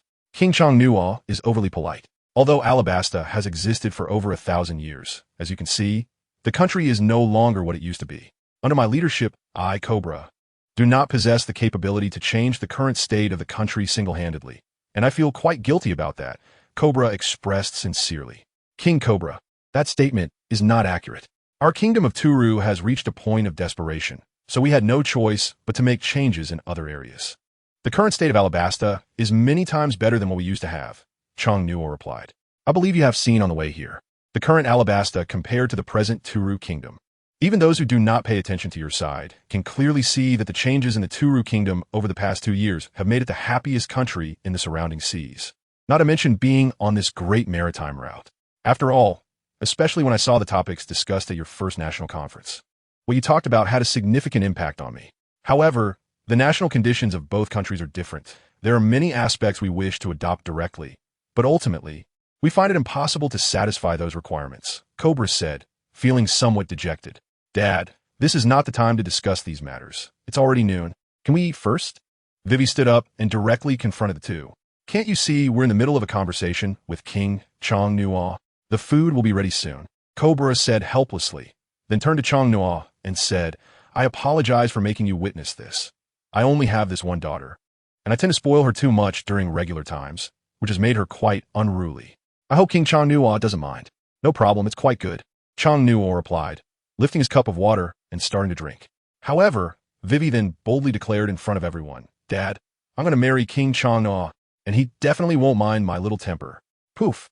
The water Chang Nuo had just sipped hardly reached his stomach before he was shocked and spat it out, even sniffling in surprise. Last night, it was fine to joke among a few people, but what was the occasion now? The two kings of the countries were meeting, and even Cobra found it hard to believe what he had just heard. Princess Vivi, you can't say that here. They might take it seriously. This is a matter of diplomacy, not a time for jokes, Goji said with a speechless expression, squatting down to speak quietly to Vivi. I'm not joking. I've been thinking about it all night yesterday and all day today. King Chang Nuo is very likely to change the state of our country. And for the sake of this country, what is wrong with marrying him? Vivi reiterated. Vivi, Cobra's expression became serious, and his voice unconsciously rose by 2 decibels. Cobra was so angry that he felt his heart might give out, but he still spoke calmly. Regarding state matters, I will communicate with King Chang Nuo. This belongs to the diplomacy of both countries, and it's not as simple as you think. Moreover, I am the king of this country. All matters should be my responsibility and have nothing to do with you. Chang Nuo watched the father and daughter with great interest. Although Vivi's words were somewhat shocking, the atmosphere felt quite amusing. This sudden shift in mood made the entire palace hall quiet for a while. Others didn't know how to react, and everyone appeared extremely awkward. Especially for the representatives from Alabasta, their expressions were not very good. After all, their princess suddenly made such a statement, which was quite startling. This was not an ordinary moment for jokes. The kings of 2 countries were discussing serious matters, despite Princess Vivi being quite young. If she said something like this and was taken seriously by the others, it could lead to some difficult situations. Sorry, King Chang Nuo, Vivi is just a child. It's no problem, Chang Nuo smiled. After saying this, he looked at Princess Vivi, and his smile faded slightly as he spoke seriously. Princess Vivi, do you know what aspects would be involved if the 2 countries established diplomatic relations? You surely haven't grasped these things. Once our Truro kingdom forms an alliance with Alabasta, there will be comprehensive communication and understanding in economic, political, financial, and even military fields. It's not as simple as you imagine. It's not just about saying a few words or doing something to change everything. The premise of establishing an alliance is mutual benefit, even maximizing benefits. Your father understands this very well. From the moment we sat here, we represent not individual identities, but entire nations. Behind us are millions of citizens, and every word and action we take determines the fate of our countries. Do you still think the union of 2 countries is as simple as you thought? King Chang Nuo was right. At this moment, they indeed did not represent individual identities, but rather viewed things from the perspective of 2 nations. King Cobra fully agreed with what Chang Nuo was saying. The ministers behind him also nodded in agreement. They hadn't considered such statements before. After all, for them, Chong Nua's arrival indeed brought thoughts of cooperation between the two countries, but they only considered economic aspects. King Cobra, it is indeed noon now. Let us have a meal first. After eating, we can discuss other issues in depth, Chong Nua suddenly said with a smile. It was already noon, and since they hadn't started eating yet, it wasn't necessary to discuss other matters right now. Cobra also smiled a little, as this helped ease the earlier awkwardness. What King Chong Nua said is right. Let us eat first, and we can discuss the rest later. No one paid attention to what Princess Vivi had said. Even Cobra seemed to have not heard it. For them, Vivi's words were simply childish and innocent, and no one cared. As for how the parties involved felt, that was even less of a concern. Everyone stood up together and walked directly to another hall. After winding through several turns, a room that didn't seem very large appeared before everyone. Although it wasn't big, accommodating 100 people shouldn't be a problem. In this room, a long dining table over 10 meters long was prominently displayed, already set with a variety of foods. Chong Nua and Kobula sat at opposite ends of the enormous rectangular dining table, while the others sat down casually. In fact, this lavish feast was merely a formality. Those sitting here might not even be satisfied by this meal in the end. Even though there was an abundance of delicacies on the table, they felt completely unable to let loose. Eating was just eating. Throughout the process, no one spoke a word, and there were no toasts or cheers. The overall atmosphere was very refined and elegant. Chong Nua has a naturally refined and handsome appearance. With the king's crown and his elegant attire, he looks quite distinguished, quite different from Kabura. Both being royal family members, they still need to demonstrate their roles. The meal was quite awkward, with no one saying a word throughout, not even Chong Nua and Kabura. Even Princess Vivi, who is usually chatty, seemed unusually quiet during the entire meal. After half an hour, when the meal finally ended, without taking a break, Kabura directly called out to Chong Nua, saying, King Chong Nua, since you rarely come to Alabasta, how about I show you around our palace? Thank you for your kind invitation, King Kabura. As a junior, I will naturally comply. Chong Nua replied with a smile. This was indeed an opportunity for him. He vaguely remembered historical texts about this palace, but couldn't recall specific locations. It was a good chance to explore. As they set off, Chong Nua gave Junhee a meaningful glance, and without needing words, Junhee understood what his king was thinking. In Alabasta, there were about 10 people, including the king and his ministers. However, from the Tiru kingdom, only Chong Na, Gojia, and Junhee accompanied him. The palace of Alabasta was quite large, and no one could understand what Kabura was thinking. Despite having just met for less than 2 hours, they were already acting so friendly, leaving others to ponder. As they walked out of the main palace, Kabura and Chong Nua walked side by side, with the ministers and attendants trailing at least 10 meters behind. The two kings took this opportunity to discuss matters, and those behind them naturally did not wish to interrupt. King Kabura, what are your thoughts on joining the world government? Chong Nua asked as they walked. None of them had the mood to appreciate the beautiful scenery. Even if they wanted to, each person had their own thoughts, and there was no mood to consider or observe their surroundings. From Kabura's side, Chong Nua could at least learn some insider information about joining the world government. Although he possessed the eye of God and could see the overall situation of the pirate world, being an observer and actually becoming a figure in this world was entirely different. He was also unclear about how many changes had occurred. Kabura did not hide anything. He turned to Chong Nua and said, the world government is now completely different from what it used to be and has even deviated from our previous expectations. For many countries, joining the world government is not a beautiful beginning, but rather a nightmare. Currently, there are 175 member countries in the world government, but there are nearly 300 countries in the 4 seas alone, not to mention those along the Grand Line. There are almost 500 countries in total in the world, but among these countries, those willing to join the world government have, to some extent, gained some benefits. However, for impoverished countries, joining the world government means paying high heavenly gold fees. For such countries, just this fee can plunge their entire nation into a quagmire. Although I don't understand why you are so persistent about joining the world government, I believe you must have your own reasons. Kabura's words were quite candid, even though he was a member state of the world government. The only difference was that his country was the only one among all member states that did not have to pay the heavenly gold fees. Chong Nua understood this reason very well. Yet even so, this large country remained impoverished after hundreds of years of development. Before coming to Alabasta, Chong Nua had been pondering why the ancestors of Alabasta's king chose not to become celestial dragons. Such a position is at the pinnacle of the pirate world, occupying the highest point of humanity from birth. However, what exactly does Alabasta protect? This remains unknown. Everything is definitely not as simple as it appears on the surface. Alabasta must have secrets that he is unaware of. The original plot also did not delve into these matters, and the answer to this secret might only be understood in the future. However, in response to Kabura's words, Chang-Nuo did not elaborate too much on why he chose to join the world government. Although the pressure from the world government was one aspect, the benefits enjoyed after joining were another. Since the Tiru kingdom wanted to start developing, many future actions would naturally revolve around the world government. Even if his country began to expand into the South Sea, without the world government as a trump card behind him, many things would be quite difficult for the Tiru kingdom to accomplish. King Kabura, what do you think is the most unsatisfactory aspect of Alabasta? Chang-Nuo suddenly asked directly. This topic is quite sensitive for Alabasta and can be quite troublesome.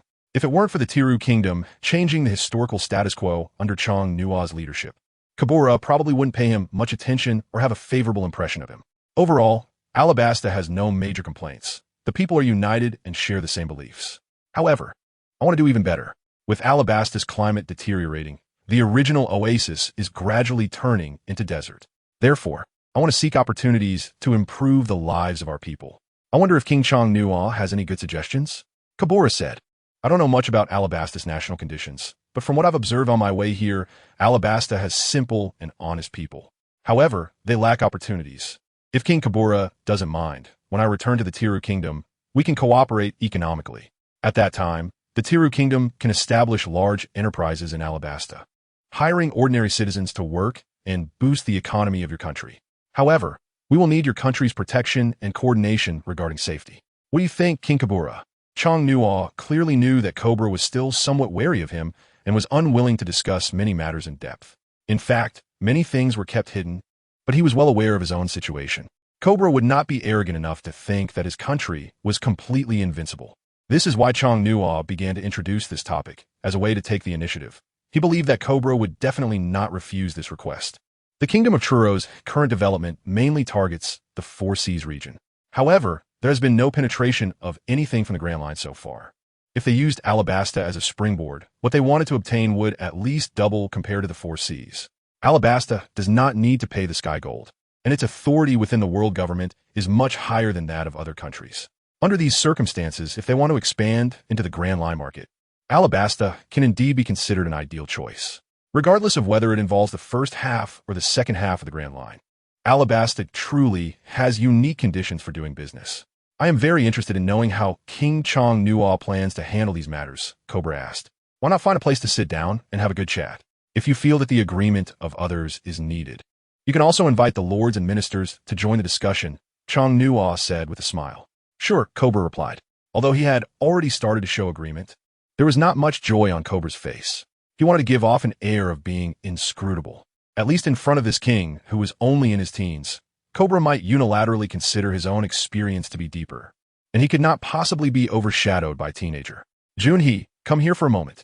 As they were about to get into the serious business, Chang-Nuo suddenly called out to Junhee, who was about 10 meters away, and then looked at Cobra and said, I apologize, King Cobra. I need to make a quick trip to the restroom. When I return, we can have a thorough discussion. No problem, Cobra replied, but internally he was already feeling delighted. The reason he had gone to such lengths to welcome King Chang-Nuo of Truro was ultimately to promote the economic development of his country. Now that the other party had brought up these topics without him even mentioning them, Cobra naturally began to feel pleased. However, what he did not know was that after Chang-Nuo left the sight of these people, he instantly appeared in another place with Junhee using Space Leap. They suddenly found themselves in an unknown area filled with tombstones. But it could be confirmed that this was still within the palace grounds of Alabasta. Junhee, the things I need you to do are in this area, but you'll need to find out exactly which tombstone it is under, and do not make any noise. That item is a square object, and you probably won't be able to understand the text on it, and it is located inside a tomb. Once you find it, try to make a rubbing of the text on it. There is no need to rush to destroy it. I only remembered this matter after coming here. The historical text cannot possibly be destroyed. There is no rush, and try not to choose to act at night. The Alabasta Palace is not as simple as you think. Chang-Nuo said quickly. In his impression, the strength of Alabasta was not as simple as it appeared on the surface. However, he still had no clear understanding of the deeper issues. Even with the observation hockey covering the entire Alabasta Palace, He could not sense any potential dangers that might arise. "Don't worry, Your Majesty. I will definitely handle this matter well," Juni said with a serious expression. "The rest depends on you. I can't provide any help. You must find this thing, and after you have made the inscription of the text, come to me to discuss other matters," Chong Nuo said. "Okay." Chong Nuo looked around and confirmed that there was nothing unusual before once again leading June and Li out of the cemetery. It was probably something no one would expect. The king of Alabaston had placed historical texts in a cemetery. However, this item was indeed one of the more important parts of the historical text. It recorded not just any simple information, but the location of the ancient weapon of the underworld. The matter was resolved quickly. June had already etched the location they had just visited into his mind, as the Alabaston royal palace was quite large. For him, finding the cemetery they had jumped to using spatial leap was not too difficult. The only challenge was that his own king had actually allowed him to act during the day, which left him somewhat puzzled. However, since Chong Nuo was able to say such things, he must have his reasons for concern, and June would not refute any questions. Since returning, June had begun to simulate a concrete action plan in his mind. The royal guard accompanying them consisted of more than 20 people. If they all acted together, it would probably only take half an hour to search the entire cemetery. But it was clear that this matter could not be so easy. Chong Nuo, who reappeared, was now chatting well with King Cobra. If it weren't for Princess Vivi being too young, Cobra might have really considered marrying her off to Chong Nuo. Ignoring the happenings behind them, Chong Nuo accompanied King Cobra into the palace hall and continued the conversation on the topic they had not finished earlier. The ministers of the Alabaston Kingdom were also present, each eager to learn something. Originally, they were just there for the ceremony to join the world government in Mary Joa, but unexpectedly encountered such events in between. Sometimes, one has to say that King Cobra of Alabaston had a keen sense of smell in certain aspects. Once seated, Chong Nuo and Cobra faced each other.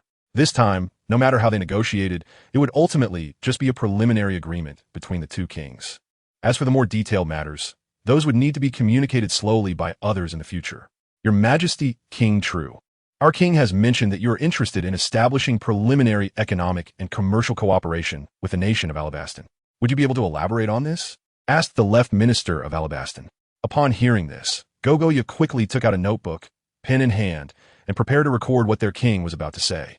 The other side was also ready with a recording device. Once everything was prepared, Chong Nuo glanced at the others, then sat up straight and said, "King Cobra, as previously mentioned, our upcoming cooperation between the True Kingdom and Alabaston will only involve economic exchanges, without involving military, political, or civilian affairs." Cobra nodded in response.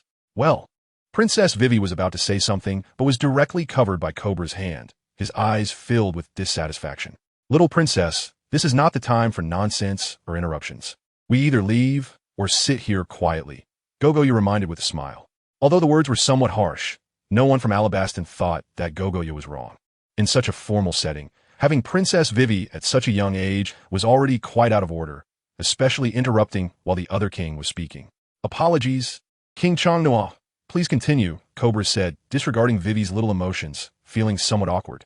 "It's all right, King Cobra. I will continue," Chong Nuo smiled, not minding the earlier incident. "Regarding the economy between the two countries, we can establish relevant enterprises in Alabaston, which can include product from the True Kingdom, such as perfumes, handicrafts, and fabrics, aiming to provide employment and livelihood security for 50 of the citizens of Alabaston within 5 years. To achieve this, we can provide infrastructure, environmental transformation, and seawater desalination projects that benefit your nation's basic livelihood construction. Correspondingly, Alabaston needs to assist the True Kingdom in creating sales channels and cargo safety for the Great Route in the New World. The enterprises we establish will operate according to your country's tax and law regulations, and for the required infrastructure costs, Alabaston can either deduct taxes or pay directly. As for the remaining matters, relevant personnel from our country can handle the communication." Chong Nuo directly explained the slightly detailed matters. Gogoya, who was standing nearby, kept taking notes, while June and the others behind him were already stunned. Although he was the captain of the Royal Guard, he had been following Chong Nuo for a long time, so he could understand some of these things clearly. As for the Kingdom of True, although its commercial reputation had risen, it had no sales channels on the Grand Line. After all, the transportation costs here were completely disproportionate. Originally, the main purpose of wanting to join the world government was to exercise sales rights on the Grand Line. If that were the case, it would greatly reduce transportation costs for them, and they could also save a lot of manpower in terms of security. If so, both countries would indeed maximize their benefits. Such commercial discourse, especially regarding the economic system development between countries, had completely entered another realm dominated by the bourgeoisie. It was not only the people from the kingdom of True who were surprised. Even the nobles and ministers from Alabasta were astonished by the 15 or 16-year-old boy in front of them. No one could have imagined that someone so young could master the formalities between countries so skillfully. Even those who had lived their whole lives had never thought of handing such a good opportunity to others. But now it was different. A small kingdom of True was actually willing to place its domestic production economy in another country, with the only return needed being safety. This was hard to comprehend and overly one-sided. It did not consider the essence of the matter. For the kingdom of Alabasta, it could at least solve the current state of its citizens being unable to afford food. However, the benefits for the kingdom of True were obviously much greater. After Chong Nuo finished speaking, several ministers from Alabasta quickly retreated to a distance and began whispering among themselves. Kabura also fell into deep thought. What Chong Nuo said was undeniably appealing, especially given the current state of their country. If they truly had such support, it would definitely change the economic level of the citizens. Such a huge temptation made Kabura ponder, mainly because he was concerned whether his country could digest these issues. King Chong Nuo, what you said is indeed very helpful for our country, since we have discussed preliminary intentions today. As for the remaining detailed aspects, we can have your country send people to communicate further. Kabura thought for a moment and then spoke. He could feel the benefits these things would bring to his country. However, it seemed that the benefits gained by the kingdom of True were much greater than those of his own country, which Kabura understood well. If it weren't for this, why would the other party come to invest in his country? In fact, these matters required no significant investment from Chong Nuo. The vast human resources were all within this country. Moreover, it could also develop all economic undertakings on the Grand Line, which was the first issue he needed to consider. The products manufactured by the kingdom of True could already be fully digested in all corners of the world. It was only these countries on the Grand Line that could not get involved due to human transportation costs. What King Kabura said is that we only need to reach a preliminary consensus on what we can consider in the early stage. As for the remaining matters, we can only have the people below come and communicate well. Chong Nuo said with a smile. Can I say something? Princess Vivi revealed a slightly aggrieved expression, looking at others with some hesitation. What do you want to say? Kabura asked. I want to ask King Chong Nuo. What you just mentioned seems to only benefit our citizens. It doesn't seem to bring much benefit to our entire country. Vivi asked. Perhaps you still don't understand. When you really start to get involved in national affairs, you should understand these things. Chong Nuo sighed and smiled. Vivi, what King Chong Nuo said this time will bring huge benefits to our country. And you overlooked one issue. Our country is not just a piece of land or our royal family. The foundation of the country is those citizens. As long as they're doing better, it means this country has become completely different. Kabura began to speak earnestly. Is that so? But he hasn't mentioned the profit sharing from the sales of those products yet? Vivi asked curiously. Vivi, Kabura shouted sternly. Seeing this, Chong Nuo's expression turned cold. Cobra hurriedly stood up and apologetically said to Chong Nuo, I'm sorry, King Chong Nuo. Vivi is just being naive. I hope you can forgive her. King Cobra, you need to know that if my kingdom of True is willing to choose cooperation, any country on the Grand Line would likely agree to this approach. Gogia stood up and expressed what Chong Nuo had not said. I'm sorry, I understand. Cobra once again apologized to Chong Nuo. Now that the previous matters have been settled, I will leave the remaining issues to others to discuss. I will go rest for a while. I hope we can have a good start. Chong Nuo smiled and stood up. All right, Lanimo, please lead King True back to rest. Cobra called out to Lanimo at the door. Before leaving, Hang no politely nodded. After Chong Nuo and the others left, Cobra looked at his daughter with a speechless and helpless expression. If Chong Nuo held her previous words against them, then there would be no need to continue discussing this matter. Dad, I don't think I said anything wrong, right? Vivi showed a wronged expression, believing she and T made a mistake. National affairs are not as simple as you think. You are still young. After a few more years of exposure, you should understand. Cobra calmly said without blaming Vivi. Your Majesty, we discussed earlier, and what King True said is completely feasible.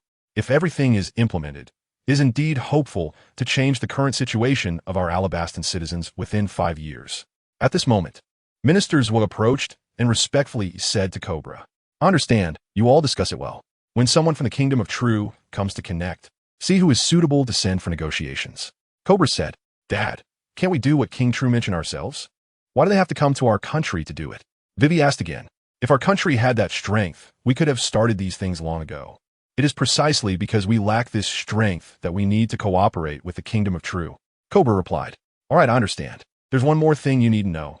Even though you are still young, your every word and action here represents our entire country.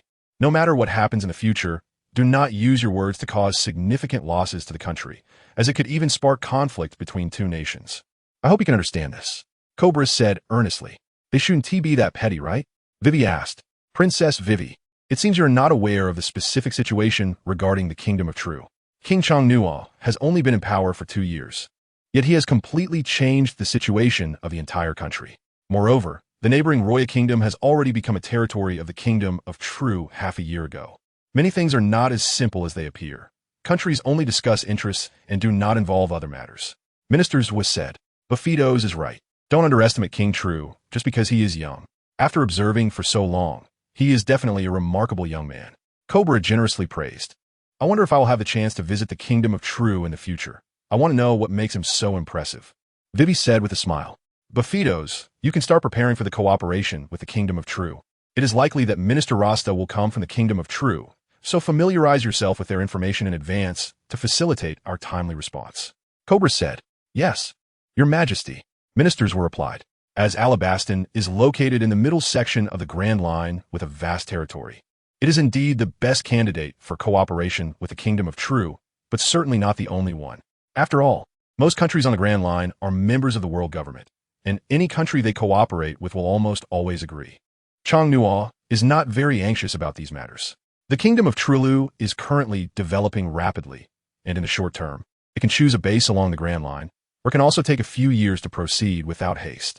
Upon returning to the place he arranged to stay, Chong did not lie down to rest. Instead, he began to use his observation hockey to observe the situation in the entire capital city of Alabasta.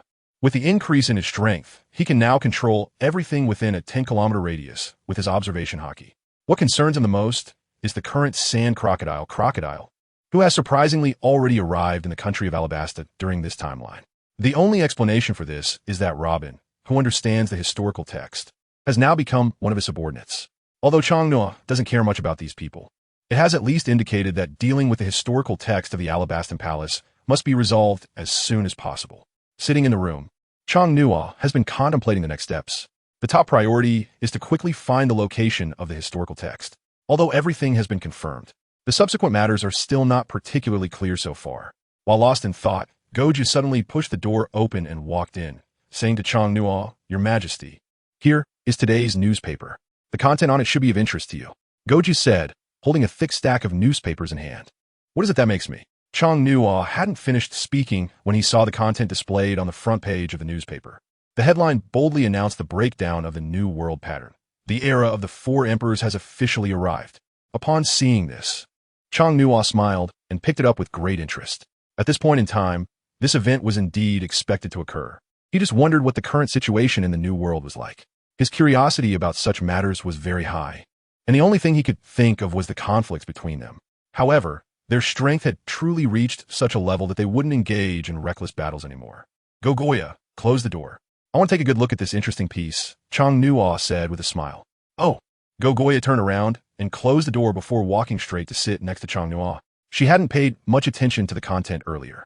However, regarding matters of the New World, such news was indeed quite rare.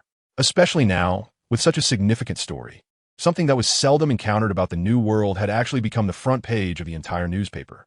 Chong looked at the photos of the people at the top of the homepage, along with their names and the bounty amounts clearly marked below. The first was a man with a white beard, a distinctive mark that was easily recognizable. He was undoubtedly the king of the entire sea, a presence that no one could shake from his position. The second was a cheerful-looking figure, BG Mom. As for the other two, Kaido and Shanks, they were exactly as expected, showing no differences at all. Each of these individuals had a highly recognizable appearance, and having them on the front page of the newspaper was indeed a major event in the pirate world. The structure of the 4 emperors was established, and the level of excitement in the New World was already evident, at least it seemed that way now. It was also uncertain how many pirates would flood into the New World next. Your Majesty, who are these 4 people? Gogoya asked. 6 months ago, our shipment was robbed, and it was this guy's doing, Chong said, pointing at Shank's image. Does that mean he's very powerful? But what exactly are the four emperors? Gogoya asked again. The new world is vast, much larger than we imagined. Yet in such a situation, there are groups of them dividing up the territories of the new world. Even the Navy can't get involved, so what do you think? Chang Nuo replied. Is that so powerful? It seems like I won't be able to get the goods from our ship after all, Gogoya said. Chang Nuo looked speechless. Is it still the right time to consider this matter? The red-haired pirates have now become one of the four emperors of the new world, which already indicates the level of strength the other party has reached. Not to mention goods, even other things, they won't be able to get them back now. Chang Nuo looked at the newspaper, lost in thought, completely unaware that such a major change was happening in the new world, especially at this time. However, the questions that followed were numerous. The emergence of the four emperors must have been decided long before the year end. As for why it was only reported now, no one knew. The news was significant, but for them at present, they were still far from being involved, so it naturally didn't require much attention. What Chang Nuo could think of was that the system of the seven warlords might also be coming to an end. Considering the current time, this year happened to be the year of the World Conference, and Chang Nuo had completely overlooked these matters, never having considered them before. After all, whether in the New World or the Grand Line, it was not something that their true kingdom could access at this time. Your Majesty, what's wrong? Goja asked as she looked at Chang Nuo, who was lost in thought. It's nothing, just thinking about some things, Chang Nuo replied, lowering his head to glance at the newspaper again. Suddenly, a hint of a wicked smile appeared on his lips as he said, it seems that not only is there a change in the new world coming, but reforms on the Grand Line are also about to happen. For the development of our true kingdom, the next few years will be a golden period. Why do you say that, Your Majesty? In the new world and on the Grand Line, not only will the world government be overwhelmed, but even the Navy will be too preoccupied to concern themselves with the affairs of the seas. We need to step up our plans. Inform Rasta shortly. Tell him to accelerate the processing of everything. The era that belongs to our true kingdom is about to arrive. Chang Nuo suddenly stood up, feeling a bit excited inside, and said, All right, Your Majesty, but how should I inform Losada? Gejia asked. Just directly notify him that the time has come. Chang Nuo said in a deep voice. The new world has currently been divided among the four emperors. Whether it's the Navy or the world government, they are probably in a state of chaos right now. Most of their military strength should be stationed within the new world. As for those on the Grand Line, the strong ones will definitely be recalled. And as for the rest, they are either trying to fish in troubled waters or looking for ways to make money. Chang Nuo was becoming increasingly excited, wishing he could rush to the new world right now to cause a stir, but he knew the seriousness of the situation. While others were worried, it was precisely the beginning of his opportunity to become wealthy. After a moment of excitement, Chang Nuo suppressed his expression and emotions, calming down again as he sat there looking at the contents of the newspaper. Although he had a clear understanding of future events, he was not particularly knowledgeable about how those four guys became the four emperors. However, it was evident from the newspaper that these four individuals were indeed quite formidable. Given Chang Nuo's current strength, if he were to compete with these guys, he probably wouldn't stand a chance against even 10 of them. After all, their combat experience was a factor that he could not contend with. But as far as they were concerned, they were completely out of reach for him. And Chang Nuo wouldn't be foolish enough to provoke them by running to the new world without reason. He spent nearly half an hour reading through such a thick stack of newspapers, and when he finished, he sighed and leaned back against the sofa. Everything in the new world still felt distant to him. At least for the next few years, he wouldn't consider that area. His immediate goal was to establish himself in the four seas, and he was well aware of his situation, which was not as rosy as he had imagined. Your Majesty, Lasta is asking whether we need to activate the fourth volume of documents for preparation. Gogoya asked with confusion. After all, she was not involved in any political matters, so she had no idea what the so-called fourth volume was all about. Chang Nuo fell silent for a moment after hearing this. The fourth volume was prepared for a large-scale exploration and transfer of mineral veins in other countries. It was too labor and resource-intensive, and involving other countries could easily lead to various wars. However, things had reached a critical point, and there was no time to wait for them to hesitate any longer. Reply to Rasta, tell him to be careful, starting with the personnel from all the South China Sea countries, Chang Nuo said. Understood, Your Majesty, Gogoya replied earnestly. After finishing, Gogoya left the room, and Chang Nuo sat there alone, curiously picking up the newspaper again, his gaze fixed on the Crown Prince. The road ahead was still long, and this moment was just the beginning. The next day, early in the morning, as Chang Nuo stepped out of his door, he was taken aback by the sight before him. King Cobra was already waiting at the door, looking as if he had been standing there for quite some time. "King Cobra, what are you doing here?" Chang Nuo said with some surprise. Although he didn't wake up very early, it wasn't late either. But seeing Cobra at this time was indeed unexpected. "Haha, King Chang Nuo, I'm naturally waiting for you here," Cobra said with a smile. "Your Majesty, King Cobra has been waiting for you for nearly half an hour," Gogoya said with a smile. "King Chang Nuo, I wonder if you saw yesterday's newspaper?" Cobra asked. "I did, and I was a bit shocked, but also seemed quite normal. Besides, the matters in the New World won't affect the first half of the Grand Line, nor will they affect our area in the Four Seas," Chang Nuo said without thinking. "What you said is indeed true, but at least on the surface, it seems that way. However, from other aspects, whether it's the Four Seas or the first half of the Grand Line, there may be many more issues to come," Cobra said, then looked at Chang Nuo and added, "How about we have a meal together?" "Sure." Chang Nuo did not refuse. This time, he wanted to learn some hidden issues about the world government from Cobra, as well as potential problems that might exist throughout the Grand Line. Cobra had been a king for many years, and although he didn't manage his country exceptionally well, he was still more perceptive about many things than Chang Nuo. The breakfast was quite ordinary, almost similar to having a meal with family. Yet this simple meal managed to bridge the gap between the two. At the dining table sat 3 people: Cobra, Chang Nuo, and Vivi. While they were eating, Cobra suddenly looked up at Chang Nuo and asked, "What do you think about the events that have happened in the New World this time?" "What can I think? I just watch it as it is. These things won't affect our true kingdom in the short term. Although the Navy will deploy elite troops to the New World, the pirates staying in the Four Seas aren't as powerful as imagined. The only potential impact might be the emergence of a larger pirate group. If not regulated, the number of pirates emerging from the Four Seas could become unimaginable," Chang Nuo said. "You're right. These things will indeed happen. However, the situation in the world may likely change. A few days ago, I received news about the world government's meeting starting on July 1st this year, where one of the decisions will be to let all member countries of the world government vote on whether to use pirates to sanction other pirates. You might not be aware of this, and we don't know many details yet, but it seems to be about the decision regarding the warlords of the sea," Cobra said while eating. "In any case, the idea of using so-called pirates to sanction pirates is hard for anyone to believe. Instead, it would give some larger pirates greater power and broader areas for development. If, as you said, the decision regarding the warlords of the sea is established, then this world will become even more chaotic." Hearing what Chang Nuo said, Cobra nodded. He agreed with this decision, as his thoughts were similar. The idea of using pirates to sanction other pirates sounds absurd. If it could really be realized, that would be the most unbelievable part. The reason pirates are relatively subdued at the moment and haven't caused greater disturbances is mainly because they lack power. If the so-called warlords of the sea were established, they would not only have power and status, but also strength.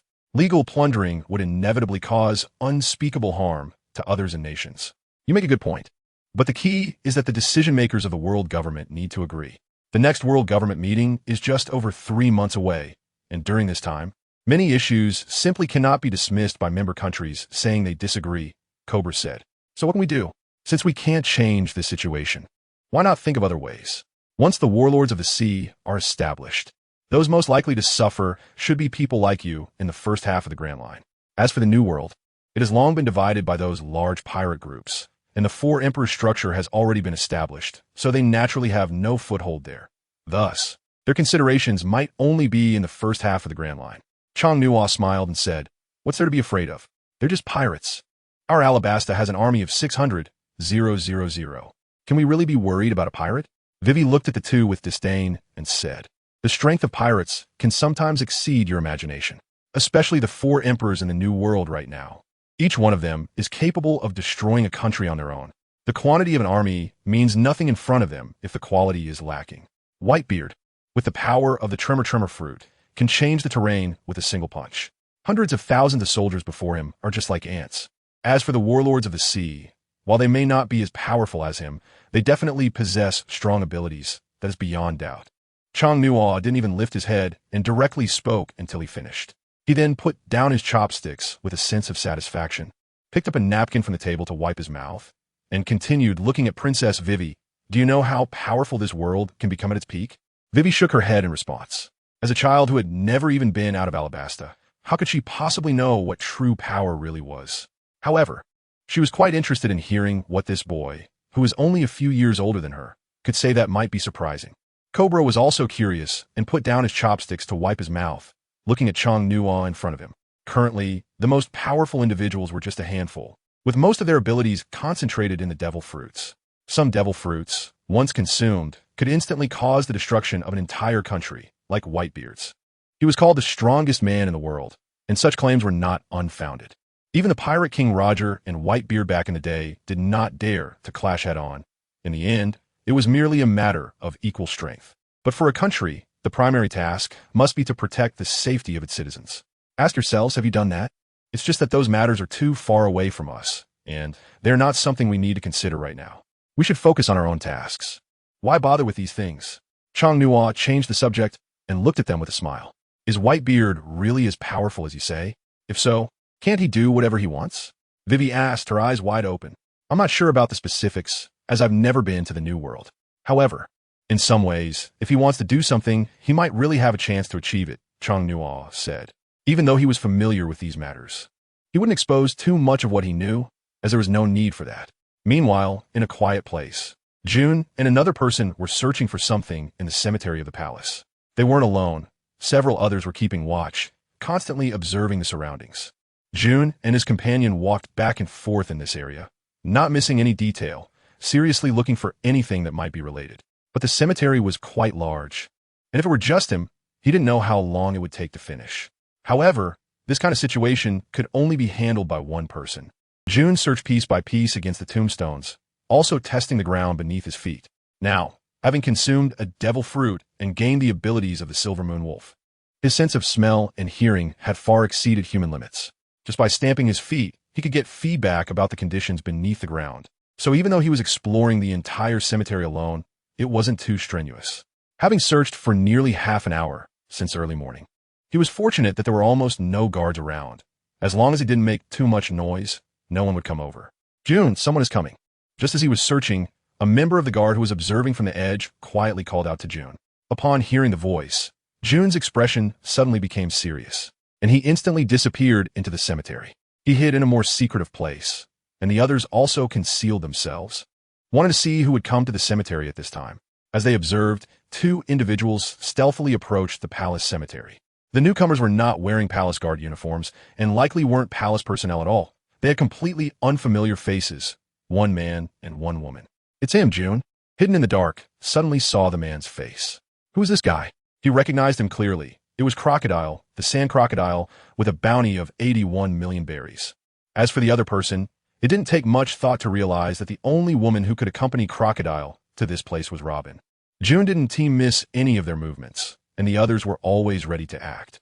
If anything happened, they would immediately rush in to subdue the two.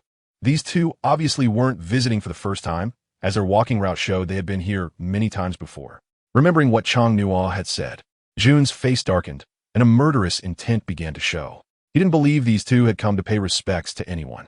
If their purpose was the same as his Group S, then June absolutely wouldn't let them leave this place alive. In their line of sight, Crocodile, with Robin, skillfully approached a tombstone. He looked around and then pressed a part of the tombstone. Soon, where the dead should be buried, a long tunnel appeared. After the two entered, June quickly emerged, not waiting for the door to close before following them in. Meanwhile, those outside continued to observe their every move. Who? In the underground space. As Crocodile entered, he suddenly felt a shadow moving quickly in front of him. He looked around the underground palace, his expression cold and full of vigilance. Boss, what happened?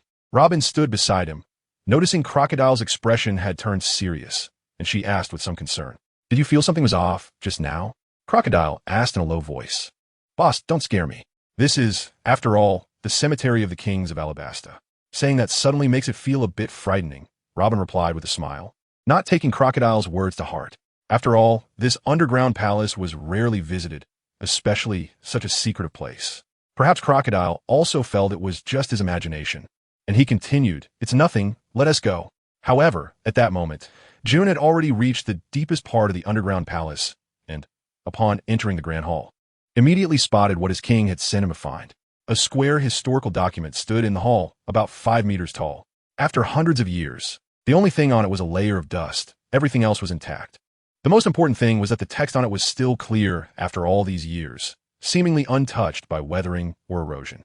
Before Crocodile and the others arrived, June quickly found a place to hide his figure, wanting to see what these two were really up to. Crocodile and Robin walked straight to the historical document, and when Crocodile saw it, he couldn't help but feel excited. Robin quickly explained the content on it.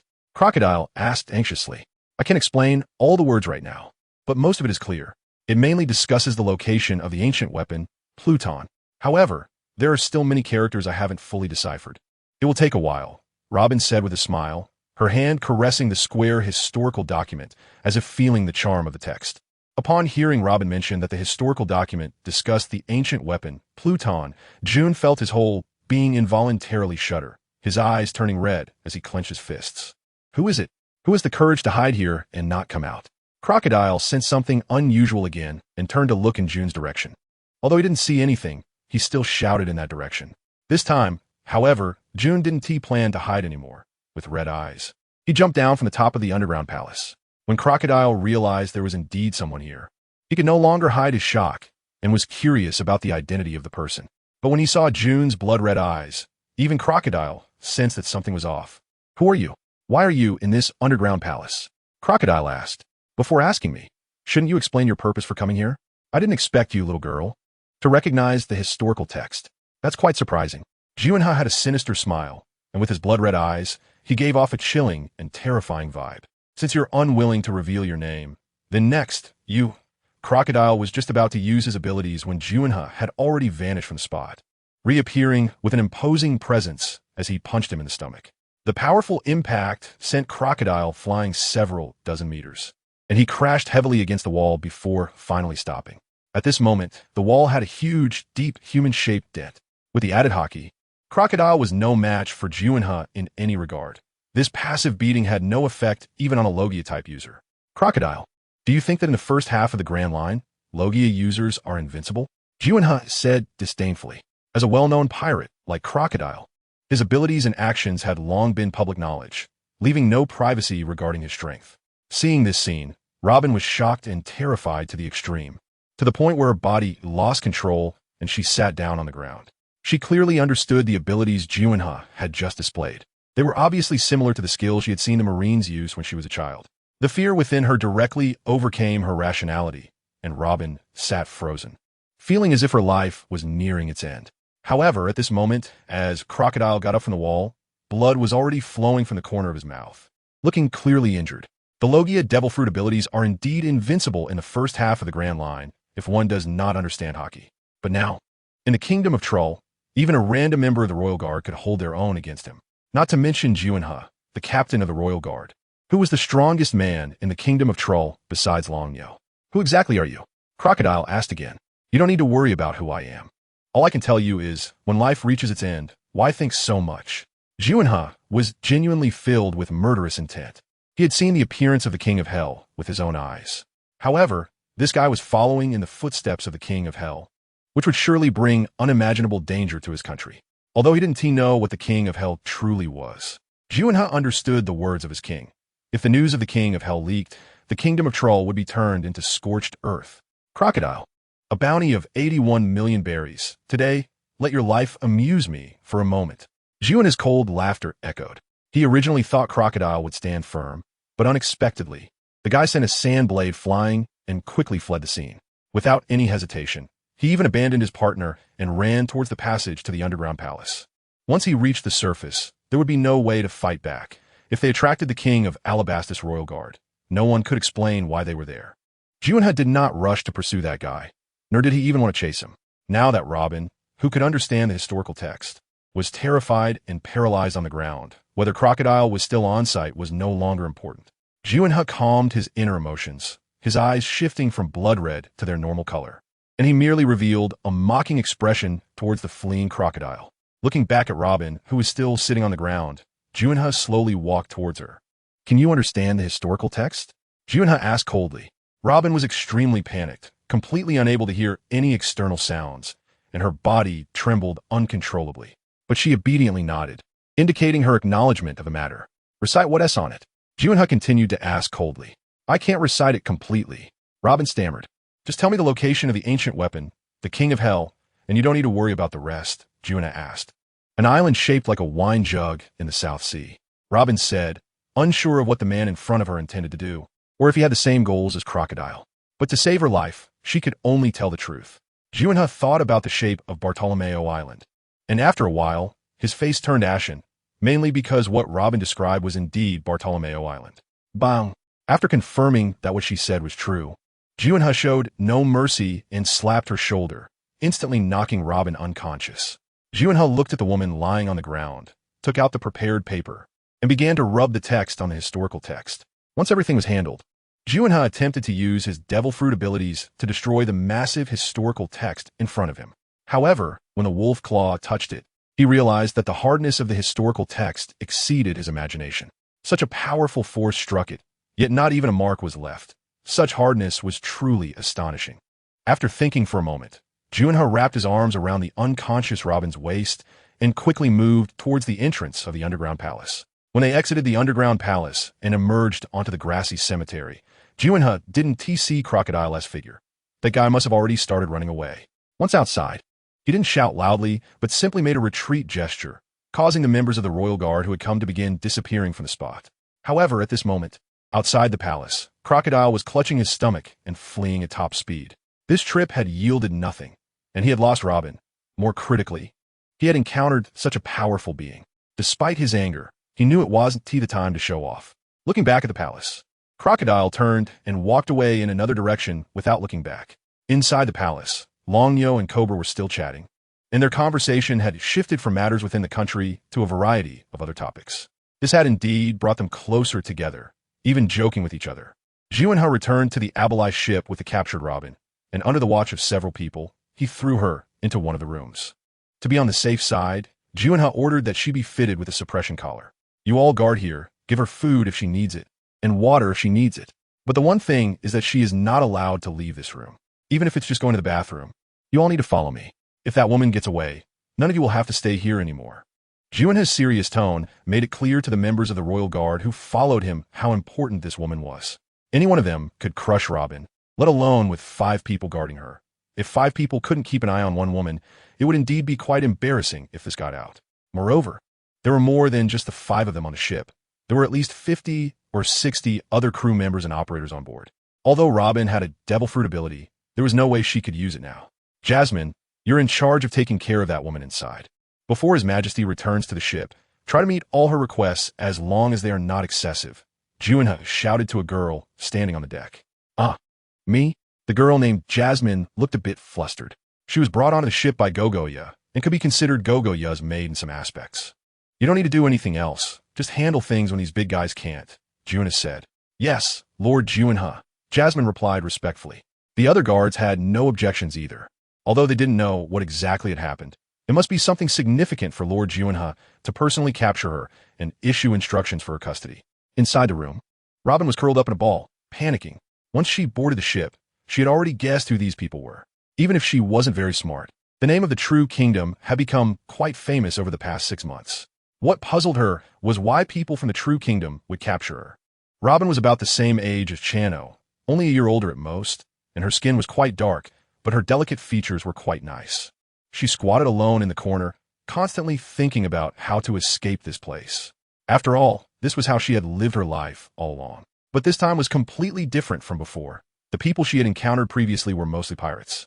Yet this time, she was up against the National Guard, and their strength exceeded her imagination. In her memory, Crocodile had been one of the strongest opponents she had faced, but even against this group, she couldn't even land a single punch. What are you thinking about? You don't have to worry. Come and eat something. Just as Robin was lost in thought, Jasmine came in carrying a plate of food. Looking at Robin squatting in the corner, Jasmine spoke in a calm voice. Can you let me go? Robin suddenly asked.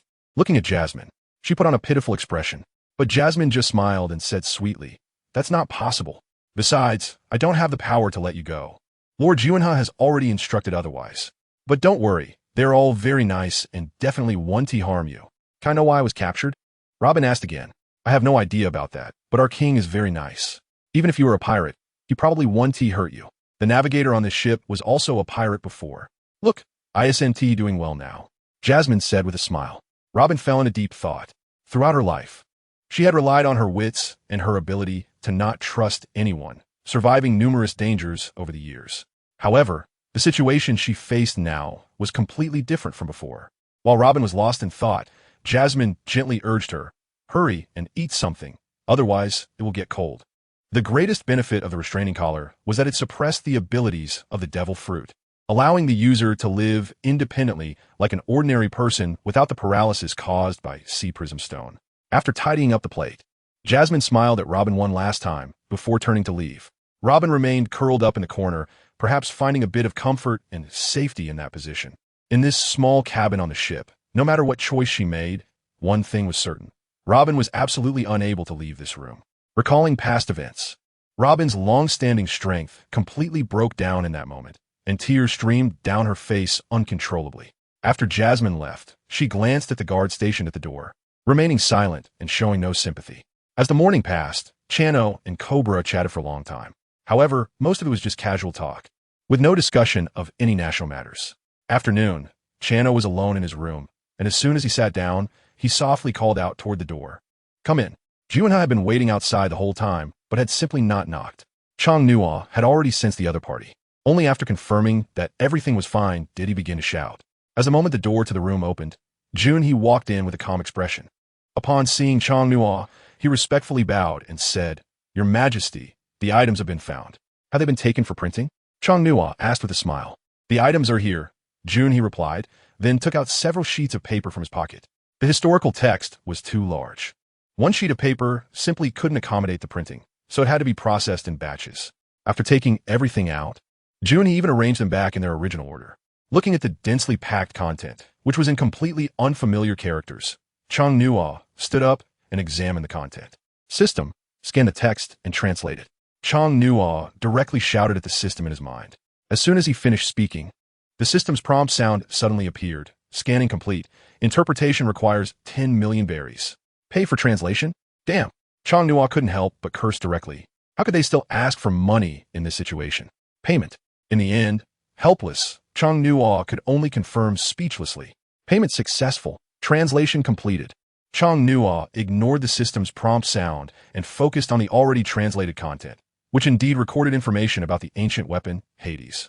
The records included not only the origin and manufacturing of the ancient weapon, but also its power, and more importantly, the location documented later on.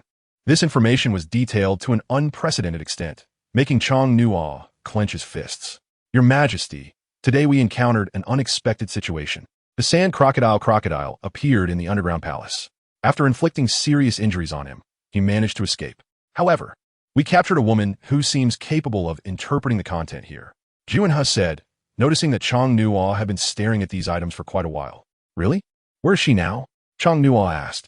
"She is currently on the Abalai ship, and we have someone watching her," Juinha replied. "You did a great job this time," Chang Nuo said with a smile. "However, Your Majesty, I was unable to destroy the historical text. That thing is too hard. Even using all my strength, I couldn't leave a scratch on it. That's normal, otherwise it wouldn't have existed for 1,000 years. Chang Nuo did not mind this matter. After all, if the historical text could be destroyed, it would have been gone for 800 years already. So, Your Majesty, this is nothing to worry about. You have already accomplished something very impressive. Currently, there's only one person in the entire world who can interpret this, and it is the woman you captured. We will go take a look later. Your task is considered complete. And as for the rest, there is no need to worry for now." Chang Nuo was speaking when he suddenly sensed some movement outside. He calmly said, "Someone is coming. You should go back. Once I resolve the issues here, I will go to the ship." "Yes, Your Majesty," he replied. And just as his voice fell, the door to the room was pushed open. Taking advantage of the moment the door opened, he had already disappeared from the room. The person who walked in was Wei Wei. As soon as she entered, she couldn't wait to look around the room. "I clearly heard sounds coming from your room just now. Why is there no one here?" Wei Wei asked curiously. "What brings you here?" Chang Na said, while tidying up the historical text rubbings spread out on the ground. "Why can't I come here? This is my home. Is there any place I can't go?" Wei Wei said, and then sat down on the sofa with a thud. "Stand up," Chang Nuo shouted directly, because at this moment, there was something he had placed under Wei Wei's bottom. Facing such a young girl, even though Chang Nuo didn't want to say anything, he couldn't help but feel a bit irritated. This was the first time in these few days that Chang Nuo showed such an expression, clearly angry at the little girl in front of him who had not experienced much. However, Wei Wei seemed completely unconcerned. After getting up, she looked at the historical rubbings that Chang Nuo was tidying up and even wanted to snatch them away to see what they were. But before she could touch them, Chong Nuo angrily tightened his grip on the rubbings in his hand, and in an instant, all the rubbings turned to dust. This really scared Wei Wei. Although this is your Alabastan palace, and you're correct in your place here, the moment I moved in, the temporary authority here belongs to me. Are you reckless actions meant to provoke a war between the kingdom of Tulu and your Alabastan? At this moment, Chong Nuo was filled with immense anger and spoke coldly. His eyes were already filled with killing intent. He simply could not accept the actions of this little girl. However, at this moment, Wei Wei was so frightened by Chong Nuo that she didn't know what to do, with tears welling up in her eyes. Why are you so fierce? Wei Wei said with grievance. I'm sorry, His Majesty King of True. Princess Wei Wei is being unreasonable, and I hope you can forgive her. As soon as Wei Wei finished speaking, a figure slowly appeared behind her and respectfully addressed Chong Nuo. The person who suddenly appeared was a man in his 40s or 50s.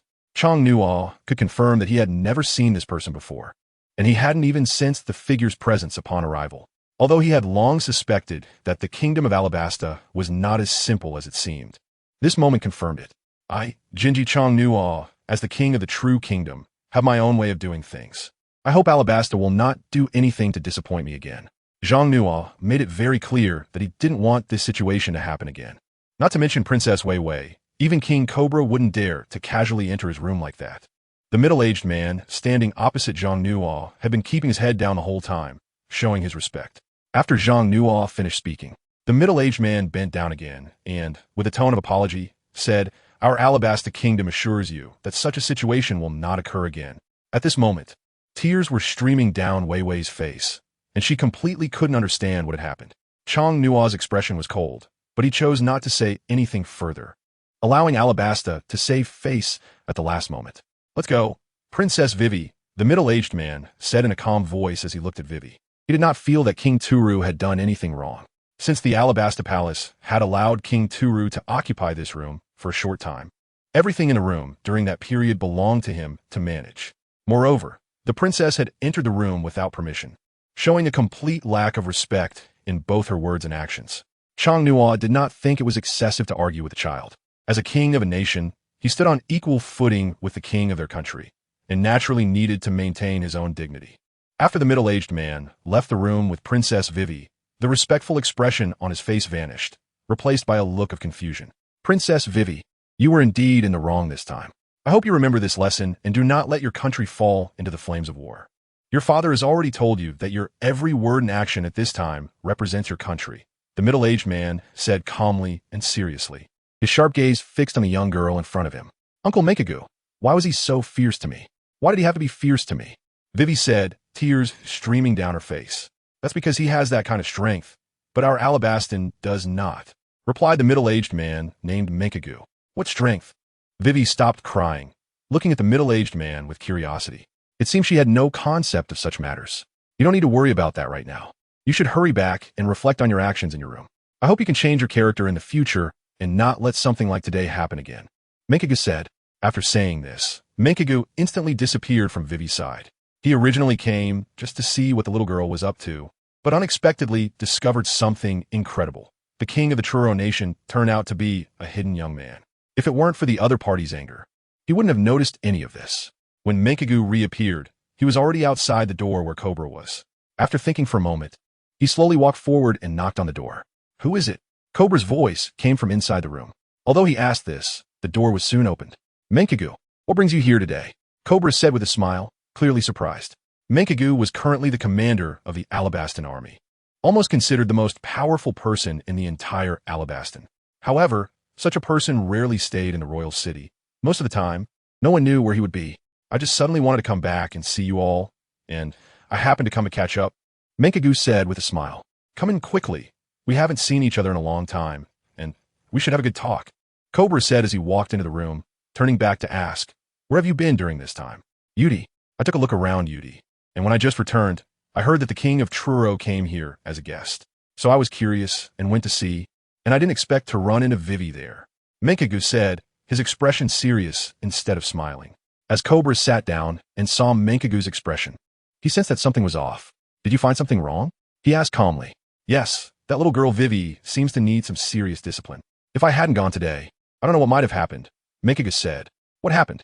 Cobra immediately questioned, his expression changing as he began to probe further. He only had this one daughter and was ready to pass everything on to her, knowing well what her character was like. However, hearing this made him suddenly anxious. I haven't figured out the specifics, but she went to the place where the king of Truro was staying on her own, and the things she said seemed completely thoughtless. This made the other party very angry, and they even mentioned that if there was another incident like this, they would go to war, Minkagu said, sitting down naturally while addressing Cobra. After all, Vivi was someone else's daughter, and she was the princess of all Alabaston. Regardless, it was not his place to manage her. Cobra furrowed his brow and thought for a moment, then took a deep breath and exhaled, saying with a hint of helplessness, I really haven't properly disciplined this little girl over the years. I don't know how she developed such a character. Minkagu smiled briefly before his expression turned serious again. He looked at Cobra and asked, What do you think of that king of Truro? Very intelligent and capable. He managed to lift his country from poverty in just 2 or 3 years to this level. He's quite an impressive young man, Cobra replied, not fully understanding. I'm not talking about his governance. I'm asking about other aspects. What do you think? Other aspects? Cobra questioned, thinking for a moment before stating, In other aspects, we haven't interacted much, but in terms of conversation, he's quite good, polite, and courteous. At his age, as a king, I couldn't even reach that level.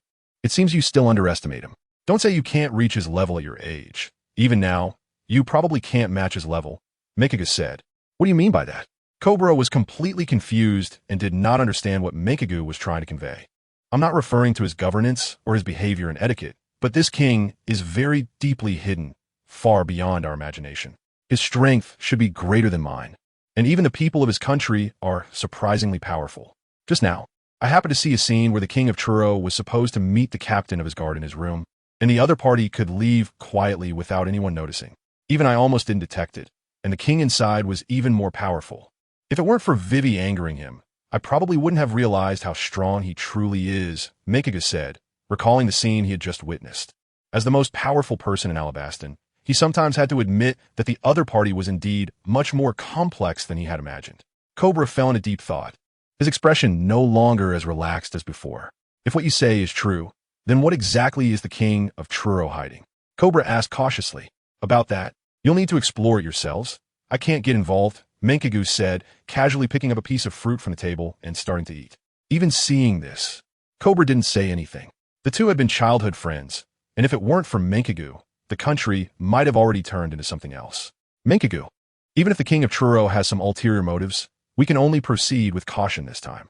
After all, what he proposed has significant implications for our country, Cobra said, feeling somewhat troubled. He knew that even if the king of Truro was a fierce and ruthless man, but one can only think this way. After all, the cooperation between the two countries this time can indeed greatly improve the current state of Alabaston. This is an undeniable fact. In the past few days, all the nobles and ministers of Alabaston have been calculating, and the final decision is to suggest comprehensive cooperation with the kingdom of Truro. Although Munku does not deal with these matters, how could he not know what they are discussing? The king of the kingdom of Truro is quite a decent person. However, we're just speculating here. Even if the other party has strong strength, what difference does it make? At least in terms of character, he is much better than the kings of other countries. Munku is just speaking the truth. If it were another king encountering a situation like Vivi's, they would have probably already slapped the other person. So Chong Nuo can be considered one of the more restrained types. Forget it. I will personally go over and apologize later, Kabula said helplessly. You probably don't plan to leave in a short time after coming back this time, right? Kabula looked at Munku again and asked, Let's see how it goes. Now the New World has been divided by the 4 emperors. Therefore, the first half of the Great Sea route on our side might not be as peaceful as imagined. For this reason, I think you should be prepared in advance.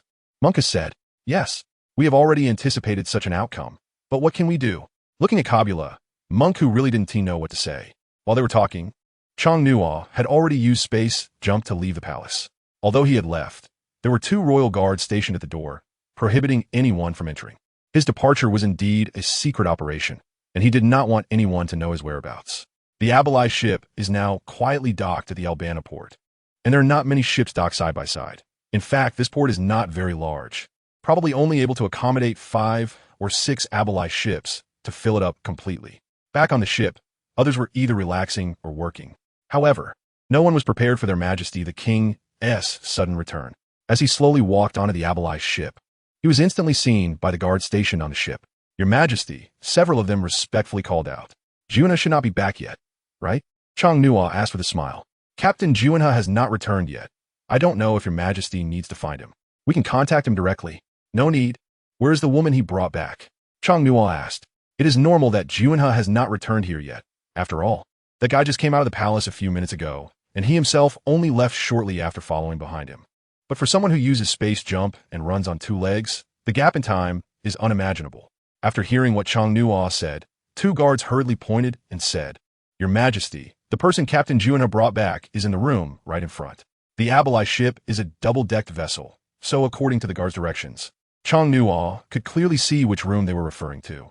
Looking in the direction of the room, Chang Nua smiled slightly and didn't say much to the guards, then directly walked towards the room. The 2 guards saw this and did not speak. Instead, they remained in their positions, continuing to observe the surroundings. Standing at the door of this room, Chang Nua paused for a moment and politely knocked on the door. After waiting a moment, there was still no response from inside. At this time, he slowly pushed open the door. What came into view in the room was just a bed with no decorations. And on the table near the entrance was a complete meal box, but nothing inside was missing. Robin was still sitting in the corner, maintaining that position for so long, merely searching for a better sense of security. Chang Nua slowly walked in and saw Robin crouching in the corner.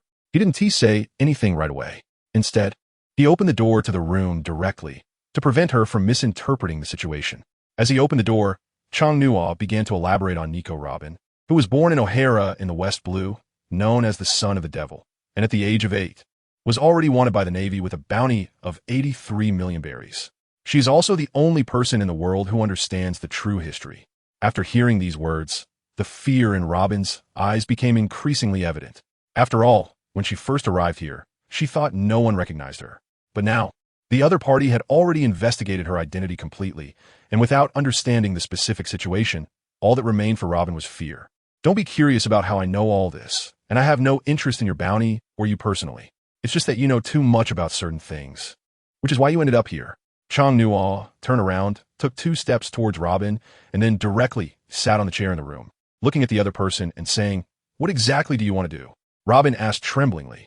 "You must have already deciphered the historical text in the Alabaston graveyard, right?" Chang Nua asked calmly and curiously. "Historical text? Is it possible that you brought me here because of this matter?" "Perhaps yes, perhaps no. But I do not want the contents recorded above to be leaked.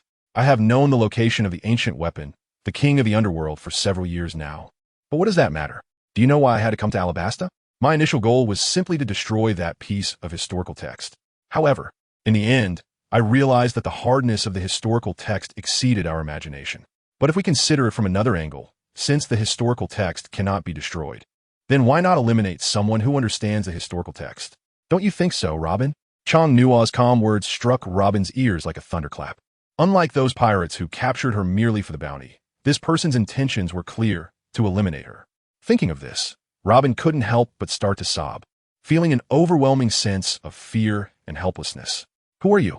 Robin mustered her courage to ask. From his clothing, she could tell that the man sitting in front of her was definitely not ordinary. After all, since morning, she had been alone in this room, with only Jasmine visiting twice. Everyone else was stationed at the door, and he was the only one who entered to speak with her. "I am the king of the Truro Kingdom, a place recorded in the historical texts, right within my own country," Chang Nua said with a smile. On the surface, he appeared refined and easy to approach, capable of disarming anyone's defenses. However, Robin felt nothing of the sort inside. Why have so many people wanted me dead when I haven't done anything? What have I done wrong?" Robin suddenly stood up, looking at Chang Nua and shouting in anger. "Do you know? Sometimes you may not have any evil in you, but the knowledge you possess can become the starting point of a crime. O'Hara was like that, and so are you. There are too many people in this world who do not want secrets to be made public. Yet you insist on studying the content of the historical texts. Even if you learn these things, what can you do? What does it matter if you thoroughly research the blank 100 years of history? In this world, there's only one thing that truly matters: strength. Once you become strong enough, you will not fear anyone. No matter what you do, no one will dare to speak against you. Weakness is the original sin. The Truro Kingdom understands this principle, which is why I choose to do whatever it takes to destroy the historical texts. If news of the ancient weapon, Pluton, reaches the Navy or the world government, or even those pirates. Can you imagine the disaster that would befall the Truro kingdom? O'Hara is a cautionary tale. I cannot allow my kingdom to face that again. Chong Nua's expression was filled with gloom, but he calmly said, the guard outside, however, did not hear a single word. After entering this room, Chong Nua had already used a spatial barrier to block all sounds and perceptions. What do you know about O'Hara? Shouldn't this information be sealed by the Navy, and no one in the world should know about it? Why do I know so clearly? To tell you the truth, I know much more than you can imagine, including how you survived. I am well aware of that. What happened in O'Hara is not something that only occurred on your side. In the same year, my kingdom, Truro, also experienced a massacre by the Navy that was no less than what happened in O'Hara, specifically on the island of Batlira that you saw. Just because the wife of a pirate king was there, over 2,500 pregnant women on the entire island were slaughtered. The ultimate reason? It is because we are weak, lacking strength and status, which is why we face such choices. You think what you see is just what you see, but the darkness and filth behind what you cannot see are far more serious than you imagine. Chong Nua said, his whole being still calm to the extreme. However, deep down he was still very angry, not only at this world but, more importantly, at the rules of this world. Chong Nua tightly clenched his fists, but he didn't know which direction to direct all his strength, so he could only bury all his resentment deep in his heart. Robin was also someone who shared the same plight. The destruction of O'Hara and the massacre on Bartolomeo Island were just a glimpse of this dark world. Seeing Chong Nua's expression, for some reason, Robin felt that the initial fear she had was gone. She slowly sat on the edge of the bed, suddenly feeling a bit of sympathy for the king of this nation sitting opposite her. Although your country has also suffered the same treatment, at least you still exist now. You have made this country many times better than it was before. But what about O'Hara? It has completely vanished from history. Who still remembers this place now? Robin cried out. So this is what I want to do.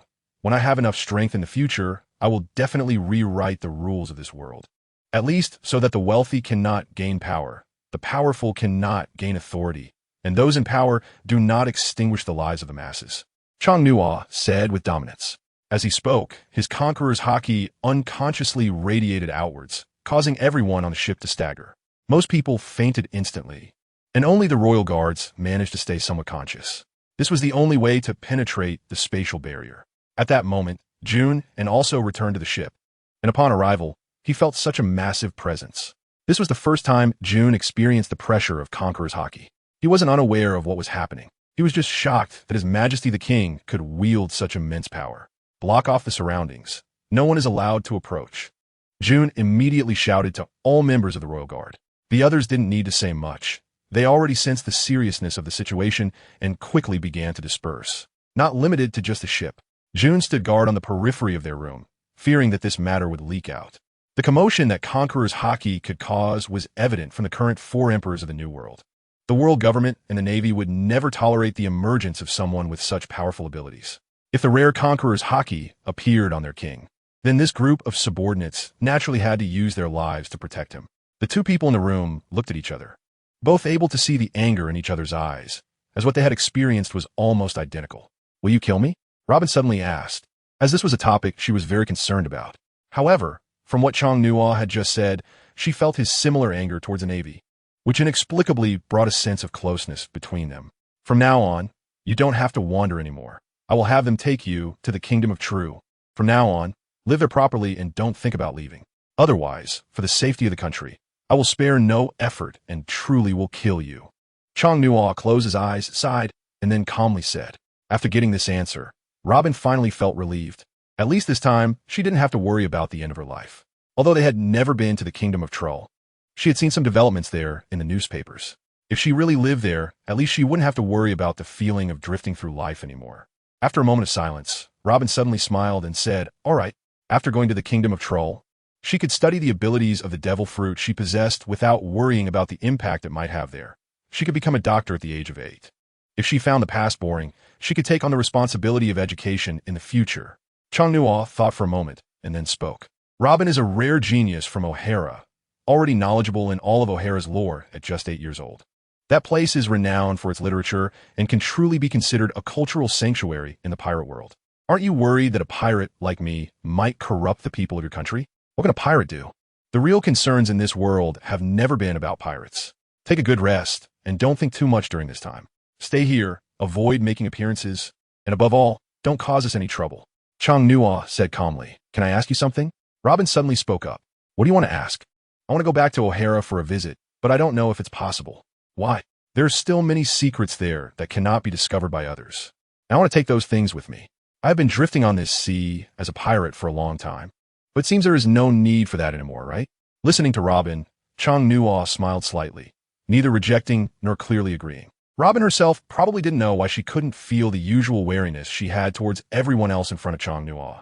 It wasn't just because of his appearance, but also because he gave off a very calm and gentle vibe that made it hard to feel guarded. Let's talk about it later. At least we need to stabilize things first. We have to go to Mariewa to participate in the ceremony to join the world government. And in July, there's also the world government meeting. During this time, there won't be anyone available to accompany you. However, after July, we still have our own plans.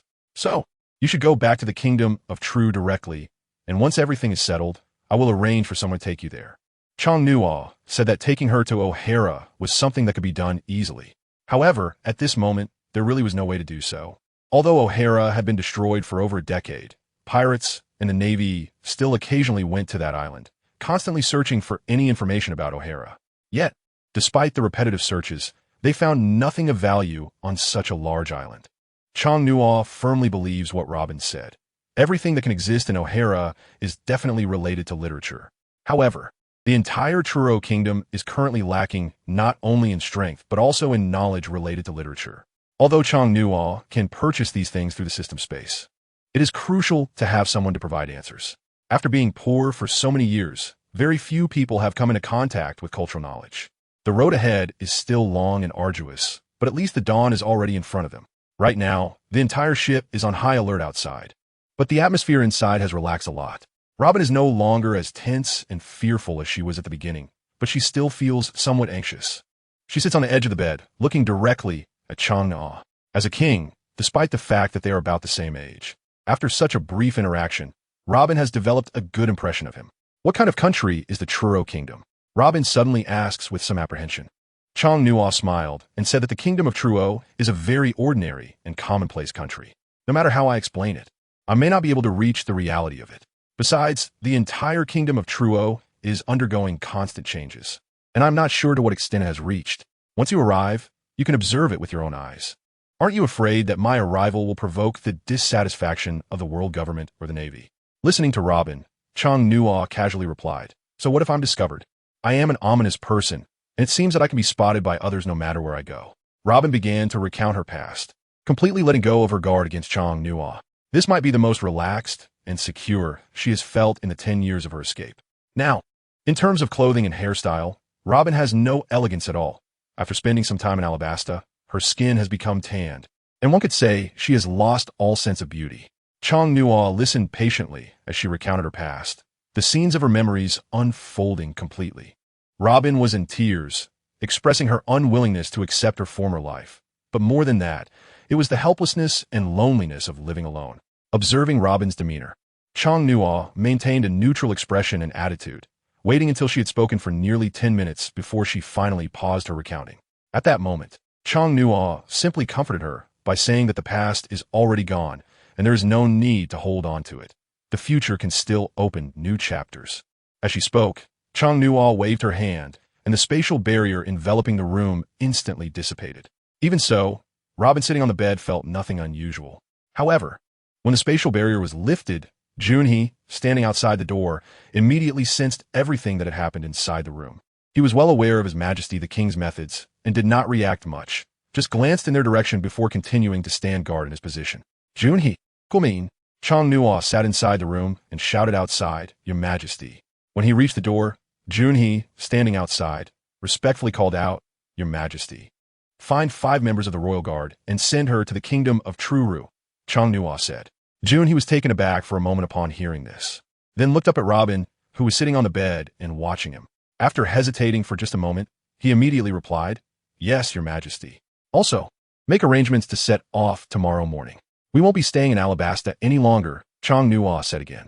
Should we notify others back home to come to Alabasta for the handover? Junhee asked. Not for now. The kingdom of Truro is not in such a hurry. We can wait for a while and discuss it after we return from Mariewa, Chang Nuo replied. Understood, Your Majesty. I will take care of it right away. June, he said.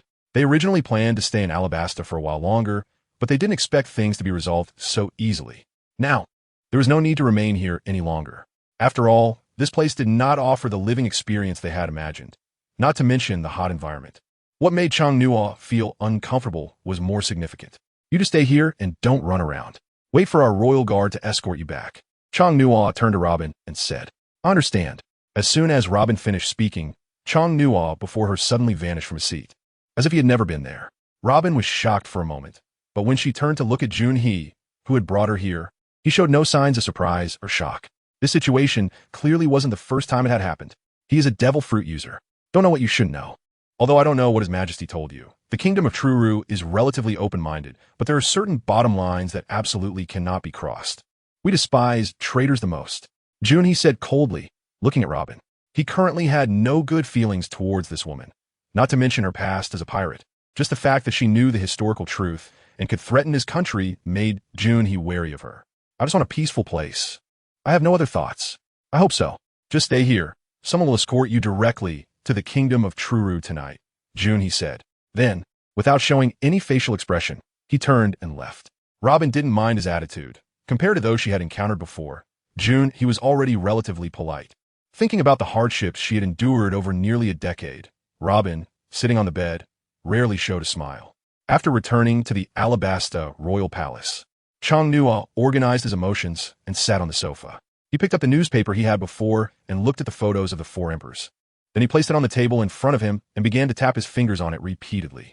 After thinking for a while, the guard standing outside gently knocked on his door. What is it? A voice came from inside the room. The guard outside did not open the door but said directly through it, Your Majesty, King Cobra of Alabasta has sent someone to invite you over. Understood. I'll be there shortly, Chang Nuo said, then slowly stood up to adjust his clothes. Even if Cobra didn't come looking for him, Chang Nuo would choose to find him. After all, they were about to leave, and the important matters still needed to be addressed.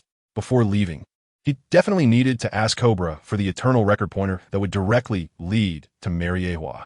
Without that thing, who knows how long it would take to reach that place. After staying for just a few minutes, Chang Nuo opened the door and saw a servant sent by Cobra standing at the entrance. King True, our king invites you to the Great Hall, the servant said respectfully upon seeing Chang Nuo. No problem, lead the way. Hang Nuo replied calmly.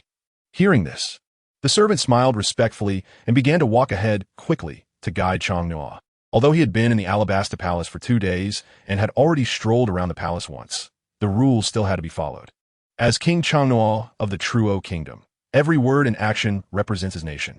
Even if he knows the routes well and the distance is not far, he must have a servant from the Alabastan Kingdom accompany him. In case something unfortunate happens without anyone by his side, it would be hard to explain later.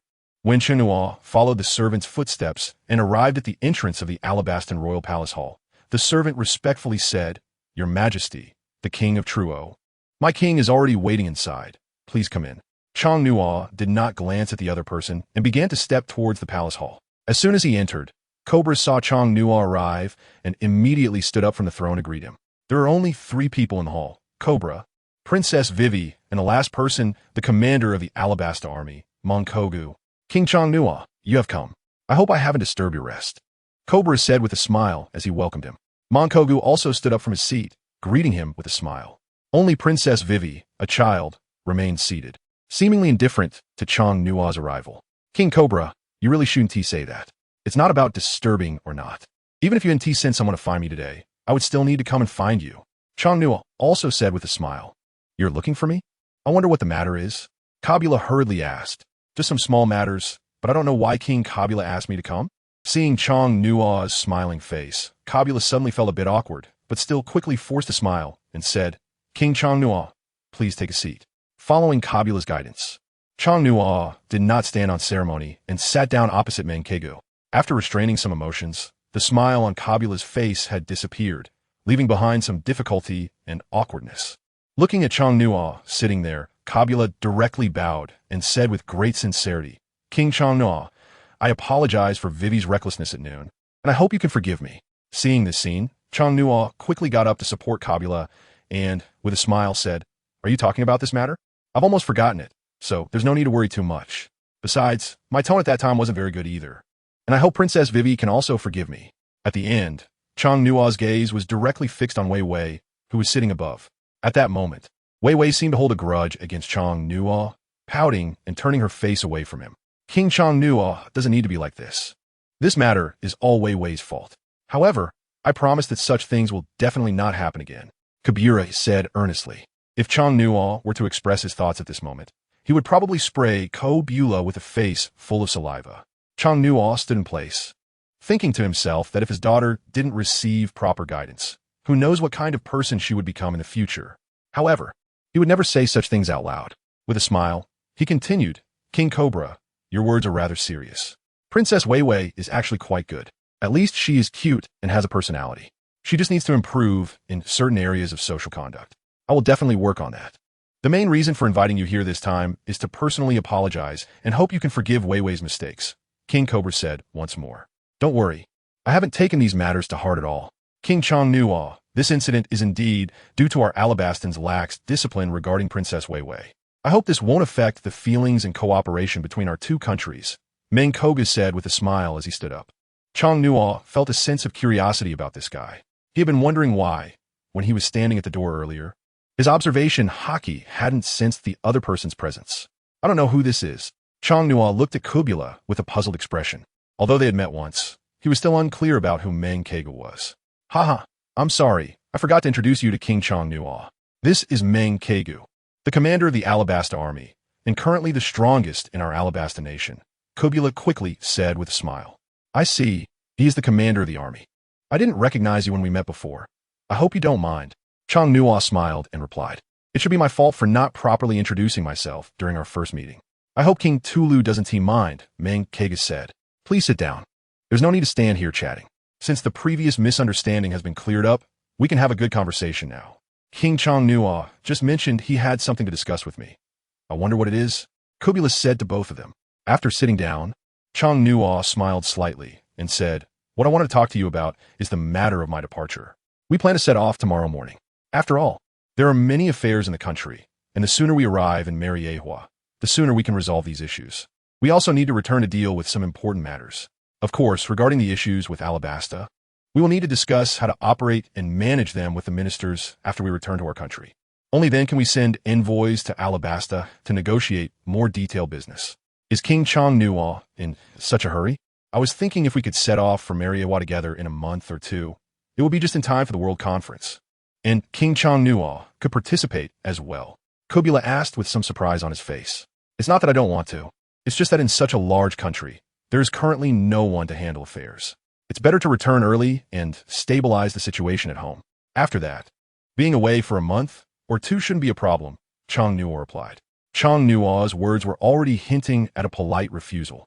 Given the current timing, he had no interest in attending the World Government meeting, as it held no significance for him whatsoever. After reading the newspapers from a few days ago, Chang Nua had already guessed the content of the discussions at this World Government meeting. In the end, it was just the same old topics, with nothing worth delving into or discussing.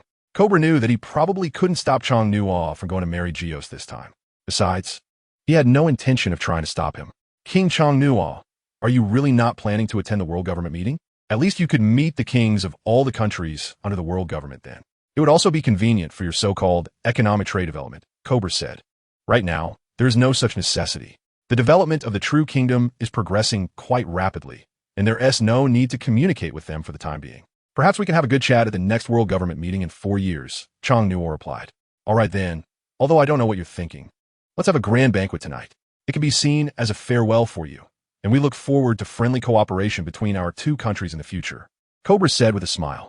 Regarding this, I will arrange it as soon as I return to my country to promote economic trade and communication between our two nations. Chang Nua also smiled. Cobra seemed to have already realized that Chang Nua was about to leave, and he didn't try to retain him any longer. He simply took a box from a pedestal beside the throne, stood up, and walked over to hand it to Chang Nua. This is the eternal record pointer leading to Mary Geos. After tonight's banquet, we don't know when we will meet again, Cobra said somewhat reluctantly. As long as there is fate, we will meet sooner or later. There's no need to dwell on such matters. The exchanges between our two countries will definitely become closer in the future, and we will have many opportunities to meet, Chang Nua replied. Chang Nua stood up to take the box and smiled as he said, I can't refuse such a good thing. The eternal pointer from Moveis is something that can't be bought on the market and is considered quite precious. Although that's the case, reaching Moveis with just any log pose, as long as one follows the route of the Grand Line, would eventually get there. However, with the eternal log pose, it would at least save them an unknown amount of distance. If they were to follow the protagonist's route in the future, it would probably take more than half a year to arrive there, but now it would take at most half a month. The next day, early in the morning, Kabira had already gotten up and personally sent Chang-Nua to the palace gate. As he left, many citizens of the royal city of Albana came out to watch.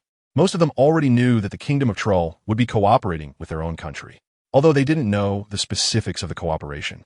Some of them often read newspapers, and there were still some who knew about that country in the South Sea. King Kabira, this is where I will leave you. The rest of the journey, I will have to walk alone. Chang-Nua stood at the palace gate, watching Cobra and the others who had just seen him off, smiling and chatting. Today, Chang-Nua was completely different, dressed in a stylish white suit with a bow tie. If one didn't know he was a king, many would think he was just a polite gentleman. Many people followed Cobra to see them off, and many nobles and ministers had already joined in, which expressed Cobra's emphasis on the cooperation between the two countries. King Chang-Nua, I want to say much more. Have a safe journey. If you pass through Alabaston again on your way back, we can have a good talk then, Cobra said with a smile. Rest assured, King Cobra, I definitely will. Chang-Nua said, bowing gentlemanly to Cobra, then turned and walked to the prepared white carriage. He had already been in this country for 4 days. For Chang-Nua, this could be considered quite fruitful. This communication with Alabasta would definitely ensure a steady flow of wealth for the Kingdom of True in the future.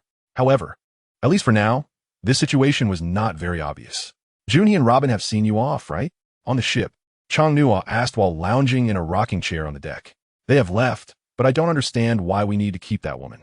As long as she exists, she should pose a danger to our country.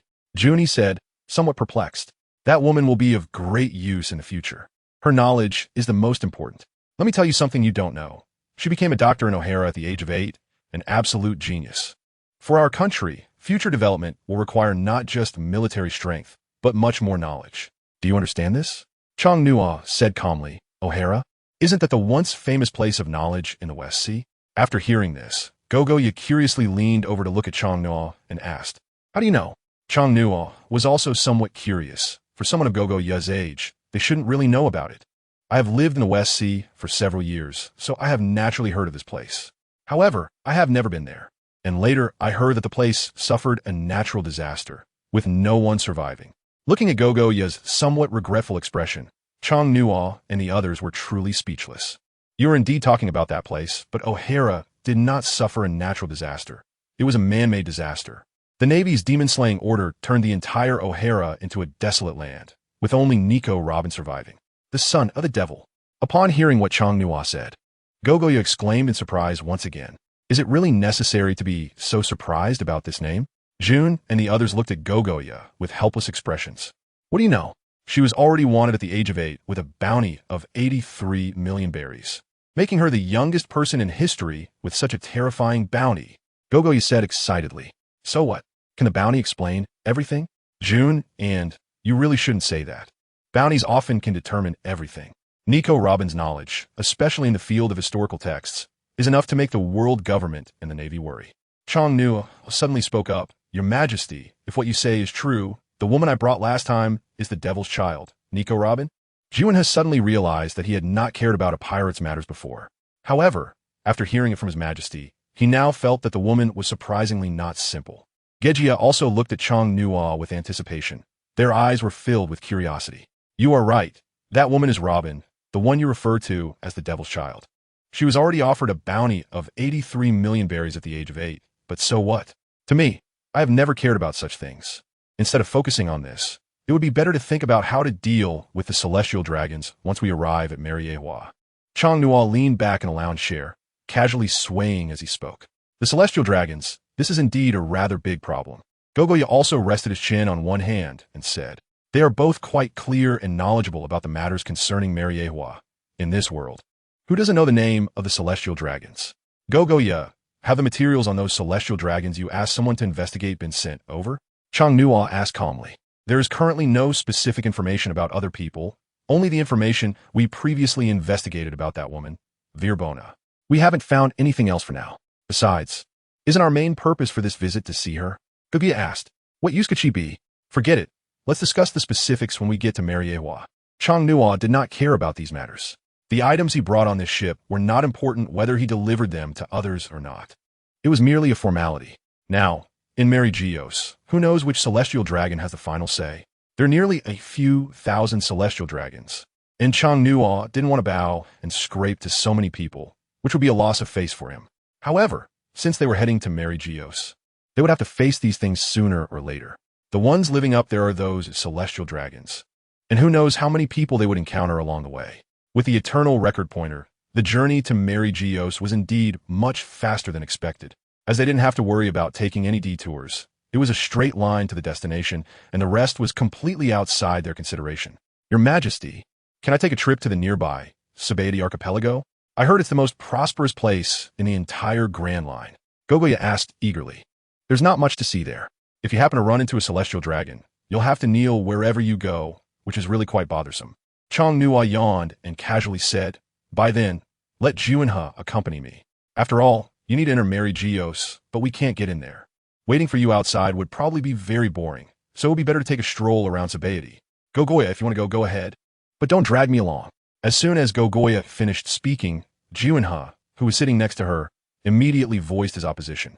He didn't want to accompany this woman to tour the Sabaody archipelago. For Juinhe, he didn't have that much curiosity. Why are you so excited? Accompanying me is a chance for you. Aren't you curious about what's inside the Sabaody archipelago? It's called the most prosperous place for a reason. Goguya said stubbornly again. It is indeed considered the most prosperous place, but Sabaody is also the most chaotic place on the entire Grand Line. That place exceeds your imagination. It is the darkest and dirtiest place on the whole sea. However, this time we don't have much time. Otherwise, I would really like to visit Fishman Island to see what the beautiful mermaids there actually look like. Chang Nuo leaned back in the lounge chair, closed his eyes, and began to fantasize about the state of Fishman Island. It is estimated that any man would have such thoughts. Your Majesty, where exactly is Fishman Island? Yun asked. I've only heard of it, but no one has ever gone there and returned, let alone talk about it. Fishman Island is located 10,000 meters underwater, starting from Sabaody. Ships are coded at Sabaody, and as long as the navigator's abilities are outstanding, they can almost reach Fishman Island beneath the sea. For those pirates, the only way to the New World is through Fishman Island. Chang Nuo still spoke leisurely with his eyes closed. Fishman Island. I'm also a bit looking forward to it, said Goguya. So if there is a Fishman Island at a depth of 10,000 meters underwater, doesn't that mean there should also be an island in the sky at 10,000 meters above? Shouldn't it exist as well? Junie suddenly asked. You make a good point. After we reach Mariewa this time, the return journey will definitely take us to the Sky Island. No matter what happens next, the Sky Island will be a key place for us moving forward. Upon hearing the word Sky Island, Chang Nuo's eyes suddenly opened wide, and he sat up straight. Looking at Junhe with a gloomy expression and said, Your Majesty, I don't know what you mean by that. Junhe, didn't you say that the country hasn't left you enough space to serve as a training base? For the future safety of the Tulu Kingdom, I had already considered the safest and most undisturbed place in this world when you raised this issue, and that is the Sky Island. After we return, we will specifically search for the location of the Sky Island. I believe with our strength, it should not be a problem to control that place. Chang Nuo said this, and then lay down again with his eyes closed, leisurely starting to rock the rocking chair. It was still a bit early to talk about these things, as he already had plans in his heart regarding the content. However, during the upcoming journey, since it would be so dull, Chang Nuo planned to have a good conversation with Junhe about this matter, at least to prepare him in advance. There weren't many things to discuss, and it wasn't as complicated as imagined, but no one could predict what would happen later, so early communication seemed particularly important. As the sea breeze gently brushed against his face, he felt the atmosphere over the ocean, with an endless horizon and the blazing sun overhead. Aside from the occasional seagull flying by, there was no other beauty to speak of over the sea. They could only sit on the deck and have a good chat, which was one of the fastest ways to pass the time. Junhe sat in place, thinking. He had no concept of these things at all, whether it was Fishman Island or Sky Island. To him, they were just legends. Goguya sat beside him. She understood what her king was trying to say, but still asked, Your Majesty, if we go to Sky Island, as you say, wouldn't we become a huge target? Sky Island had always existed in legends, mainly because no one had been there for a long time. Currently, there were only two ways to reach Sky Island. One was through a sea area below Sky Island called Gaia Island, where there were powerful sea currents that could directly take us there if we caught them. The other way was to enter Sky Island through the upside-down mountain. However, this place was almost unpredictable. Who knows when we would be able to get there? So for us, the most convenient and quickest route was to go directly towards Gaia and utilize the sea currents to reach Sky Island. Chang Nuo closed his eyes and spoke without thinking. With Jun and Yi's questions, along with his previous thoughts, he finally became curious and directly asked the Emperor, "Why do you know so much about the Grand Line? And it seems you're also very familiar with the New World?" "Yes, Your Majesty." Goguryeo also began to ask in confusion. This time, it was Chang Nuo who found himself in an awkward situation. After all, like these two, he had hardly ever left the Kingdom of True. Moreover, every time he did go out, one of these two was always with him. Chang Nuo lay there with his eyes closed. The embarrassment in his heart reflected in his white eyes. After a long while, he finally spoke, "Anywhere in the vast ocean as long as I want to go. I can just close my eyes and be there. So it's almost effortless to understand." Goju was still confused, but Jun he was completely different. He knew that His Majesty the King possessed a devil fruit with spatial abilities, allowing for spatial jumps, which shouldn't be surprising. "Do you understand what His Majesty means?" Goju asked Junhee, looking dazed. "Yes, I understand. Perhaps you'll understand it too in the future," Junhee replied, not intending to tell anyone about this matter. But the admiration in his eyes was already evident. Chang Nuo also understood that he could only speak in this way. He couldn't possibly tell them that he possessed the eye of God and understood the entire process of the pirate world, right? In response to the two's inquiries, this answer was indeed flawless. The space-type devil fruit has almost limitless possibilities. However, Chang Nuo has not yet fully developed the potential of this devil fruit. The higher the level of the devil fruit, the more difficult it is to awaken it, which is beyond everyone's imagination. In the pirate world, even the natural-type devil fruits can undergo a second awakening. However, throughout the years of existence of this devil fruit, it seems that the awakening power of natural-type devil fruits has never appeared.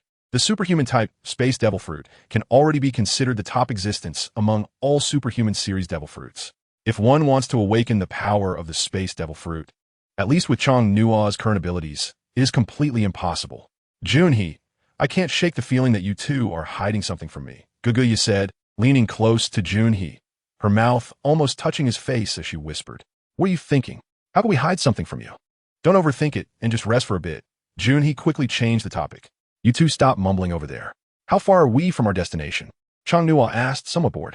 "It's hard to judge right now, since there are no small islands nearby. We estimated it would take about half a month to reach. And we've only been traveling for 4 or 5 days, so we still have a long way to go." "There's a place up ahead." Chang Nuo was leisurely about to say that there was a small island not far ahead. But suddenly, his observation Haki directly sensed that there were very dangerous things on that small island, and the level of threat far exceeded their imagination. He suddenly stood up, quickly leaned against the edge of the railing, and kept looking ahead at a small island that was completely invisible to the naked eye. Goguryeo informed Barrow to turn and start sailing to the right, avoiding the area ahead. Chang Nuo suddenly shouted loudly at Goguryeo. Goguryeo was taken aback for a moment, but immediately got up and began to follow Chang Nuo's instructions. Junhee also hurriedly got up and climbed to the edge of the railing, using observation Haki to sense ahead. But his strength was far inferior to Chang Nuo's, and he couldn't perceive anything about the small island above. "Your Majesty, what happened?" Junhee asked worriedly. "Kaido." Chang Nuo muttered to himself, then started to wonder why he was in the first half of the Grand Line. "Kaido?" Junhee repeated. Seeing the guarded expression on Chang Nuo's face, Junhee immediately went on high alert. "We've been discovered. Junhee, tell Barrow to head west and keep going." "There's no need to wait for me for now," Chang Nuo said with a frown. "Your Majesty, how about I accompany you? If you're alone, I can leave any time, and no one in this world can stop me. Follow the orders and do your job. Your most important task now is to ensure the safety of everyone on this ship." Chang Nuo directly interrupted Jun and what he was about to say, then said with a slight smile, "Chang Nuo is not wrong. With the space ability granted by the devil fruit, as long as he doesn't act recklessly, there truly isn't anyone in this world who can keep him here. Your Majesty, please rest assured. I will take good care of the crew on the ship." Jun said seriously. "I hope so," as he said. Tang no smilet. Just as his words fell, a huge stone was already flying towards the Abalai ship. The size of the stone was almost comparable to the entire ship. Chang Nuo stood at the bow without any panic and casually waved his hand, causing a blue barrier to appear in front of him. The moment the gigantic stone struck the barrier, it vanished without a trace. However, when the boulder reappeared, it was already about 500 meters away from the ship and fell heavily into the water. The others had no idea what had happened and could only follow Chang Nua's instructions. This way, they had directly deviated from the course to Mariewa, but there was nothing to be done about it. After dealing with the boulder, Chang Nua also disappeared from the ship. When he appeared on this island, he saw a gigantic figure that indeed matched his expectations. In front of him stood an extremely tall and robust figure with long black hair, a pair of dragon-like horns, a long beard resembling dragon whiskers, and dragon scale tattoos on his left arm. His upper body was bare, with an X-shaped scar on his right abdomen. Wearing a purple top that hung down with 2 gold chains and loose dark green pants. He had a shimanawa tied around his waist and was draped in a purple fur cloak, looking quite imposing. Ha ha ha, I never expected an ant to dare to appear here. Kaido's voice sounded quite rough, with a powerful aura pressing directly down on Chang Nua. Mr. Kaido, we did not intend to offend. I do not know where we have wronged you, and I ask for your forgiveness. Chang Nua directly performed a gentleman's gesture, then endured the pressure coming from Kaido. The entire island wasn't particularly large, yet Kaido was the only one present here. Either he was waiting for something, or there was something here that others didn't know about. However, no matter how Chang Nua thought about it, he couldn't fathom why one of the 4 emperors of the New World would appear in this place. Chang Nua raised his head and glanced at Kaido, who was standing there. The scars on Kaido's body were clearly new, and he seemed to have sustained significant injuries. Kid, having the guts to face me, Kaido, is enough to earn my recognition. But that's not enough. After barely escaping with my life, I didn't expect to run into you. I don't want to reveal this place just yet, so the only option is to ask you to die, which will make me feel more at ease. Kaido stared at Chang Nua with his eyes, which looked even bigger than a bull's, his gaze stern and his expression fierce. As soon as he finished speaking, Kaido's attack charged straight at him.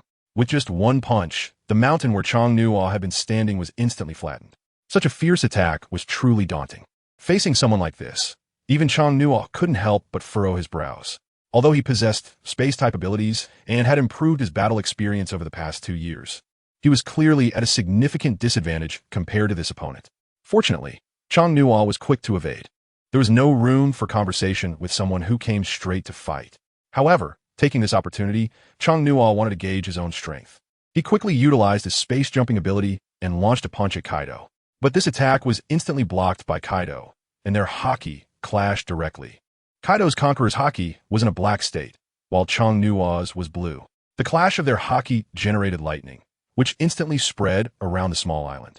The seawater surrounding the island was even forced back by the 2 men's momentum, and the shock in Kaido's eyes was unmistakable. He didn't expect that this little guy in front of him could also possess the rare Conqueror's haki, and the key point was that his strength was surprisingly strong. Kid, I didn't expect your strength to be quite good. To encounter someone like you in the first half of the Grand Line is indeed a surprise. Kaido revealed a sinister smile, the corners of his mouth slightly raised. But at that moment, his expression was even more terrifying. Mr. Kaido, I had no intention of offending you and did not know you were here. I hope you can forgive me.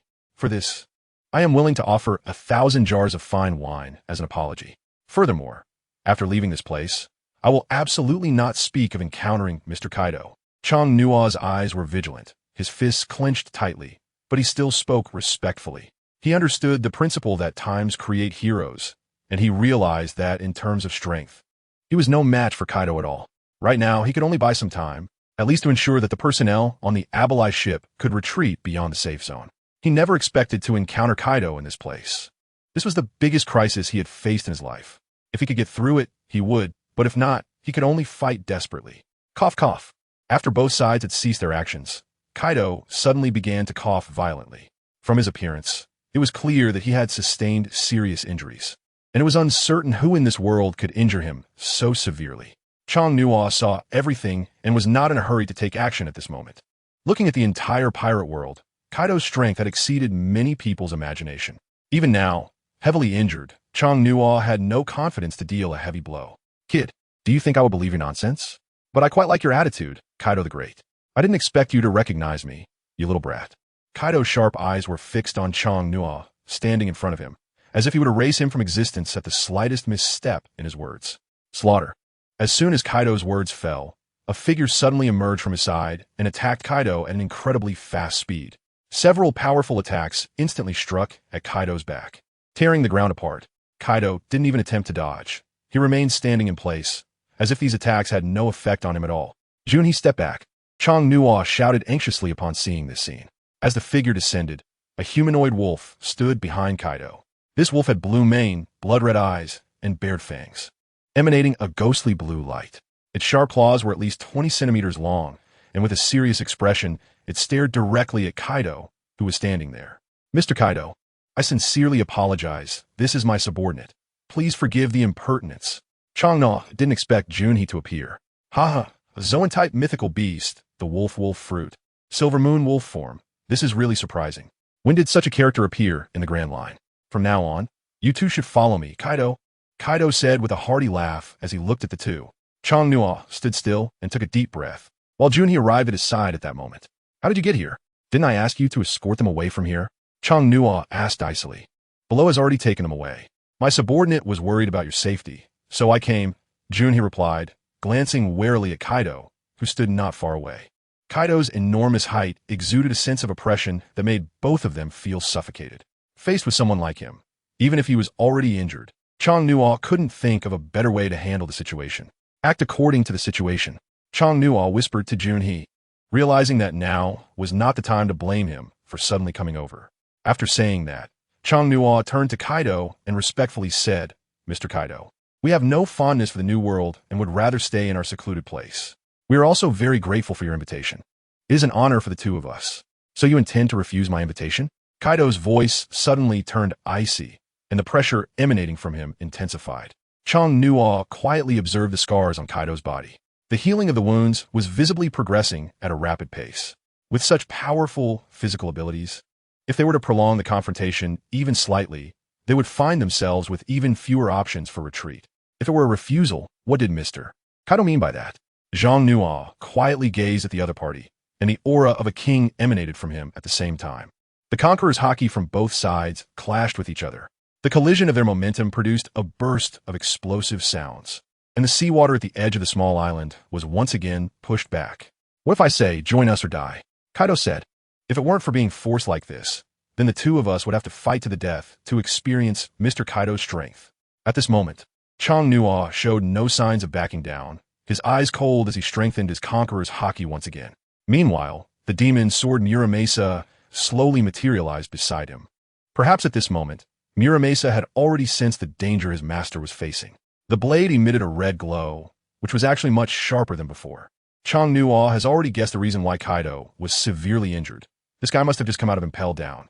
Otherwise, it's hard to imagine who could have beaten him to this extent at this time.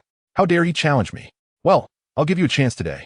Kaido raised his right hand, and with his massive frame, he looked intimidating. Fortunately, there were no weapons around him to utilize, so he could only rely on his own strength to fight. The only difference is that even though Kaido is a devil fruit user at this moment, he doesn't dare to show his true form. If he attracts the Marines due to this situation, even if they can't kill him, it would still cause endless trouble. Chang Nuo really doesn't understand. This guy just became one of the 4 emperors, and he's already like this. The key is that it's only been a few days, and he's already encountered it. Junhee retreated into the sky, and just as Kaido was about to attack the two of them, Chang Nuo instantly shouted at Junhee. At the same time, he gripped the demon sword Muramasa, and his aura instantly transformed into another form, with his eyes turning blood red. Flying sword technique, 9-headed dragon flash. This is the most intense attack Chang Nuo has ever revealed. Facing Kaido, he no longer holds back at all.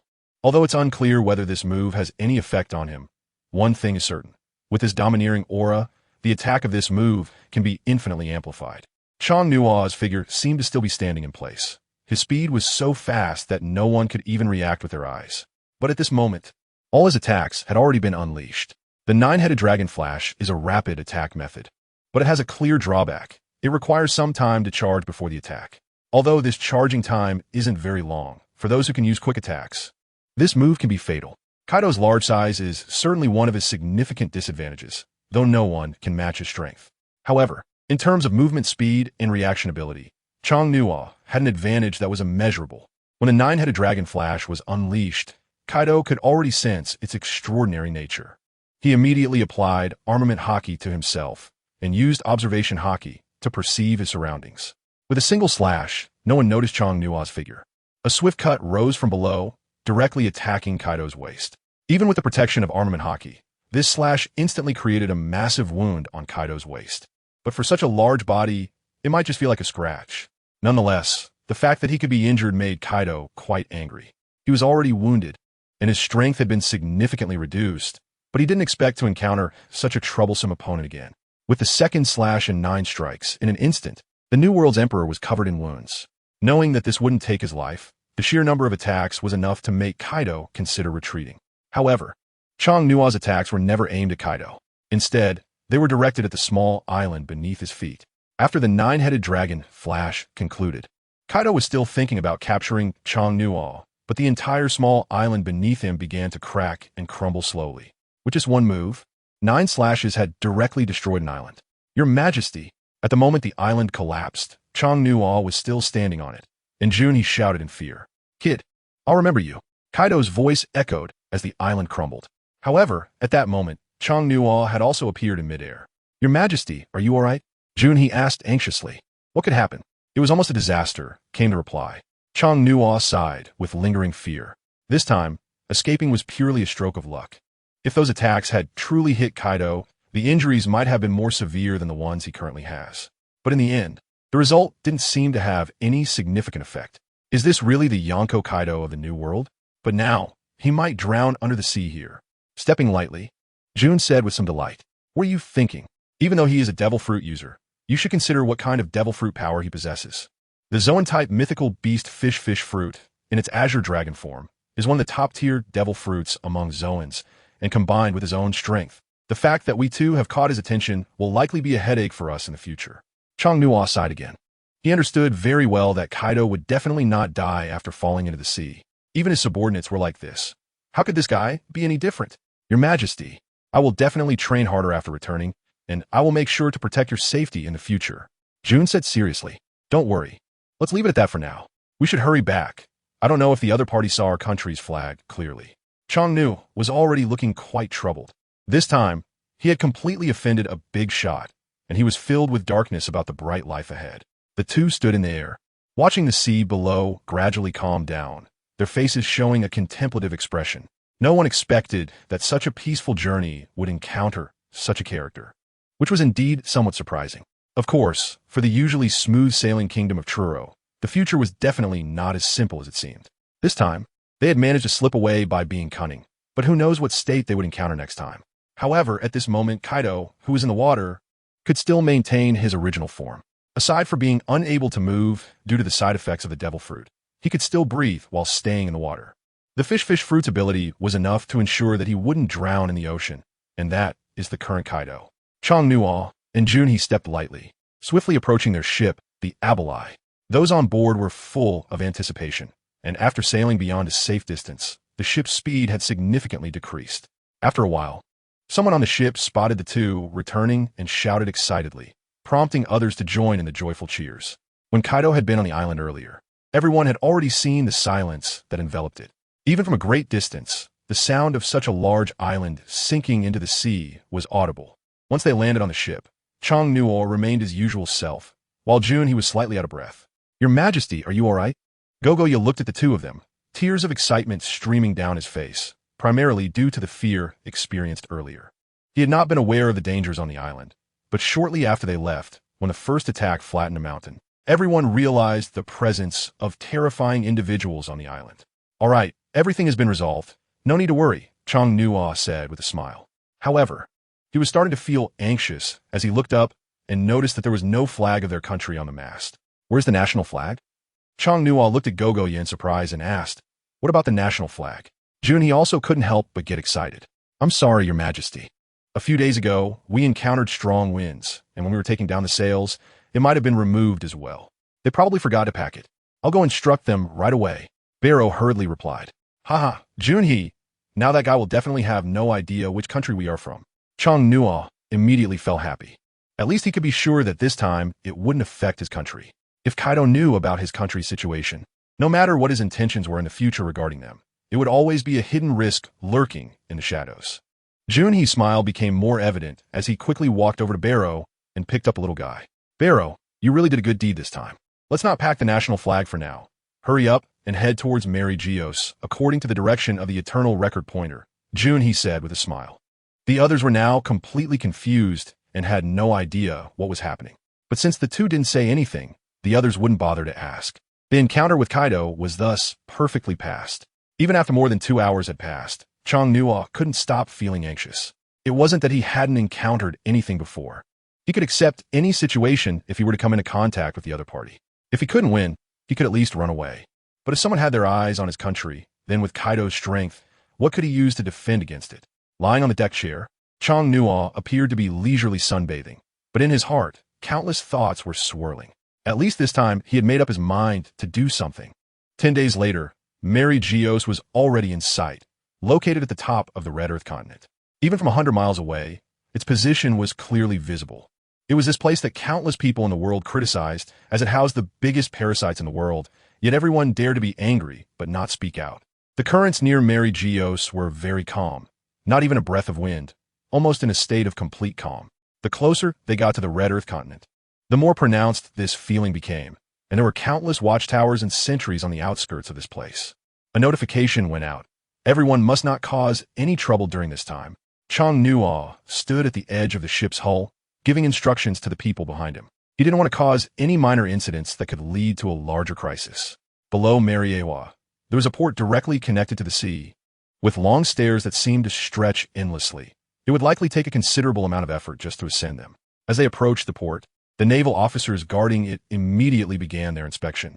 As the ship neared the port, a huge horizontal plank connected the ship to the platform below, and Chang Nuo, along with Juinhe and Gojia, slowly walked down. "Who are you?" A naval officer at the port asked sternly.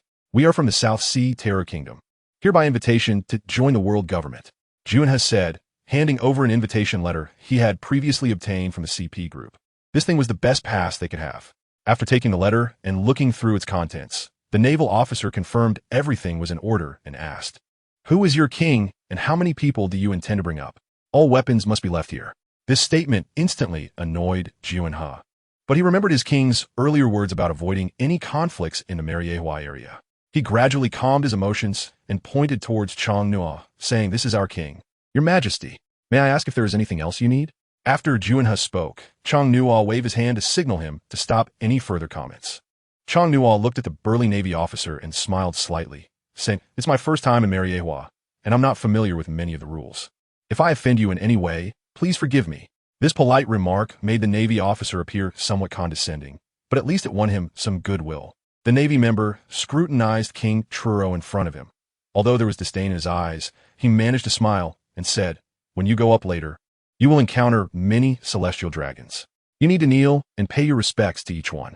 I'm worried that as someone who hasn't been here before, you might accidentally offend a celestial dragon, which could lead to serious consequences. Thank you very much for letting me know. Hang Norepliet. Let's hurry on." After saying this, the Navy officer, along with the two others behind him, began to walk in another direction. June was quite confused and looked directly at Chang Nuo, asking, "Your Majesty, why do we need to show such respect to the Navy guards after arriving in Mariewa? It's just a matter of a couple of sentences. It won't cost us anything. We're just here to go through the motions. The most important thing is to get this matter settled. If our country isn't strong enough, we can only do this. Once you all gain powerful strength in the future, Mariewa will just be like that." Chang Nuo walked up the stairs while speaking. This enormous staircase seemed to reach straight to the sky. However, in sight, the road in the middle of the staircase indeed appeared to be moving automatically, with each step slowly ascending. The key was that, due to their status, they could only walk on the paths on either side.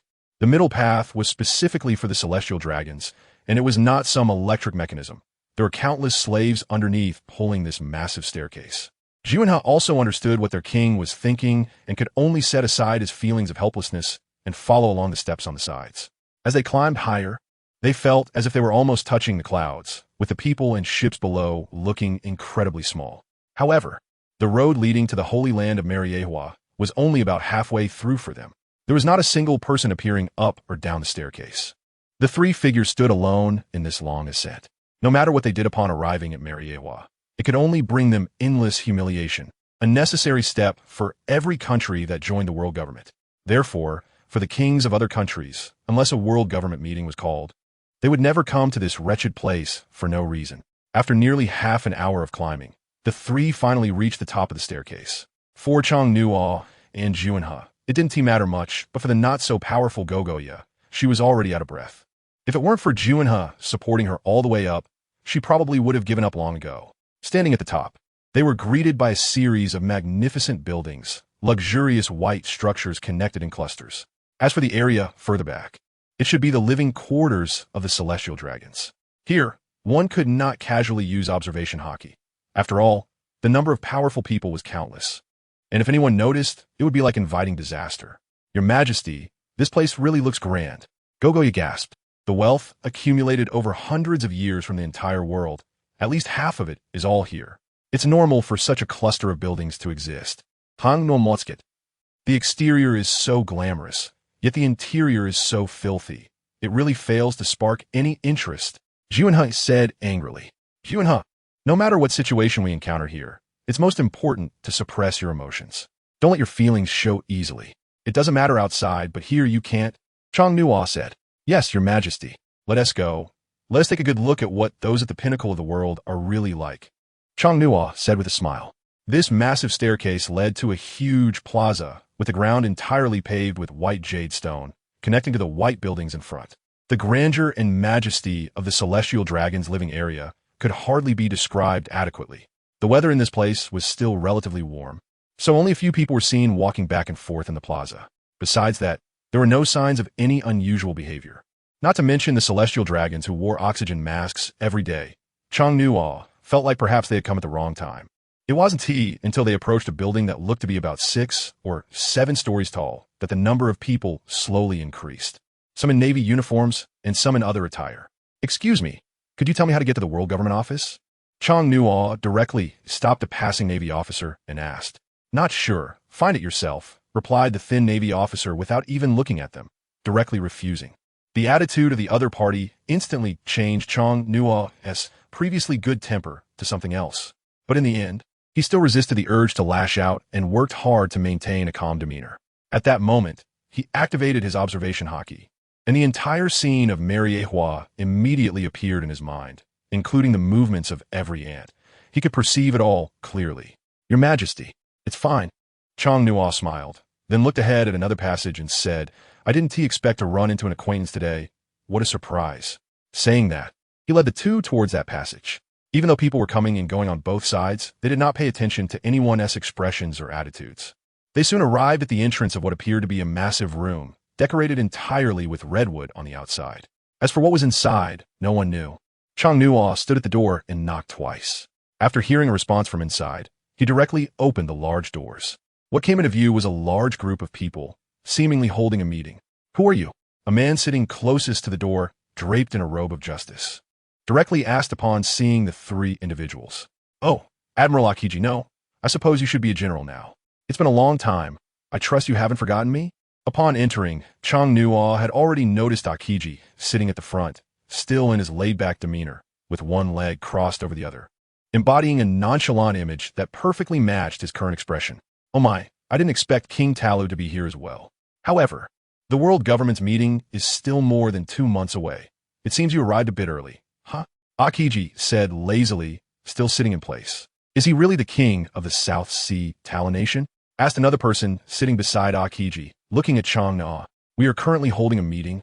May I ask what brings King Tala here? The first Navy officer who spoke earlier coldly inquired again.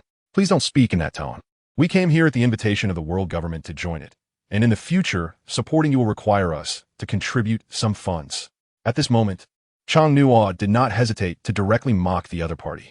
There were at least a dozen people sitting in the room, and, without much thought, it was clear what they were discussing. Simply the upcoming meeting of the world government in a little over 2 months.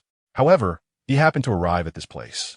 Yet, who would have thought that this group of Navy personnel, instead of staying in the Navy, actually gathered to hold a meeting in Mariehua?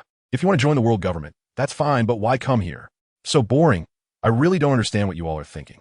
I definitely wouldn't find my way here otherwise, Chang Nuo said with a smile once again. Oh dear, another headache. You all chat here, I'll take him over. Akiji stood up, somewhat helplessly addressing everyone. Seeing someone willing to take him over, especially a Marine admiral, Chang Nuo smiled and didn't mention anything else. After they exited, Gogoya stayed at the back and closed the door to the room. Doesn't Admiral Akiji need to attend the meeting? Chang Nua asked with a smile. There's nothing to discuss.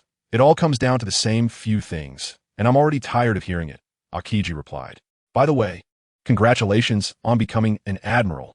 I hope you can help out more in other areas in the future. Upon hearing Chang Nua's words, Akiji immediately showed a helpless expression, and he said with some emotion, if you can just not get me into trouble, I'd be grateful. You have no idea how much scolding I received when I got back, because of what you did last time. It's easy to understand. It was just that scene where the kingdom of Truro used Akiji to open the gates of the royal city of Roya. It was this newspaper that allowed the kingdom of Truro to quickly silence the rumors from surrounding countries. After returning, Akiji indeed faced a lot of criticism. However, this wasn't something particularly serious. After all, wars between two countries are quite common, and in the end, the Navy merely clarified Akiji's actions. I really apologize for what happened last time, but in the end, it was unavoidable for us. Our kingdom of Truro is simply too weak, so we could only rely on you, Admiral Akiji's reputation. By the way, I brought you quite a few good things this time, Chang Nua said with a smile. I don't need anything. Just hurry up and finish your business, then go back to your country. And make sure nothing happens here in Mariehua. Akiji reminded him. Don't worry. Having someone familiar certainly makes things much easier. At least he wouldn't have to run around looking for things in this place. But just as they were on their way, Chang Nua finally encountered a man wearing an oxygen mask. The aura with which the man walked was enough to say everything. Fortunately, they were accompanied by an admiral this time. As they walked past, the man with the oxygen mask casually looked at Akiji and asked Admiral Akiji, who are these people behind you? Saint Bokurilu, how come you have so much free time to come up front? Akiji still looked lazy, not even bothering to greet the group of celestial dragons kneeling before him. I quite like that girl. Just have her follow me later. Bokurilu showed a lewd smile, directly staring at Gogoya's body. That's not okay. Saint Bokurilu, she is here to participate in the meeting of the world government member states, Akiji said. Which country? Bokurilu's gaze then turned to Chang Nua, asking disdainfully. Saint Bokurilu, we are from the kingdom of Truro in the South Sea. It's quite a surprise to meet a saint for the first time. Chang Nua directly bowed and smiled as he said, I like this talk. Go on. How many berries do you need to let this woman go to me? Besides, I consider it a blessing for your country that I am interested in your women. Just bring her back to be my 57th wife. Bokuroy maintained his lewd smile, his entire head already encased in glass. If it were a different place, Chang Nua couldn't guarantee he wouldn't kill the other party. Bokuroy Saint, aren't you afraid I'll report this? There's already been a clear order regarding members of the world government's allied countries. As celestial dragons, you are not allowed to use any underhanded methods, Akiji said, showing some impatience. There hasn't been a woman I wanted that I couldn't get, Bokuroy said, then turned away with his two lackeys, heading in another direction. However, during his departure, a blue light emerged from Chang Nua's hidden fingers and attached itself to Bokuroy, unnoticed by anyone, even Akiji, who stood in front. The blue light flashed and then disappeared without a trace, as if it had never existed. The departing celestial dragon felt no discomfort whatsoever. If they could feel something, that would be a problem. Akiji, is every celestial dragon like this? Junie suddenly asked. Oh dear, pretty much. Akiji sighed lazily. We should resolve things here quickly and then hurry back to our own country. Chang Nua said with a smile. Now that we are here, and with the world government meeting in just over 2 months, since you've chosen to join the world government, you can't possibly not participate? Akiji asked curiously. Akiji had already guessed that the kingdom of True would definitely join the world government. After all, his country was not as simple as it appeared on the surface, and Akiji was well aware of this. When Chang Nua appeared, Akiji showed no surprise at all, even if he didn't want to join the world government. According to its nature, they would definitely find a way to make him join. Having stayed in the Navy for so long, Akiji understood the tactics of the world government very well. The procedures for joining the world government were not that complicated. In fact, they were much simpler than expected. Under Akiji's guidance, they merely took a couple of turns, and the place for signing the agreement to join the world government was hardly larger than 3 square meters, resembling a hotel reception. It not only lacked class, but was also a complete act of disdain towards these allied countries of the world government. All right, we've arrived. You just need to sign an agreement here, Akiji said with a lazy smile. Looking at the scene before him, Chang Nua, who had originally been smiling, could no longer force a smile, and his anger began to rise within him. Akiji, don't tell me such an important matter as joining the world government can be resolved here? Chang Nua asked in a low voice. What do you expect? This has always been the process. Chang Nua listened and couldn't help but let out a cold sneer, then walked over to the person who looked like they were still sleeping. The other person's eyes were simply smaller and from a slight distance. It was impossible to tell whether their eyes were open. When the other person saw Chang Nua, they casually asked which country's king they were and what their name was. The Kingdom of True in the South China Sea. I am the king. Just sign this agreement, and that will be enough. The woman with squinty eyes said, directly handing over a crumpled piece of paper that looked uneven in color, making it unclear what had been done with it before. Some of the handwriting on it was covered in stains, and it was completely illegible. Are other countries like this? Chang Nua turned his head to look at Qing Ji and asked, I'm not sure. I haven't encountered it before either. Qing Ji replied lazily. Chang Nua stood still and took a deep breath, suppressing the anger within, but some things just couldn't be contained. To become a member of the world government so casually, and to have to pay a hefty tribute every year, it felt like being a king of a country here was not taken seriously at all. It was as if he were merely a plaything, summoned and dismissed at will. Is this really what the world government is? It's truly disappointing. Chang Nua glanced at the squint-eyed woman, turned to Junhee, and said, Let's go.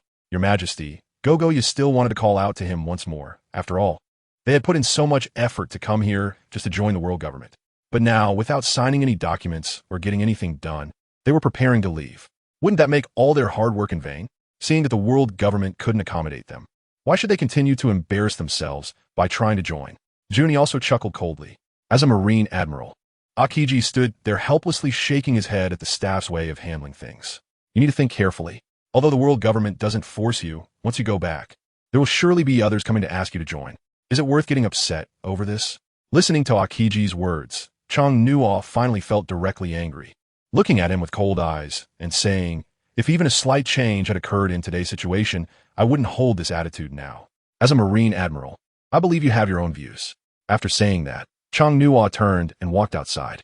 The last glimmer of hope the world government had given him instantly vanished. He had previously thought that joining the world government would benefit his country's commercial economy. But now, seeing this situation, he had no goodwill left. There are too many ways for commerce to develop in this dark pirate world. There's no need to choose the path of being above board. Chang Nua's departure was not stopped by Qing Ji, nor did he say anything. After all, this kind of matter had nothing to do with him. As he walked onto the square, paved with white jade, Chang Nua glanced back at the world government, which represented the top power in this world. His eyes filled with anger that seemed ready to level it. Your Majesty, what should we do next? Junhee asked. What do you think of this place? Chang Nua asked with a slight smile. I don't think much of it, but can we really leave so hastily this time? Gugi suddenly asked. There are so many member countries of the world government. Why should we make ourselves a target? All right, isn't Buston preparing to cooperate with us? Chang Nua said with a cold smile. But Your Majesty, what if the CP department of the world government comes over later? Junhee asked worriedly. He still remembered how strong that group from CP was, and didn't he know what kind of people might come later? For the true kingdom, the biggest advantage right now should be its distance from the world government. If it weren't for the earlier incident with the Roy Kingdom, few people in this world would even have heard of this country. It seemed that Chang Nua had already made up his mind, coldly laughing and directly saying, Let's talk about it when we get back. Whether or not we join the world government doesn't make much of a difference to us. However, the other party's attitude really irritated me. After boarding the ship, I informed Ba Luo to hurry up and leave. By the evening, I would take you to experience some thrilling things. Jun looked bewildered, but without hesitation, he followed the figure of his king. The long staircase felt particularly easy to descend. Once on the ship, the others looked at the three, returning with expressions of anticipation.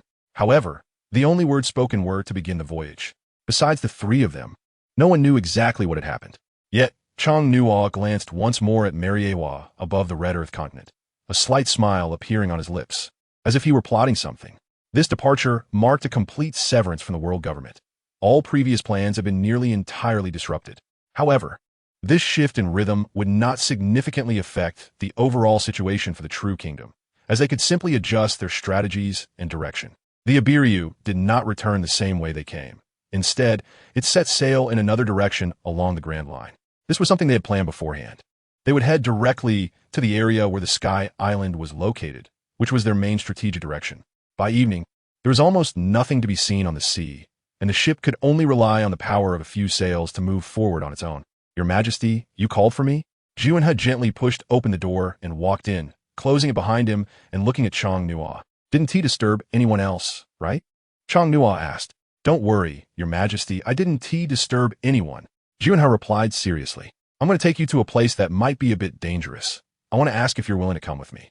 Hearing his king's words, Junha didn't hesitate at all and replied seriously, Your Majesty, even if you were to send me to my death, I wouldn't even frown. It's not that serious. Today, I suffered too much humiliation in Mariehua, and I'm taking you to help me retrieve it. Chong Nua smiled as he said. He didn't want anyone to know about his abilities. Currently, the only person in the world who knew he had spatial powers was Junha, even when facing such great danger on that small island with Kaido. Chong Nua chose not to reveal it. As for the others who knew about his abilities, they had long since passed away. Although Junha didn't know what his king was up to, he felt a sense of anticipation on his face since the king had mentioned it. After Chong Nua finished speaking, a blue light gathered in his right hand, and then a blue vortex suddenly appeared in front of him. The vortex looked very deep and was continuously spinning, with no one knowing where the other end led. Follow me and jump over together, Chong Nua said as he jumped directly into the vortex, and Junie followed without any hesitation. As the two entered, the vortex slowly began to close, and the room returned to silence, but the two had completely disappeared. The space ability of the Devil Fruit had already been greatly developed by Chong Nua, and what was demonstrated now was just one of its aspects. This was a form of long-distance teleportation. Earlier, he had placed the other end on the celestial dragon Boku Roy, waiting for nighttime to visit Mariehua. When at Mariehua, Chong Nua had used observation haki to almost fully survey the situation there, and at that time, he did not notice anyone particularly powerful above him. That is why he felt so at ease bringing June to jump over there. The space transmission was quick, and the two reappeared directly from the vortex. However, they emerged in a bedroom. The celestial dragon Boku Roy, who looked down on the two during the day, was now fast asleep in bed. June was afraid of making any noise and waking him up, but Chong Nua seemed completely unconcerned about that. It was nauseating to see that these celestial dragons even wore glass helmets while sleeping. Approaching the guy's bed, Chong Nua directly used his space ability to wrap Boku Roy's head, and within a short time, he began to struggle violently, but the final result remained the same. Chong Nua waited until the other party suffocated to death before releasing his grip. He felt no guilt. Instead, he felt a sense of relief. June stood to the side, watching His Majesty the King employ such methods, his heart filled with an indescribable fear. After all, the one lying on the bed was a celestial dragon. If things went wrong, the ensuing conflicts could exceed their imagination. A piece of trash, Chong Nua said with a disdainful smile as he looked at the lifeless Bakuloi. Your Majesty, you have killed a celestial dragon. June was still in shock. This was the ingrained mindset in their hearts, the belief that the celestial dragons were sacred and inviolable, deeply etched in their minds. However, after witnessing this scene, June felt exhilarated, yet the potential consequences were indeed chilling to contemplate. What is there to worry about? Who would know it was us? Come on, we've come this far. We can't let our nearly month-long journey go to waste. Chong Nua said this, but June and the others had not yet understood what he meant. When they first saw Bokuloi die, they thought that their king had come here just to kill someone. Now it seemed that things were far from that simple. Chong Nua didn't waste much time chatting with Junhee, directly grabbing his shoulder and jumping back into space. When they reappeared, they were already in a warehouse. However, both of them were stunned by the scene before them. Where's this? Chong Nua casually waved his hand, and a light blue barrier instantly enveloped the entire room. Fearing that Junhee and this guy might unintentionally attract other guards. Can you not be so dramatic? This is just the storeroom of that guy from earlier. Who knows how much money is here? Chong Nua said calmly. Your Majesty, I've never seen so much gold, silver, and jewels piled together in my life. The value here is probably at least tens of billions of belly, right? Junhee couldn't help but say excitedly. What do you think about taking all this stuff back with us? It wouldn't be a wasted trip, right? Chong Nua said with a smile. It wouldn't be a wasted trip, but how are we going to take all this back? In the midst of his excitement, Junhee suddenly asked curiously. Chong Nua's smile suddenly turned into a speechless expression, and he said leisurely, Don't you know what abilities I possess? The warehouse before him was at least 1,000 square meters, with a height of at least several meters. Yet in this room, from the corner all the way to the center, it was completely filled with gold, silver, and jewels, with various items continuously emerging. The very first item at the front was a crown, and there were even many items packaged in boxes. Each of these items taken out would be a rare treasure to outsiders, but here they were casually piled up. However, this was merely the assets of a single celestial dragon. There are thousands of celestial dragons throughout Moveis, so one can imagine the total value of their assets. What are you still dawdling for? You can take a good look at these items when we get back, Chang-Nua said. In fact, he didn't need to bring Junhee along. He probably just wanted someone to share this thrilling joy with. Hearing Chang-Nua's words, Junhee quickly stood behind him. Chang-Nua waved his hand again, and the spatial barrier began to shrink. Once it enveloped all the treasures, in an instant, not a single jewel was left in the room, not even a single belly. Even the dust on the ground had been cleaned up completely. In that large warehouse, filled with gold and silver jewels, everything had been cleaned out in just a moment. Moreover, throughout the entire process, there was not a sound to be heard. Your Majesty, if we were to rob all of Moveis in this manner, wouldn't we become wealthy? Junhee said excitedly. What are you thinking? This place is not as simple as you imagine. Right now, not only are there marine admirals here, but even Moveis itself has very powerful existences. Just being able to do this is already quite impressive. Let's go back and talk. Chang-Nua said calmly. A way to easily acquire a large amount of wealth is something that others with such spatial abilities would definitely not let go of easily. Chang-Nua didn't want to do that. Being able to solve one problem was already quite good. Junhee's inner greed was also infinitely magnified at this moment. But he wasn't someone who knew nothing. At this moment, having the ability to acquire this wealth also required the ability to spend it later, which is when true capability is reflected. Your Majesty, when I came here just now, I found that there seems to be something good in that Bocaral room. Junhee said, why didn't you mention it earlier? I didn't dare to speak before. As soon as you arrived, you started moving. I was just about to say something, and then you pulled me over here directly. Junhee said somewhat aggrievedly. Did you find out what good thing it is? Chang-Nua smiled and asked after hearing this. They were not in a hurry to go back, especially since it was late at night. Even if they wanted to leave, it would just be a matter of an instant. The reason they didn't want to go after wealth from other places was mainly because they didn't want to make this matter too big. Most importantly, Chang-Nua was very clear about how many strong individuals were in this so-called Holy Land, Moveis, and the powerful personnel from the CP department were also here. Not to mention the top figures. Your Majesty, I really couldn't see clearly. Junhee smiled, but at that moment, Chang-Nua didn't give him another chance to speak. He once again grabbed his shoulder, and in an instant, they arrived in the Bocaral room. The main reason was that the room was too dark when they came earlier, and after taking out that guy, they hadn't had the chance to look at anything else in the room. But this time, after coming over, they realized that the celestial dragon's bedroom was indeed extraordinary. Junhee, regardless of what it is, just put it here, and then we'll package it all up and take it away together. Chang-Nua whispered softly, afraid of disturbing the people outside. There was no telling how many were standing outside this room, or how strong they were. They certainly didn't want to disturb the people outside, as it could lead to unforeseen trouble. Junhee remained silent, just nodding, and then began searching the entire room. Take me with you. The moment the two of them were getting ready, this sentence suddenly appeared in Chang-Nua's mind. The hands that were originally preparing to act instantly dropped, and his expression turned wary of the surroundings. Junhee, taking advantage of the dim light, noticed his king's demeanor and naturally began to be on guard as well. I'm at the door. Take me out. I am willing to be your most loyal servant. The voice appeared once more, causing Chang-Nua to furrow his brows. The two were acting so discreetly, yet they were still discovered at this critical moment. However, listening to the voice, it seemed that the other party did not intend to make things difficult for them. Instead, it felt like a plea for help. Vocaloid is already dead.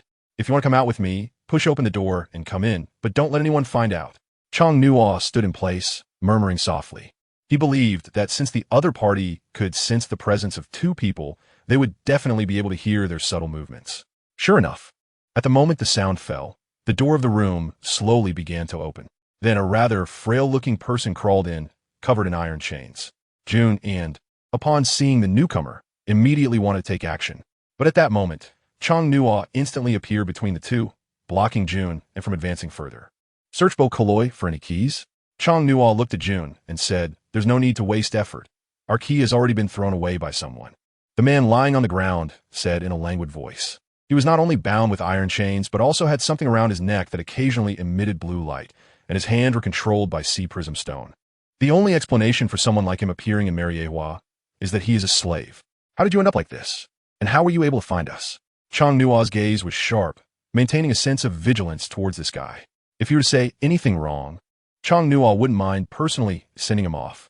I am Abona, formerly the vice captain of the Sunshine Pirates, captured and sold here 2 years ago. The one called Abona said quietly. Now you have two choices. First, you realize that you have discovered us, and you should understand the fate that awaits you. The other option is, as you mentioned, to pledge your loyalty to me, and I will take you out. Changnua no longer wanted to waste any time. Since he had already been discovered, it was a dangerous signal for anyone involved. Abona showed no hesitation at all, immediately bowing his head and saying, slightly excited, I am willing to offer my loyalty, my master. Please take me away from this hell on earth. Changnua smiled slightly. As for Junhee, he was currently busy tidying up the entire room. He directly placed all the boxes on the shelf, whether useful or useless, onto the floor in one go. Changnua slowly crouched down and touched the green glowing object on Abona's neck. With a click, the collar around Abona's neck broke.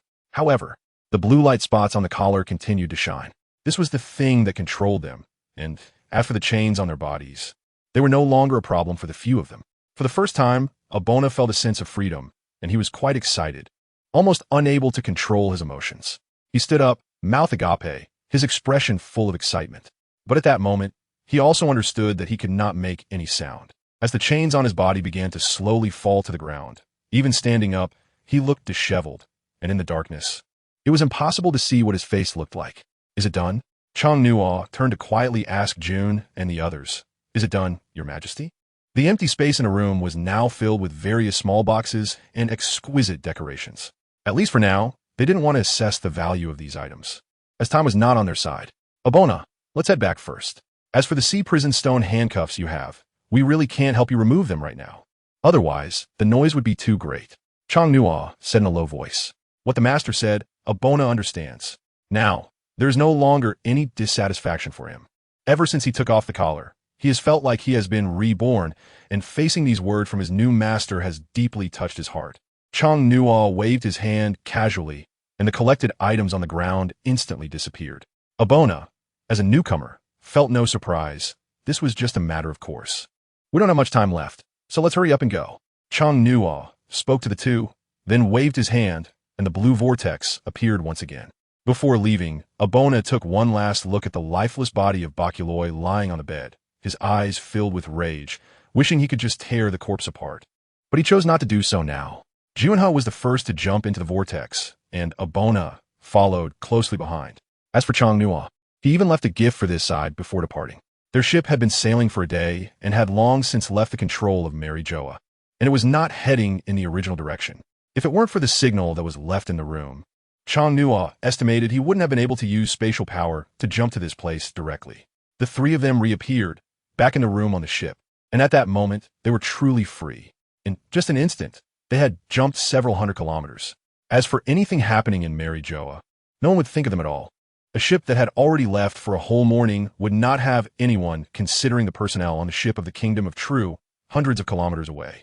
After returning to the room, and with the help of the light, Changnua finally got a clear look at Abona. He was a man around 30 years old, looking very gaunt. Without clothes to support him, he would probably be nothing but skin and bones. His face was dirty. His hair hung down to his shoulders in a messy manner that obscured most of his features, and he wore a set of gray clothes, the original color unknown. Or perhaps they hadn't been washed in a long time. Abona was still wearing sea stone handcuffs, but from his appearance, he didn't look like someone with the ability of a devil fruit. After all, the power of sea stone could directly incapacitate a devil fruit user, let alone allow them to stand up and communicate normally.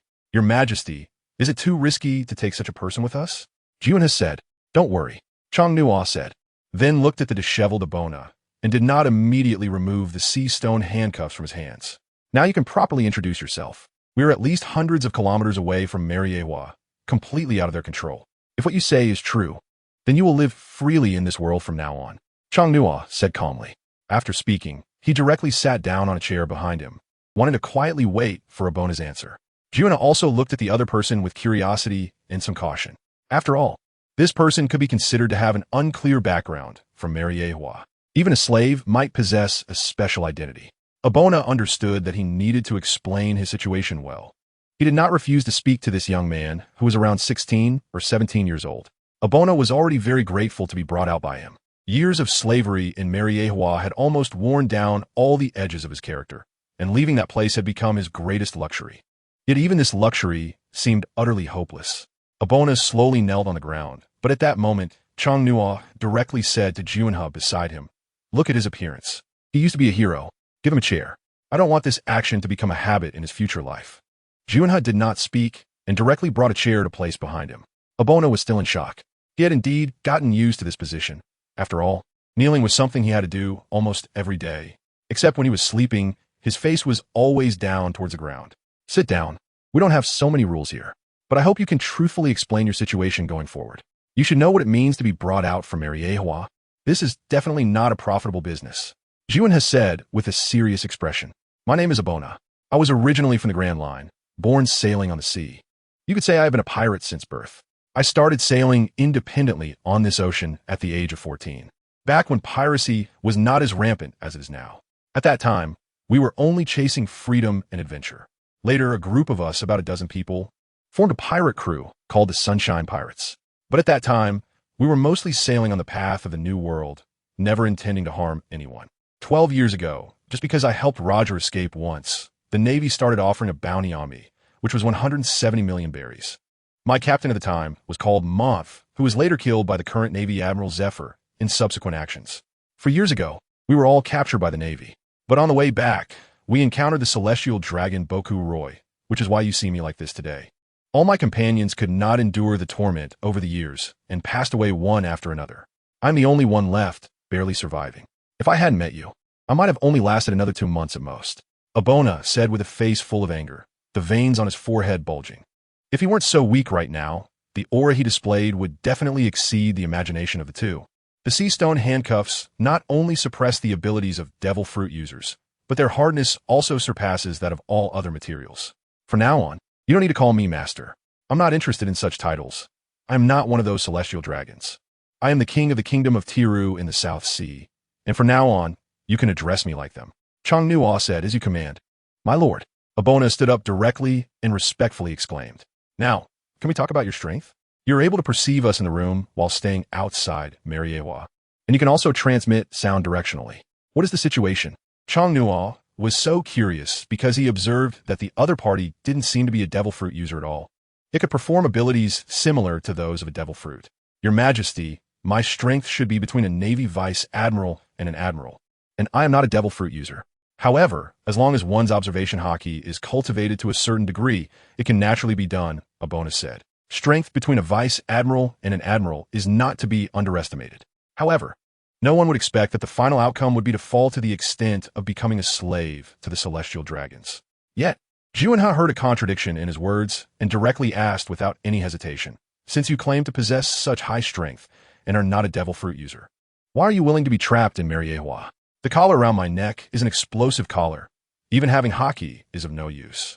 If I exceed the specified range, it will explode immediately. At first, I resisted, and the scars on my body are the best proof. They used the lives of our companions as leverage back then. For the past few years, I could only compromise like this. Yet even so, my companions disappeared one by one before my eyes," Abona said. "All right, let's deal with the sea prism stone handcuffs on you first. As for the rest, I want to take a good rest today. Once we return to the kingdom of True, I will recuperate from all my physical ailments. There will be plenty of opportunities for revenge in the future." At this point, Chang Nuo didn't want to discuss anything else. The cursed sword Muramesa appeared in his hand in an instant, and before they could react, the sea prism stone handcuffs in Abona's hand had already fallen to the ground. Even after the sea prism stone handcuffs fell, Abona still acted the same as before. He no longer had any sense of belonging, his heart filled with a desire for revenge. "Juanhe, take him to find a room to rest. We'll talk about the rest tomorrow." Hang Nguyen struched. "All right, Your Majesty." He did not refuse. Although he was still somewhat wary of this Abona, as long as it was someone His Majesty trusted, he would not be overly critical. "Let's go rest well for now, and tomorrow we will celebrate your return to freedom." He walked over to Abona, smiled slightly, and said, "Thank you for your trouble." Abona replied. No one on the entire ship had noticed anything unusual up to this point, regardless of whether they were asleep or not. Even those on night watch had not detected any anomalies. After Chang Nuo brought 2 people back, the only noise that attracted the attention of those nearby was when the sea stone handcuffs fell from Abona's hands. They didn't even notice that another person had joined the ship. A night passed quietly, and the next morning, the first place to erupt in chaos was surprisingly not the Abilai. On Mary Geos, With a scream, the visitors discovered that a celestial dragon had died in their room. However, their way of handling the situation was to have all the slaves accompany him in death, effectively suppressing the incident. After all, there were no traces to investigate. And even now, no one knew that the treasure of the celestial dragon Bokirulu had been completely emptied. No one would suspect the true kingdom, which had already left in the morning. After another night of sailing, the Abalai was now far from its original location. The newly arrived Abona slept in his room until noon. It was the best sleep he had in years, undisturbed and without pressure, allowing him to fully immerse himself in dreams. It wasn't until noon that Juinha went to wake Abona to celebrate his rebirth. However, when Abona finally appeared before everyone, all eyes were filled with surprise. When did another person suddenly appear on the ship? Even the guards were unclear about this. Juinha insisted that Abona should wash up and change clothes. How could he still look like this? At the moment Abona appeared, Changno noticed he was still wearing the same clothes from yesterday, his disheveled appearance unchanged, still dirty and emanating an unpleasant odor, prompting him to frown and say, "Sorry, Your Majesty, I will take care of it right away." Juinha hurriedly replied. When he took him back yesterday, he hadn't thought much about it. After all, it was already so late, and he had completely overlooked Abona's disheveled state. After the two left, the others in the kitchen were still discussing the matter. The ship had several kitchens, as one would definitely not be enough to provide food and accommodations for so many people. Chang Nuo was not in a hurry to pick up his chopsticks. The dining table was already filled with food and fine wine, just waiting for Abona's arrival once again. "I'm sorry for getting you scolded," Abona said to Juinha with a guilty expression after following him out of the kitchen. "Huh, that has something I didn't do well." "The Emperor didn't say anything wrong," Juinha replied with a bored look. "I see. I forgot to remind you yesterday. So it's not too late to remind you now. I don't want to hear about the Emperor's abilities from anyone else." Juinha suddenly changed his expression, speaking seriously. "Don't worry. I understand," Abona said in a calm tone. "The bathroom is right ahead. If you think it's too small, you can always jump into the sea since you don't have a devil fruit power." Juinha said with a smile, then added a bit enviously, "It's really not pleasant to be a landlubber. I've started to envy you a bit. Are you also a devil fruit user?" Abona was clearly surprised, as he hadn't sensed anything unusual about Juinha since they met yesterday. "Forget about that for now. Hurry up and take a shower. I'll go prepare some clothes for you and leave them at the door. Just head straight to the dining room afterward and be quick about it." With that, Juinha immediately headed in another direction.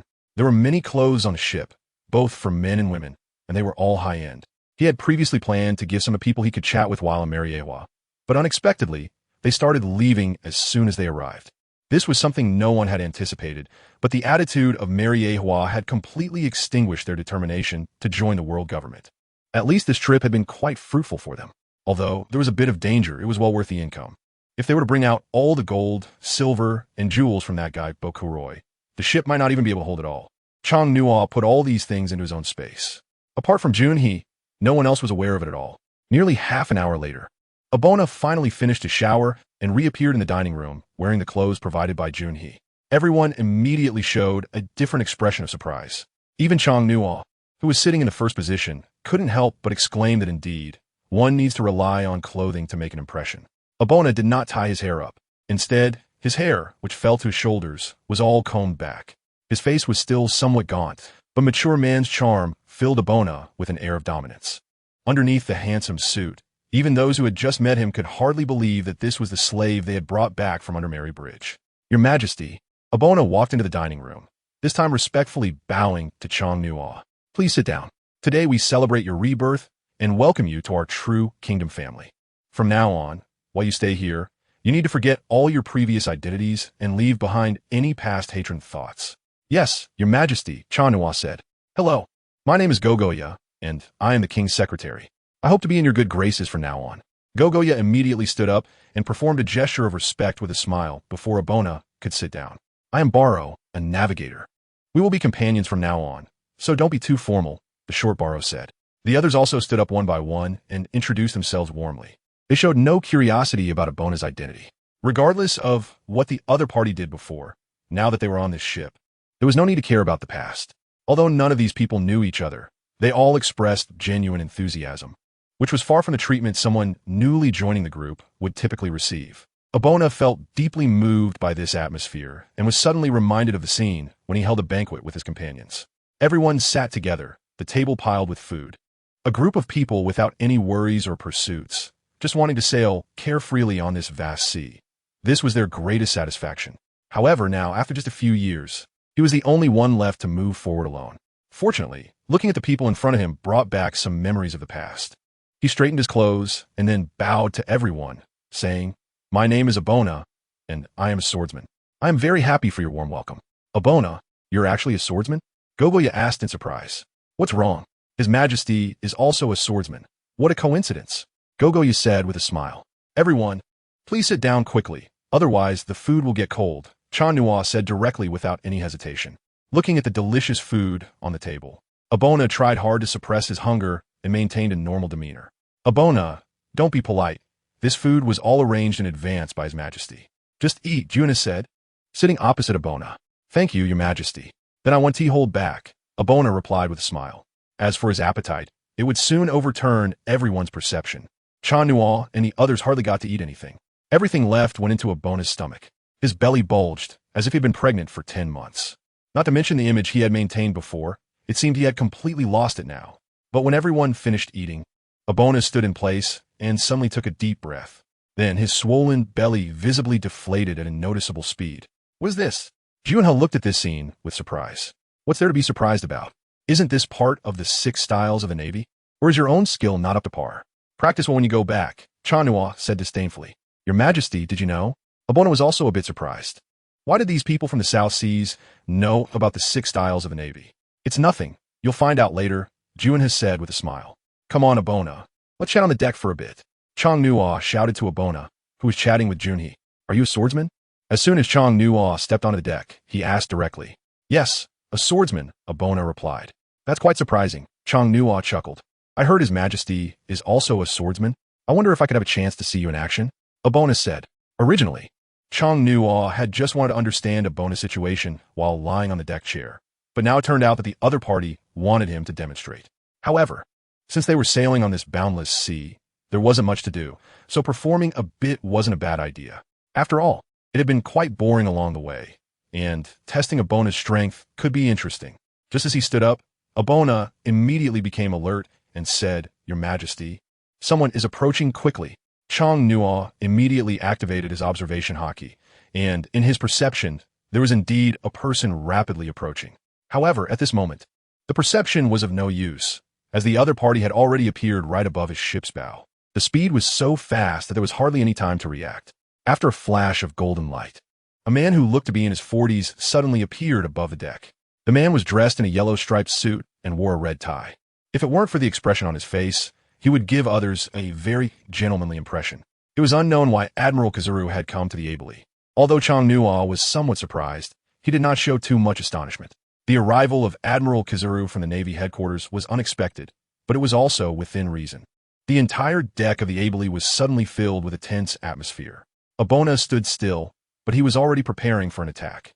Fortunately, Junha, who was standing next to him, patted his shoulder at that moment and slightly shook his head at him. "Oh my, what a terrifying group of people." Kizura looked at Changnua, his face showing no expression. Instead, he cast a serious glance at the others.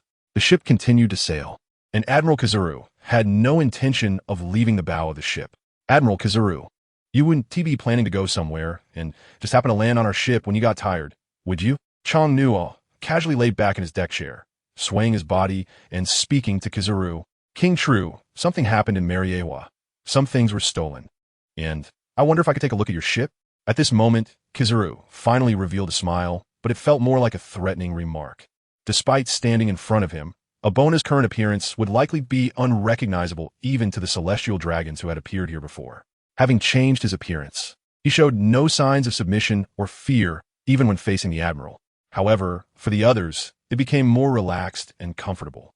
Changnua lay on a rocking chair, not taking the matter seriously at all, while others were even more unclear about what had happened.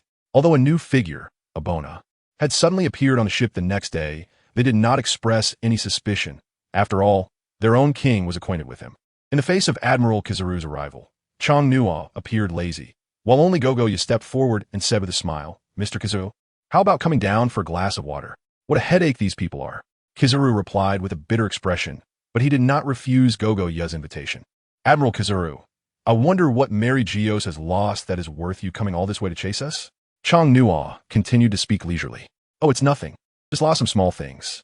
It's just that you all left during this time, and the people above insisted that I come and take a look.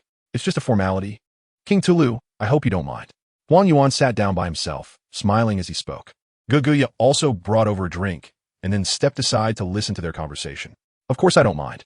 Currently, the 3 generals of the Navy have already interacted with 2 of them. I really don't know if I should consider it an honor. Huang Yuan said, looking at you like this, there doesn't seem to be any expression of honor. At this moment, Chang Nuo's performance, in his eyes, did not seem to convey any sense of being welcomed. Speaking of which, King Tros has already arrived at Mariehua for some reason. Yet he did not join the world government in the end. Kizaru said once again, you really don't know the situation of not joining the world government? At that time, Admiral Akiji was with me, and he understood the situation best. Chang Nuo said, then why leave so hastily? Hearing Kizaru's somewhat questioning tone, Chang Nuo immediately sat up straight, looking calmly at the other party. Admiral Kizaru, you can't just say this casually. When did we leave Mariehua in a hurry? Since joining the world government was an insult, we naturally should leave. Should we still wander around Mariehua, looking at those lofty, celestial dragons, kneeling with every step?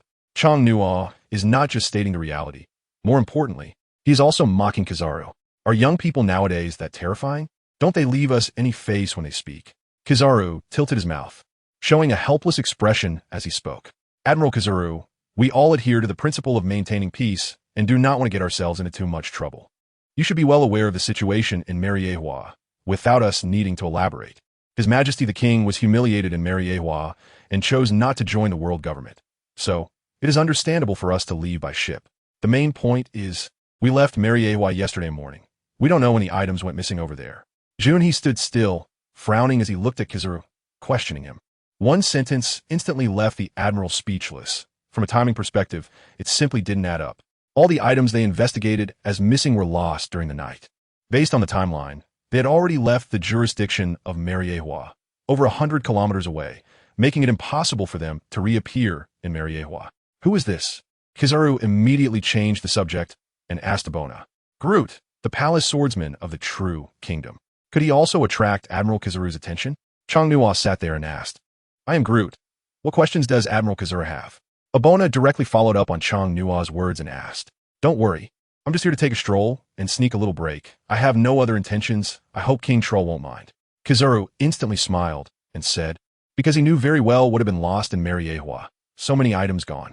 If all of them were on this ship, they definitely wouldn't be in this situation now. Not to mention that those things could fill the entire cabin. Even if piled on the deck, it would probably not fit. However, there weren't many people who could raise suspicion about this matter. When he came, Akiji had specifically reminded him that the group from the Troll Kingdom was not as simple as imagined. But without evidence, it would be one thing to act against the country and wipe them out completely. If even one person were to walk out, the reputation of the Navy and the world government would plummet. Kizaru, as a Marine Admiral, understood this all too well. He never intended to make the relationship too tense. He just came to investigate. He wasn't particularly concerned about other matters. Observing everyone's expressions, Kizaru knew that this trip would definitely yield no results. In fact, they were acting without any flaws at all, and they wouldn't consider placing that matter on their heads.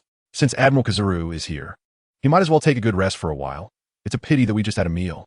Otherwise, we would definitely invite the Admiral to join us for lunch. Chang Nuo showed a regretful expression and clicked his tongue. Huang Yuan's current mood probably wished that everyone on the Abreu was a pirate, so he could attack without restraint. Chang Nuo's demeanor from head to toe completely disregarded him as an admiral, and the constant sarcasm and ridicule only made Kizaru's already irritated heart even more displeased. The reason was that he had come quickly to investigate the situation of the True Kingdom's fleet, but he did not expect that it would be completely in vain.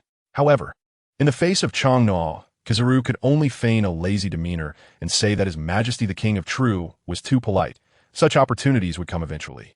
It was indeed rare to relax a bit after traveling such a long distance to greet His Majesty the King of True, especially since we didn't even have a chance to chat last time. Chang Nuo laughed directly upon hearing this, because the last time they met was just yesterday morning when a group of people was in a meeting. They only had a brief encounter, and there was indeed no contact or conversation in between.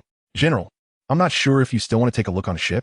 Otherwise, we are all afraid we won't be able to clear our suspicions. Chong-Nuo smiled and said, "This is the greatest benefit of preserving strength. Not only does it prevent our own people from knowing, but it also keeps outsiders in the dark. Although the number of people who know my strength has increased by 1, I believe they will not speak of it at all." Huang Yuan is now in a bit of a dilemma. The other party is the leader of a nation, so naturally, they are not afraid of him as a marine admiral. Even if they don't give him face, Huang Yuan is completely helpless in this matter. It really puts him in a difficult position. Huang Yuan felt quite speechless and helpless. He didn't want to investigate further inside, but since he was already here, if he did nothing, he didn't know how others would talk about him when he returned. However, since the other party has already shown this attitude, Huang Yuan could only express his helplessness. The ship, although not particularly large, had many treasures, but compared to what was lost in Mariehua, it was like a drop in the ocean. "Admiral, if we don't investigate, it won't be convenient for us to stay here much longer. You still have so many matters to attend to, and you can't possibly delay your pursuit of the incidents in Mariehua. We hope you can find the culprit quickly, so we can at least clear ourselves of suspicion," Chong-Nuo said leisurely with a smile. "Indeed, the current situation is quite troublesome. Sometimes I really envy you. At such a young age, you've already become the king of a country, and you're so relaxed and carefree. I really don't know when we will meet again, and I'm already a bit looking forward to it." Kizaru smiled and said, "Don't worry, there will definitely be opportunities. At least I can guarantee that. Then let's wait and see." Kizaru smiled, stood up, and then transformed into a streak of light, flying in another direction. However, as he left, the ship suddenly experienced a slight tremor. Generally, people wouldn't pay much attention to such things. After all, it's quite common for a ship to shake on the sea. Even a small wave could cause such a result. But if that's really the case, wouldn't that be great? The effect of the Pika Pika no Mi is excellent. With a speed that is beyond reach, and most importantly, it's so cool. Chong-Nuo lay on the lounge chair, looking at the way Kizaru had just left, and said leisurely, "Your Majesty, I didn't expect that we have already gone this far, and someone can still catch up." Junie also said, "The Admiral of the Navy headquarters? Has he already climbed to this position? It's really hard to imagine. If I remember correctly, this guy should be the disciple of Admiral Zephyr, and now he is actually on par with his master." Abona thought about the other party situation and said, "You are right. He is indeed a disciple of Black Arm Zephyr. But the only thing you got wrong is that the former has already left the Navy, and the latter should have just risen to power not long ago." Chong-Nuo said, "It seems that the Navy has undergone significant changes in the past 2 years." Abona replied, "Since you have been in the New World for such a long time, you should be quite familiar with the situation there. Why don't you share it with us later?" June and you looked at Abona with some anticipation and asked, "I want to hear it too." "I want to hear it too." Gogoya also leaned forward, looking curiously at the two. "Your Majesty, the hull is damaged. It must have been left by that Navy admiral when he left just now. We need to find a place to repair it properly." Just as they were excitedly chatting, Barrow hurried over and said, "Is it a problem with the main keel?" Chong-Nuo's words drew everyone's gaze toward him. This situation was no joke, especially on this vast ocean. If the ship sank, it was likely that no one would make it to shore safely. "Your Majesty, how do you know it's a main keel that's the problem?" Barrow asked, surprised. "Such matters are already evident. That guy moved a bit when he left." Clearly dissatisfied with our earlier conversation, Chong-Nuo replied calmly, "But Your Majesty, if the main keel is damaged, it means this ship can no longer be used. What should we do?" Barrow said, "Let's keep moving for now. If we encounter any pirate ships along the way, we might still be able to set off for the next destination," Chong-Nuo suggested. Chong-Nuo still spoke calmly. Even though he felt anger inside, he was helpless. The Admiral of the Navy headquarters was not someone they could provoke. However, Chong-Nuo never expected that Kizaru would be such a petty person. In this vast ocean, the main keel of a ship being damaged was indeed a serious matter. Because a wooden ship like this one is essentially made from a single piece of wood from front to back, with the bottom part resembling a beam, which serves as the main keel. The shape and space of a ship are formed from this keel, and while any other part can be repaired, the main keel cannot. Since they were already sailing on this ship, the people aboard had a significant understanding of the ship's condition, and others had already begun to panic. But it was unexpected that their king remained so composed, still lying in the deck chair and rocking back and forth. Fortunately, Kizaru did not make the situation too dire before leaving. Although the main keel was damaged, as long as they didn't encounter any major storms, their ship could still reach its intended destination. This merely added a risk for everyone. Perhaps when the time came, they would have to think of other solutions. Although they had lost a ship, what they had done in Mariehua had thoroughly cleared their suspicions. The admiral from the Navy headquarters had already come to investigate personally, and others naturally wouldn't consider placing the blame on them. They should just get on with their tasks and not waste time here. Barrow, hurry up and set off to find a place to repair the ship or purchase a new one. Chang Nuo still said nonchalantly, and indeed, with so much gold and silver treasure in his pocket, he naturally didn't pay much attention to the value of a ship. Your Majesty, Orita Bona, now that the ship is like this, I naturally can't demonstrate my swordsmanship anymore. I'll wait until I have time to do it later. Chang Nuo said leisurely while lying on the recliner. Your Majesty, I'm not talking about that. There is a ship coming towards us. Abona said. Chang Nuo looked around, and there was nothing in sight. He had begun to doubt just how far Abona's observation hockey could perceive. Moreover, this person was a swordsman, if he were an archer. This ability would certainly be quite impressive. The ship was sailing through the waters, creaking and groaning, giving the impression that it might sink to the bottom of the sea at any moment. However, no one on the ship seemed to care about this issue. Since the ship's hull was already damaged, it naturally needed to change direction and set off for another place.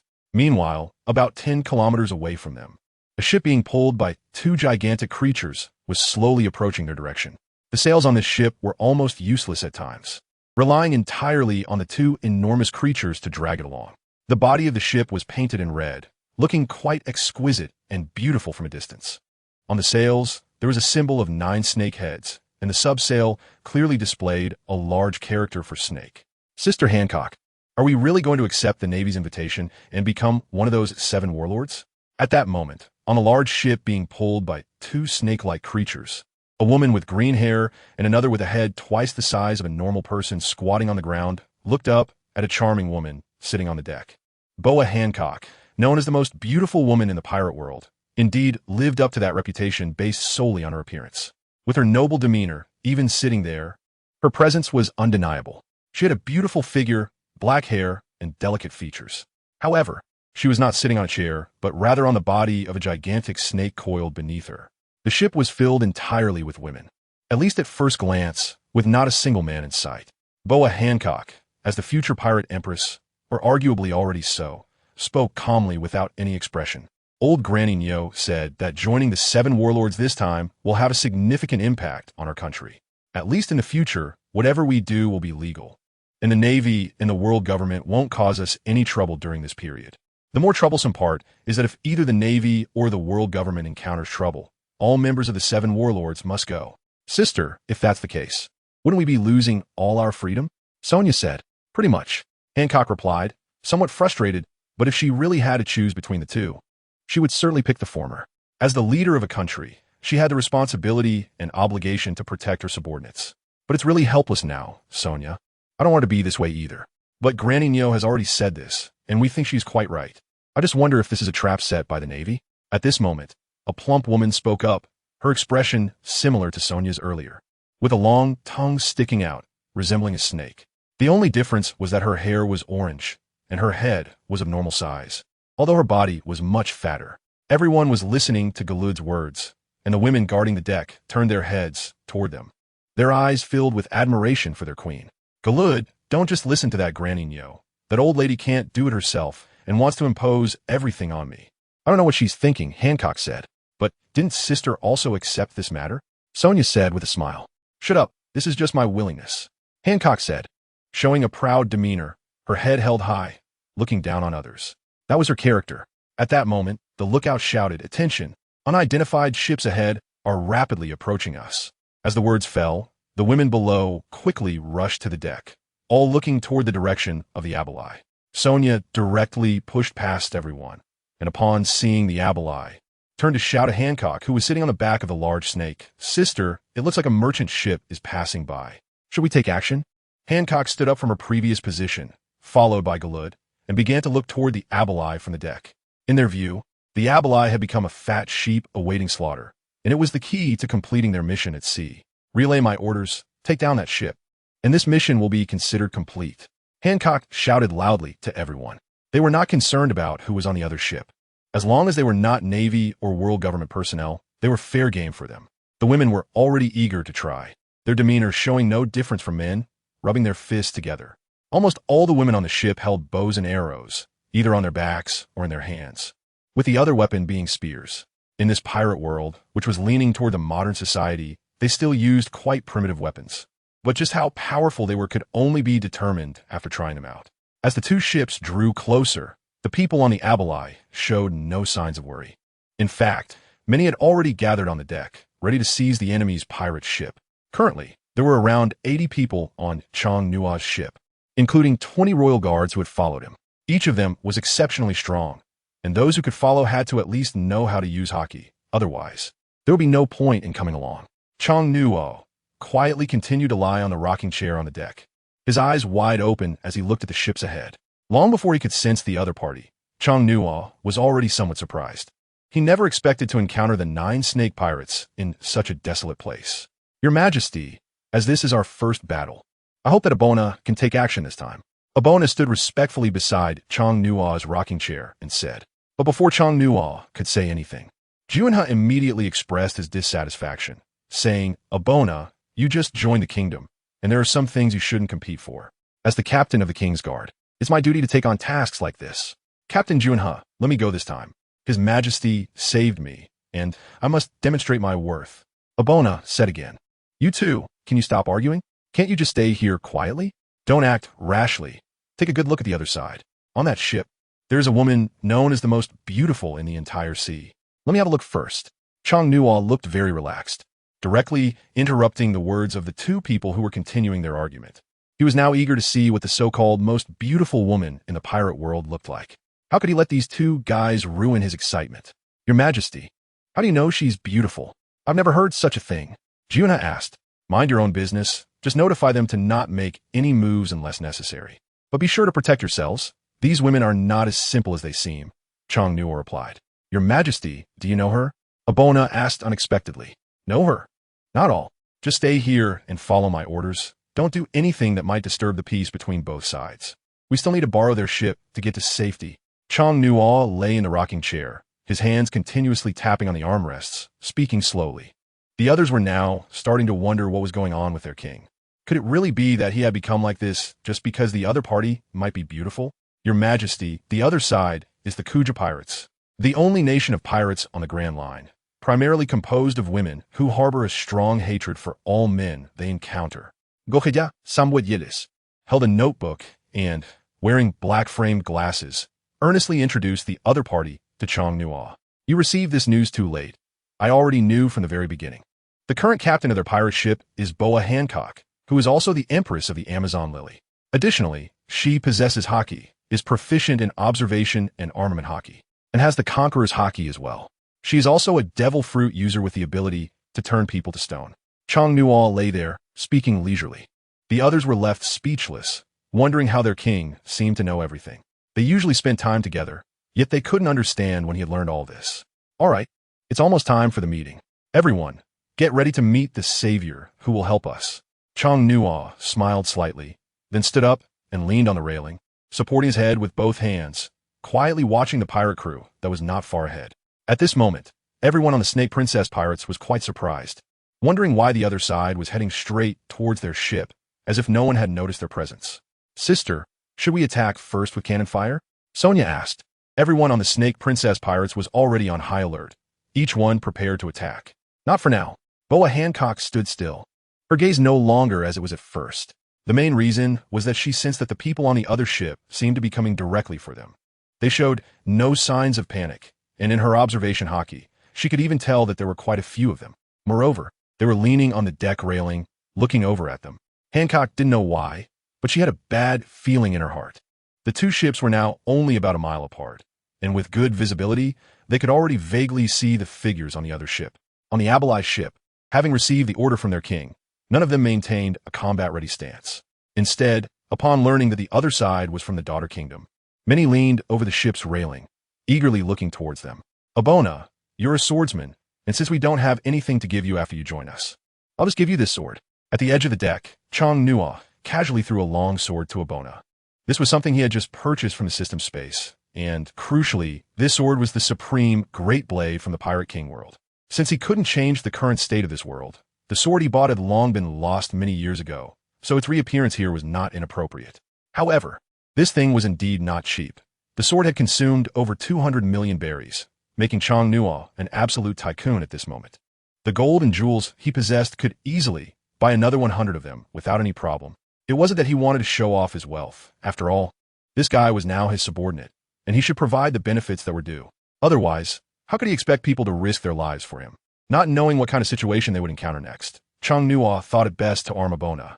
Through their brief interactions, Abona had slowly begun to earn his trust. Suddenly taking the sword, Abona looked bewildered. He hadn't even processed how his king had obtained a weapon to throw to him. Your Majesty, this. Abona wanted to say something, but was interrupted by Chang Nuo, who said, the supreme great blade Dawn suits your identity as a swordsman. Although I don't know your skills in swordsmanship, if you can't become a great swordsman in the future, it would be a bit embarrassing for this weapon. The supreme great blade. Abona was already somewhat at a loss. As a swordsman, he naturally understood the significance of the sword in his hand. So when he learned the name of the sword, he felt quite surprised. His gaze was now completely drawn away from the other pirate crew, entirely captivated by the weapon in his hand.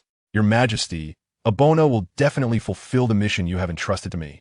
When no one was paying attention, Abona directly knelt on the deck, his head firmly bowing to the ground, loudly proclaiming with respect and gratitude. June and the others merely glanced at him, showing a hint of a kind smile, without observing too closely. Chang Nuo also smiled and then said, get up. It's not as serious as you think. His Majesty not only saved Abona's life, but also trusts him this much. Everything I do is what I should do. Abona continued to speak excitedly. All right, hurry up and get up. We don't want the other side to feel that we are too harsh. Chang Nuo finally couldn't help but speak directly. His gaze had not left the ship of the 9 snake pirates, and he really had no mind to turn around and deal with Abona. The two ships were now getting closer, and the people on both sides could clearly see each other's faces. However, neither side opened fire.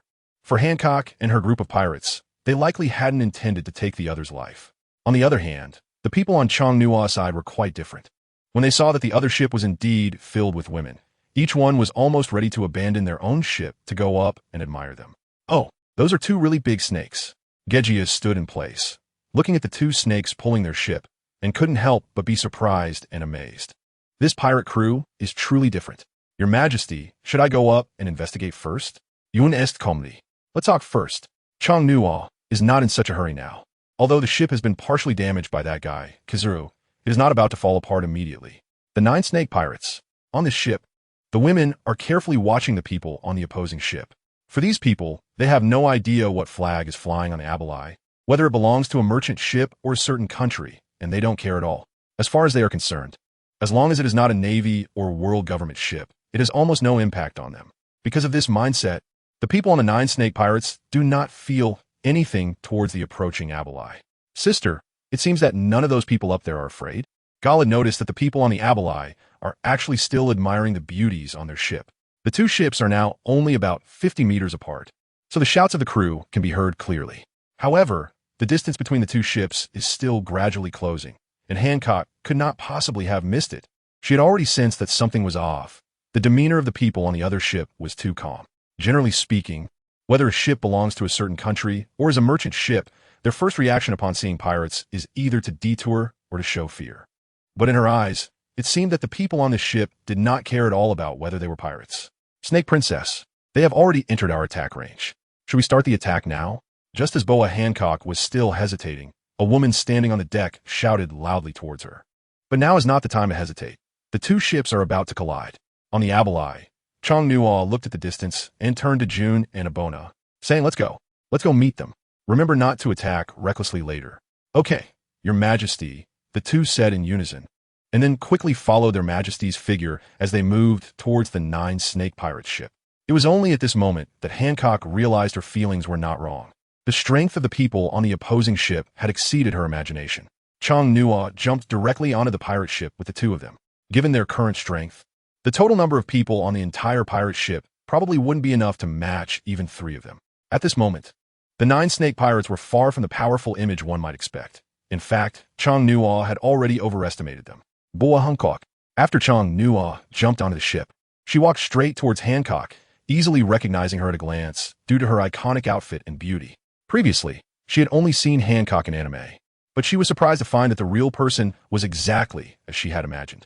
As the most beautiful woman in the pirate world, Hancock truly deserves such a title. The woman in front of her had fair skin and was at least around 8 meters tall with a well-proportioned body. Especially in terms of facial features, The golden ratio was perfectly arranged, making her a masterpiece of creation. Everyone on the pirate ship was on high alert. As soon as they seemed to make any move, they would rush into fight. In particular, the large girl named Gourd, who stood at the front, looked to be about the same age as Chong Nuo, was holding a spear and pointing it directly at her with a fierce and determined expression. "Gourd, step back," Hancock instructed as she walked in front of Gourd. Standing behind Chong Nuo are Junhee and Abona, especially Abona, whose gaze and the aura emanating from him at this moment seemed to overpower everyone on the entire pirate ship. "You are Boa Hancock?" Chong Nuo looked at the beautiful woman standing before him and asked, "Did you come specifically to find me? What is your purpose?" Hancock maintained her haughty demeanor, as if looking down on Chong Nuo. She was indeed quite stunning, with delicate features and a perfect figure, making her the most beautiful woman in the pirate world of Shanghai. Chong Nuo smiled and looked at Hancock in front of him, saying, "How audacious, daring to tease my sister.